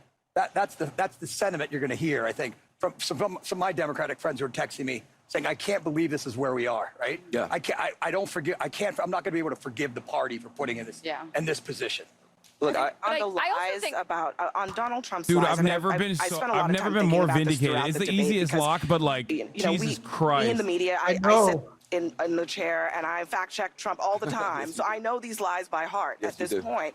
But people watching from home do not. Fuck all And these liberals. Biden's job as the other person on the other side of the stage is to be the one to very quickly dispense with the lies and to shut them down. And I don't think that happened enough times in a coherent way to blunt the fact that Trump was taking a universe that was built on a house of lies and building a whole world for the millions of people watching. Particularly And on some of the most basic on basic subject stuff. matters that And President Biden should have world- been able to just. That world that he was able to build, it was not knocked down by the president. That is really at the heart of the problem. He may have won when he was making his discrete policy points, but part of the job on the debate stage is dealing with an opponent like Donald Trump who goes like a mile a minute on things that are not true. And if you don't I'm deal not with sure, that, Abby. I don't know. Why? No one at home is doing that. All I No want one to at say home is is doing that. I'm not sure. I don't think you're giving viewers enough credit.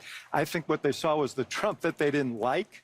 And I don't think he did himself a great service tonight. But Yes, and I also think we should just. I also think Kamala we should is about to let go voters live on absorb this MSNBC. and see what they Uh-oh. say, right? Let's look They at might the surprise dials. you, Let's They're look bringing at out the the big dials. guns. Let's look at where they are next week. might We can turn- make our pronouncements, but ultimately voters have to absorb They're it. going to and turn let's your see what mics they off, say. guys. Real You're gonna quickly, turn your mics off. on the one thing that that Biden did fact check him on the Charlottesville thing, he was completely wrong.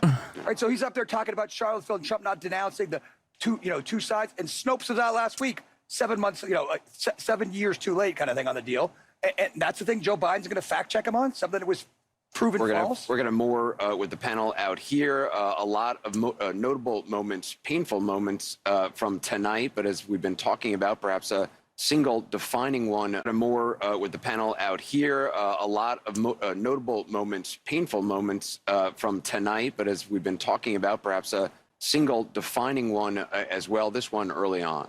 Oh God, what are they gonna play? Oh, I thought they were gonna play the fucking clip of him stuttering immediately. That is so bad. Oh no.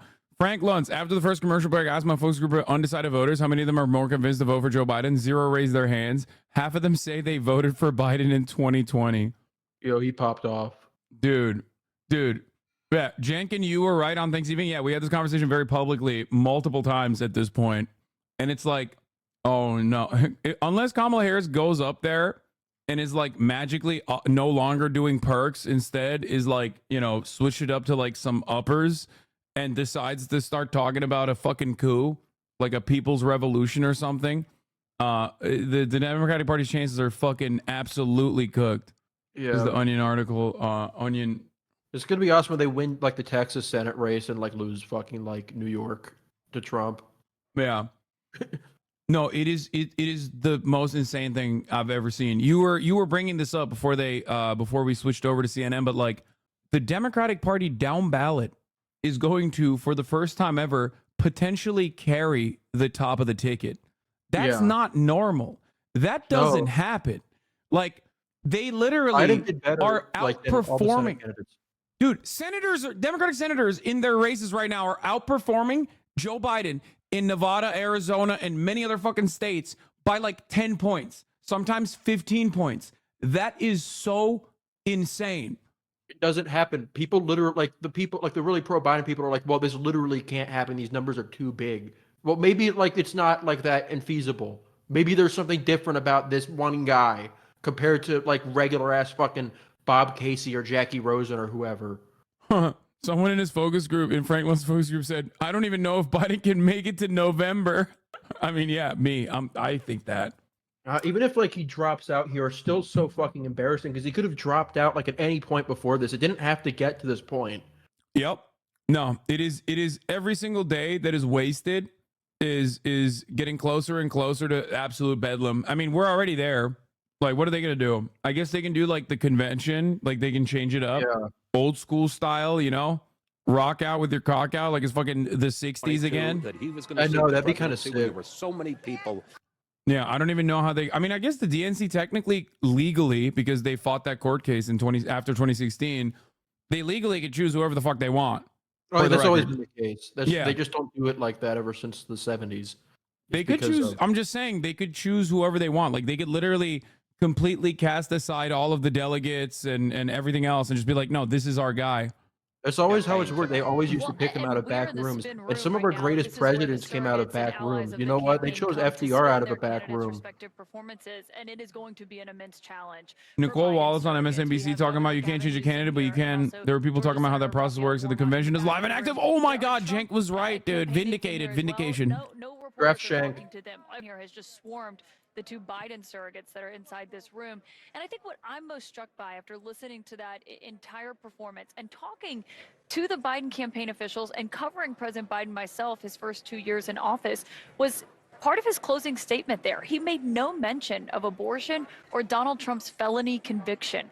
The two things that they talked about the most, the fact that is the biggest contrast between President Biden and former President Donald Trump. Obviously, the felony conviction. He lit up when talking about golf. He lit up when talking about Social Security. He was like definitely good on like a couple issues, but that's it. He lit up when talking about how he doesn't support abortion.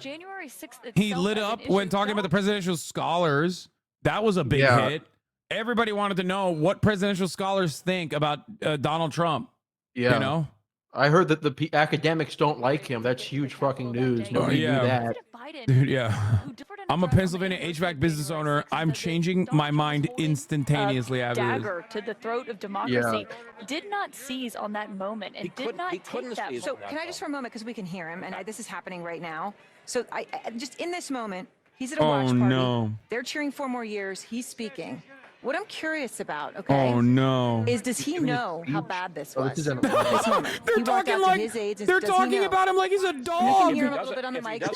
Like he's a dog that pooped on the carpet. You know, he's not the first president who's had a really.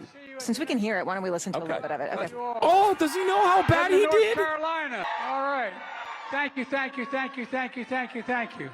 I want to go home with you. Thank you. We're gonna take out a giant cane. All right, so there he is. Thank That's you, thank it? you. The rousing applause going to that party. He's back on the crowd for extended periods of time. It's pretty good. Inside the debate body. Yeah, I mean, I think fundamentally, I think a lot of Americans saw Donald Trump they recognized tonight, right? His mannerisms, his quickness in his response, and as you talked about, lies and information that was incorrect. Unfortunately, they also saw a Joe Biden maybe they don't recognize. This is not the person who was quick on his feet or fast to parry or to respond quickly to This is the misinformation, gentlest way to put him respond quickly down. to lies. He hasn't been that Joe Biden in a long time. Oh! This Well, was I the mean, my culmina- comment this was the it culmination was of the Wallace, a process. fox Perhaps, but it knows with a also top was rope. stark. You know, before I went into this conversation, I thought about the idea of infirm versus unstable. And I think that Joe Biden did not do enough to mitigate the idea that he is infirm. And Donald Trump was able to mitigate looking unstable. When I think about how he talked about abortion, for instance, trying to show that he was not extreme in some way. I know people are pointing out his lies tonight. That is also something that Joe Biden was to be doing in a more effective way and did not. And so it's sort of hard to be here now and say, this is was said and that was said. Like, that's your job on the stage to also jump in quickly. And There were say, also "That's moments not where the sentence would end and there was maybe an attempt to have a back and forth between them. Don't bring because that the up. mics, they weren't able to do that, and then there would be another question. It wasn't that Biden Bro, didn't they're have to cooking. use your They're time cooking 'em. effectively, and unfortunately, the president did not do that. I'm going to pick up on that. I mean, there was a question asked about what are you going to do for blacks and which black voters, which is a constituency that Biden is in terrible jeopardy of losing. He finishes his statement and he's not, but after tonight, maybe. But like 49 that's seconds. crazy. But they're saying he's that's insane that people say this kind of shit. By the way, security. And she's like, and I no, think it that's was not Dana true. Says, you have 82 seconds left. I mean, he wasn't He did able lose a to lot even of fill support, the but 2 not, minute like, time he was outright. given where the other guys might go up to talk about black voters and protecting Social Security. And not to, I don't speak on behalf of black voters, but that was a great example of an issue where both of them sounded just like wild. What is the policy? What is a black job and a black child care? It was like, what is happening? It was very similar to the end when they started going off about golf. Why? I mean, those are those moments where I think as a voter, you're just like, these are the options, and it doesn't feel great. Is one of the #1 concerns that you hear from parents in this country. Parents have to quit their jobs because it's less expensive for one person to not Because they're work instead of spending all their money at the House and Harbor broadcast at the top of the hour when there's a 3-minute ad break answer on that. chat. They were both answering questions That's about why parents very are different leaving the- topics. I mean, Chris and I turned to each other and said, "This was a question about childcare." They have no more costs." money left. But Twitch Prime is free. But I'll note that If you don't want to see the ads at the top of the hour, here's a 3-minute ad break the now. Biden campaign agreed to that. They wanted that because they were so frustrated by how that first debate in 2020 went on this issue. And you did see Biden not using his time effectively with those times where Trump was not answering the question. I mean, Trump was asked 3 times if he would accept the results of the 2024 election. Obviously a critical question as we find ourselves in a state where he sought to overturn the election results here and was indicted and had his mugshot taken about 3 miles from where we're sitting right now. And that was not a moment that became a point of focus. It was like watching a debate with someone who is not a convicted felon and is not also under all of these criminal charges. And I think that is a question of why President Biden himself, who brings it up in other moments, did not use it more effectively. They used it in the one moment where he brought up Stormy Daniels as well. Donald Trump denied What having the sex fuck with is her in this? another Polly surreal Market moment 2024 in this debate. I don't presidential think election that's winner, ever been Donald Trump uttered on a presidential 66%, debate plus stage. 44. But it was something that you see President Joe Biden Biden, talk more 22%, about Gavin Newsom, from the White 6%. House or in Yo, front of gruesome donors. Gavin Surge. Trump's Gavin attempt to Surge. spin January 6th. I just thought, oh, here we are in one of the most bizarre moments. This right? makes the me idea so that sad. I actually hate on to see a January 6th, king- there was a lot of good things happening, and if you just think I back hate to see a king thrive and have his moment in the spotlight and then just like be so sad. You know what I mean? Like, I don't think, dude, so Democratic Party loyalists mostly get their talking points from MSNBC and CNN and New York Times op-ed pieces. So if they are all in unison saying what like we've been saying for fucking months, like what are the guys gonna do? They can't think on their own. They can't come up with like, you know, they can't spin it on their own. They're fucking cooked.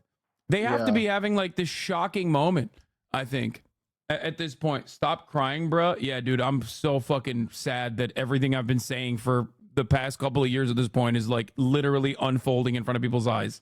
Yeah. All these people that would like, you know, consider what I have to say to be incredibly radical are now like literally repeating it. This is literally 8 months after October 7 all over again. Where do you hear, you know, people repeating the shit that I've been saying for months? Yeah. It's a moment of vindication. Yeah. Jeff, pre-debate. I mean, you have to start thinking about like how like you can do this. And I think like if Democrats want to convince him to drop out, they have to disguise themselves as somebody who he actually respects and can change his thinking. So if they can convince them that they are the real corn pop, they might actually be able to change his mind. The winner of tonight's debate from the Democrats. Come on, bro. Moments before this post was made. Yeah.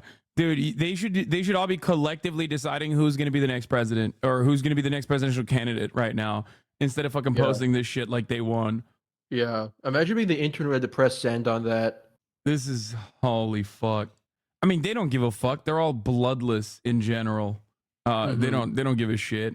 They'll get clearly the Democratic Party staffers don't fucking want the Democrats to win because they have been showing that time and time again with the demonstration of the worst political instincts I've ever seen from a, you know, modern American political party.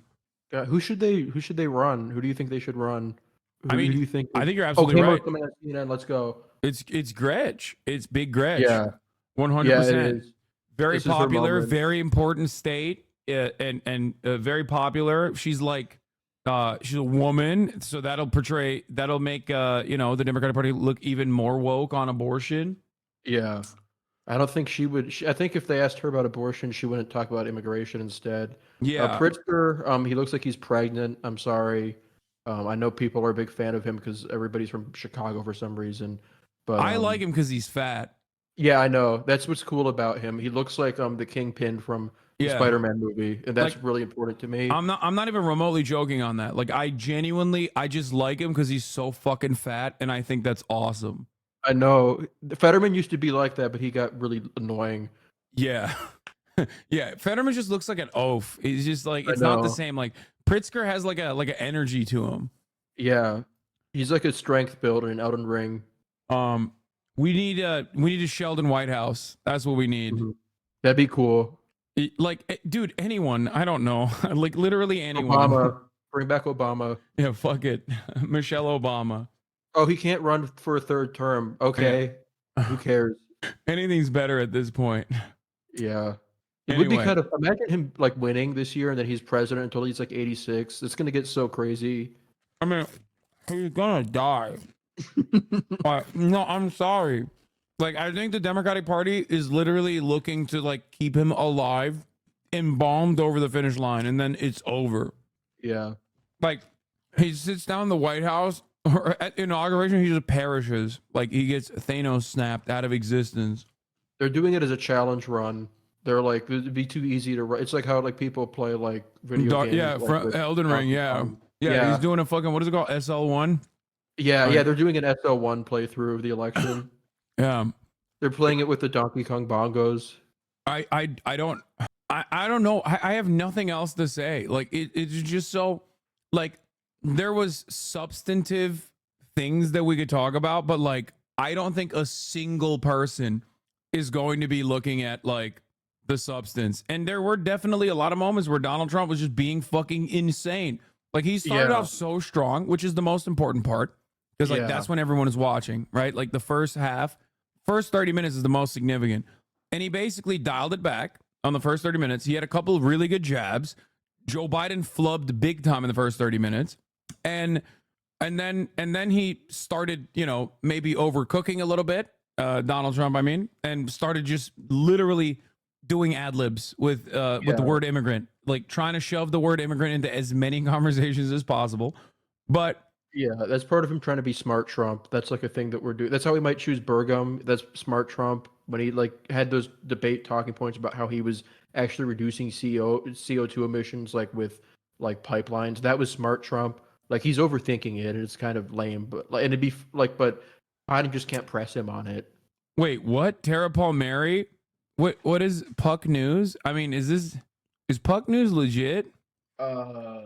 Now Republicans are starting to get paranoid. Latest text, honestly, this might have been bad for Trump. Biden may have been so bad they may replace him with someone that could actually beat Trump. I don't know about that. I doubt that they would. I don't think you really say it. Well, I mean, they are kind of convinced that like they're gonna drop him out at any moment. That's kind of real. Like Republicans, like consistently, like just have like at high levels have not been willing to believe that like they could actually run Biden. Dude, which I think actually, says a lot. okay, are you ready for this tinfoil hat conspiracy? Gavin Newsom has been suspiciously close to the Biden White House for quite some time. He's always rearing his ugly head. It was a beautiful head, let's be real. Yeah. Gavin Newsom has been secretly dipping Visine into Joe Brandon's water.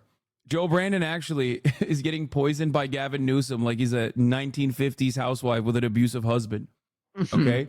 With the hopes that he inevitably perishes. Okay?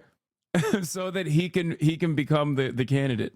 Because who do you see the most? You see Gavin the most. He's always He's around. putting in the fucking work because he's putting in the work. You can't Yeah. fault him for that. Mama Everybody Gretch just is don't- too busy. She's too busy fucking, being a good governor and shit. Yeah. Falling asleep at the wheel a little bit. Gavin Newsom, he's there. He doesn't give a fuck about He California. just Let me tell vetoes you. stuff. Yeah. It's He not that does hard not- to veto everything. Yeah, he is. Yeah, he's only back in California to fucking veto bills like that everyone has democratically voted on a million times over. Yeah. to refuse the people's will. Motivate voters in the polls? I think Let's hear what he has to say. significantly insignificant because it's de minimis because the American people have made up their mind.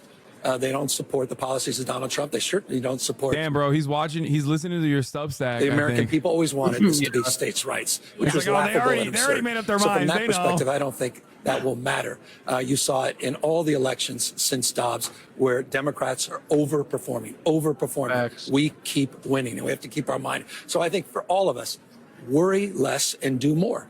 We have the opportunity to turn the page. We have the opportunity to put our heads down. We have the opportunity to universally have the back of this president who's had our back. You don't turn your back. You go home with the one that brought you to the dance. 100% all in.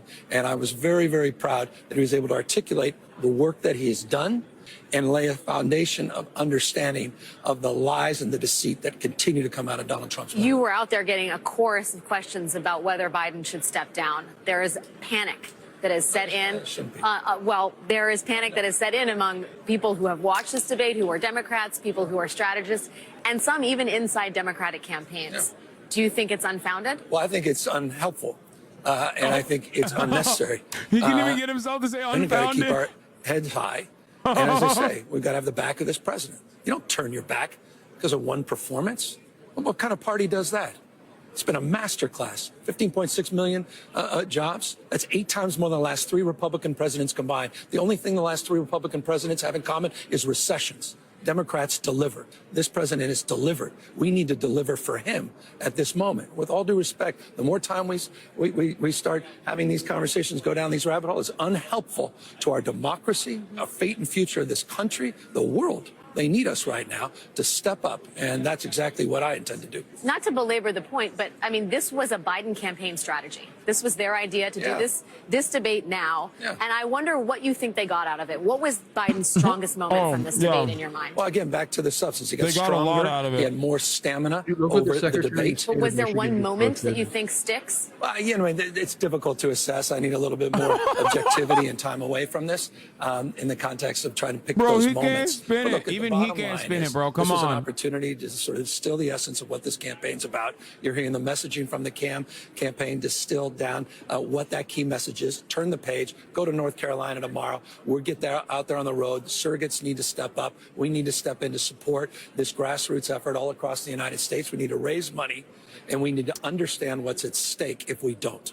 We need to understand what's at stake if we turn our back at this critical time. There's too much. If Biden and Trump are remembered for any particular line, to me it seemed like it would be the line, "I didn't have sex with a porn star," which is not something we've heard on a debate stage before. No, when you use the words "I didn't have sex with a porn star," you're not winning, you're losing at that case. Yeah, totally, I know, dude. Keep coping. I know our friends in New For York sure. have questions for you, so if we could go back to New York City. That dude, it's so bad that like even Rachel Maddow is not talking about it that much. Even like MSNBC's like, yeah, it's fucking over. It's over. Do what? What do you think that people who support President Biden, people in Democratic politics, people who are planning on voting is for him, this? who are worried that he seemed older than they expected tonight, that he happened, didn't that's seem to real. reassure people on stamina issues, as Joy was saying before.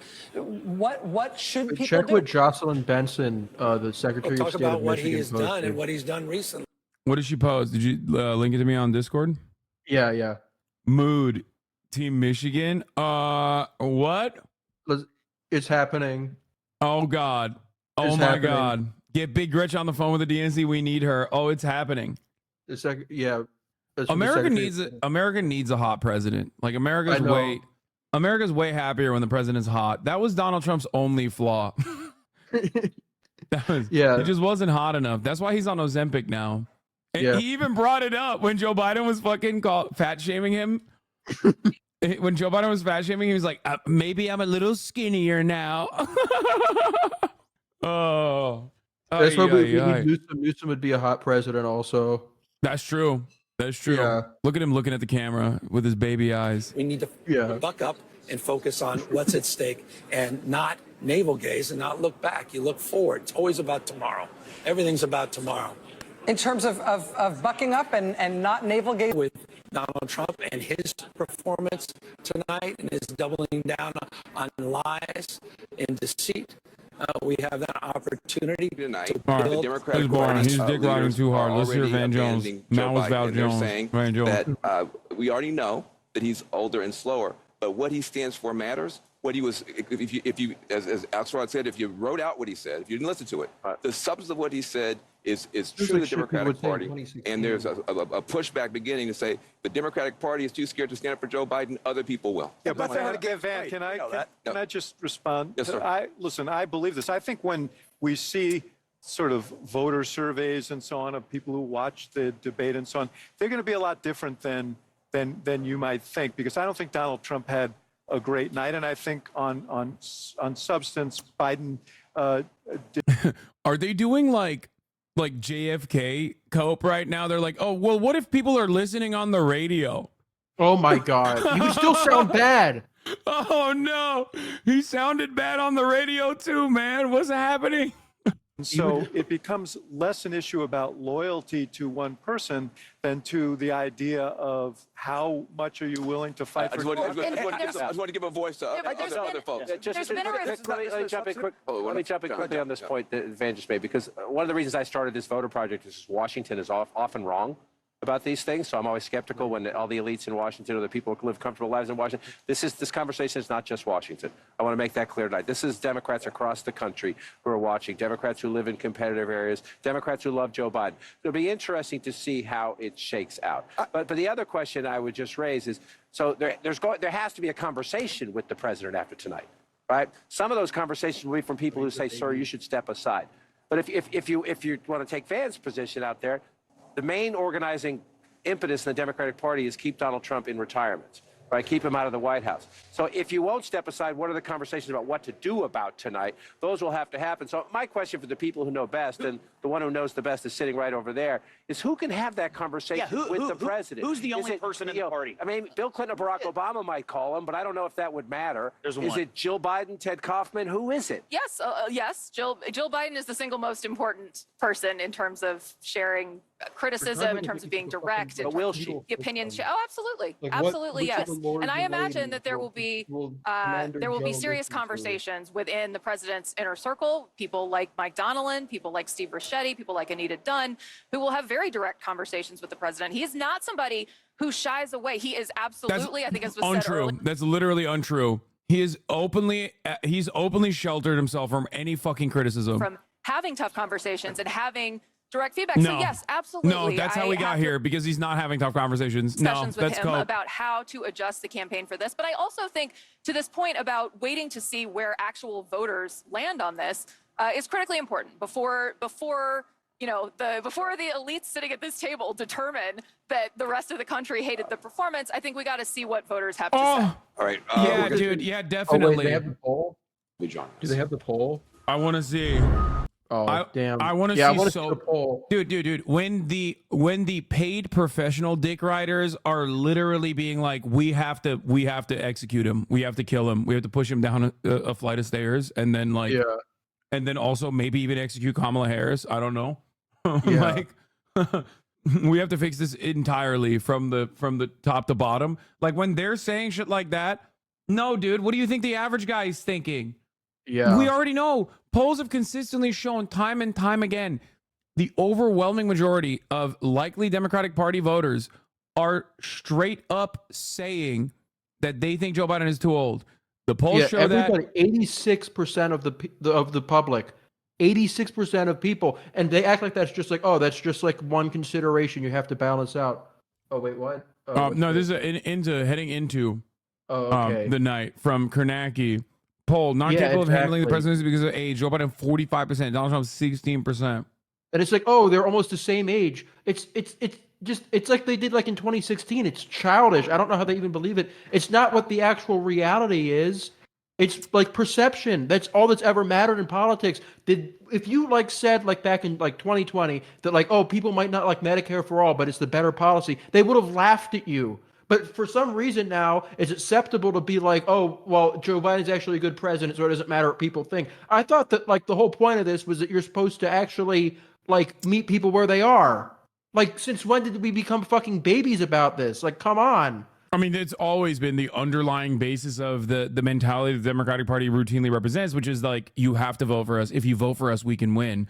Like, the entitlement is actually seeped into like orifices that it normally did not operate inside of, where like at least there was a level of competence demonstrated by the likes of Hillary Clinton to a certain degree, even though she was unlikable and a representation of like elite politics or whatever.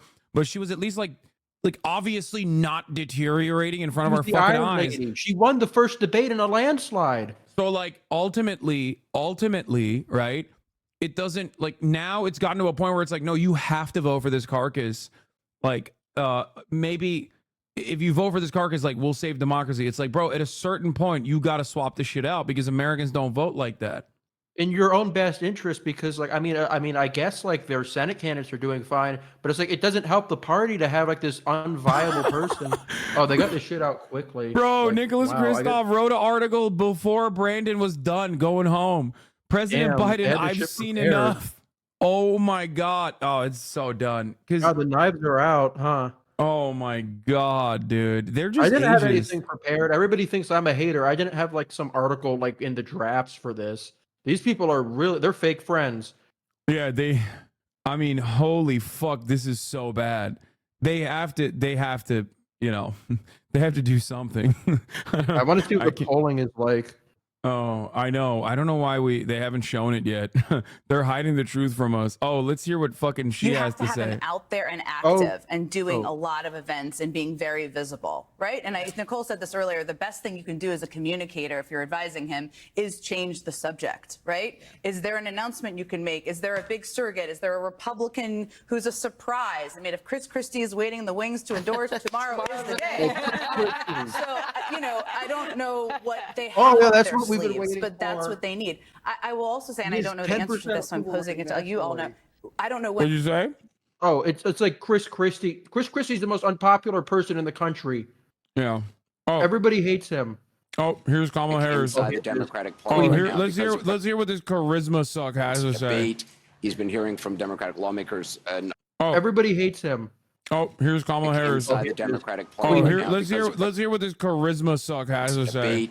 He's been hearing from Democratic lawmakers and others around the country. You know she's excited. Some within your own party are wondering if President Biden should even step aside. What do you say to that? Listen, first of all, what we saw tonight is the president making a very clear contrast with Donald Trump on all of the issues that matter to the American. On mental deterioration. There was a slow start, but it was a strong finish. And what became very clear through the course of the night is that Joe Biden is fighting on behalf of the American people, on substance, on policy, on performance. Joe Biden is extraordinarily strong. And I'm sorry, that on cannot substance be and debated. policy and performance tonight, I mean, the president's performance tonight clearly was disappointing for his supporters. CNN is reporting Democratic lawmakers watching the debate were worried about the president's performance. One said it was a disaster. Another called it a train wreck. Those are Democrats especially worried that Biden did not punch back. How on hard Trump's is she lies. holding back? Listen, people can debate on style points, but ultimately this election and who is the president of the United States has to be about substance. And the contrast is clear. Look at what happened during the course of the debate. Donald Trump lied over and over and over again, as This is he the is narrative? wont to do. He would not disavow what happened on January 6th. Look at stuff He would differently than how not they actually do, so we're not going to change anything. stand by the election results this November. Also, even on substance, like, the Democratic Party sucks. What do you mean? Immigration is a massive fucking problem in the way, like, a political problem, right? And, like, their solution is awful. Completely ambiguous and all over the place about where he stands on that issue, despite the fact that he hand-selected 3 members of the United States Supreme Court with the intention that they would undo the protections of Roe v. Wade. And that's exactly what they did. And just 3 years ago, we commemorated the 2-year anniversary of Dobbs, wherein women across our country have been denied emergency health care, All have that may suffered be true. All miscarriages that to may the be point that true. Bro, she's suffering from, you know how, like, there's an Adderall shortage? She's suffering from the benzo shortage. She's actually fucking alert right Donald now. Trump on the stage tonight. I mean, you debated against He ate all of his medicine. then Vice President Trump, excuse me, Vice Trump President got into the medicine cabinet years ago. Or not Trump, I mean and Biden. He was a very different person on the stage 4 years ago when you debated him. You must, I mean, that's certainly true, is it not? Anderson, the point has to be performance in terms of what a president does. A president who incites an insurrection against the Capitol. No, but I got the point that you're making about a 1.5 hour debate tonight.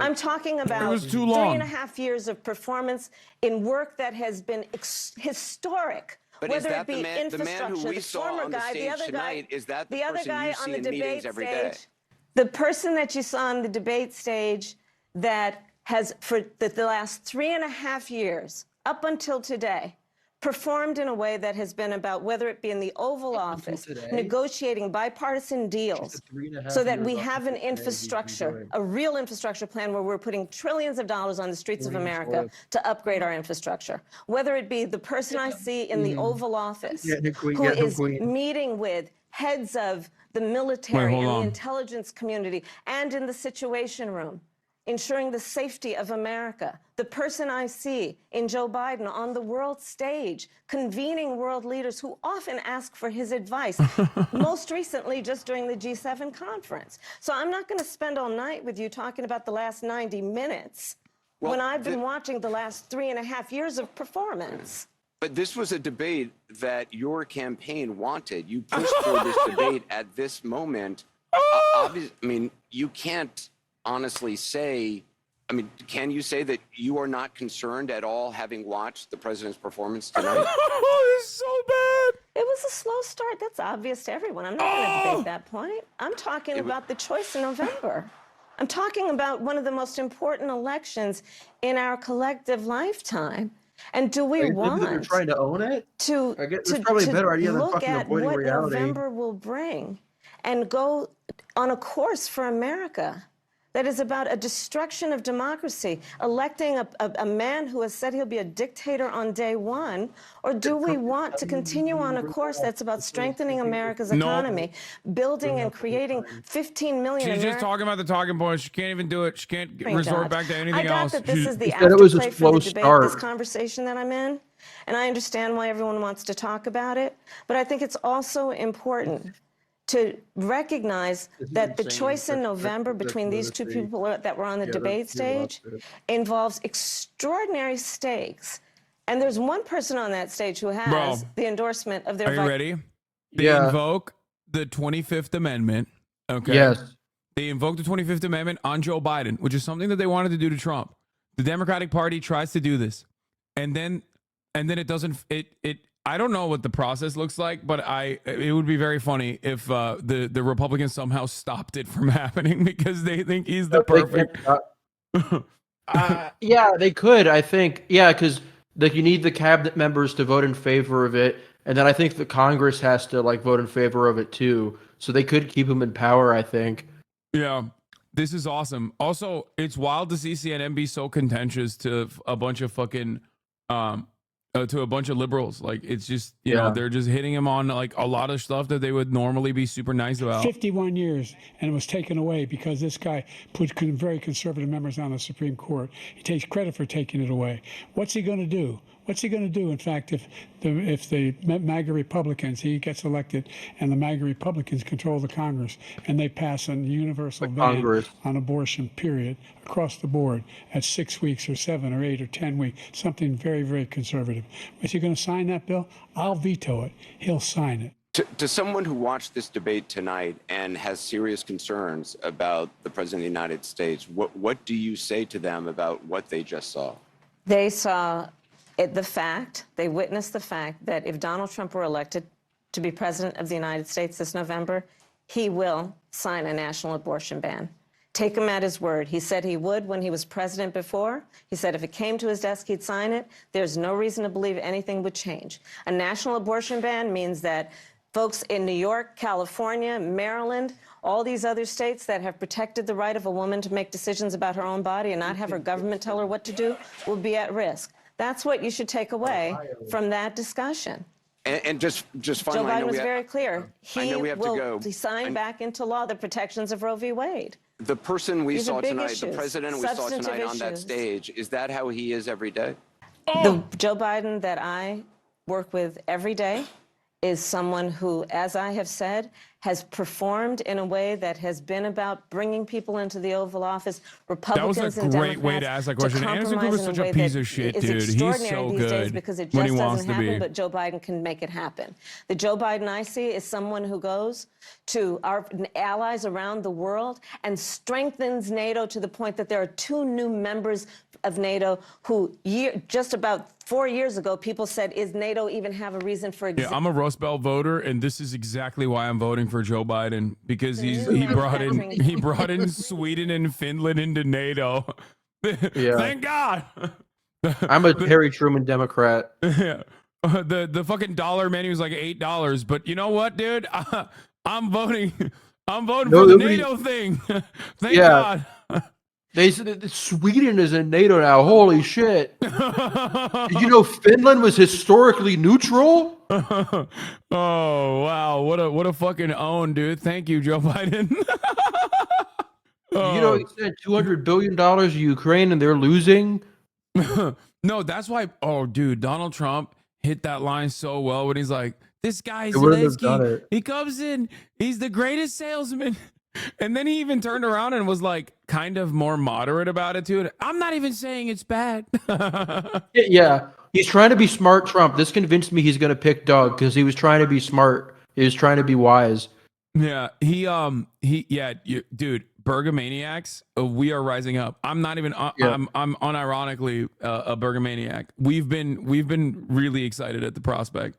Yeah, he's in Here the at this top community. now. It'd be funny if Trump picks Vance and like totally blows this. Like the headlines just all become about how like he picked a guy who's like an apologist for rape. Oh yeah, JD Vance is also so ugly. He's just he's not like Burgum. Burgum's hot. No, Trump yeah, needs a hot Burgum. guy. Trump needs a Burgum's got hot that guy. Brezhnev whiz. Also, Burgum is like, I feel like cutting out the middleman. You know what I mean? JD Vance is like the middleman for Peter Thiel. Burgum himself is the billionaire, and he's like tapped in with the fucking Bill Gates of the world. You know? Yeah. I did see Ben Rhodes, who's like a really close Obama guy, was like saying telling people they didn't see what they saw is not the way to respond to this. I'm hoping that this is like some like deep shit with about Obama, like how H.W. Bush, whenever he wanted to say something, he would always get like one of his boys, like Brent Snowcroft, to write some like article, and it was understood that that's what like H.W. Bush thought. I'm hoping that that's the case with Ben Rhodes, but I mean I don't know. No, yeah. I think Obama could save this. House Democrats are saying we need Whitmer. I met like a member of the House of Representatives on a train once, and I Whitmer pilled them. What is this? Major, I asked, what is this? I asked Governor Gavin Newsom, are you going to be the next Democratic nominee? That's his answer while he's glowing. Are you going to be the next Democratic nominee? No, our nominee is Joe Biden. I'm looking forward to voting for him in November. He's going to be our nominee. Because you know that everyone are talking about you as a possible nominee now. Oh my God, bro. He can't even hide it. Look He's at his smiling. fucking smile ear to ear. Bro, that's okay. That's fucked up. That's fucked up, dude. This is Game of Thrones shit. Bro, Kamala is so not ready for this moment, by the way. I thought she's maybe not. she would be.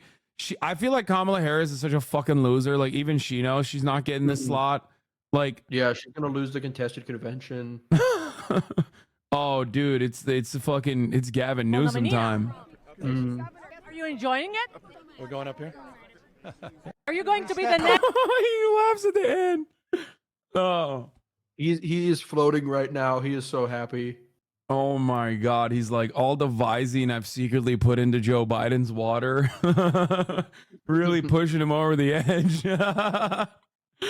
Oh, okay. All right. Well, Kamala could have said he had a cold. She doesn't even know the leaks. I know. He is fucking scheming, dude. Gavin Newsom, you scumbag. Gavin Newsom has so many negatives, I think. Like, that's why, unlike Gretchen Whitmer, I think like Gavin Newsom, Oh no. Yeah. under a normal situation, Gavin Newsom would be a fucking dog shit candidate, in my opinion. Specifically I don't because know. I mean, the thing is with him is that he never tries. And then when they did the recall against him and he did try, he actually had a good result with that. But then in 2022, he didn't try and he did shit. So I don't know. Maybe if he locks in, maybe we haven't seen his full power. But I mean, like, he's dog shit in the sense that, like, he has so many weaknesses, I think. Yeah. Like, one, being obviously being like the governor of California. A lot of the country looks at California as like this bedlam, like lawless land where, you know, immigrant homeless people are walking around like zombies and speaking languages you've never heard before and fucking killing people, right? Like, they think like people are doing the knockout game outside of my fucking door right now to the old white ladies. So there's that. California also has like real problems in terms of the homelessness issue. The housing market is absolutely fucked. So I feel like you have like all of the social issues that many of the even swing states would be like, oh, we don't really like that much. But then beyond that, you could just like talk about how bad the housing market is. And, you know, the campaign against them would be, don't make my country look like California, because everyone's understanding of California is Skid Row. Like, everywhere in California is Skid Row. Yeah, you don't run like the governor of Arkansas for like the Republican nominee. Like, you don't do that. Yeah. So Michigan is kind of nice. They got like nice like beaches there. They got nice woods. Yeah. Axios has comments from the Dem U.S. House Reps, by the way. What they're saying: one House Democrat described the president's debate performance as awful, exclaiming, "What the fuck? I am in a state of shock," said another. Why are you shocked? I fucking hate these pieces of shit. How are you shocked? That's how he is. They've been in La La Land. It's like they just hear them say, oh, Biden's actually really sharp behind closed doors, and they legitimately believed it. I just don't understand it. Like, are you never around him? Like, what's happening? You never see him? You don't see any videos? When Karine Jean-Pierre says it's actually AI, you think that it's actually AI? Is that what you think is going on? Yeah, well, he doesn't meet anybody, so I guess they assumed he had to be. It's like too big to fail. It's like, well, he wouldn't be running if he was really that bad. It's like he wouldn't be that irresponsible. Yeah, they have no understanding that like Joe Biden can be just as narcissistic and like childlike as Donald Trump. They don't think about that. Like it's like not in their realm of comprehension that like this guy could be just holding on for dear life at this thing because out of pure resentment, pure spite. Yeah. That would be kind of cool if it wasn't for like how consequential it is. One female House Democrat said it's time for a woman to save both these men from their misery. President Whitmer has a strong ring to it, referring to Michigan Governor Gretchen Whitmer. Whitmentum. Yeah. They're saying it. They're saying Big Gretch all around the halls of Congress. Yeah, it's I don't know. Do we even talk about the policy, the substance? Like, it was. He said he was the most pro-Israel president in his one moment of lucidity. Yeah. I'm glad that he woke up for that one where he was like, they gyrated on that shit. They were like, I knew it was going to be a fucking slop job. Like, they were going to be fucking panicking on who gets to talk about how much they want to suck Benjamin Netanyahu's dick harder. And they showed up for that. I'm glad that they did that. They went hard on that. Yeah, I'm checking my DMs. We are cooked, brother. It's never been more over. Yeah, so, no, I've been getting text messages nonstop. Like, what the fuck is this? Yeah. What am I looking at? Yeah. Newsom is at like 20 cents in like the presidential betting odds, which I think that's just MAGA money. I don't think that's real, but it is kind of funny. Yeah. The 35 uncommitted delegates deciding the contested convention. A chatter asks, can you explain Charlottesville comparison to the Palestine thing? I didn't understand that. Yes. Yeah. In the media circles. Sorry, go ahead. Yeah. He was saying that the pro-Palestine encampments and like protest are equivalent to the Charlottesville riots. Yeah, that was his. Because in media circles, and not because if you're getting everything filtered through the lens of this broadcast, like you get a very different perspective. But like in mainstream media, it is not even discussed as anything but like deeply anti-Semitic. Those college protests are seen by those over the age of 35 as like the most anti-Semitic thing anyone has ever done. Like, that's why when I cover like the LA synagogue protests where they were just like trying to sell real estate in the fucking West Bank, like stolen real estate, the way that they covered it in mainstream media from Fox News all the way to Morning Joe was like, they are attacking synagogues because Jewish people are trying to pray in there. Like, they don't. They said it was a pogrom. Yeah, no, Van Jones literally called it a pogrom. Yeah. That's what he said. He said, like, walking in, he said, going to a neighborhood, a Jewish neighborhood with a keffiyeh is akin to waving the fucking Confederate flag in a black neighborhood. That's what he said. Yeah, it's just he's really like a deep sleeper cell at this point. Oh, now they're doing the fact checks. Oh, here we go. Finally. Well, yeah, that's going to work. It's only taken 10 years. Trump in 2018. I love that everybody, even the Democrats, wanted Roe overturned. Like, no one believes that. It doesn't matter. I don't think Republicans believe that.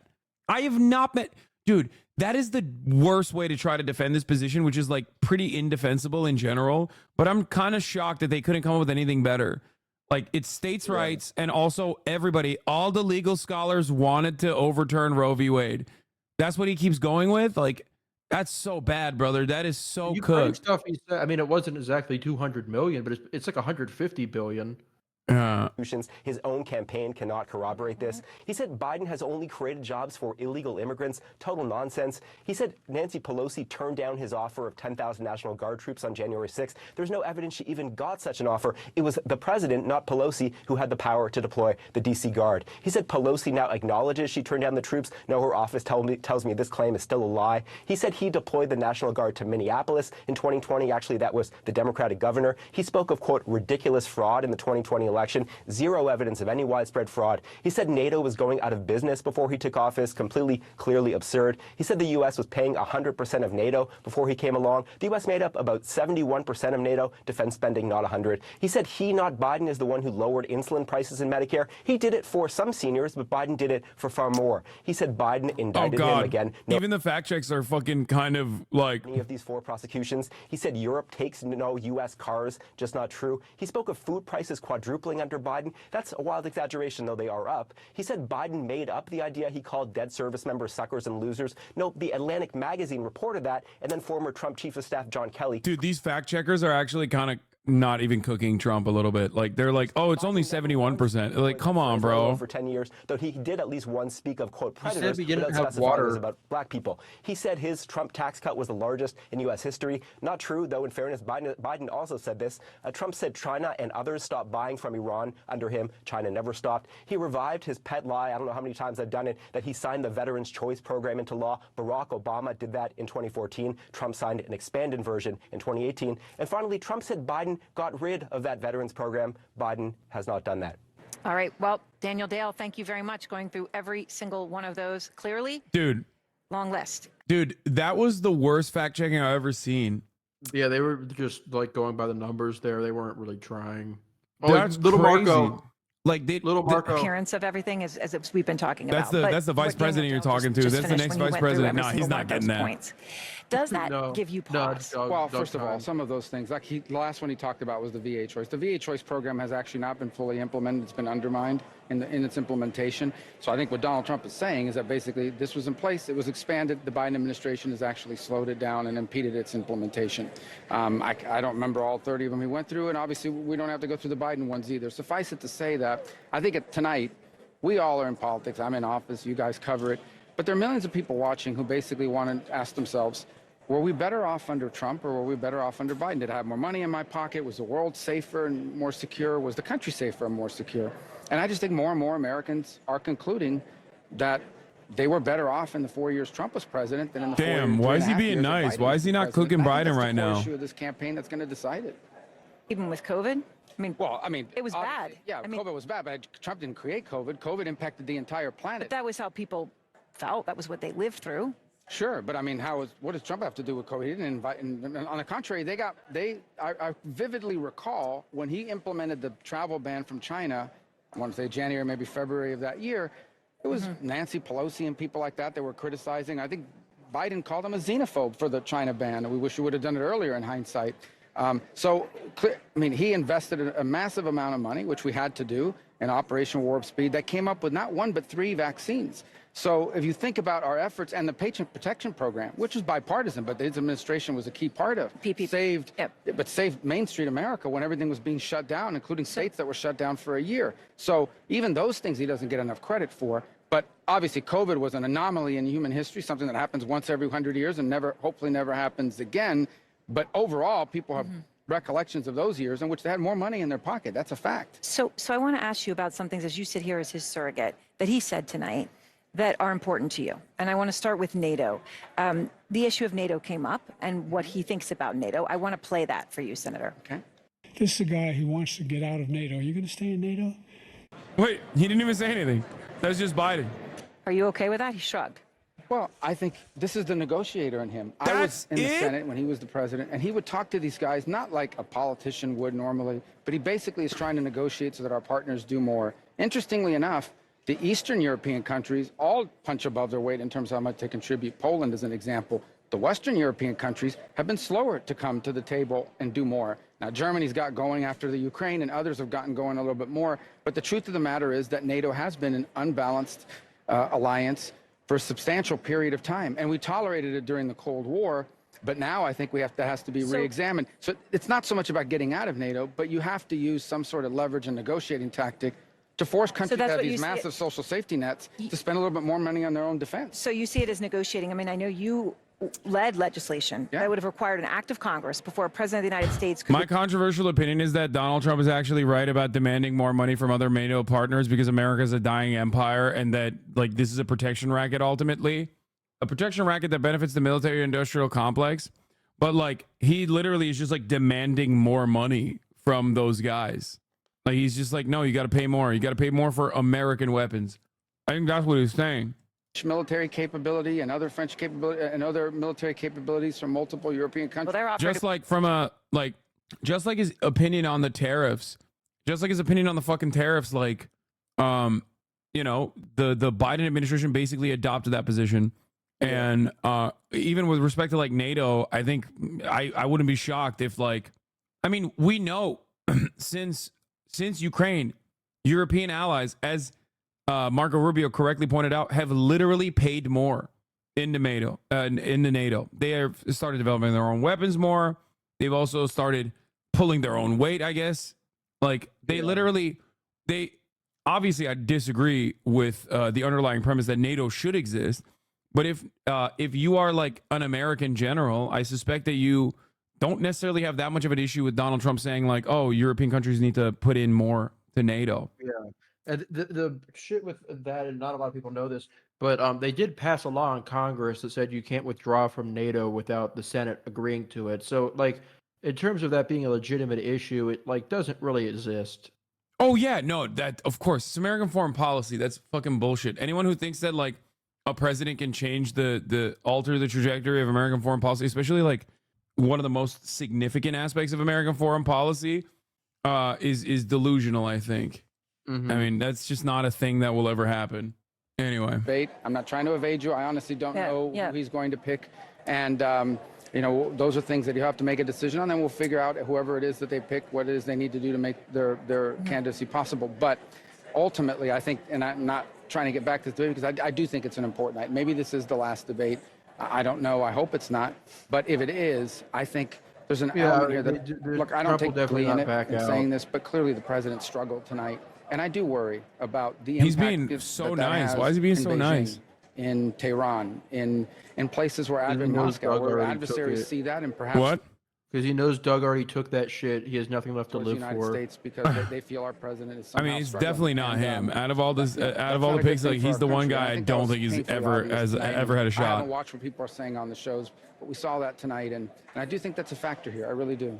All right. Well, Senator Rubio, I appreciate your time, and thank you very much. And coming up, the results of our flash poll of voters' opinions of tonight's debate. Our David Chalian is going to join us with all of the numbers, the details, the analysis after this. He doesn't want to be rude to a dying man. What happens if Biden dies before he's elected? I mean, they just have to put another person in that. Like, Kamala Harris becomes the president, but I doubt that the DNC would want her to be the presidential candidate. Yeah. So. She's a danger to the establishment. Yeah, she's powered up by dialectical materialism. That's why they're afraid.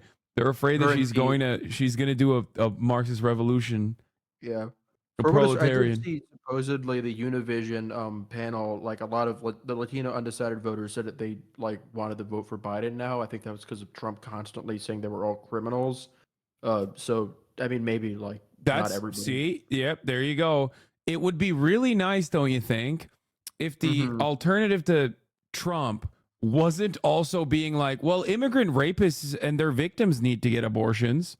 when being Yeah. asked Oh about my God. when being asked about abortion, like, yeah, beautiful white women that are getting raped by these barbaric immigrants, they need to get abortions too.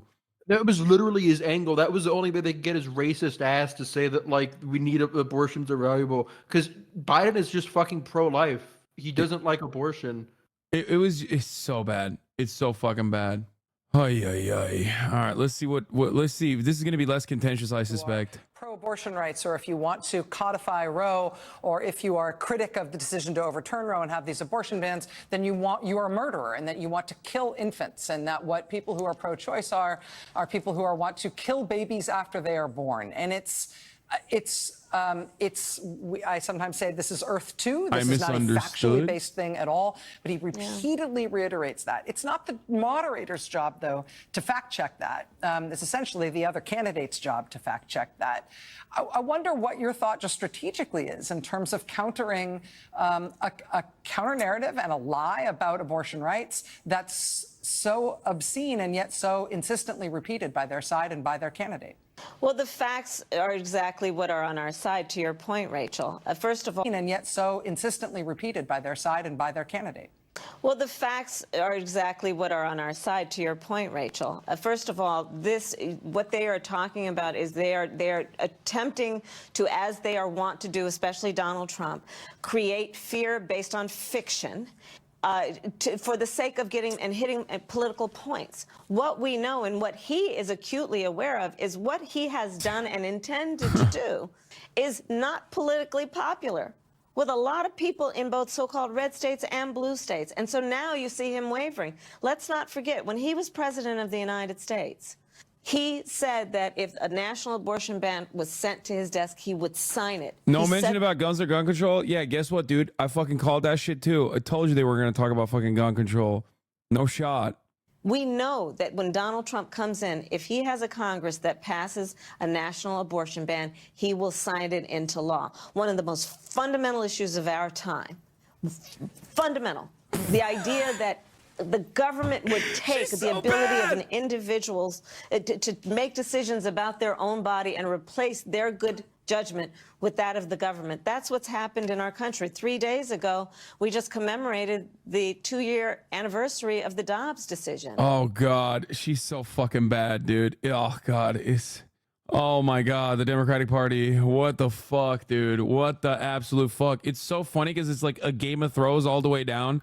Because, like, the Democratic Party is basically relying at this point on, like, I don't know, some fucking random, like, Arkansas Republican to come out and be like, I think women that have sex out of marriage should be murdered. And then the Supreme Court of the state, for some weird reason, decides that, yeah, no, that is actually sound or some shit. Like a state legislature passes a bill like that. And then like it relitigates and re-triggers the fucking abortion conversation over and over again. And that's basically all they got. And to be fair, the Republican Party keeps doing that shit. I saw you post about it the other day. Like there was another fucking moment where they're like, there was the 10 Commandments shit that they did. Yeah. Which was so silly, so stupid. Who the fuck are you doing this for? Even the Supreme Court recognizes with the way that CNN is doing polls. All right, let's take a look. Flash polls. Oh, brother, here it is. These debate watchers do pretty much look like registered voters, maybe about 4 or 5 percentage points more Republican than the usual universe of registered voters. So just to keep that in mind as you see these results. That little bit of shift won't make a difference here. Look at the big question of the night. Who won the debate? We asked debate watchers in our instant poll. And the answer is a resounding Donald Trump did. 67% of debate watchers in our poll say Donald Trump won the debate tonight. Joe Biden, 33% say he won the debate tonight. Now, this group of debate watchers, they told us who they thought would win the debate going into it before the debate. Oh, no, this is going to be so sad. And take a look at how that changed over time. 55% thought before the debate that Donald Trump would win the debate. 45% thought Joe Biden would win the debate. Look at what the debate did to those expectations. That's when, Donald Trump did much better than expected. Joe Biden did worse than expected among this group. And compare this to these two men debating 4 years ago. That's not always a comparison we have, obviously. The rematch is pretty unique. And so take a look at the complete reversal. Again, that top line there is the debate tonight. 67% say Trump won, 33% said Biden. The next line is the second debate in 2020, where Biden won there by about 14 percentage points, 53-39 in our instant poll that night. This looks a little bit more like the first debate. Chris Wallace moderated 60% Joe Biden won that debate that night. 28% said Donald Trump won the debate that night. You can see how this night sort of is a complete reversal of that one. And then take a look at this question we asked. Do you have confidence in the candidate's ability to lead the country? Confidence in ability to lead the country. 14% said they have a lot of confidence in Biden. 36% of debate watchers say they have a lot of confidence in Trump. Neither of those numbers are stellar, by the way. You see 29% say some for Biden, 20% Trump. But here, a majority of debate watchers, 57%, say no confidence in Joe Biden's ability to lead the country. The 44%, majority. again, that is not a It's great not, like, number. good That is for a Trump at healthy all. plurality there. That's not even good for Trump. It's not. But I mean, but that makes sense. That makes sense. Trump sucks too. Like it's just like this is a race of who sucks A worse. majority say Joe Biden. They're not confident he can. This is a fucking CNN poll after the debate. Oh God, it's so that cooked. David just shared with us. Trump won 67%, Biden won 33%. That's not what we're hearing out there. It's not what we're seeing on social media. I mean, that's a resounding loss, but it's not 100-0, which is what. But remember, we're hearing in punditry. About a high bar. We went in It's thinking called about low bars. partisanship. And There are in terms of, Democrats like, who will say he won no meeting matter expectations, what. exceeding expectations. She said it's not 100-0. I've never heard this level of copium before. That's like Fox insane. News wouldn't do that level of dick riding for Trump. No. They would be embarrassed. What the fuck? Well, you know, one person said that Trump did well. His age and his ability to lead another 4 years. It's not just that he's president right now. It's that he's asking voters for another term. And that was how Dana phrased the question tonight, that you know, he would be 86 at the end of a second term if he were reelected. And instead, they're walking out of this with those questions only raised and being raised at the top levels of the Democratic Party. And the vice president defending his performance to Anderson, acknowledging that, yes, it was a slow start, though it was also a pretty difficult end as well. If you watched his closing statement, compared to his closing statement that he delivered during the Chris Wallace debate, which I watched truly this morning, it was a very strong closing statement. In this one, he didn't even mention the word abortion. And it makes all the talk of Republicans this week, including President Trump, saying that Biden was going to be on cocaine, and other Republicans claiming that he was going to be on performance-enhancing drugs, seem quite quaint when you look at what the conversation is now. I also don't think that you can make too much of the fact that 33% said Biden won the debate. There's a certain number of people who just either like Biden or hate Trump, and they're never going to say that Trump won the debate. So I think that's a kind of just, I don't think that's a reflection of the way they viewed the debate. It's a reflection of how they feel about the two candidates. Okay, what about the other point, though, to what David just laid out? So when you look at the first debate in right. 2020, He's absolutely right. Like, some of you guys won't see the top of the hour ad break because you're subscribed, and many others who are unsubscribed will see the top of the hour ad break, unless you subscribe for $5 or for free with a Twitch Prime by connecting your Amazon Prime account to your Twitch account. Here's the 3-minute ad break now. say, well, another debate could turn this around. But this is a different situation, right? Because it's about age. Age and competence and acuity and the ability to do the job and the ability to do the job for 4.5 more years. I mean, this speaks to the biggest question that people have about. You objectively can't say Trump won, though. He proved he's an outright dipshit. What? Everybody knows he's a dipshit. He was the fucking president. What are you talking about? He's been running for president or president for a decade. Like this has already been established. Yeah, dude. People are. Yeah, I'm the guy. I'm the one guy who's like, who's this Trump guy? Let me tune into CNN. Oh wow, he seems like kind of an asshole. Like, these guys are maxed out on name recognition. One guy has been in politics for 100 years. The other guy was a TV personality and, like, you know, the most polarizing president. I don't know if you knew that or not. It's not 2016, chatter. Everybody knows, and everybody's made up their fucking minds. Right now, it's a race to the bottom on, like, people that aren't currently motivated to go out to vote, but, you know, maybe they will go, all right, you know what? This is pushing me over the edge. Yeah, you have to. This is why it's just such a missed opportunity, because the theory of the case for Biden this entire time has always been that Trump has done the best with the people who are paying the least attention, and Biden does the best with the people who are paying the most attention. So ideally for Biden, the hope is that that difference is only because people just aren't paying attention. They forgot how bad Trump is, and like once the election gets closer and you have these big high-profile events, people will like realize how much they hated him, and things will like kind of return. It'll look more like it does in the Senate races. This was supposed to be one of the big chances he had to do that, and you would think that, like, given the difference between perception and reality with Trump is getting so extreme, people are remembering him as this strong, decisive leader when he objectively is just a dipshit. You would think that like this type of event, where people are just paying more attention to Trump and how stupid he is, would get in the way of that. It would make them reconsider. Biden did the thing that destroyed this, and what I didn't even think could have been possible, like giving him maybe too much credit that I should have. He got in the way of that. So it was a massive missed opportunity. It made an already big problem even worse. And like, just even if like you really believe that Biden like has a track to winning, this just went the exact opposite way you would want. Yeah, this person says, dude, just put your MAGA bag hat on, get your money. This is USA. Dude, you don't seem all that polarized against Trump. What do you want me to do? I'm an online political commentator with political opinions that are completely outside of the neat little confines of liberal mainstream media. I am not even getting looks from the Democratic Party for like media opportunities or even like linking up with prominent Democrats. Not that I want to.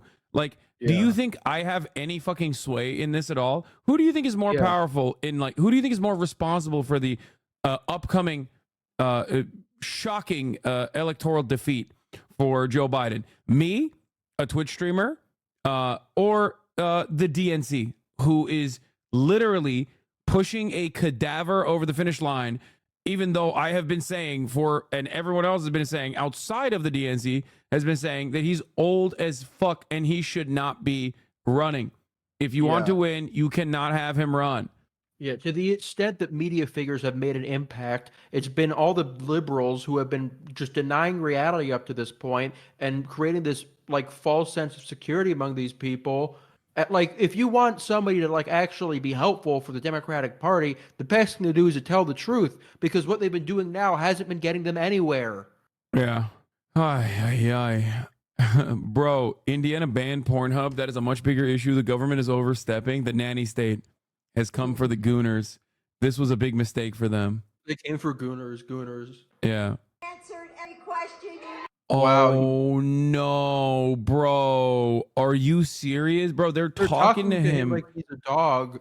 This is like, I don't give Kaya treats when she does this, okay? Like this is like basic, you know, you're house trained.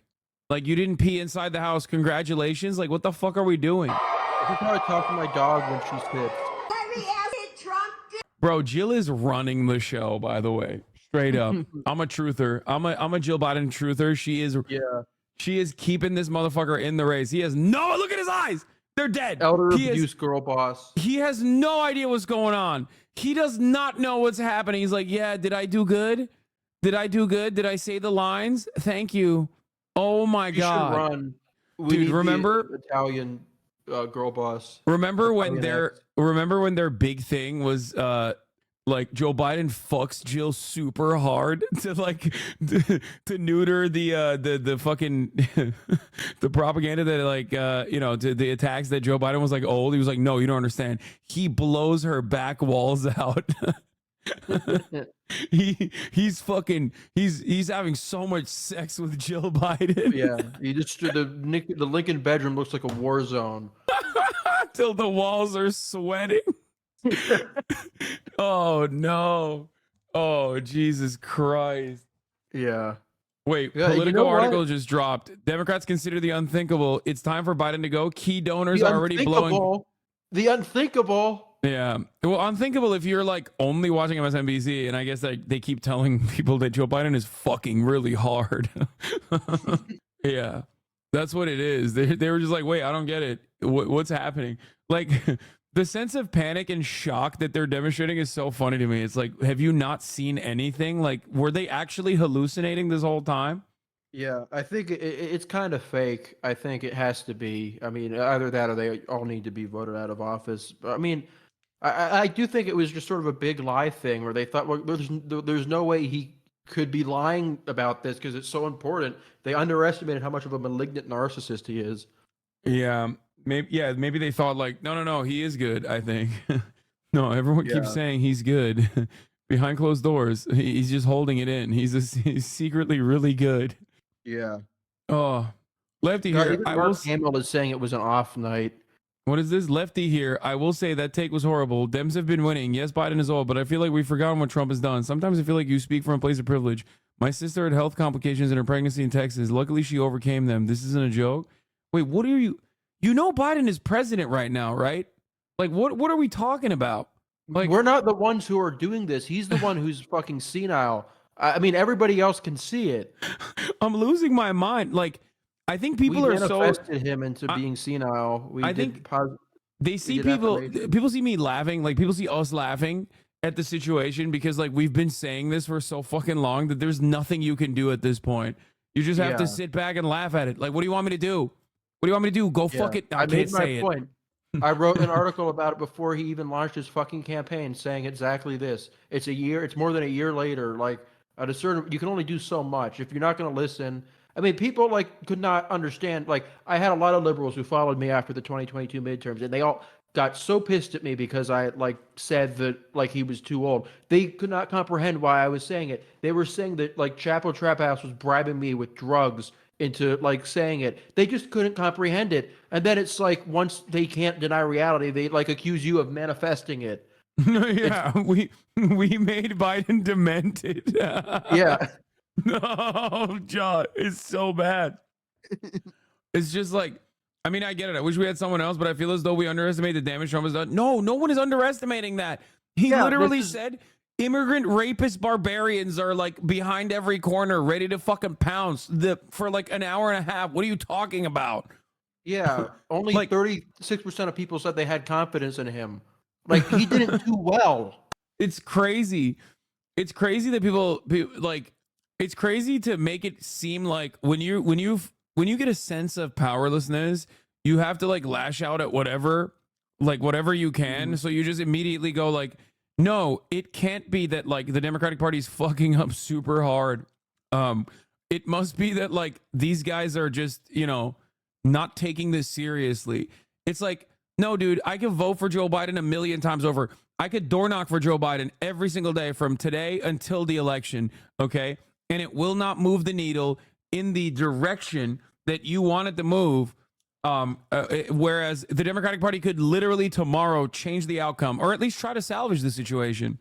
They could have definitely changed the outcome and made it significantly better, a year ago. Mm-hmm. Did you not see the two girls that got killed in New York? You're a fucking weirdo. They got raped by illegals in the past 9 months. Dude. Wasn't that like a fake story? I don't even know, but it's like so unimaginably stupid that this guy is trying to talk about something serious while simultaneously saying illegals, but also using the term graped. I fucking hate TikTok so much, dude. Like, brother, I don't know if you know this, but your hyper-specific anecdotes might come across as like super fucking passionate, right? In the moment. But that's not how this works. Okay? Yeah. Undocumented immigrants quite literally are responsible for less crime per capita than natural-born U.S. citizens. That's it. If you want to solve crime, I guess we got to swap out dumbasses like you with undocumented migrants in this country. Okay? Yeah. Do you want me to lint, you fucking idiot? He's so mad. He's so fucking upset. Yeah.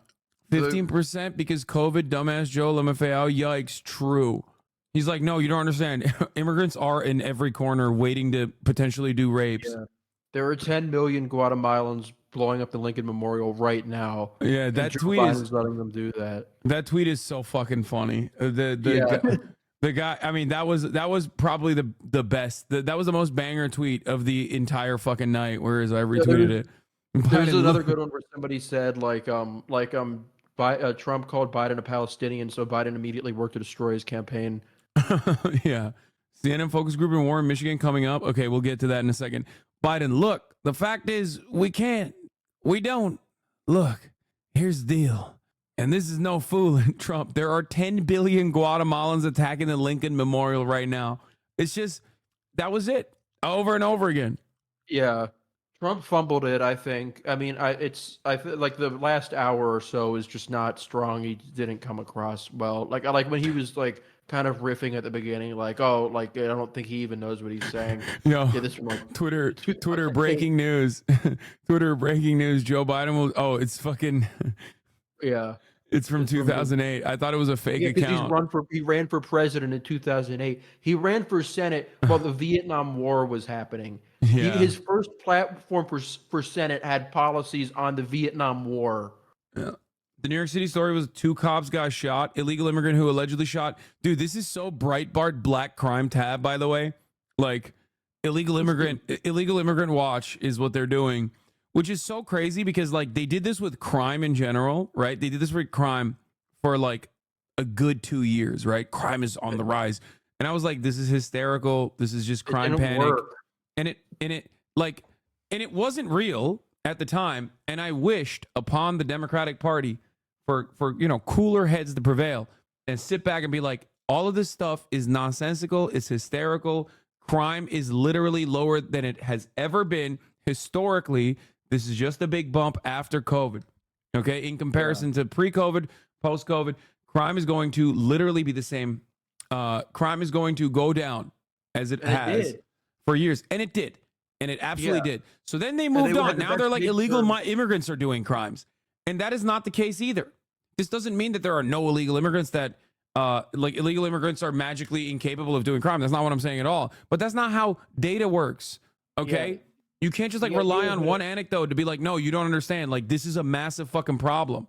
It's not a meaningful social issue. It's not a meaningful political issue. It's like, it's I mean, it's not worth taking seriously. I kind of like don't envy how you actually have to deal with actual right wingers. No, I love right wingers. They're awesome. Yeah. Dude, I prefer right wingers to like annoying, smarmy liberals who will be like, you're the reason why Joe Biden is losing, or like, you know, the fucking pro NatSec liberals are way more annoying than the Republicans because the Republicans are like coming at it from unfettered racism, so you can just like address it. But like liberals will try to take an academic approach to why America has to continue having 800 military bases, or else or else the Chinese will take over and you know, do homophobia everywhere. That tweet from David Shore, he was like, I'd rather have 4 degrees Celsius temperature rise than China be the predominant power. It's just psychotic.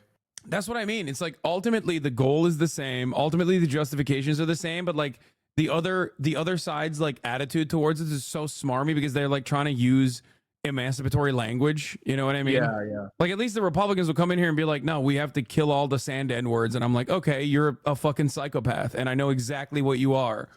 Yeah. You know, Democrats would be like, no, we have to kill all of the Arabs because they're homophobic. Yeah. And they call themselves like social democrats or whatever. It's so lame. Yeah. Steve Schmidt, the guy who co-founded the Lincoln Project, said Biden should drop out. What? Yeah. No way. The Lincoln Project. That's actually what? That's kind of shocking. Yeah, I didn't know he was on that shit. I remember Bill Kristol was like really big on the Biden should drop out stuff. He followed me for that reason. Pinak Umfi. Any clue where there was no pushback against Trump's misinfo? Because it's Trump. And because what are you supposed to do? Just fucking pause the debate? And also because CNN is already like kind of right wing and gearing up for a Trump election, in my opinion. Mm-hmm. Like I think they you know, they see the writing on the wall. They look at Fox News's numbers and they're like, well, everyone's numbers are down, but like they were pretty good when Trump was president. Like that's probably the way that they're approaching the matter. Yeah, people accuse me of like wanting Trump to win for that reason, which like that's not how my universe is. People like left wing people do not like paying attention to politics when like right wingers are winning. Yeah, I mean it doesn't. Yeah, it ultimately doesn't really matter. It's just like I don't even think a second Trump term will cause the same like ratings boom that like media analysts are predicting, in my opinion. I think people will just be depressed. Yeah, people are just going to be like, people are so checked out after Biden. I think like even if Trump were to become president, like shit would go south, like 100%. It would be awful. Make no mistake. Yeah. But I don't think he will have the same like captivating aura that he did the first time around. Yeah, well, because it was a shock when he won. It was all novel, and there was a really good point. I think it was by like not Jennifer Rubin, Michelle Goldberg.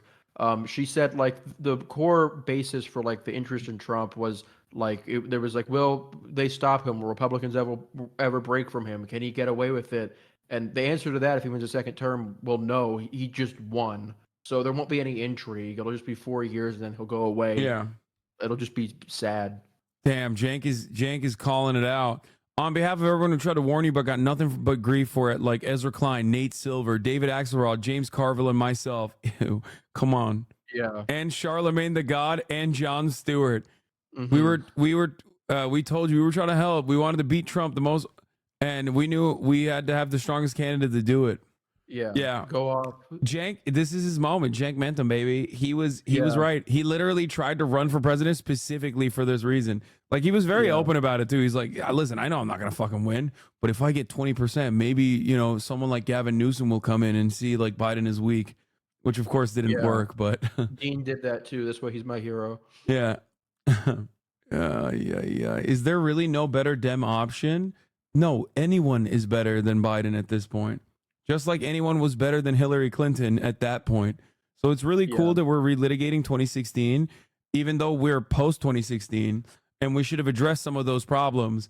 And instead, very quickly, the media infrastructure packed it up and created this like neat little excuse spiral for Hillary Clinton that it was actually the left, or it was Russian interference, or it was this, or it was that actually caused the election. So that's precisely the reason why people are coming into this chat, even right now, and hitting those same fucking angles, being like, well, it seems like you're really privileged and you're actually not interested in, you know, a second Trump term. And it's like, it's out of my fucking hands. Yeah. I just have to call it like I see it at the like. Oh, Dave's back. Yeah, I want to see how fucking wet he is right now. Okay, but world leaders are bracing for a Trump presidency. Our European allies are bracing for Trump to win. The Arab state leaders are all bracing and planning Oh for my Trump. God. You know what would be the absolute worst? If the Democrats somehow put Hillary Clinton back in. Yo, she would do it. She would win. I don't care. I don't give a fuck. She would win on a landslide. I'm committed to Biden being too old. I believe in it. Dude, no. I think if there's one person that like is still gonna produce like the worst results, it's Hillary Clinton. Why is this our choice? Yeah, I know. And it confirms to them their view that this is basically something they don't need to pay attention to because they have nothing but bad choices. That is a very, very bad thing for Democrats. I don't think a lot of people are sitting here analyzing it to the degree that we are. I spoke it into but for existence. most regular I'm sorry. people, It's they're gonna just happen saying now. it confirms what they have already believed about Joe Biden, about whether he can do 4 more years, about whether he is doing a great job today in the presidency. I mean, let's not forget his approval rating right now is partially because a lot of Americans don't believe that right now he is doing a job that they like. And if you just think about 2020 all over again, Joe Biden cannot afford to lose much. So the third-party candidates matter more at the moment. The president has a motivational energy issue, enthusiasm issue with his base. He did not help himself tonight. He likely hurt himself tonight. It's June. So maybe this all passes. The conversation among Democrats is going to try to figure that out. But remember, Georgia, where we are, 11,779 votes. But Wisconsin, 25,000 votes. Pennsylvania, 40,000 votes. Arizona, 10,000 votes? I don't have all the math in my head. So he can't afford to lose much. Oh my God. Trump voters are going to come out. Oh We my know that. God. So the question is, Look at the he screen. was Do already you see struggling. it? Biden came into this debate. Do you see it? It's real. The toe sucker himself, Chris Cillizza. Let's go. CNN's editor at large.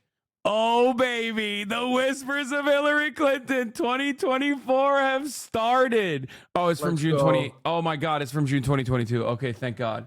Fuck. Oh, I'm killing myself. It's over. Yeah, I knew it. I knew that they fired Chris, so I was wondering, like, what was up. No. Oh. Wait, did Why they can't we fire? ever Wait, have why did they nice fire Chris things? Cillizza? Suck too many I don't know. toes. It's like, he runs a Substack now, I think. You're making the last prophecy come true. Yeah, this one is like one of the all-time greatest political comics. Yeah. Oh, thank God. Okay, I did not call that. It's not happening yet. That doesn't mean it won't happen. Could very well. It is very much like something that the Democratic Party would do is like very much in their wheelhouse to do some fuck shit like that. Why not? Why not? Is very much like something that the Democratic Party would do is like very much in their wheelhouse to do some fuck shit like that. Why not? Why not? Damn, Kyle Kalinske said, I mean, at this point, I'll take it. He's on your team on this. Let's go. Let's go. That's insane. I think if there's one person that would put this contest in like identical terms, it would be Hillary Clinton. I'm not even kidding. No, Like, yes. she nearly beat him, and that was before he did January 6th and like got rid of abortion. If that like happened before 2016, she would have won. So she'll win. Okay, It's her this turn. is fair. It's not wrong. You're not wrong, but it's like putting never up stopped being a her person turn. who already lost to Donald Trump is so funny to me. Yeah. Oh, she runs again and loses again. Oh, Jesus Christ. This, oh my God. Our only hope from Politico, the Politico article I pulled up, our only hope is that he bows out. We have a brokered convention or dies, the donor advisor said. Otherwise, we are fucking dead. It just the crucial context for all of this is that like Sherrod Brown is like up by like 5 points in Ohio. Like everybody else in the party is doing like fine to like amazing right now. Eric Levitz, no, was that the guy? I think he said like earlier this year. Is he the guy with the big podcast? I don't know. Yeah. Well, there was somebody like who like it's it. No, it's not him. This is the like the liberal Zionist dude. Oh, liberal Zionism is making a comeback, guy? I think that was Zach Beauchamp. Yeah, that was Zach Beauchamp. You're right. Wine moms and suburbs dads are insane, right? What the fuck? CNN focus group had 7 saying Biden won, 6 Trump won, 1 undecided. That's awesome. Yeah, that's me. Wine moms and suburb dads are insane, right? I think, I mean, I don't know. Like 7 people saying Biden won and 6 people saying Trump won is crazy. Who's undecided? Me. Like, dude, God, I love American politics so much. It's so fucking stupid, dude. It is we are the dumbest country. Have you seen the focus groups that New York Times did for like the undecided voters a while back, where there was a person who was interviewed and in the same breath said, I like Donald Trump's policies of deporting every undocumented migrant. And then they were like, well, what about Biden's policies? What would you think about an amnesty for all of the undocumented migrants that are on U.S. soil right now? And she said, without even stopping, yes, I think that's good too. That's real. She wants something to happen. She said, yes, we must both simultaneously do a pogrom, like Holocaust levels of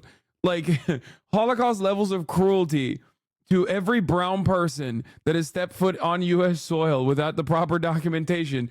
But also we should give them amnesty and let them become, law-abiding, tax-paying citizens. How? Supposedly he sounded like 100 times better in the speech after the debate. So like maybe he was just nervous. He was a little scrimbo. Yeah, he's a neurodivergent minor. Yeah. You're being ableist. Yeah, he was.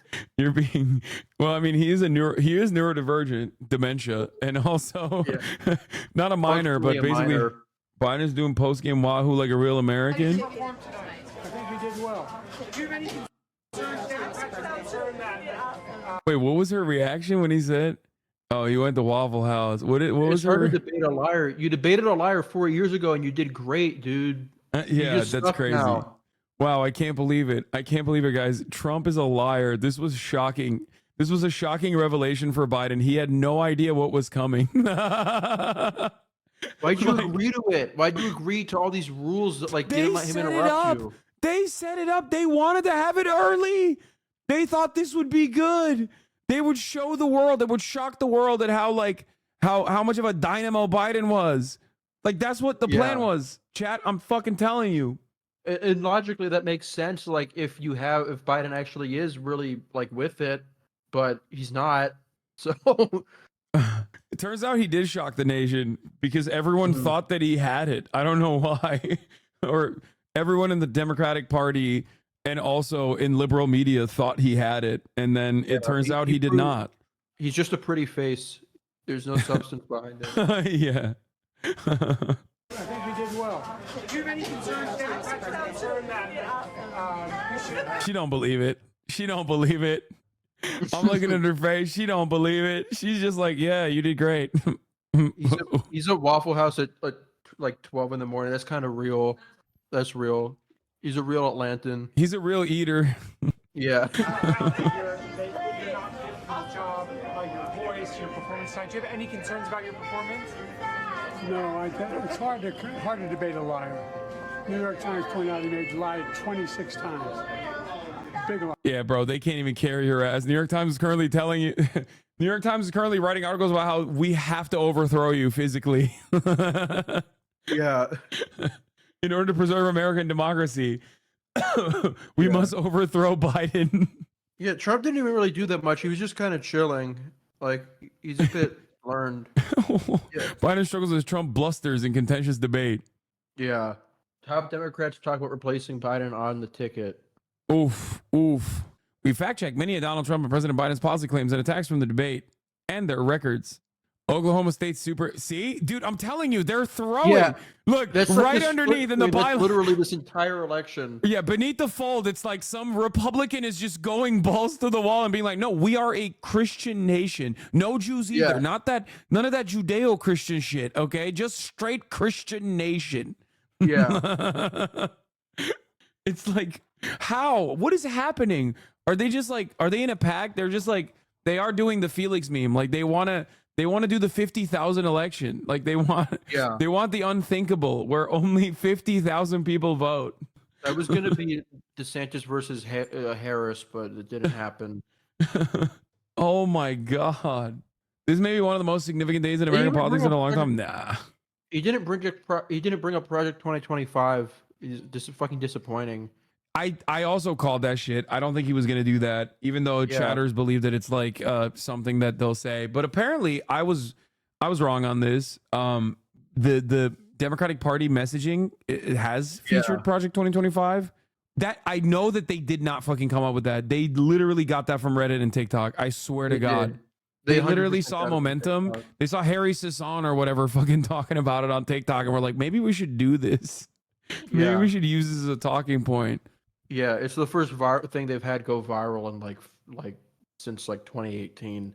Yeah, there's like so much shit in that like nobody brings up. Like they want to like one of the policies in Project 2025. They want to like abolish the CDC. People don't know that's what they want to do. It's just casually filled with stuff like that.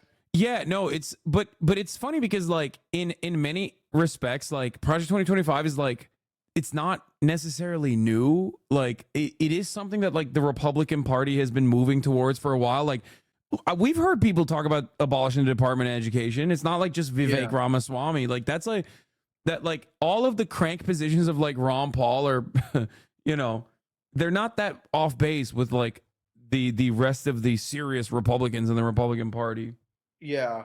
They've just been allowed to just run around in their enrichment enclosure under Trump. They've like just been getting all their energy off. Oh, let's see what the Financial Times is saying.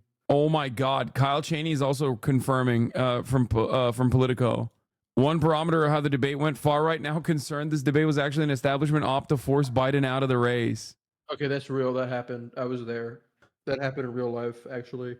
I mean, I don't know. He's a Politico guy. I don't. No, it's real. Yeah, FT is saying that like the bourgeois are saying that Biden stumbles and incites panic.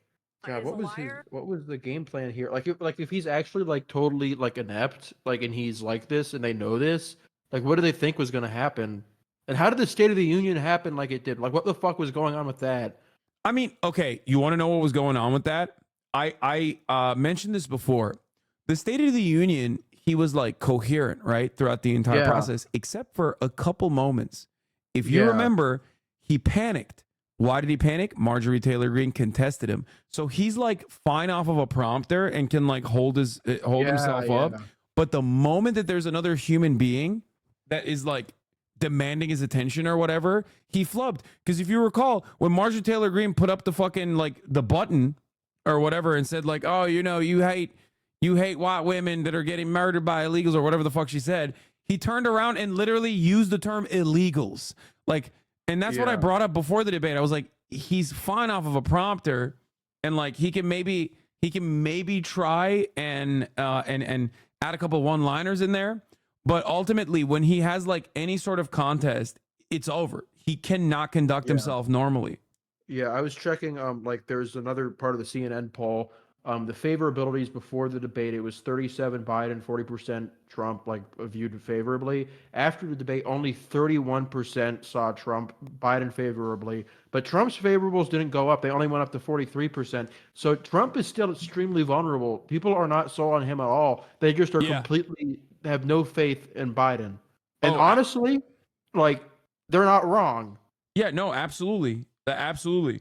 Like none of this means, none of what is going on with Biden means that Trump is going to like look better in comparison. The problem is Biden needs voters to go out and vote for him. Whereas like Trump at least has that loyal fan base that will definitely go out and vote for him, right? And the issue is like Biden is basically hemorrhaging those likely voters that would maybe go out and vote for him, like young voters, Hispanic voters. Like he's doing a horrible job of trying to captivate them. As a matter of fact, it seems like they're running the Chuck Schumer route of like for every working class blue collar vote we lose, we're winning 2 in the suburbs. Yeah. And well, he actually is doing pretty well with like crackers. His number. Oh with yeah. His white vote numbers are actually kind of okay. With men, he's doing okay. Like I mean, he's doing much better than like previous races, I would say. This is like, isn't it historically high? well, it's not like he's doing well. It's just relative to 2020, he hasn't lost much support among white people. No, I mean like in general. I mean, I want to know what the white women vote is going to look like because they still went majority Trump in 2020. I wonder if that like will change. Yeah. Oh, white woman? Yeah, for sure. Because of Roe v. The question Wade. is how much movement there is compared to 2020. And he hasn't lost nearly as much ground with white voters and older voters, and I think men compared to 2020. His like losses relative to that year, like he's still winning black voters, but his standing compared to where he was 4 years ago with black voters or with young voters or Arab voters especially, like it's down tremendously. And the hope for him has always been that like the closer we get to the election, they'll come home. But like when you have stuff like this, it like makes it more difficult. Yeah, this is for the math. Chatter says Biden could lose 30 points to black voters, 20 points to Hispanics, but gain 3 in white and win the election. That's how many more white people vote, by the way. Yeah, I mean, that's also that's America true. is a white. America is like 60. That's why he's still white. competitive. That's why he's still competitive, even though he's lost all this support with non-whites and young voters. He still could win the 3 states in the Midwest and win the election. He's not like totally out of this. Even like the worst models for him have him at like 33% to win, like which isn't nothing, but like I mean it's not copium. This is math.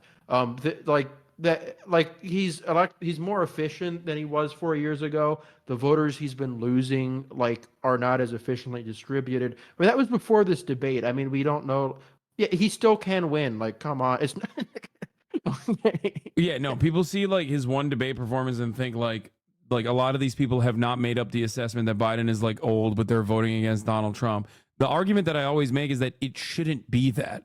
Like, not that won't push them over the finish line. It could, but it shouldn't, especially at a time when the Democratic Party is like doing pretty fucking well otherwise. Yeah. It's shocking how bad Biden is performing. Yeah, like they had the best midterm result in 80 years. They've been like blowing the doors off in every special election since Dobbs. Like I think Newsom brought that up. Like they had results. They won by like 17 points in Pennsylvania. They won by 12 points in Michigan. They won a judicial race in Wisconsin last year by 11 points. Like these core states, like when you get down to brass tacks, and you compare a liberal to a Trump candidate, the liberal is going to win. The problem is when you run a liberal who's older than time, people are going to have concerns. Yeah. And like, that's honestly not like that. Like, that's not the hardest thing to understand. It's baffling to me that you have people who are like, the only way people could possibly like have second thoughts is if like TikTok is brainwashing them, because this makes sense. Yeah, he supports genocide. Like, true. Okay. It's bro, I don't get how this chatter says, I don't get how black, Latino, and white focus groups all say Biden won. Is everyone on drugs? No, dog. They heard Donald Trump say literally Hitlerian shit for an hour and 30 minutes. Like, that's the reason why that's the reason why a lot of people are absolutely going to go, and especially like black voters and Latino voters are going to look at that and go, yeah, that's fucking insane. I don't think that he did a good job. Oh, this is the Univision, the thing that Edgar Menta was literally talking about earlier, right? This is the one, right? Yeah.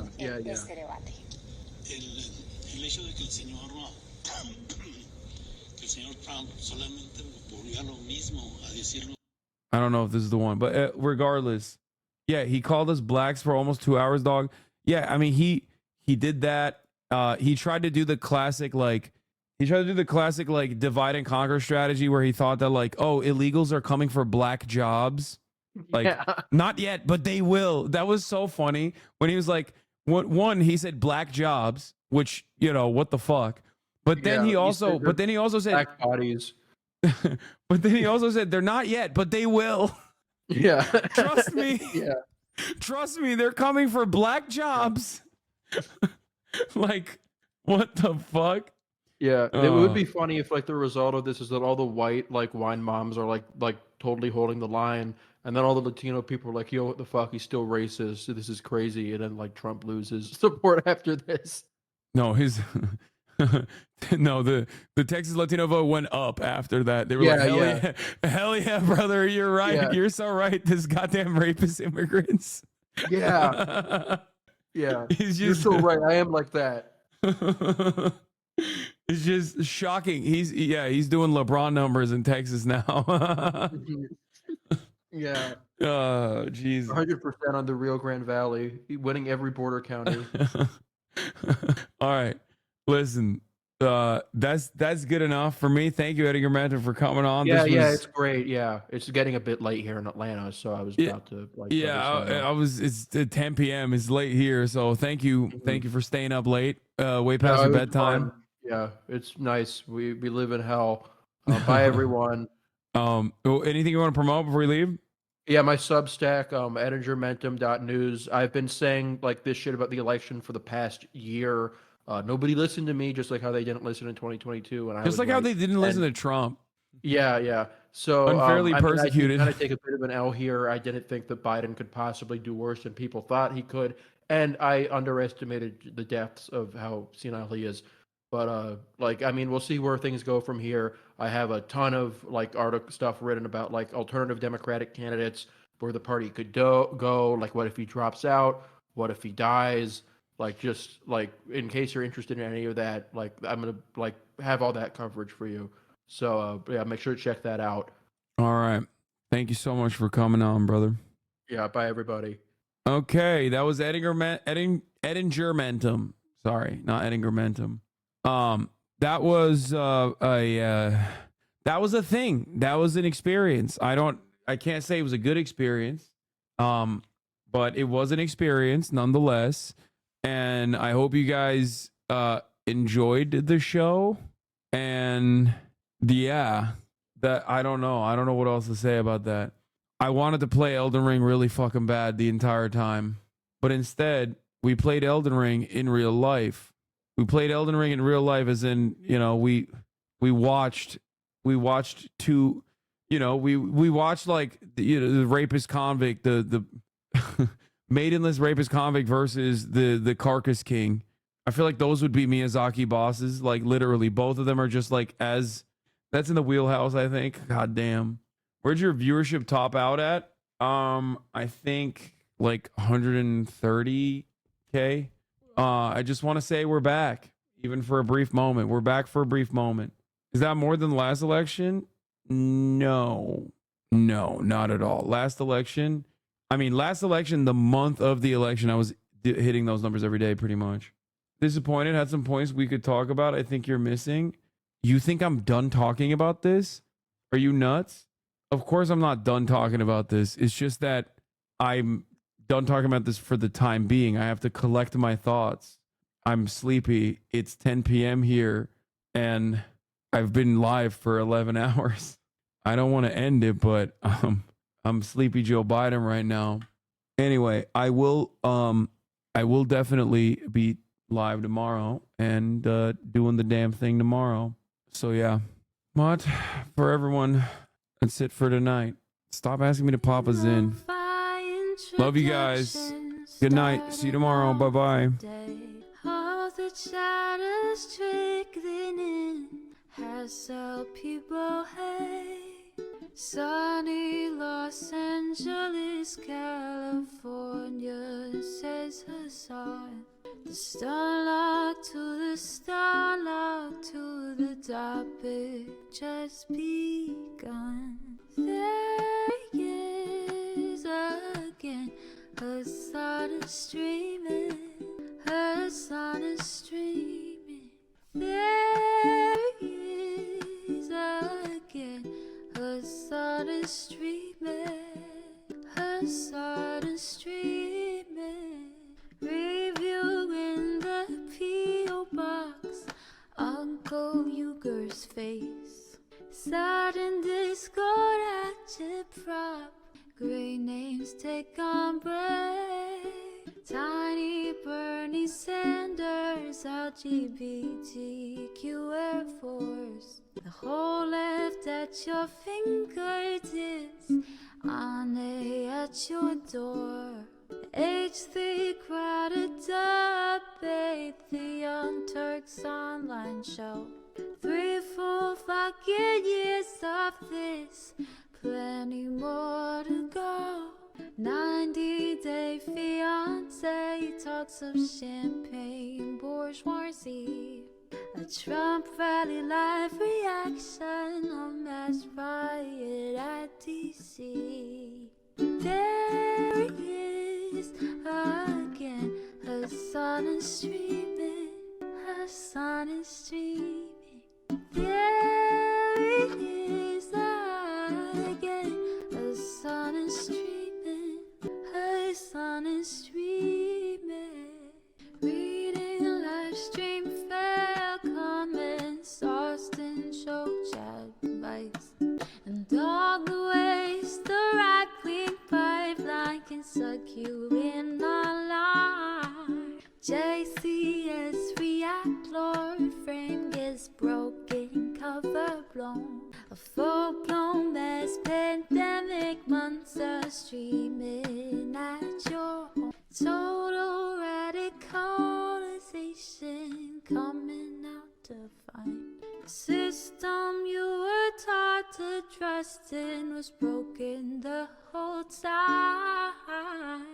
All these daily streams, whether big or whether small, have helped me and so many find the meaning through it all.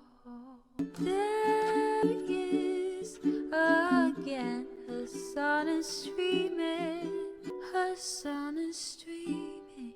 There he is again. Hassan is streaming. Hassan is streaming.